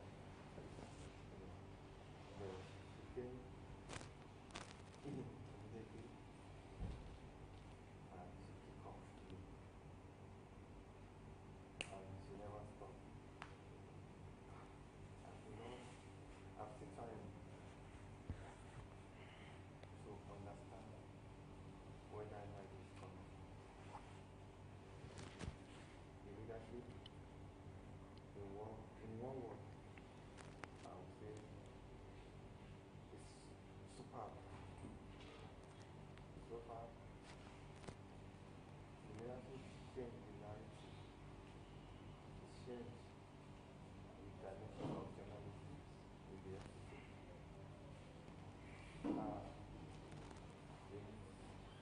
At the practice, I remind me that journalism is soup. Because in some time, when we come to the council to seek support, or even to relax, the kind of atmosphere we feel it's not what we are allowed. She has been touched the president. First week she came in the office, everybody can see that it's a new Sherry in town. There's nothing. That comes from the innovation of the junior secretariat. The innovation is people that used to know that used to pass it. In fact, if you have not been around this our sector for some time, if you return, you miss your way because she gave the place a new face. That's why even when I came, I was looking at this our sector. What a drastic change overnight. So, and apart from that, the welfare area, back to back, and the giving welfare, our meeting, our congress meeting, the different, there is the different people are given opportunity to hear their voice and like what you used to experience, where your voice cannot be heard. This is an exception. Every member has the liberty to hear their voice and recently we also have our press week. The press week is something that's unique.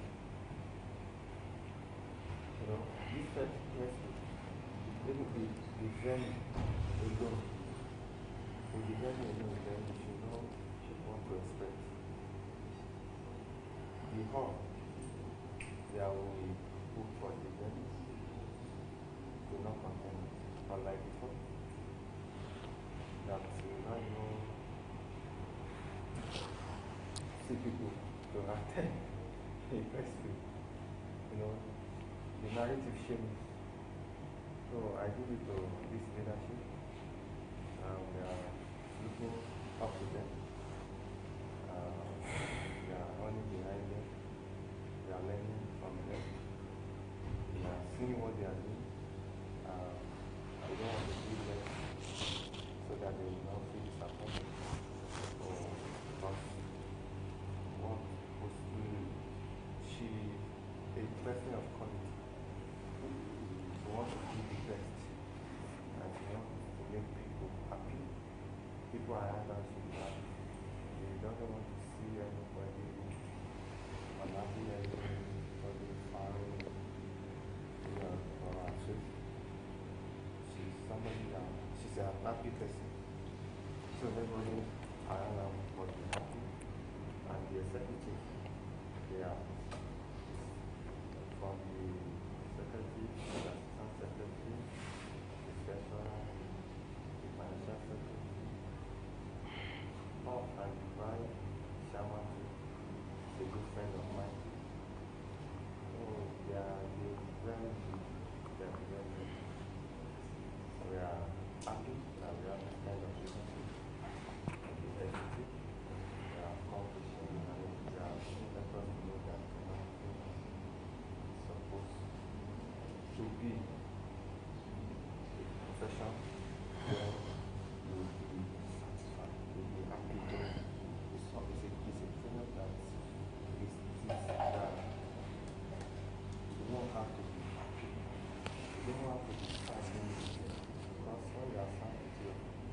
it will reflect in what you're doing.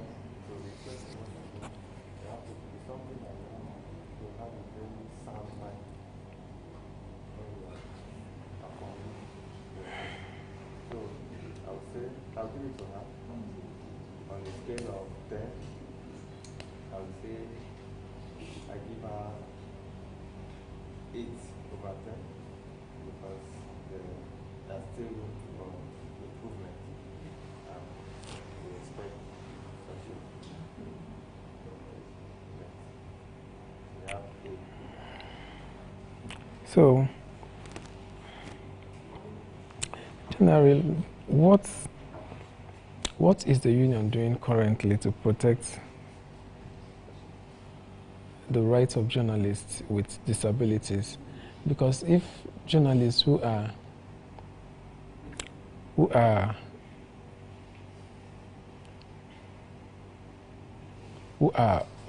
able-bodied can be intimidated and harassed, what happens to the ones that are living with disabilities?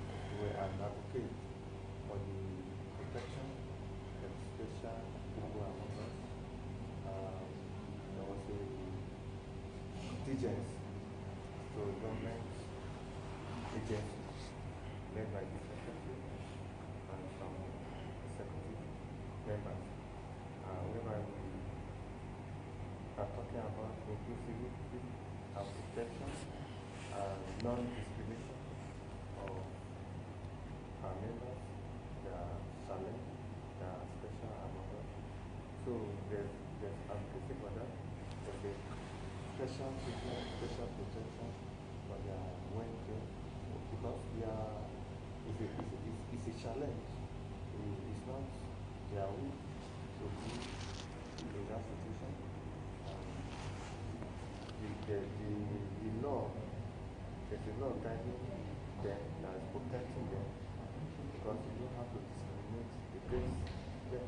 So there's a lot of things. So we are promoting that, we are championing that for our members, so that they will not face any kind of discrimination. Upon their duty. So we are really behind them. We are not waiting. We are fighting for them. We are not waiting for them and protecting them. So in a situation where a journalist who is reporting a protest. Okay, let me use a very simple example. We've had instances where journalists who go out to cover stories, or in some areas where there is unrest, and the public needs to be informed about the current situation of things, and the journalist goes to cover it. And some of these, Some of these security agencies, they will leave the actual people that they are meant to face and start harassing journalists. And some of them, they go as far as destroying their gadgets. Has there been any situation, maybe in your chapel, where these security agencies are held accountable to make sure that they either replace these gadgets or meant to feel, as in, meant to, or replace the gadget, or have there been a case of any security agents who harassed the journalists? Maybe on the process, I've had instances where some of them, their laptops are being confiscated, some cameras, midgets, and all the rest, even their phones. Some even go as far as smashing their phone on the floor. Has there been a case where some of these people are held accountable, either ask them to replace these gadgets or face the law for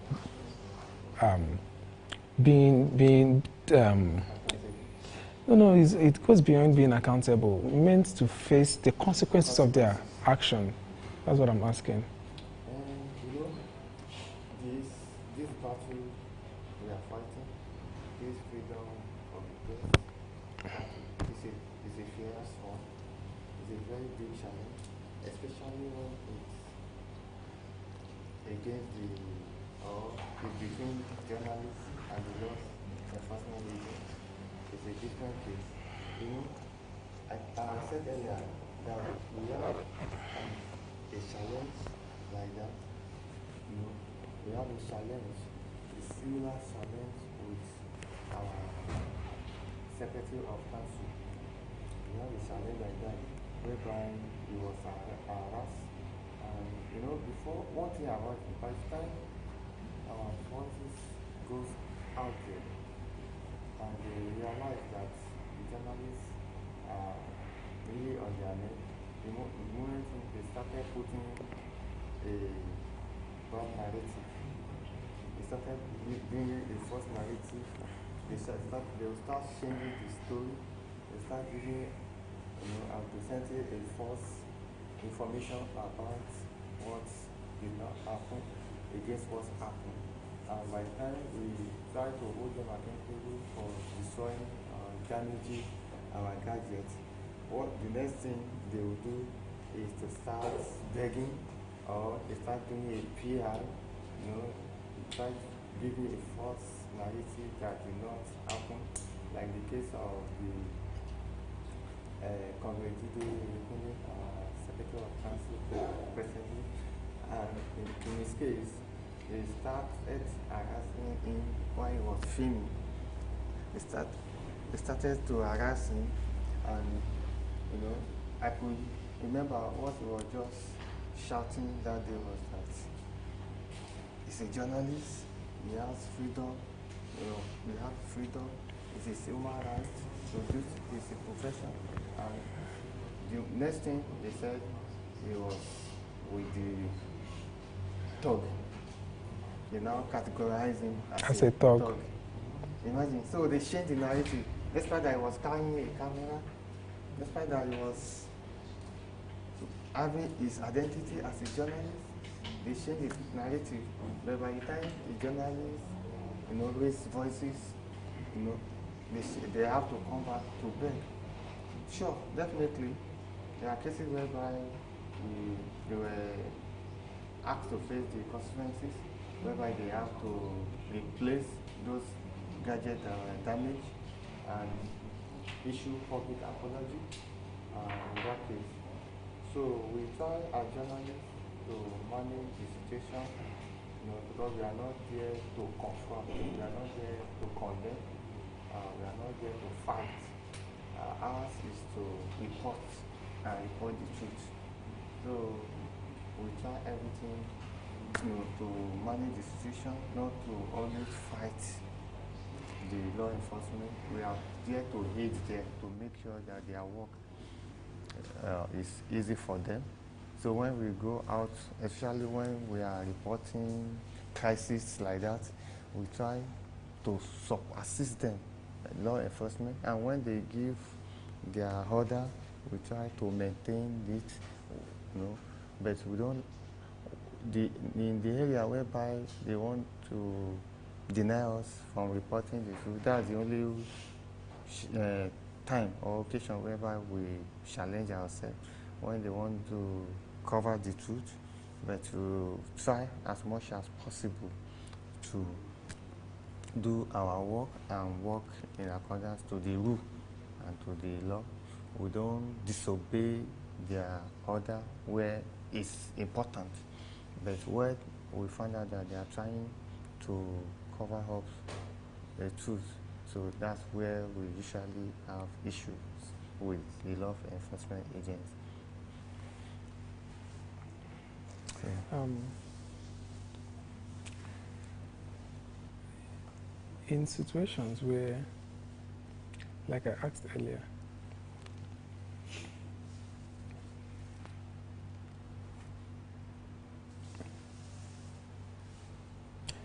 in situations where the security agencies are accusing the journalists that they're one peddling the fake news, and in the side of journalists, they are helping to combat misinformation and fake news in a democratic contest. What do you think is the right approach to handle a situation like that? Yeah. So at our own level, we are trying our best at the union level to separate the real journalists from the fake journalists, because the peddler of the misinformation, of the fake news, the peddlers are the fake journalists that we know that exist. We cannot deny the fact that we don't know they exist. We call them PC. And they are everywhere. Yeah, PC, they are everywhere. In fact, they will even look clean than than the actual journalists. Yes, in fact, they really confront the real journalists. They are very hostile. They confront you, they fight you. At events, they will confront you. They are the peddler of the fake news. Most of the time, they don't even do the stories. They will just come and do this and do this. You know, understand? So the peddler of the fake news people, what at union level, we are trying ourselves through the process of registration. We will ensure that the right people, the right professionals are members of the union. So that's one of the good things that the new leadership of the FCT Council has done, you know, trying to do proper screening of journalists, you understand, or potential members. We do thorough screening right now. We do thorough screening before we register any member as a journalist. And one other thing we are trying to do, which we have not done effectively, is the enforcement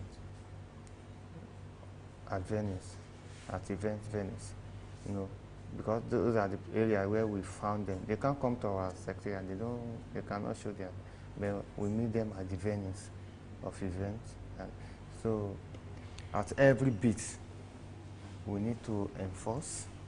We cannot do this alone, because we don't really have the power to do that, except we collaborate. We collaborate with law enforcement agents. When we notice a fake journalist, we can summon the law enforcement. We can call on police to apprehend such a person, you know, interrogate, you know, and do all due diligence on that person. So in that area, the peddler of fake news, and at the same time, the members, we have been doing a lot of training on development, self-development. We have been trying to train them so that they will know how to gather information, because that's where the problem starts from, news gathering. Because when you don't know the source of an information, you will quickly disseminate fake news. Because you have to verify the source of the information. You know where it's coming from. You know the truth. You verify it. In fact, when you get an information, you don't rush to the press to publish. You have to verify, verify. It is the rating. Understand? And there's rights for the other person also to defense. There's right to defense. You verify from the other angle that this is what I hear from you. Is this so? Is this so? Before you rush to the press, don't just get information from one source about so person and rush to the person.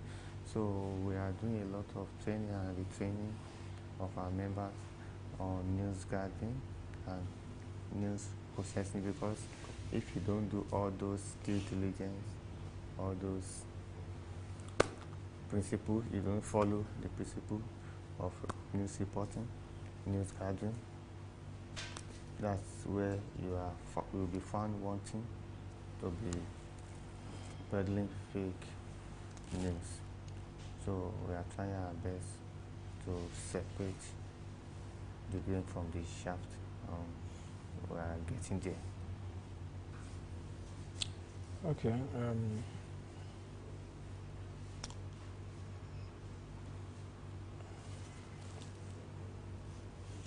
What's your proudest moment as a journalist? Your proudest moment as a journalist? My proudest moment,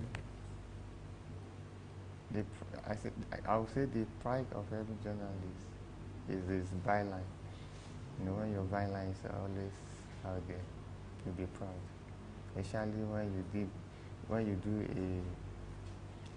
very good exclusive report and it goes viral, and what they see there is your byline. So you'll be proud. It's not about the money. It's not about what you gain financially. It's about the recognition. Yes, that's your byline. It gives you reputation. It adds values to you as a journalist. You get it? So I'll say that's my proudest moment, to see my byline there. Not only once, not twice, but on a daily basis. It gives me joy. It gives me happiness, and I'm always excited when I see my reports there, you know, because it's shaping people's idea, people's, you know, mind. You know, when you do a very good story, good report that people can be calling you for to, you know, give you kudos about, it's a thing of joy, it's a thing of pride.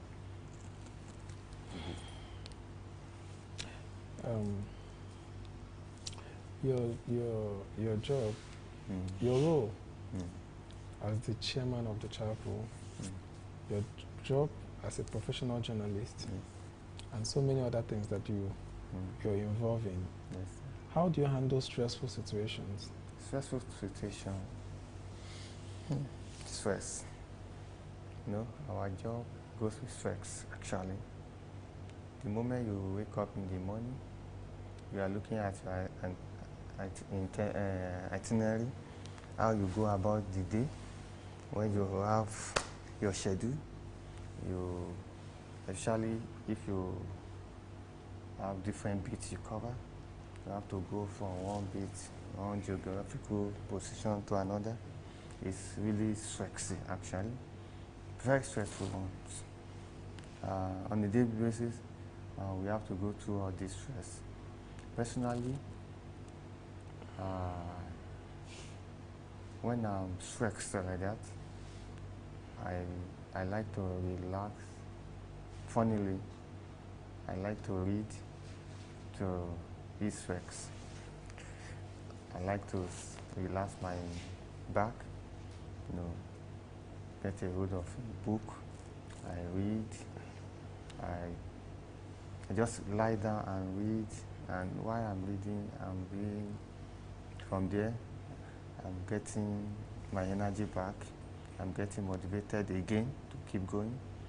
And physically, I engage myself in sporty activity to ease my stress. When I'm tired, when I'm stressed, like that, the moment I have a walk or engage myself in football activity, I get energized, my brain is refreshed, and I get myself back, and I'm be fit to go the following day. In your own view, what are the biggest issues currently facing the journalists in the FCT? In the FCT, issues that we are facing now. One, majorly, the issues we are facing as journalists in the FCT, the issues there are many actually, it's not just one. It's basically welfare, because there are some geographical areas that we need to be going on a daily basis where we need to cover, especially in the developmental reportage, like the rural areas, the rural locations in the FCC, where we have been receiving complaints from citizens about underdevelopment in some area, some part of the FCT. Despite that, the minister of the FCT despite that he has been doing a lot, I'm talking about Wike, despite that he has been doing a lot of work, but the rural area have not really felt it. We have been seeing what he's doing in the city area. He has been changing the quota, he has been retiring the road, he has been doing bridges, beautifying the city, but the people in the rural area are not feeling they the are not impact. feeling anything. It's as if the rural area, it's as if they are not part of the FCT at all. Not even the FCT, even within the hammock. The hammock itself, there are some areas that they are not even feel any impact. Do you know that hammock has an estate along the airport road? Hammock estate. If from the entrance, you ask yourself that is this an hammock estate? From the entrance of that estate, before you even enter, you ask, how would an estate look like this? You cannot even drive well within that estate without your car being damaged. So all those areas, and this along the airport road, this estate is one of the oldest, one of the first estates along that road. It's within hammock. It's within the hammock. There's no roads, there's no security. Recently, just within this month, they upgrade the police post in the estate to a divisional. They have posted a DPO there now. But the development infrastructure is still lacking. Even the post of the police post that they upgrade to a division, they don't even have enough space. They could not even provide a new facility that is befitting a division. You cannot drive within the estate. There's no drainage system. There's no motorable road, within hammock. So all of this area, those are the areas we are supposed to reach as journalists to report and give feedback to the government. We are not going there to cause problem or to insult. We know they are doing, but there are areas that need attention, urgent attention. So we lack mobility. We don't have vehicles to reach those areas. And we are calling the attention of government into this. We need vehicles to access it for their own good.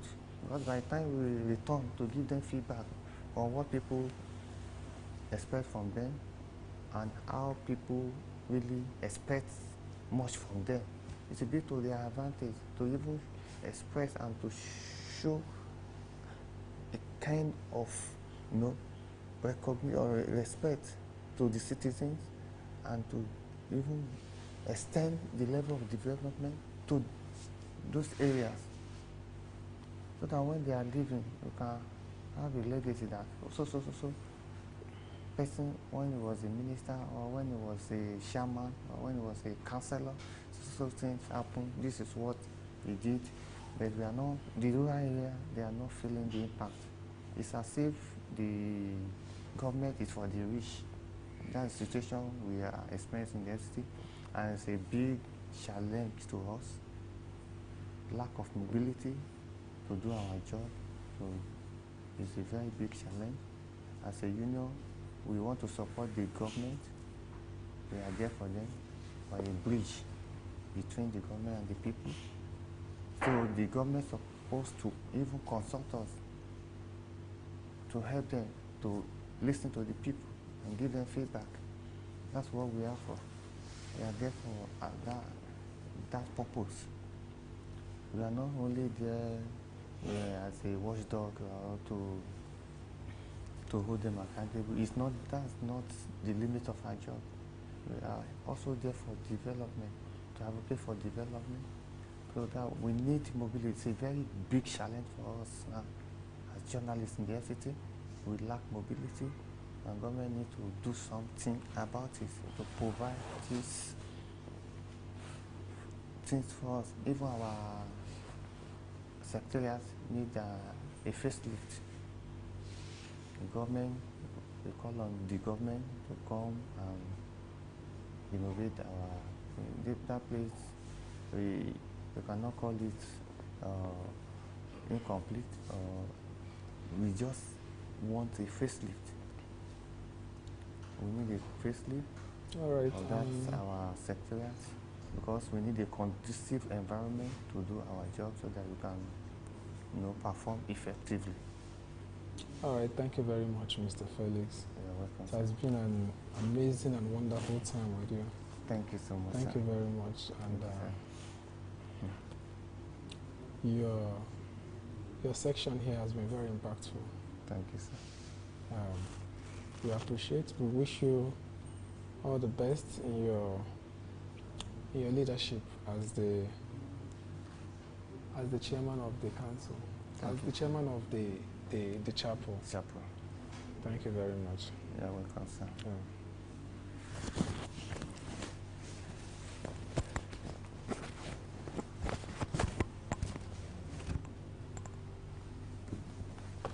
Thank you for having me. Yeah, you're welcome.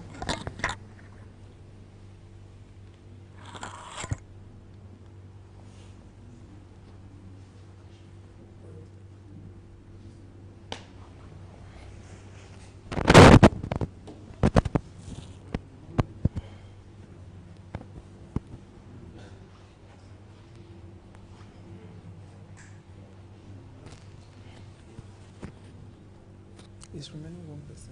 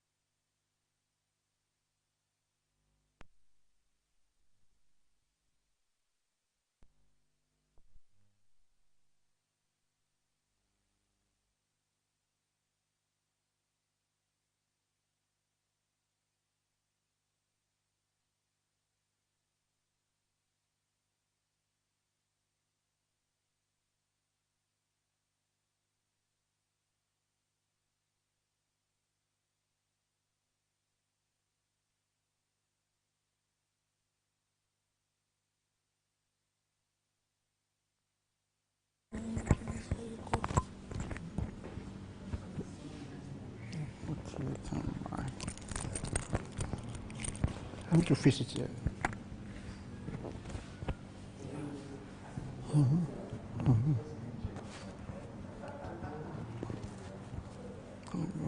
God should keep me myself.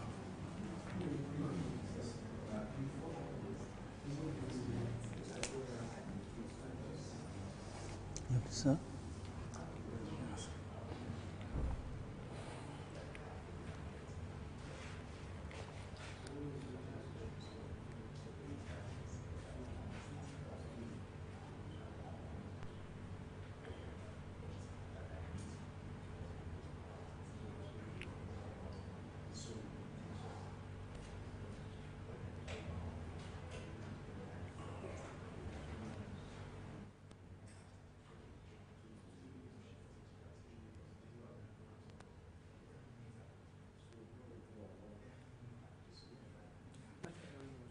No, sir.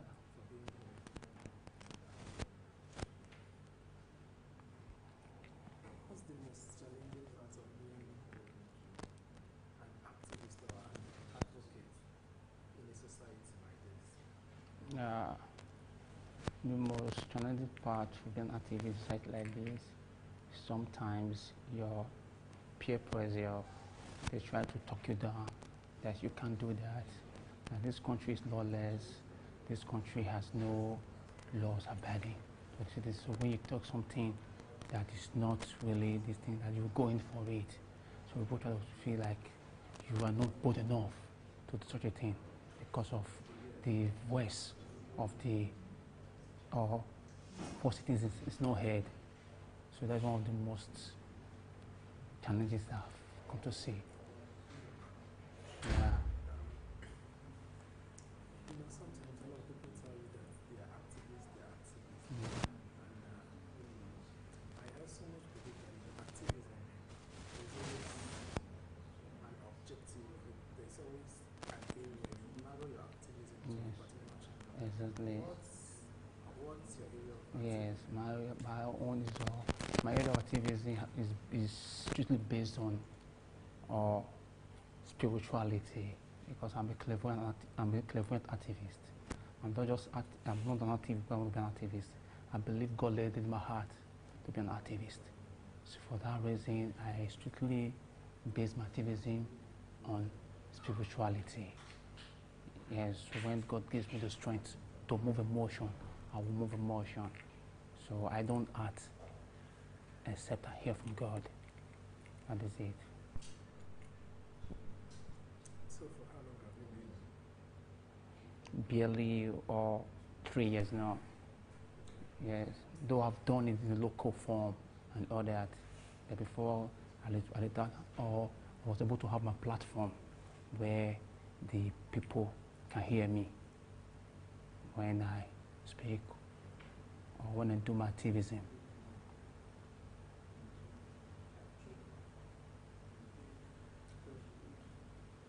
So far, what has been the reaction of people around you? I used to have more up like you are doing a good job. So people try to talk me down, like don't do such a thing. This country, they're going to. It's not done. Oh, how do we arrest you? So your life in prison. I said I don't give a fuck about that, because activism you have to be very strong and brave, like a lion. It's not meant for everybody. Everybody can just describe themselves as an activist, but there is level or category to it. So activism is not just what you just come up with this, because you're going to pass through so many hurdles, many difficulties. You're going to pass through rains, sun, and all that. So for you to persevere matters for you. So for me, activism just for me, a thing God led in my heart. I believe I don't do it just alone. So I believe God is solidly behind me, because I know I've been through some difficulties that I don't want to mention right here. So I know how God extricated me from those things. So I'm still doing it. Can you share some of your personal journey and what inspired you to become a spiritual activist? Okay, that was very interesting.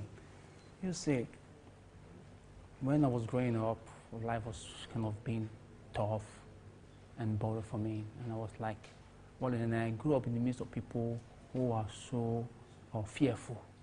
They are fearful, they're always scared, they are law-abiding, they only believe on the highest authority. Don't say anything against them, even when they do the wrong thing, just watch. But I was not comfortable with it. I'm not comfortable with that. This person is a leader or a governor or whatever it is. If he's doing something that is wrong, you have to say it. If he does something that is good, you say it too. They're like, no, don't do that. So I realized that people that I was with, when I was growing up, they were kind of being scared. So they were so scared. So for me, it was not okay with me. And I feel I want to know why people are so scared that they don't want to say something concerning the country, the society at large. You're always like, you are just, whatever they say, you are bad. So I'm kind of person, I'm not comfortable with it. I believe freedom of speech is enacted in the Constitution. Everyone has right to express his own self. In the sense that they don't violate the constitutional law. So that is this.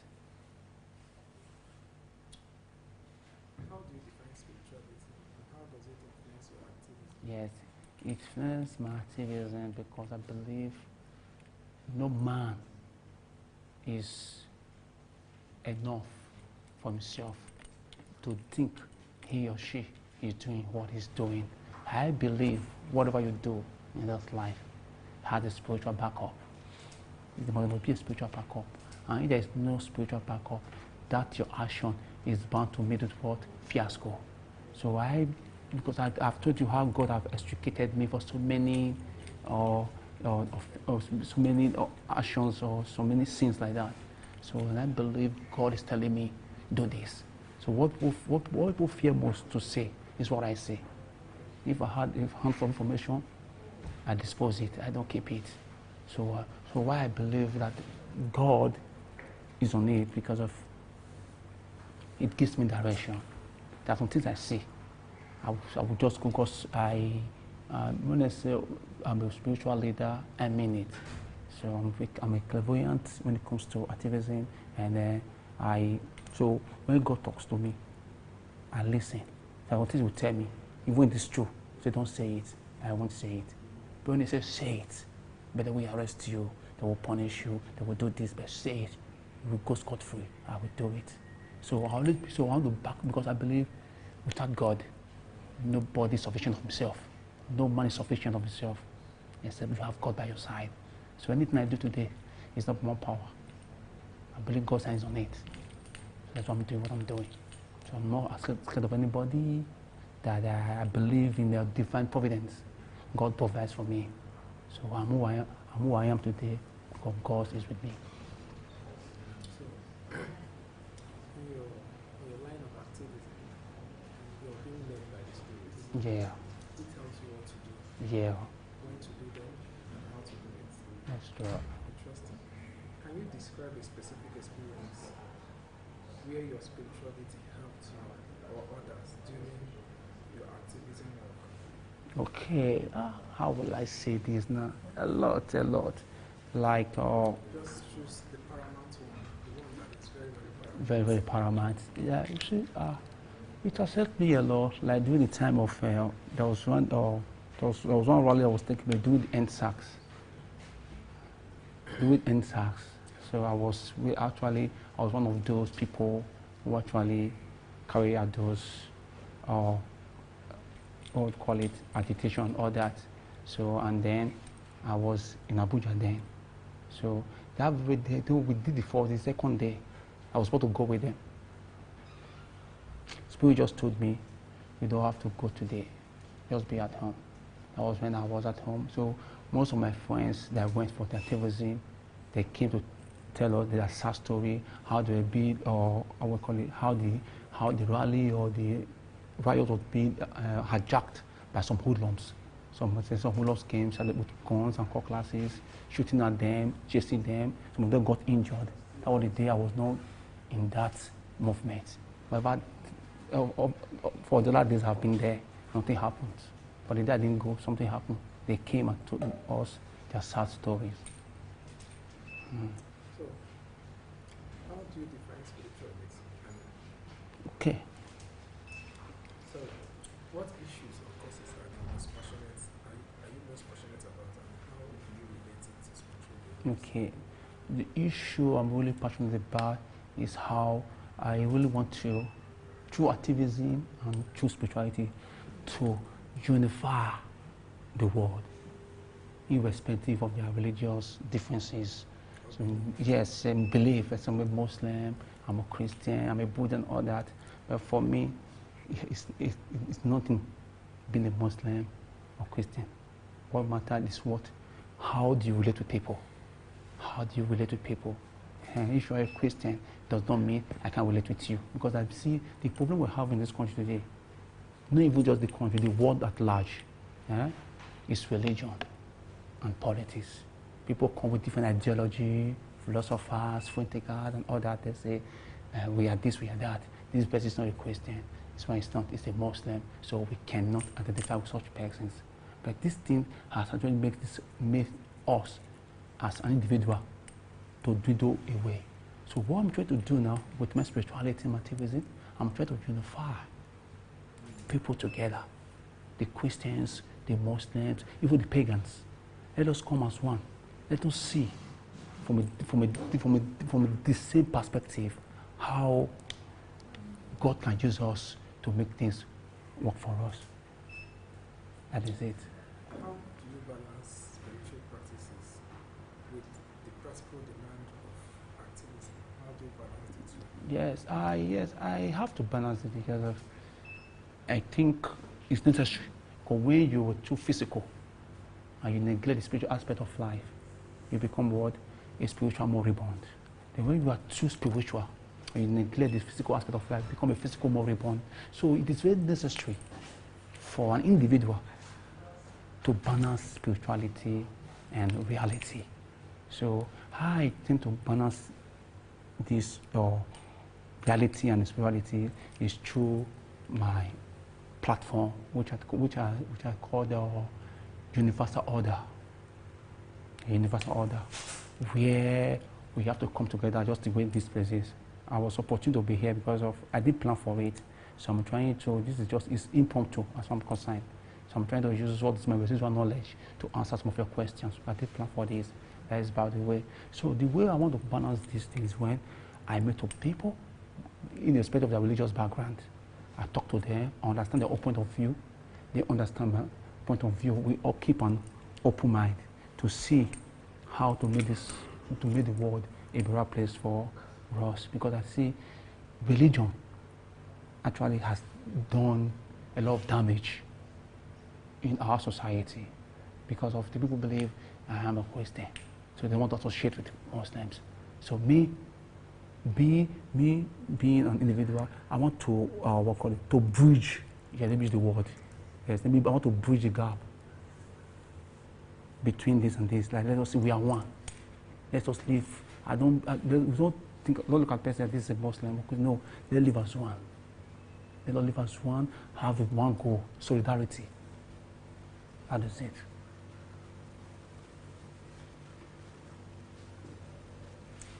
What role do you believe spirituality plays in creating social or environmental change? Yes.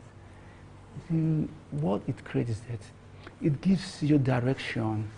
You just come on, this world we had is full of a lot of vices. Things that happen here and there. We hear news of this, that.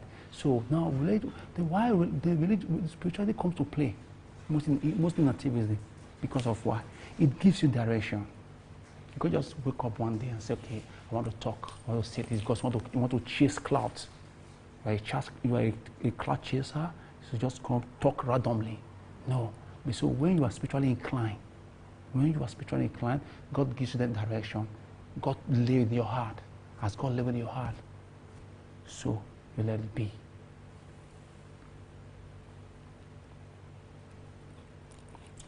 How do you approach engaging communities or individuals who may have different spiritual beliefs? Good. Because I think that's going to be one of the major challenges. Yeah. So my approach, as I said, me personally, I have kept an open mind. So I also want everybody around me to keep an open mind. Let us reason together. Let's share an idea. So I wouldn't say I'm always correct all the time. I might be wrong in my belief. I might be wrong in what I profess. So we share ideas together to see how to go about these things. So my idea now is this. I want to bring everybody together spiritually so that they just know that this is how it is. Whether a Christian or a Muslim, what matters just do things. What is righteousness? Let's start from what is righteousness. It's the ability to do right, to live right. That is righteousness. It has no other definition, whatever. Ability to live right. So when you are living right, you know the right thing. Don't steal, don't convert, don't embezzle, don't do all kinds of vices. You know these things. You keep all those things. Well, you might be a pagan. You might be a pagan, but you are due to go. You are due to go. So it doesn't matter when you hide under the guise of Christianity or Islam and imam, pastors, but what you do in the shadow is wreaking havoc. So things are not done that way. But how do people react when you tell them that you are spiritual? Yeah, well, Joe. Yes, exactly. Is the way each time I tell them, they feel bewildered, like it's shocking, so alarming. I can just say you're an activist and you're a clairvoyant activist. How do you do that? You know. So sometimes they try to mock me. Some say I'm an antichrist. Some will say you are insane. But later on, they begin to see reason with me because nobody can talk me down. I know the vision God has given me, and I want to stick to that vision. Comes sun, comes rain. So I want to stick to that vision till that vision is actualized. That is it. So I don't really care what they say about me. Honestly, actually, at first, it was kind of like, man, what are you even saying yourself? What are you telling them? It doesn't make any sense to you. And things that doesn't make sense is spiritual. That makes it spiritual.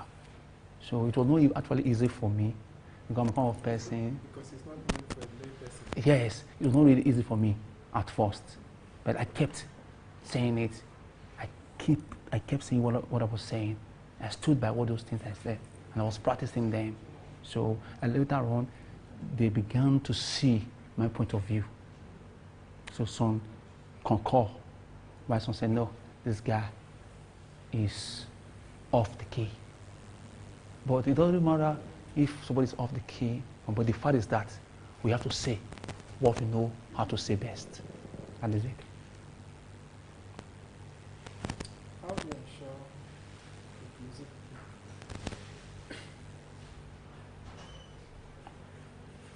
How do you ensure inclusivity and respect for diverse spiritual backgrounds? Sorry? In your work? Come again? How do you ensure that inclusivity, that people are included? Yeah. And how do you respect people with diverse spiritual backgrounds in your work? Yeah. The fact is that I am not trying to convince them. Everybody's entitled to his or her own opinion. So I'm not trying to cajole you or to convince you, but the truth doesn't lie, and the truth is not hidden. It's obvious. It's as clear as crystal ball. So I'm not trying to convince anybody about this. And if you keep an open mind, and you give me listening ears, let me tell you what God has laid in my heart. I know you will be wowed. So it's no issue of if they will believe this. But one about me, I respect everybody's religion, your belief, a Christian, a Muslim. But when you do things that against what I know, I will say it. But I don't want to delve into those religions like a pastor and all that. I don't want to delve into that because I believe holiness is within. It doesn't matter the people you keep. Sorry? It's in words. It's within. It's inside. It's inside. So it's not God bless you. And now I know you are getting my point. It's not by the congregation, the people you identify yourself with, the church you go, you shout and all that. No. What you do in your quiet time, when nobody watches you, when God alone watches you, what did you do? Matters to us. So it's not that you're saying you preach, you speak in tongues, and all that. At the end, you have a dark side. Not at all. Can you share a success story where your combination of spirituality and activism made a significant impact? Yeah. It does. I don't want to talk much about my past, because everyone has a past. So I want to say I'm a saint. I'm not a saint. I have my own past. I have my own gap in the castle wall. So I believe when I was down in my life, that all hope was gone. I couldn't even believe that I could stand today to talk to you. So I was so depressed. So and I looked inwardly. That when I got this revelation, it was not just ordinary. That when I got this revelation, I'm like, you are not just another person. You are suffering today because you fail to do what you are called upon to do. You are created for a purpose.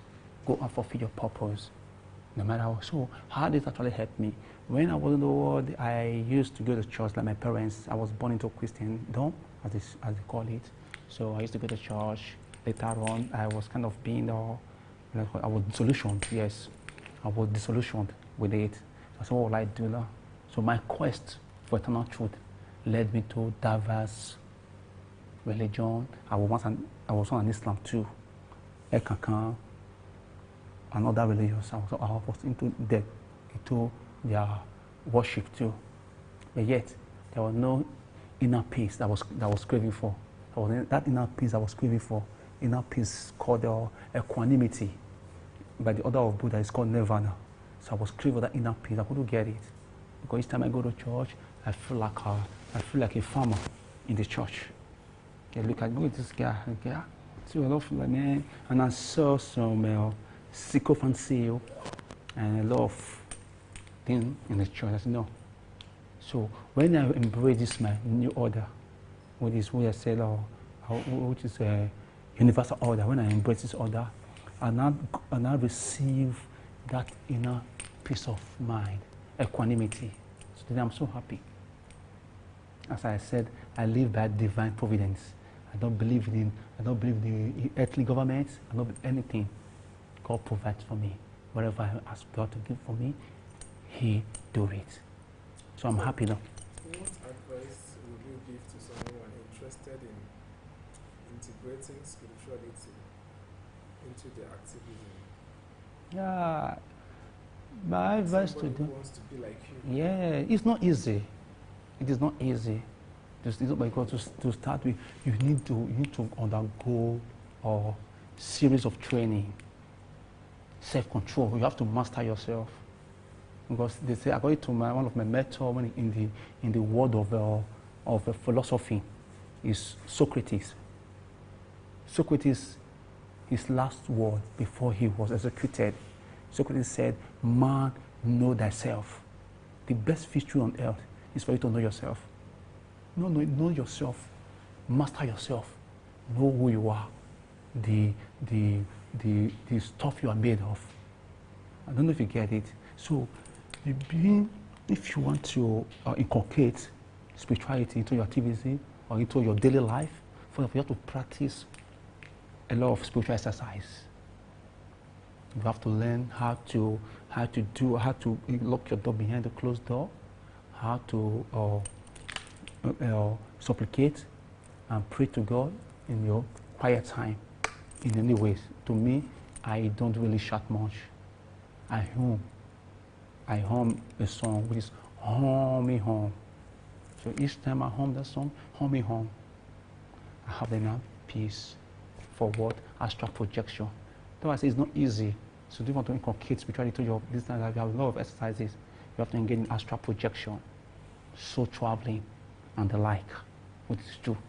Yeah, so the only way I will advise people, if they follow me online on my YouTube page, which is Universal Order, they see what I do, how the exercises, how I do them there. They will see it, they practice it. To already know that you are master of it, be able to what? To astral project, which is on the low level. Astral projection, from there, You should travel. And by the time you should travel, you now reach that universal mind. You now reach that universal mind of God. You reach the universal mind of God. You will now understand the things of the Spirit. That's how it goes. So, aside spiritual enchantment, yes. does this your spirituality, spiritual activism, does it involve sacrifice? It does not. It does. All it takes is your willpower, your inner spark, which I call the chakra. By the time you open your inner mind, your inner spark, and receive that light of God called Illuminata, it's done. No sacrifice. You don't do that. So it's your willpower. Okay. Yes. So how do you see the future of spiritual activism evolving? Yeah, in short, we are taking over. We are going to take over because without this spiritual activism, nothing can be done in the world at large.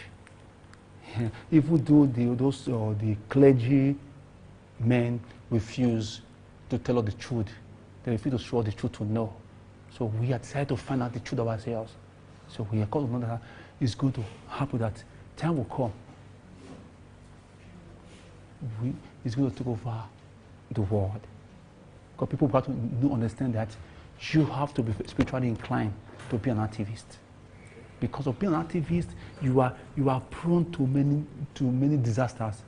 You are prone to many dangers. Car accident, assassin, prison, all that. So you must be very spiritual.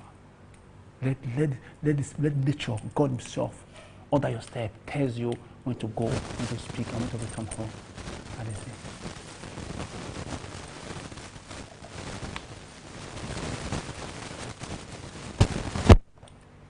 Are there particular spiritual texts, teachings, or practices that guide your activism?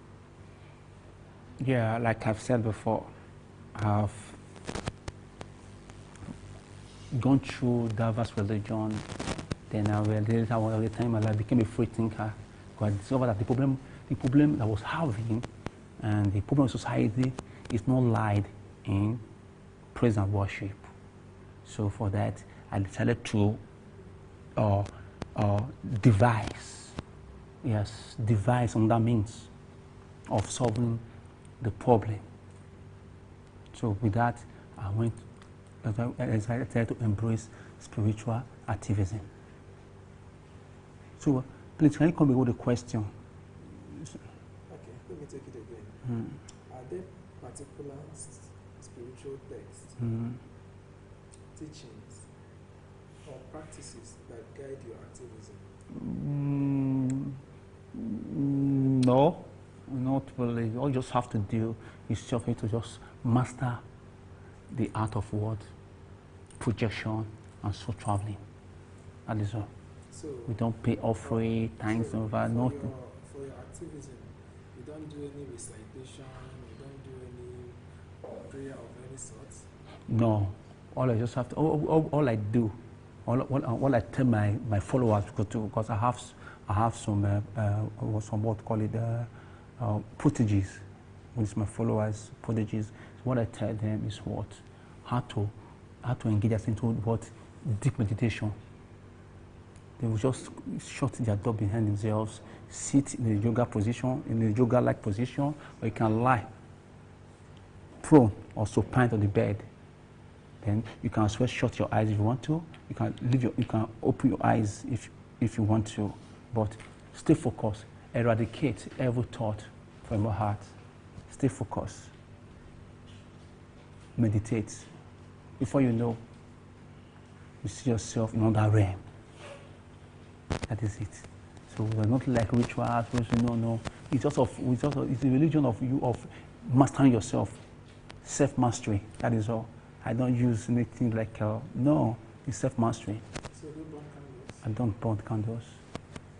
I think I want to make it more fanciful, just for fancy's sake. Normally I don't do that. I can sit here. I go for my spiritual exercise. That is it. So I'm proud to say it here today because I believe it's on the platform to say it, because I believe an opportunity to express this to the world at large. Yeah. So, what message do you hope to pass through your work as a spiritual activist? My activist? message, because you see, people of this world, they are very, very gullible. They are gullible. So the world is like this. The world is like a jungle, where the strong, or feed on the prey. So my advice to them is this: do what you know how to do best. Do what you know how to do best, and even when they try to talk you down, don't give in. Stand your ground, and I believe victory will be yours. That is it. So, on the cost of this spiritual activism, yes, I'm a clairvoyant activist. Okay. A clairvoyant activist. Okay. Like,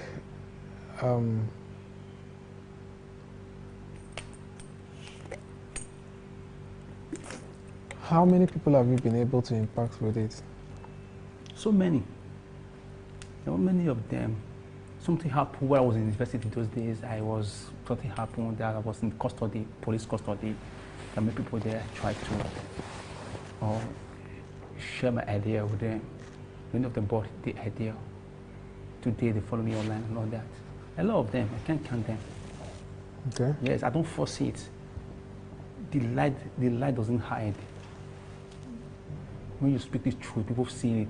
They feel it in your bone that you are saying it. You know what you are saying. I don't force it. I don't want you to believe me. If you don't believe me, it's a cup of tea. But I know what I stand for. I know what I'm saying. So that's why I go by the name Apocalypto. That is my name. I go by the name Apocalypto. So I can see ahead. I can tell what will happen in the near future and all that. So it's not a thing of telling me that you have to pay that force. I won't force you. So if you want to wallow your ignorance, fine. I'm okay by it. It's not a do or die affair. If you want to keep an open mind, let us share ideas together. Then we'll share ideas together. That is it. So I'm not against your religious belief. I'm not against it. You can still be friends. We can still come together and put this the way it should be. But have you been in the position where you are being stereotyped because of your religion? Yeah, many times. Okay. Can you share some of the notable experience? Yes, I've been here. I've actually been stereotyped because of my religious belief, because of my kind of activism. Like the day, let me just keep this very dark man. A very dark man. When he was arrested by FCC. So when I heard it, because I've been following him, I like what he's doing. Though he's not really my friend physical, but when I see person doing good thing, I appreciate that person. So when I saw that man, when he was arrested, I look at the reason for his arrest. It was uncalled for. So I took it upon myself, why would they do that? So I joined the protest. During the protest, I saw how, because of maybe the way I was talking and all that, so some of them felt that this guy is weird. So they were like, there was a time, it got to a point, one press or station wanted to interview me. So they gave me a mic. I wanted to talk. This person came, very dark man's elder brother, Mike. Told me, no, they should not allow me to say a word. I was like, why? He said, for a reason. What is the reason? He didn't tell me why. So I felt because of what I believe. So they felt, you can activists because myself. Because they believe on the open activity, let us see me. I'm on the law. You don't see my social media on that like that. Just like that. No, you don't. You know my page self. I don't know. I'm not chasing clouds. So I don't want you to know me. I believe when it's time for you to know me, I'm going to stand tall. So I don't chase clouds. So most people, they think they're an activist. They're not really an activist. They chase clouds. And when it's time to do the mail thing, You see them. You will not see them. I'm telling you, I've been after too many things like that. An activist is a die-hard nigger. You fear no Babylon. Fear nobody. Nobody you'll be afraid of. So I'm not saying this, they want to chase clouds and show me, not like that. So I've actually been stereotyped in many ways. In many ways, even with my peers, my friends, they're like, this guy safe, that's not down here, he's just trying to, So when I like it, it makes me different. It's not like you be unique, be royal in your own way. So I believe I'm unique, I'm a king in my own way, in my own different way. So I don't want to be like you, I don't want to be like me. And here's who I am, Apocalypto. That's how it goes. In situations where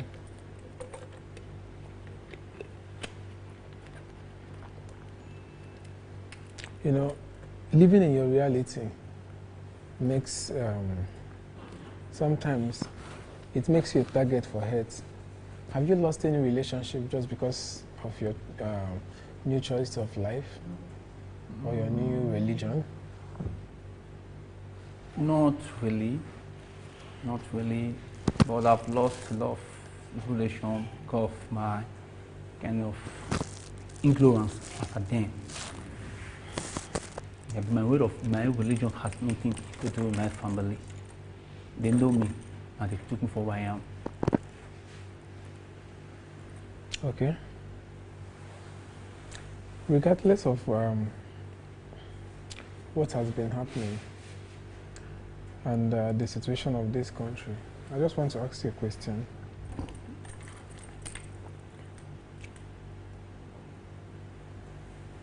Do you think there is still hope for the youth of these countries?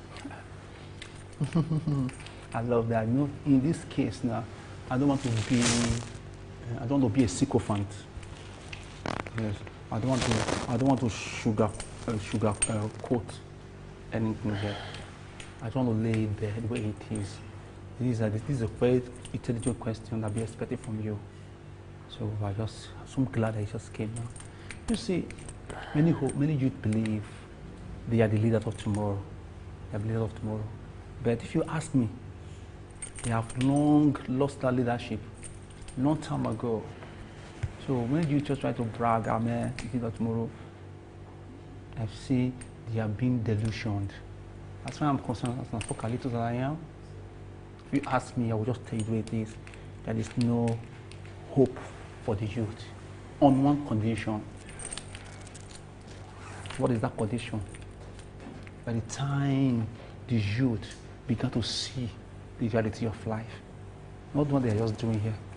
They see, the tide I don't put it now, left us behind, the youth. So we never knew before. Before we realized it was too late.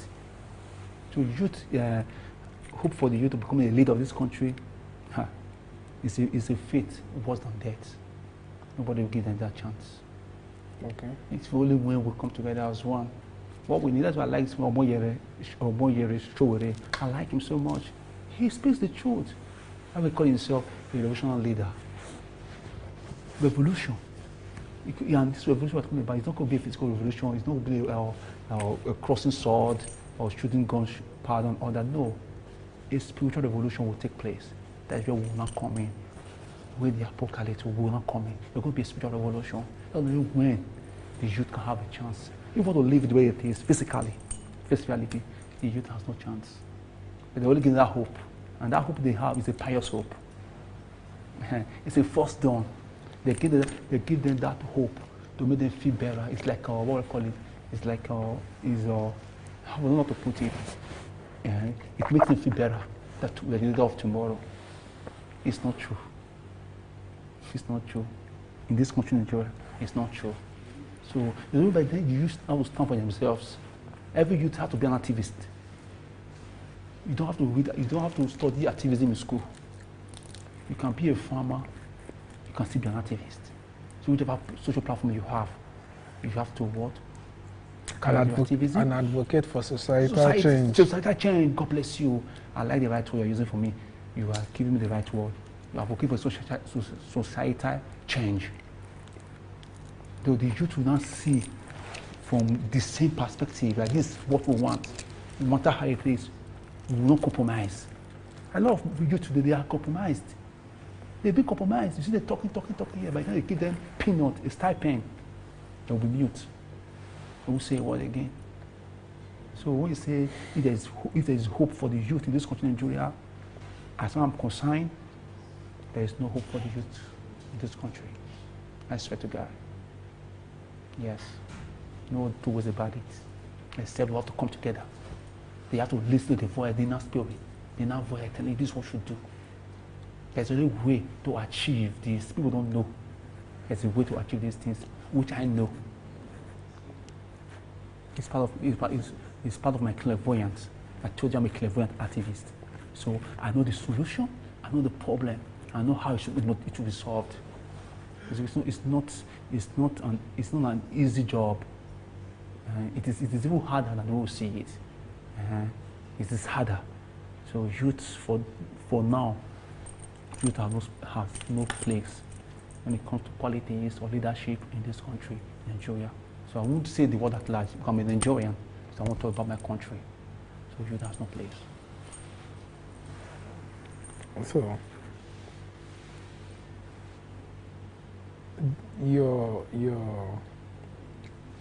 I will call it your line of activism? No. Belief? Your line of belief. Okay. Is I won't say it sounds weird, but it sounds a bit different. It's weird. You know. And this is the first time I'm hearing something like that. Yeah. And you have heard it now. How do people react when you tell them? What kind of reactions do you get from people? Like, wow, this guy is weird. But some give me hand of applaud. Like, man, this guy, you're on point. Because sometimes I used to delve into some things that I experience I have when I was in church and all that. So when I exposed some things, this guy was working on a point. So I realized that most people had similar experience with me. They were unable to share it. But then I started sharing my own. So, same thing happened to me. So some people applaud me for it. That's what I mean. This guy is weird. Those who are those fanatists, those religious extremists, they find it so weird. But just saying this thing, this only we know. I just let it be. Because I don't argue with people. I don't believe in words. I believe in action. That is it. So, how do you receive your messages? How do you receive your messages? Through divine revelation. Even in the dream, I receive a message. Anything that's about to happen, I will know. Through the dream, I receive a message. Through trance, I receive a message. Revelation, I receive a message. And sometimes, intentionally, I go for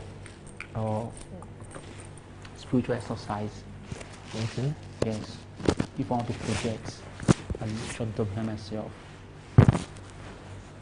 And I call it spiritual journey. I project to reach the spiritual world, we would call the cosmos. So in it's like a spiritual world called the cosmos, where the cosmic energy flows from. When some people are possessed. And so because I believe they were able to tap into that cosmic energy. So they made them so weird, made them spiritual. So you're able to key into that cosmic energy. So to make such spiritual journey, how do you do it? You have to start with self-discipline. First, discipline yourself. Then always guide your mouth. Don't talk at random because people are talking. It's not that kind. You don't have to talk when people are talking. And you talk when the Spirit leads. See, so you guide yourself. Self-discipline is very important. Then you begin to see things in a different way. Don't look down on people. Keep an open mind. When people are talking to you, even when this person is insane, or is a native doctor or whatever, listen to the person. It's going to make sense. So you gather information from that place. Then you always try to, sometimes it's good you isolate yourself. Have a quiet time with your baker. Isolate yourself most of the time. Always alone, listening. Even without saying a word, just be quiet. You know, before you know, message will be coming. It will come. It's a natural mystery. Bob Marley said it. It's a natural mystery. It's blowing into the air. By the time you isolate yourself, it will come. You feel it. It's not a that hard thing like I have to go extra mile to do that. No. Even while you can receive a message, it's training. It's training. So when was the last time you did this communication? Sorry, every day I of think my life. I'm being too personal, but No. I like it. I'm a bit curious. Yes, yeah. Every day of my life. Okay. Every day of my life, I go on my spiritual exercise more. Before I start any other thing, first thing in the morning, I go my exercise. So I got today now. I'm so bold to talk the way I'm talking today, because I believe nobody can pull me down if God is not in support. So I'm not scared of anybody, to the government, or this guy. No, nobody knows how I'm living. They don't know, but I'm surviving. So my major belief, so I told you, I believe in divine providence. So divine providence, that means everything I get just comes naturally. So even today the country is as hard as it is, people are dying, I'm going to survive. I will, because I know the formula. I've seen the vision, I know this, a time will come like this. I told my dad of present memory, a time will come like this. What is the Buhari, I have seen all these things. It has come to me. So I prepared for the spiritual part. I prepared myself. If let us say a cup of rice, 1 million, me, I will survive. I will survive. So I want people to know this is where we are going. Let us face reality. Not about I'm this, I'm that. No, reality. You must know who you are, your position, you are on earth, the reason for making you. What is your purpose? What is your purpose? Self-discovery. Yes, self-discovery. Yes, and that will help you. And if you're able to discover yourself, that will help you to sail a voyage through life odyssey. That is it.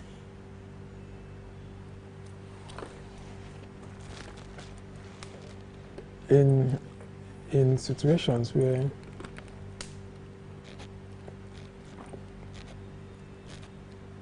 maybe someone hurts you and you want to hurt the person back, do you do such prayers? No, I don't do those prayers. Me being a clairvoyant activist, at the same time, I'm very, very radical. Very radical in the sense that I don't take rubbish. I wouldn't think I'm a spiritual man now, even my way driving now. Out of this place now, we drive out of this place now. I see some men, unknown gunmen, try to. I'll use my car to brush them and go. I want to say, well, please, and I won't do that. I'm too radical for nonsense. I will just brush them and go. So why am I saying this now? So I don't really say I want to pray for God. No. So if you hurt me physically, and if you're after my life physically, I don't need to surrender you to God. No. I will allow you to come. I will allow you to come. Because I've told you, nobody's a saint. I'm not a saint. So I wouldn't mean that are things I don't pray for. Like let's say for example, now I'm here now, see a snake crawling back or creeping back. That's meditating. No, don't do that. It's not just crush the snake. I will just crush it live. It's gone. That is it. So that things I don't pray for, like the country of this problem we have in Nigeria now. I don't put in a prayer because I know the solution. I don't pray about that. I don't. When time comes, we do the needful. That is it. What's the most challenging situation you find yourself? Challenging situation I found myself. There are so many. Mention the paramount ones. There are so many. Situations I find myself sometimes when you are looking for money, try to get money, money is not coming, try to get a job for yourself, job is not coming, you cannot survive. And the little you have, the little you have, people will still try to rob you of that little you have. That means maybe, for example, be a pastor or a native doctor. They will tell you, we promise you a bigger reward just to get that little you have.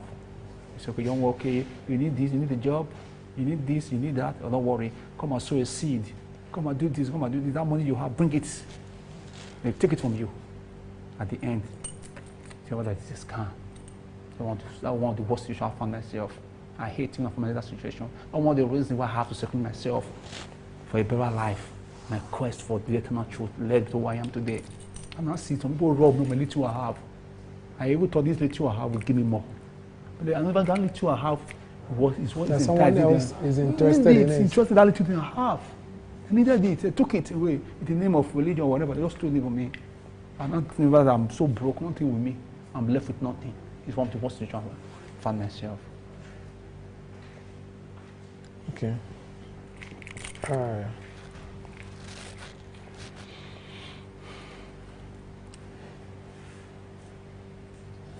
In a situation where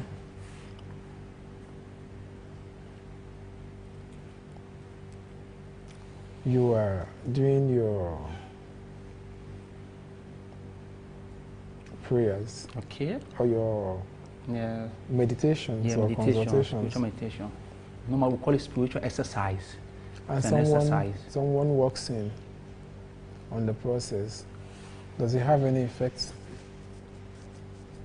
on me, on the person? Both sides.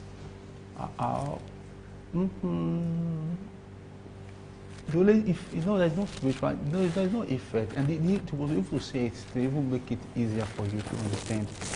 The person cannot get to me when I'm doing my spiritual exercise, because I always bolt my door, shut the door behind myself when I'm doing my exercise, so nobody can interrupt. The only issue you should be asking, and that will help you to ask, is this: it doesn't have a spiritual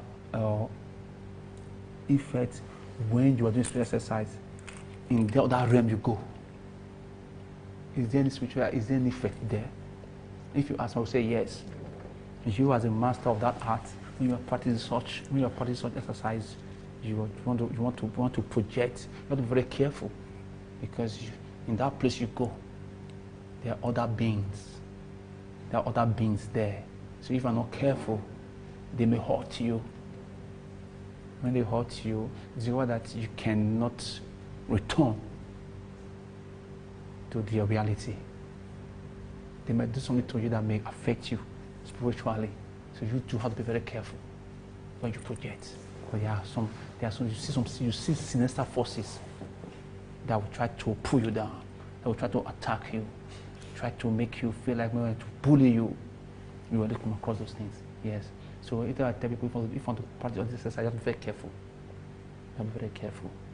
Because sometimes some people will just sleep, they will not wake up. You'll be asking yourself, what must have happened? Why did they just sleep and wake up? It's not ordinary. Something went down there and nobody knows. It's not ordinary. That is it. So you have to be very careful. When you say you are doing exercise, somebody comes. It doesn't matter. It's just you. It's not an occult. It's not an occult. It's not. It's not an occult. It's not for you to practice. God gave us that power. This power is embedded in every individual. Every individual has this power, but we cannot discover it. It's our spiritual part. It's our spiritual part that we fail to realize. Yes, we ignore it. Your chakra. We don't know how to put our chakra to use. We don't know how to open our inner spark. Let that power comes. Let you receive that light. It's called Illuminata. You receive it. Then you see, you begin to act in a different dimension. Even in education, in your every area of endeavor, you become so different because you have reached that what's called the apotheosis. which is the universal mind of God, where you cannot see, you don't know, okay, you don't know, okay, how did God create this universe? Was it created by God? You began to ask so many questions. Then things began to reveal, things began to unfold. Now this you began to know. So things you have to look, we put them aside. Stay focused. That's what I'm doing. Have you been treated badly or poorly because of your faith? Yes. Okay. But it did not change my, or it did not alter my belief. I stood my ground. But today now, they realize that this guy knows what he's saying. They know. Because they wonder, how do I survive? I'm not a beggar. I'm not a beggar. But they wonder, how did they? At the same time, I'm not a thief. But God always makes provision for me, one way or the other. That is divine providence.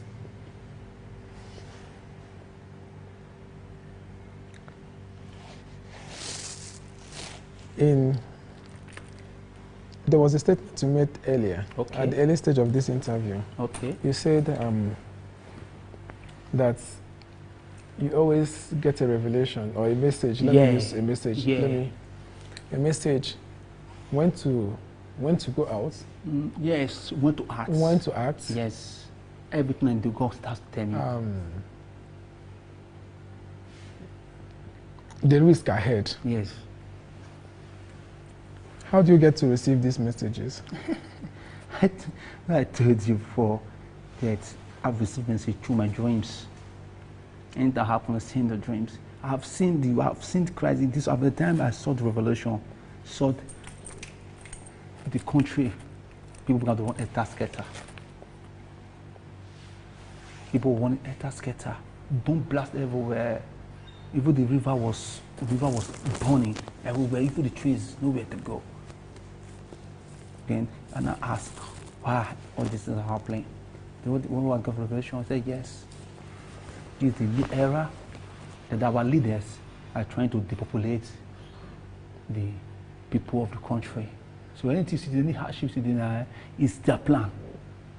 Anything you see happening today in this country, it is their plan.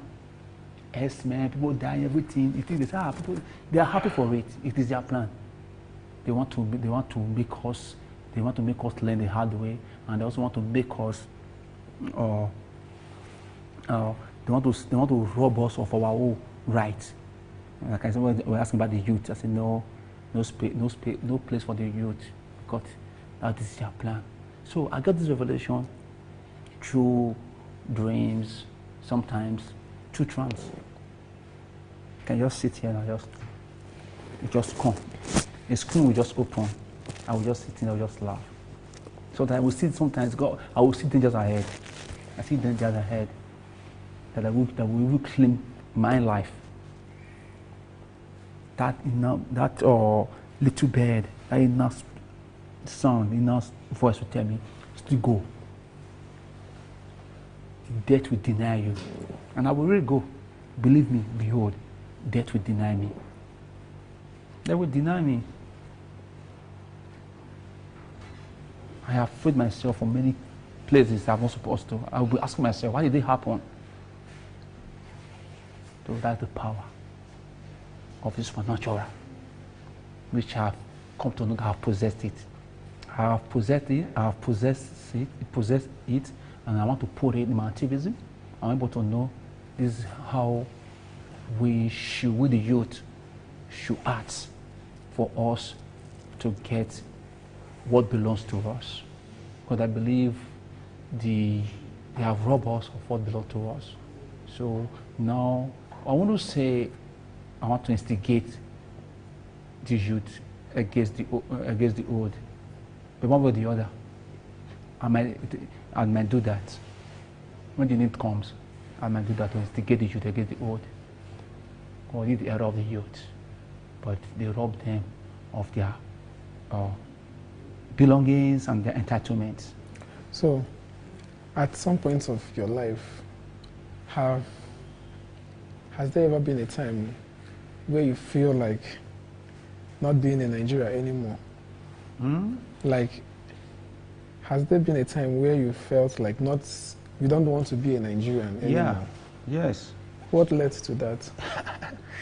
A lot of things led to it because there was a time in my life, I don't know, I don't want to be talking too much for future's sake. Me, I've actually had a lot of awkward experience many times, you know. So there was a time in my life when I was really down, depressed, and I lost my job, and then nothing to hold on to. I was like, my life is just gone. So I feel, how am I happy? And I was thinking, what led to all this thing of frustration? And I realized that the country actually contributed to my frustration. The bad governance and the bad leadership. So I was like, man, why am I in Nigeria? What must I be in Nigeria? And that I regretted that I would never be in Nigeria again in my life. If actually the African nation, I should come from a better country. But later on, it was done on me that you can't change reality. The fact is that you are in Nigeria, and since things is like this, you can make a change. So if you want to run away from responsibility, you want to share accountability for not claiming being a Nigerian, why would you claim your country and fix it up? So that I have that vision to also fix it up. Yes. So actually I've had that thought of not being Nigerian, but now the thought has gone to my repressive memory. It doesn't hurt me anymore. I'm a full Nigerian. Want to make a change. If you're meant to change something in Nigeria, what would that be? If you're given the opportunity to change one thing in Nigeria, what would that be? The bad governance. Yes, the system is very porous. It's porous to the extent that, man, we need to change the status quo. We need to change the status quo. That the old style it has become archaic. When you see the same set of people has been ruling from time to time. Even before I was born, people who are older than my father, they are still there today. They keep recycling it, you know. So old cartels, they keep recycling it. So if I was that one time will change. That's why I say time will come. I'm going to instigate the youth against the old. So I have to change the bad governance. Let the person who has the Spirit of God, who has the emotional intelligence, not just being the leader. You need to have what emotional intelligence to know how people feel, what people are passing through. So you feel what they are paying. So anybody who wants to be a leader of this country must have that emotional intelligence. To feel what people's pain, you must be empathetical. Feel what people's pain. That is not just being a leader. No, that is it. So if I have opportunity to change in this country, I will just change that status quo. Bringing new mercenaries to run or pilot the affair of the country. Yes. I'm very radical to that extent. You know, one thing about life is that you cannot achieve a long-lasting peace through violence. Yes. That's why I tell people sometimes going to court can only give you justice, but it can't give you peace. No. Yeah, going to court sometimes, after giving you justice, it robs you of the future. Yeah. Friendship and relationship. What am I trying to say? Sometimes, not the approach the way you handled a particular issue doesn't mean you handle it the same way. Yeah. The next time you are faced with such challenges. We have to be pragmatic in our dealings. You can give it a different approach. Exactly. So, thank you very much for your time. I appreciate it. Thank you very much for coming. Okay. So, I don't know, I didn't plan for this. Somebody just told me, somebody's happening, so okay, let me come and see for myself. So, if I have planned for this, I know how better things to say. I don't know if it's possible that I will come again so that Not an issue. Okay, all right. Thank you so much. I appreciate it. So my name is Edisi Omojade Ojiso. Okay. Popularly known as Apokalito. All right. Yeah. Thank you so much. Thank you very much. I'm grateful. Jack, hold on. Oh. See me? Sometimes I just forget. detach it. It's okay. So sorry. Yeah. Thank you. Yeah.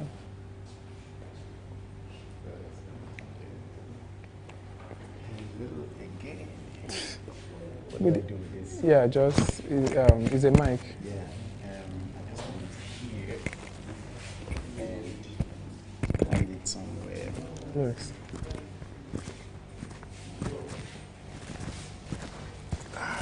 Right. So, we meet. Good evening, and Good evening. thank you for coming. You're welcome. So, what inspired you to pursue a career in journalism? I want to say that it is an interest in doing something that uplifts humanity. I remember that as soon as I left university, I wanted to be a teacher. And that is because being a teacher meant that that is the very first thing in the environment where I used to live that you can easily get to make a living. So I began to teach English, teach literature at that sub-level, primary school, secondary school. And then much later, after many years, the teaching itself was not bringing the sort of remuneration that you would get and the sort of impact that you would get. So what I did was that I needed to shift base, leave where I was, and come to Lagos and continue with the teaching experience there. But much later, I found out that the sort of impact that I needed to make as a human being to my immediate environment, I was not making it. And just by stroke of luck, somebody that I had been doing some things with for so many years ago, I will go visit him in his house and I will find out that he's not always at home. And one day he told me, when I met him, that he usually goes to a certain newspaper house because he's an editorial board member and that he was making contributions to the papers. So I told him too that I had always thought about getting to the media. I didn't know how. So he got me in. But basically, to answer your question directly, it is that I have always loved humanity. I have always loved the environment. I wasn't particularly interested in going to heaven. Not really interested in going to heaven. I loved my fellow human being. I loved the environment. I loved the green trees. I loved the rivers. And the idea of heaven was not even appealing to me. All I just wanted to be able to do is that I want to be able to improve on the standard, the quality, the value. Because, you know, God has given us that mandate. Be fruitful, multiply, take care of this place. He didn't say, you come down here, you'll be going to heaven. So basically, I was really interested in doing something that would impact humanity. Lift humanity. really interested. And nobody hears. I think that's what I have done. So, answer your question directly, enter journalism, and I've been here all this while, thinking of how to improve my station, wherever I find myself. I want to be able to see how I can use my position, my condition to improve, basically. How do you choose the stories you want to cover? Again, it is based on my desire to uplift the living, the standard and the condition of wherever I find myself. I have not always been satisfied with a lot of things. I have had friends who have lived abroad and who live abroad, and they tell me of things that happen in a society that is based on the rule of law, based on accountability, based on transparency. So what really guides me, my choice of stories, is just just so that I can be of value. And whatever it is that I see that is not, it doesn't seem to be going well, I want to be able to get involved and bring it to fore. The elements, the things that guide us, the things that we see around us, poverty in the environment, our health, our schools, our education, our roads, you understand? These are the things that actually help me to want to, and we say that these are universal values. These are things that are supposed to be in an environment that is enabling.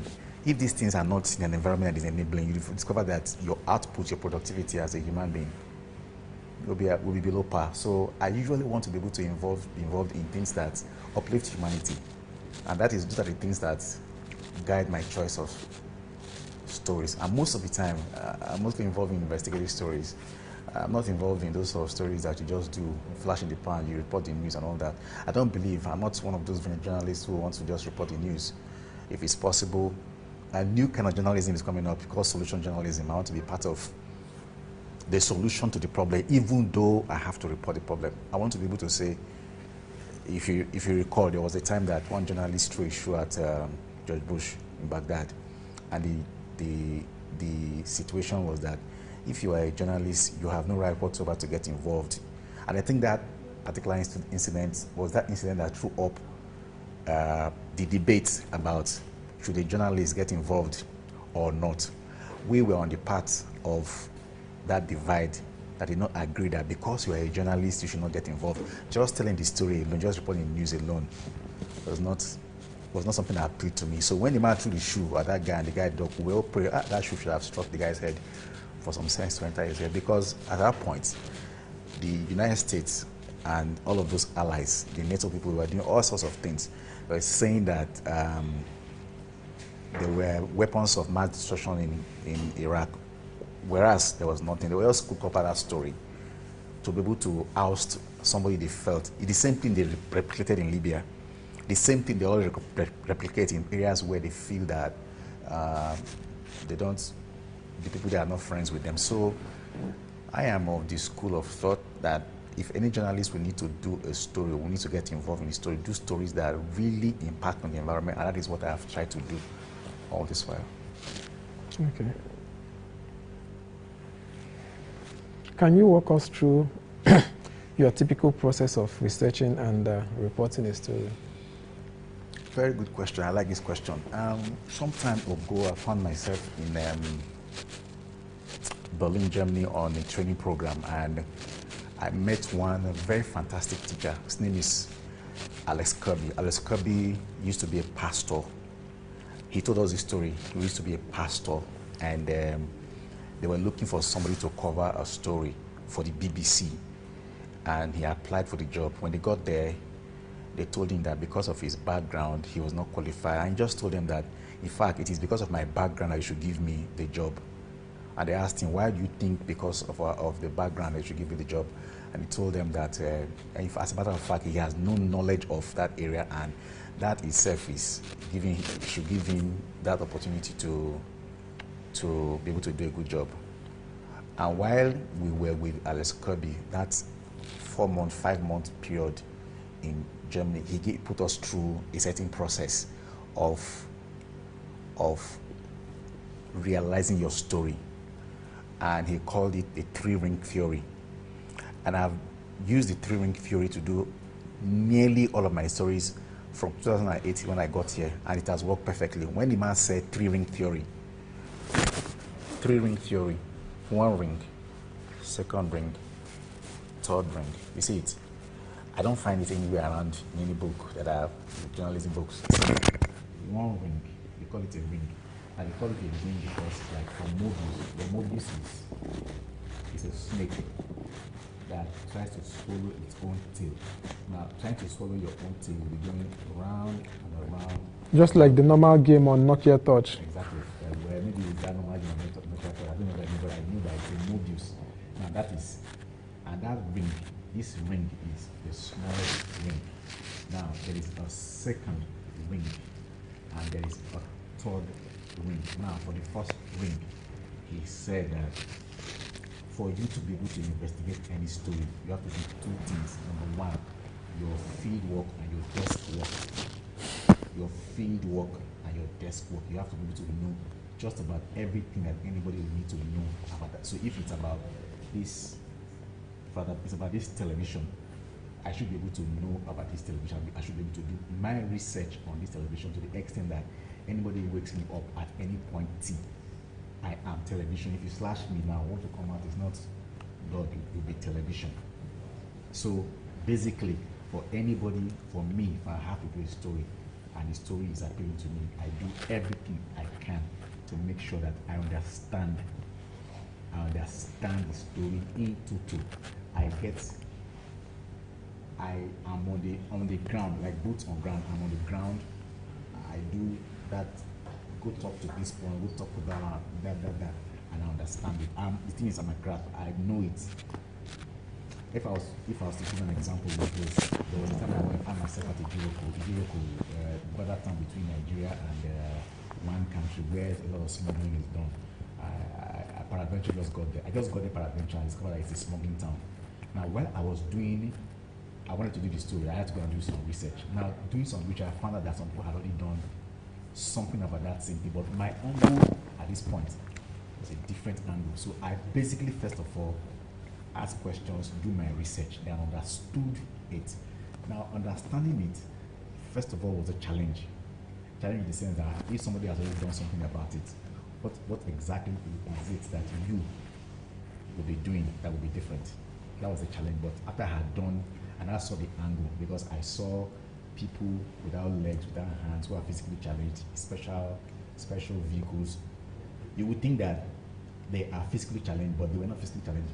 They were using the instrumentality of their vehicles fashioned for them to move around, to move petroleum products across the border. That was the angle for me and a lot of things. So first of all, the first thing, I do my best to understand the terrain. Not the terrain, understand the subject matter.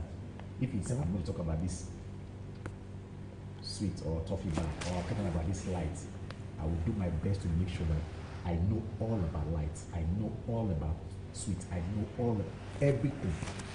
The man said I got as much information as 150%. At the end of the day, you discover usually 5. So I gather as much information as possible. So can I stand as well as you? Can I stand as well as you? I don't understand. I guess so too. No, but at the end of the day, that is the first thing. Then the second thing you need to do, the second thing is, are there people who are impacted negatively by this scenario? So let us say people are dying from a particular disease. I have known that people are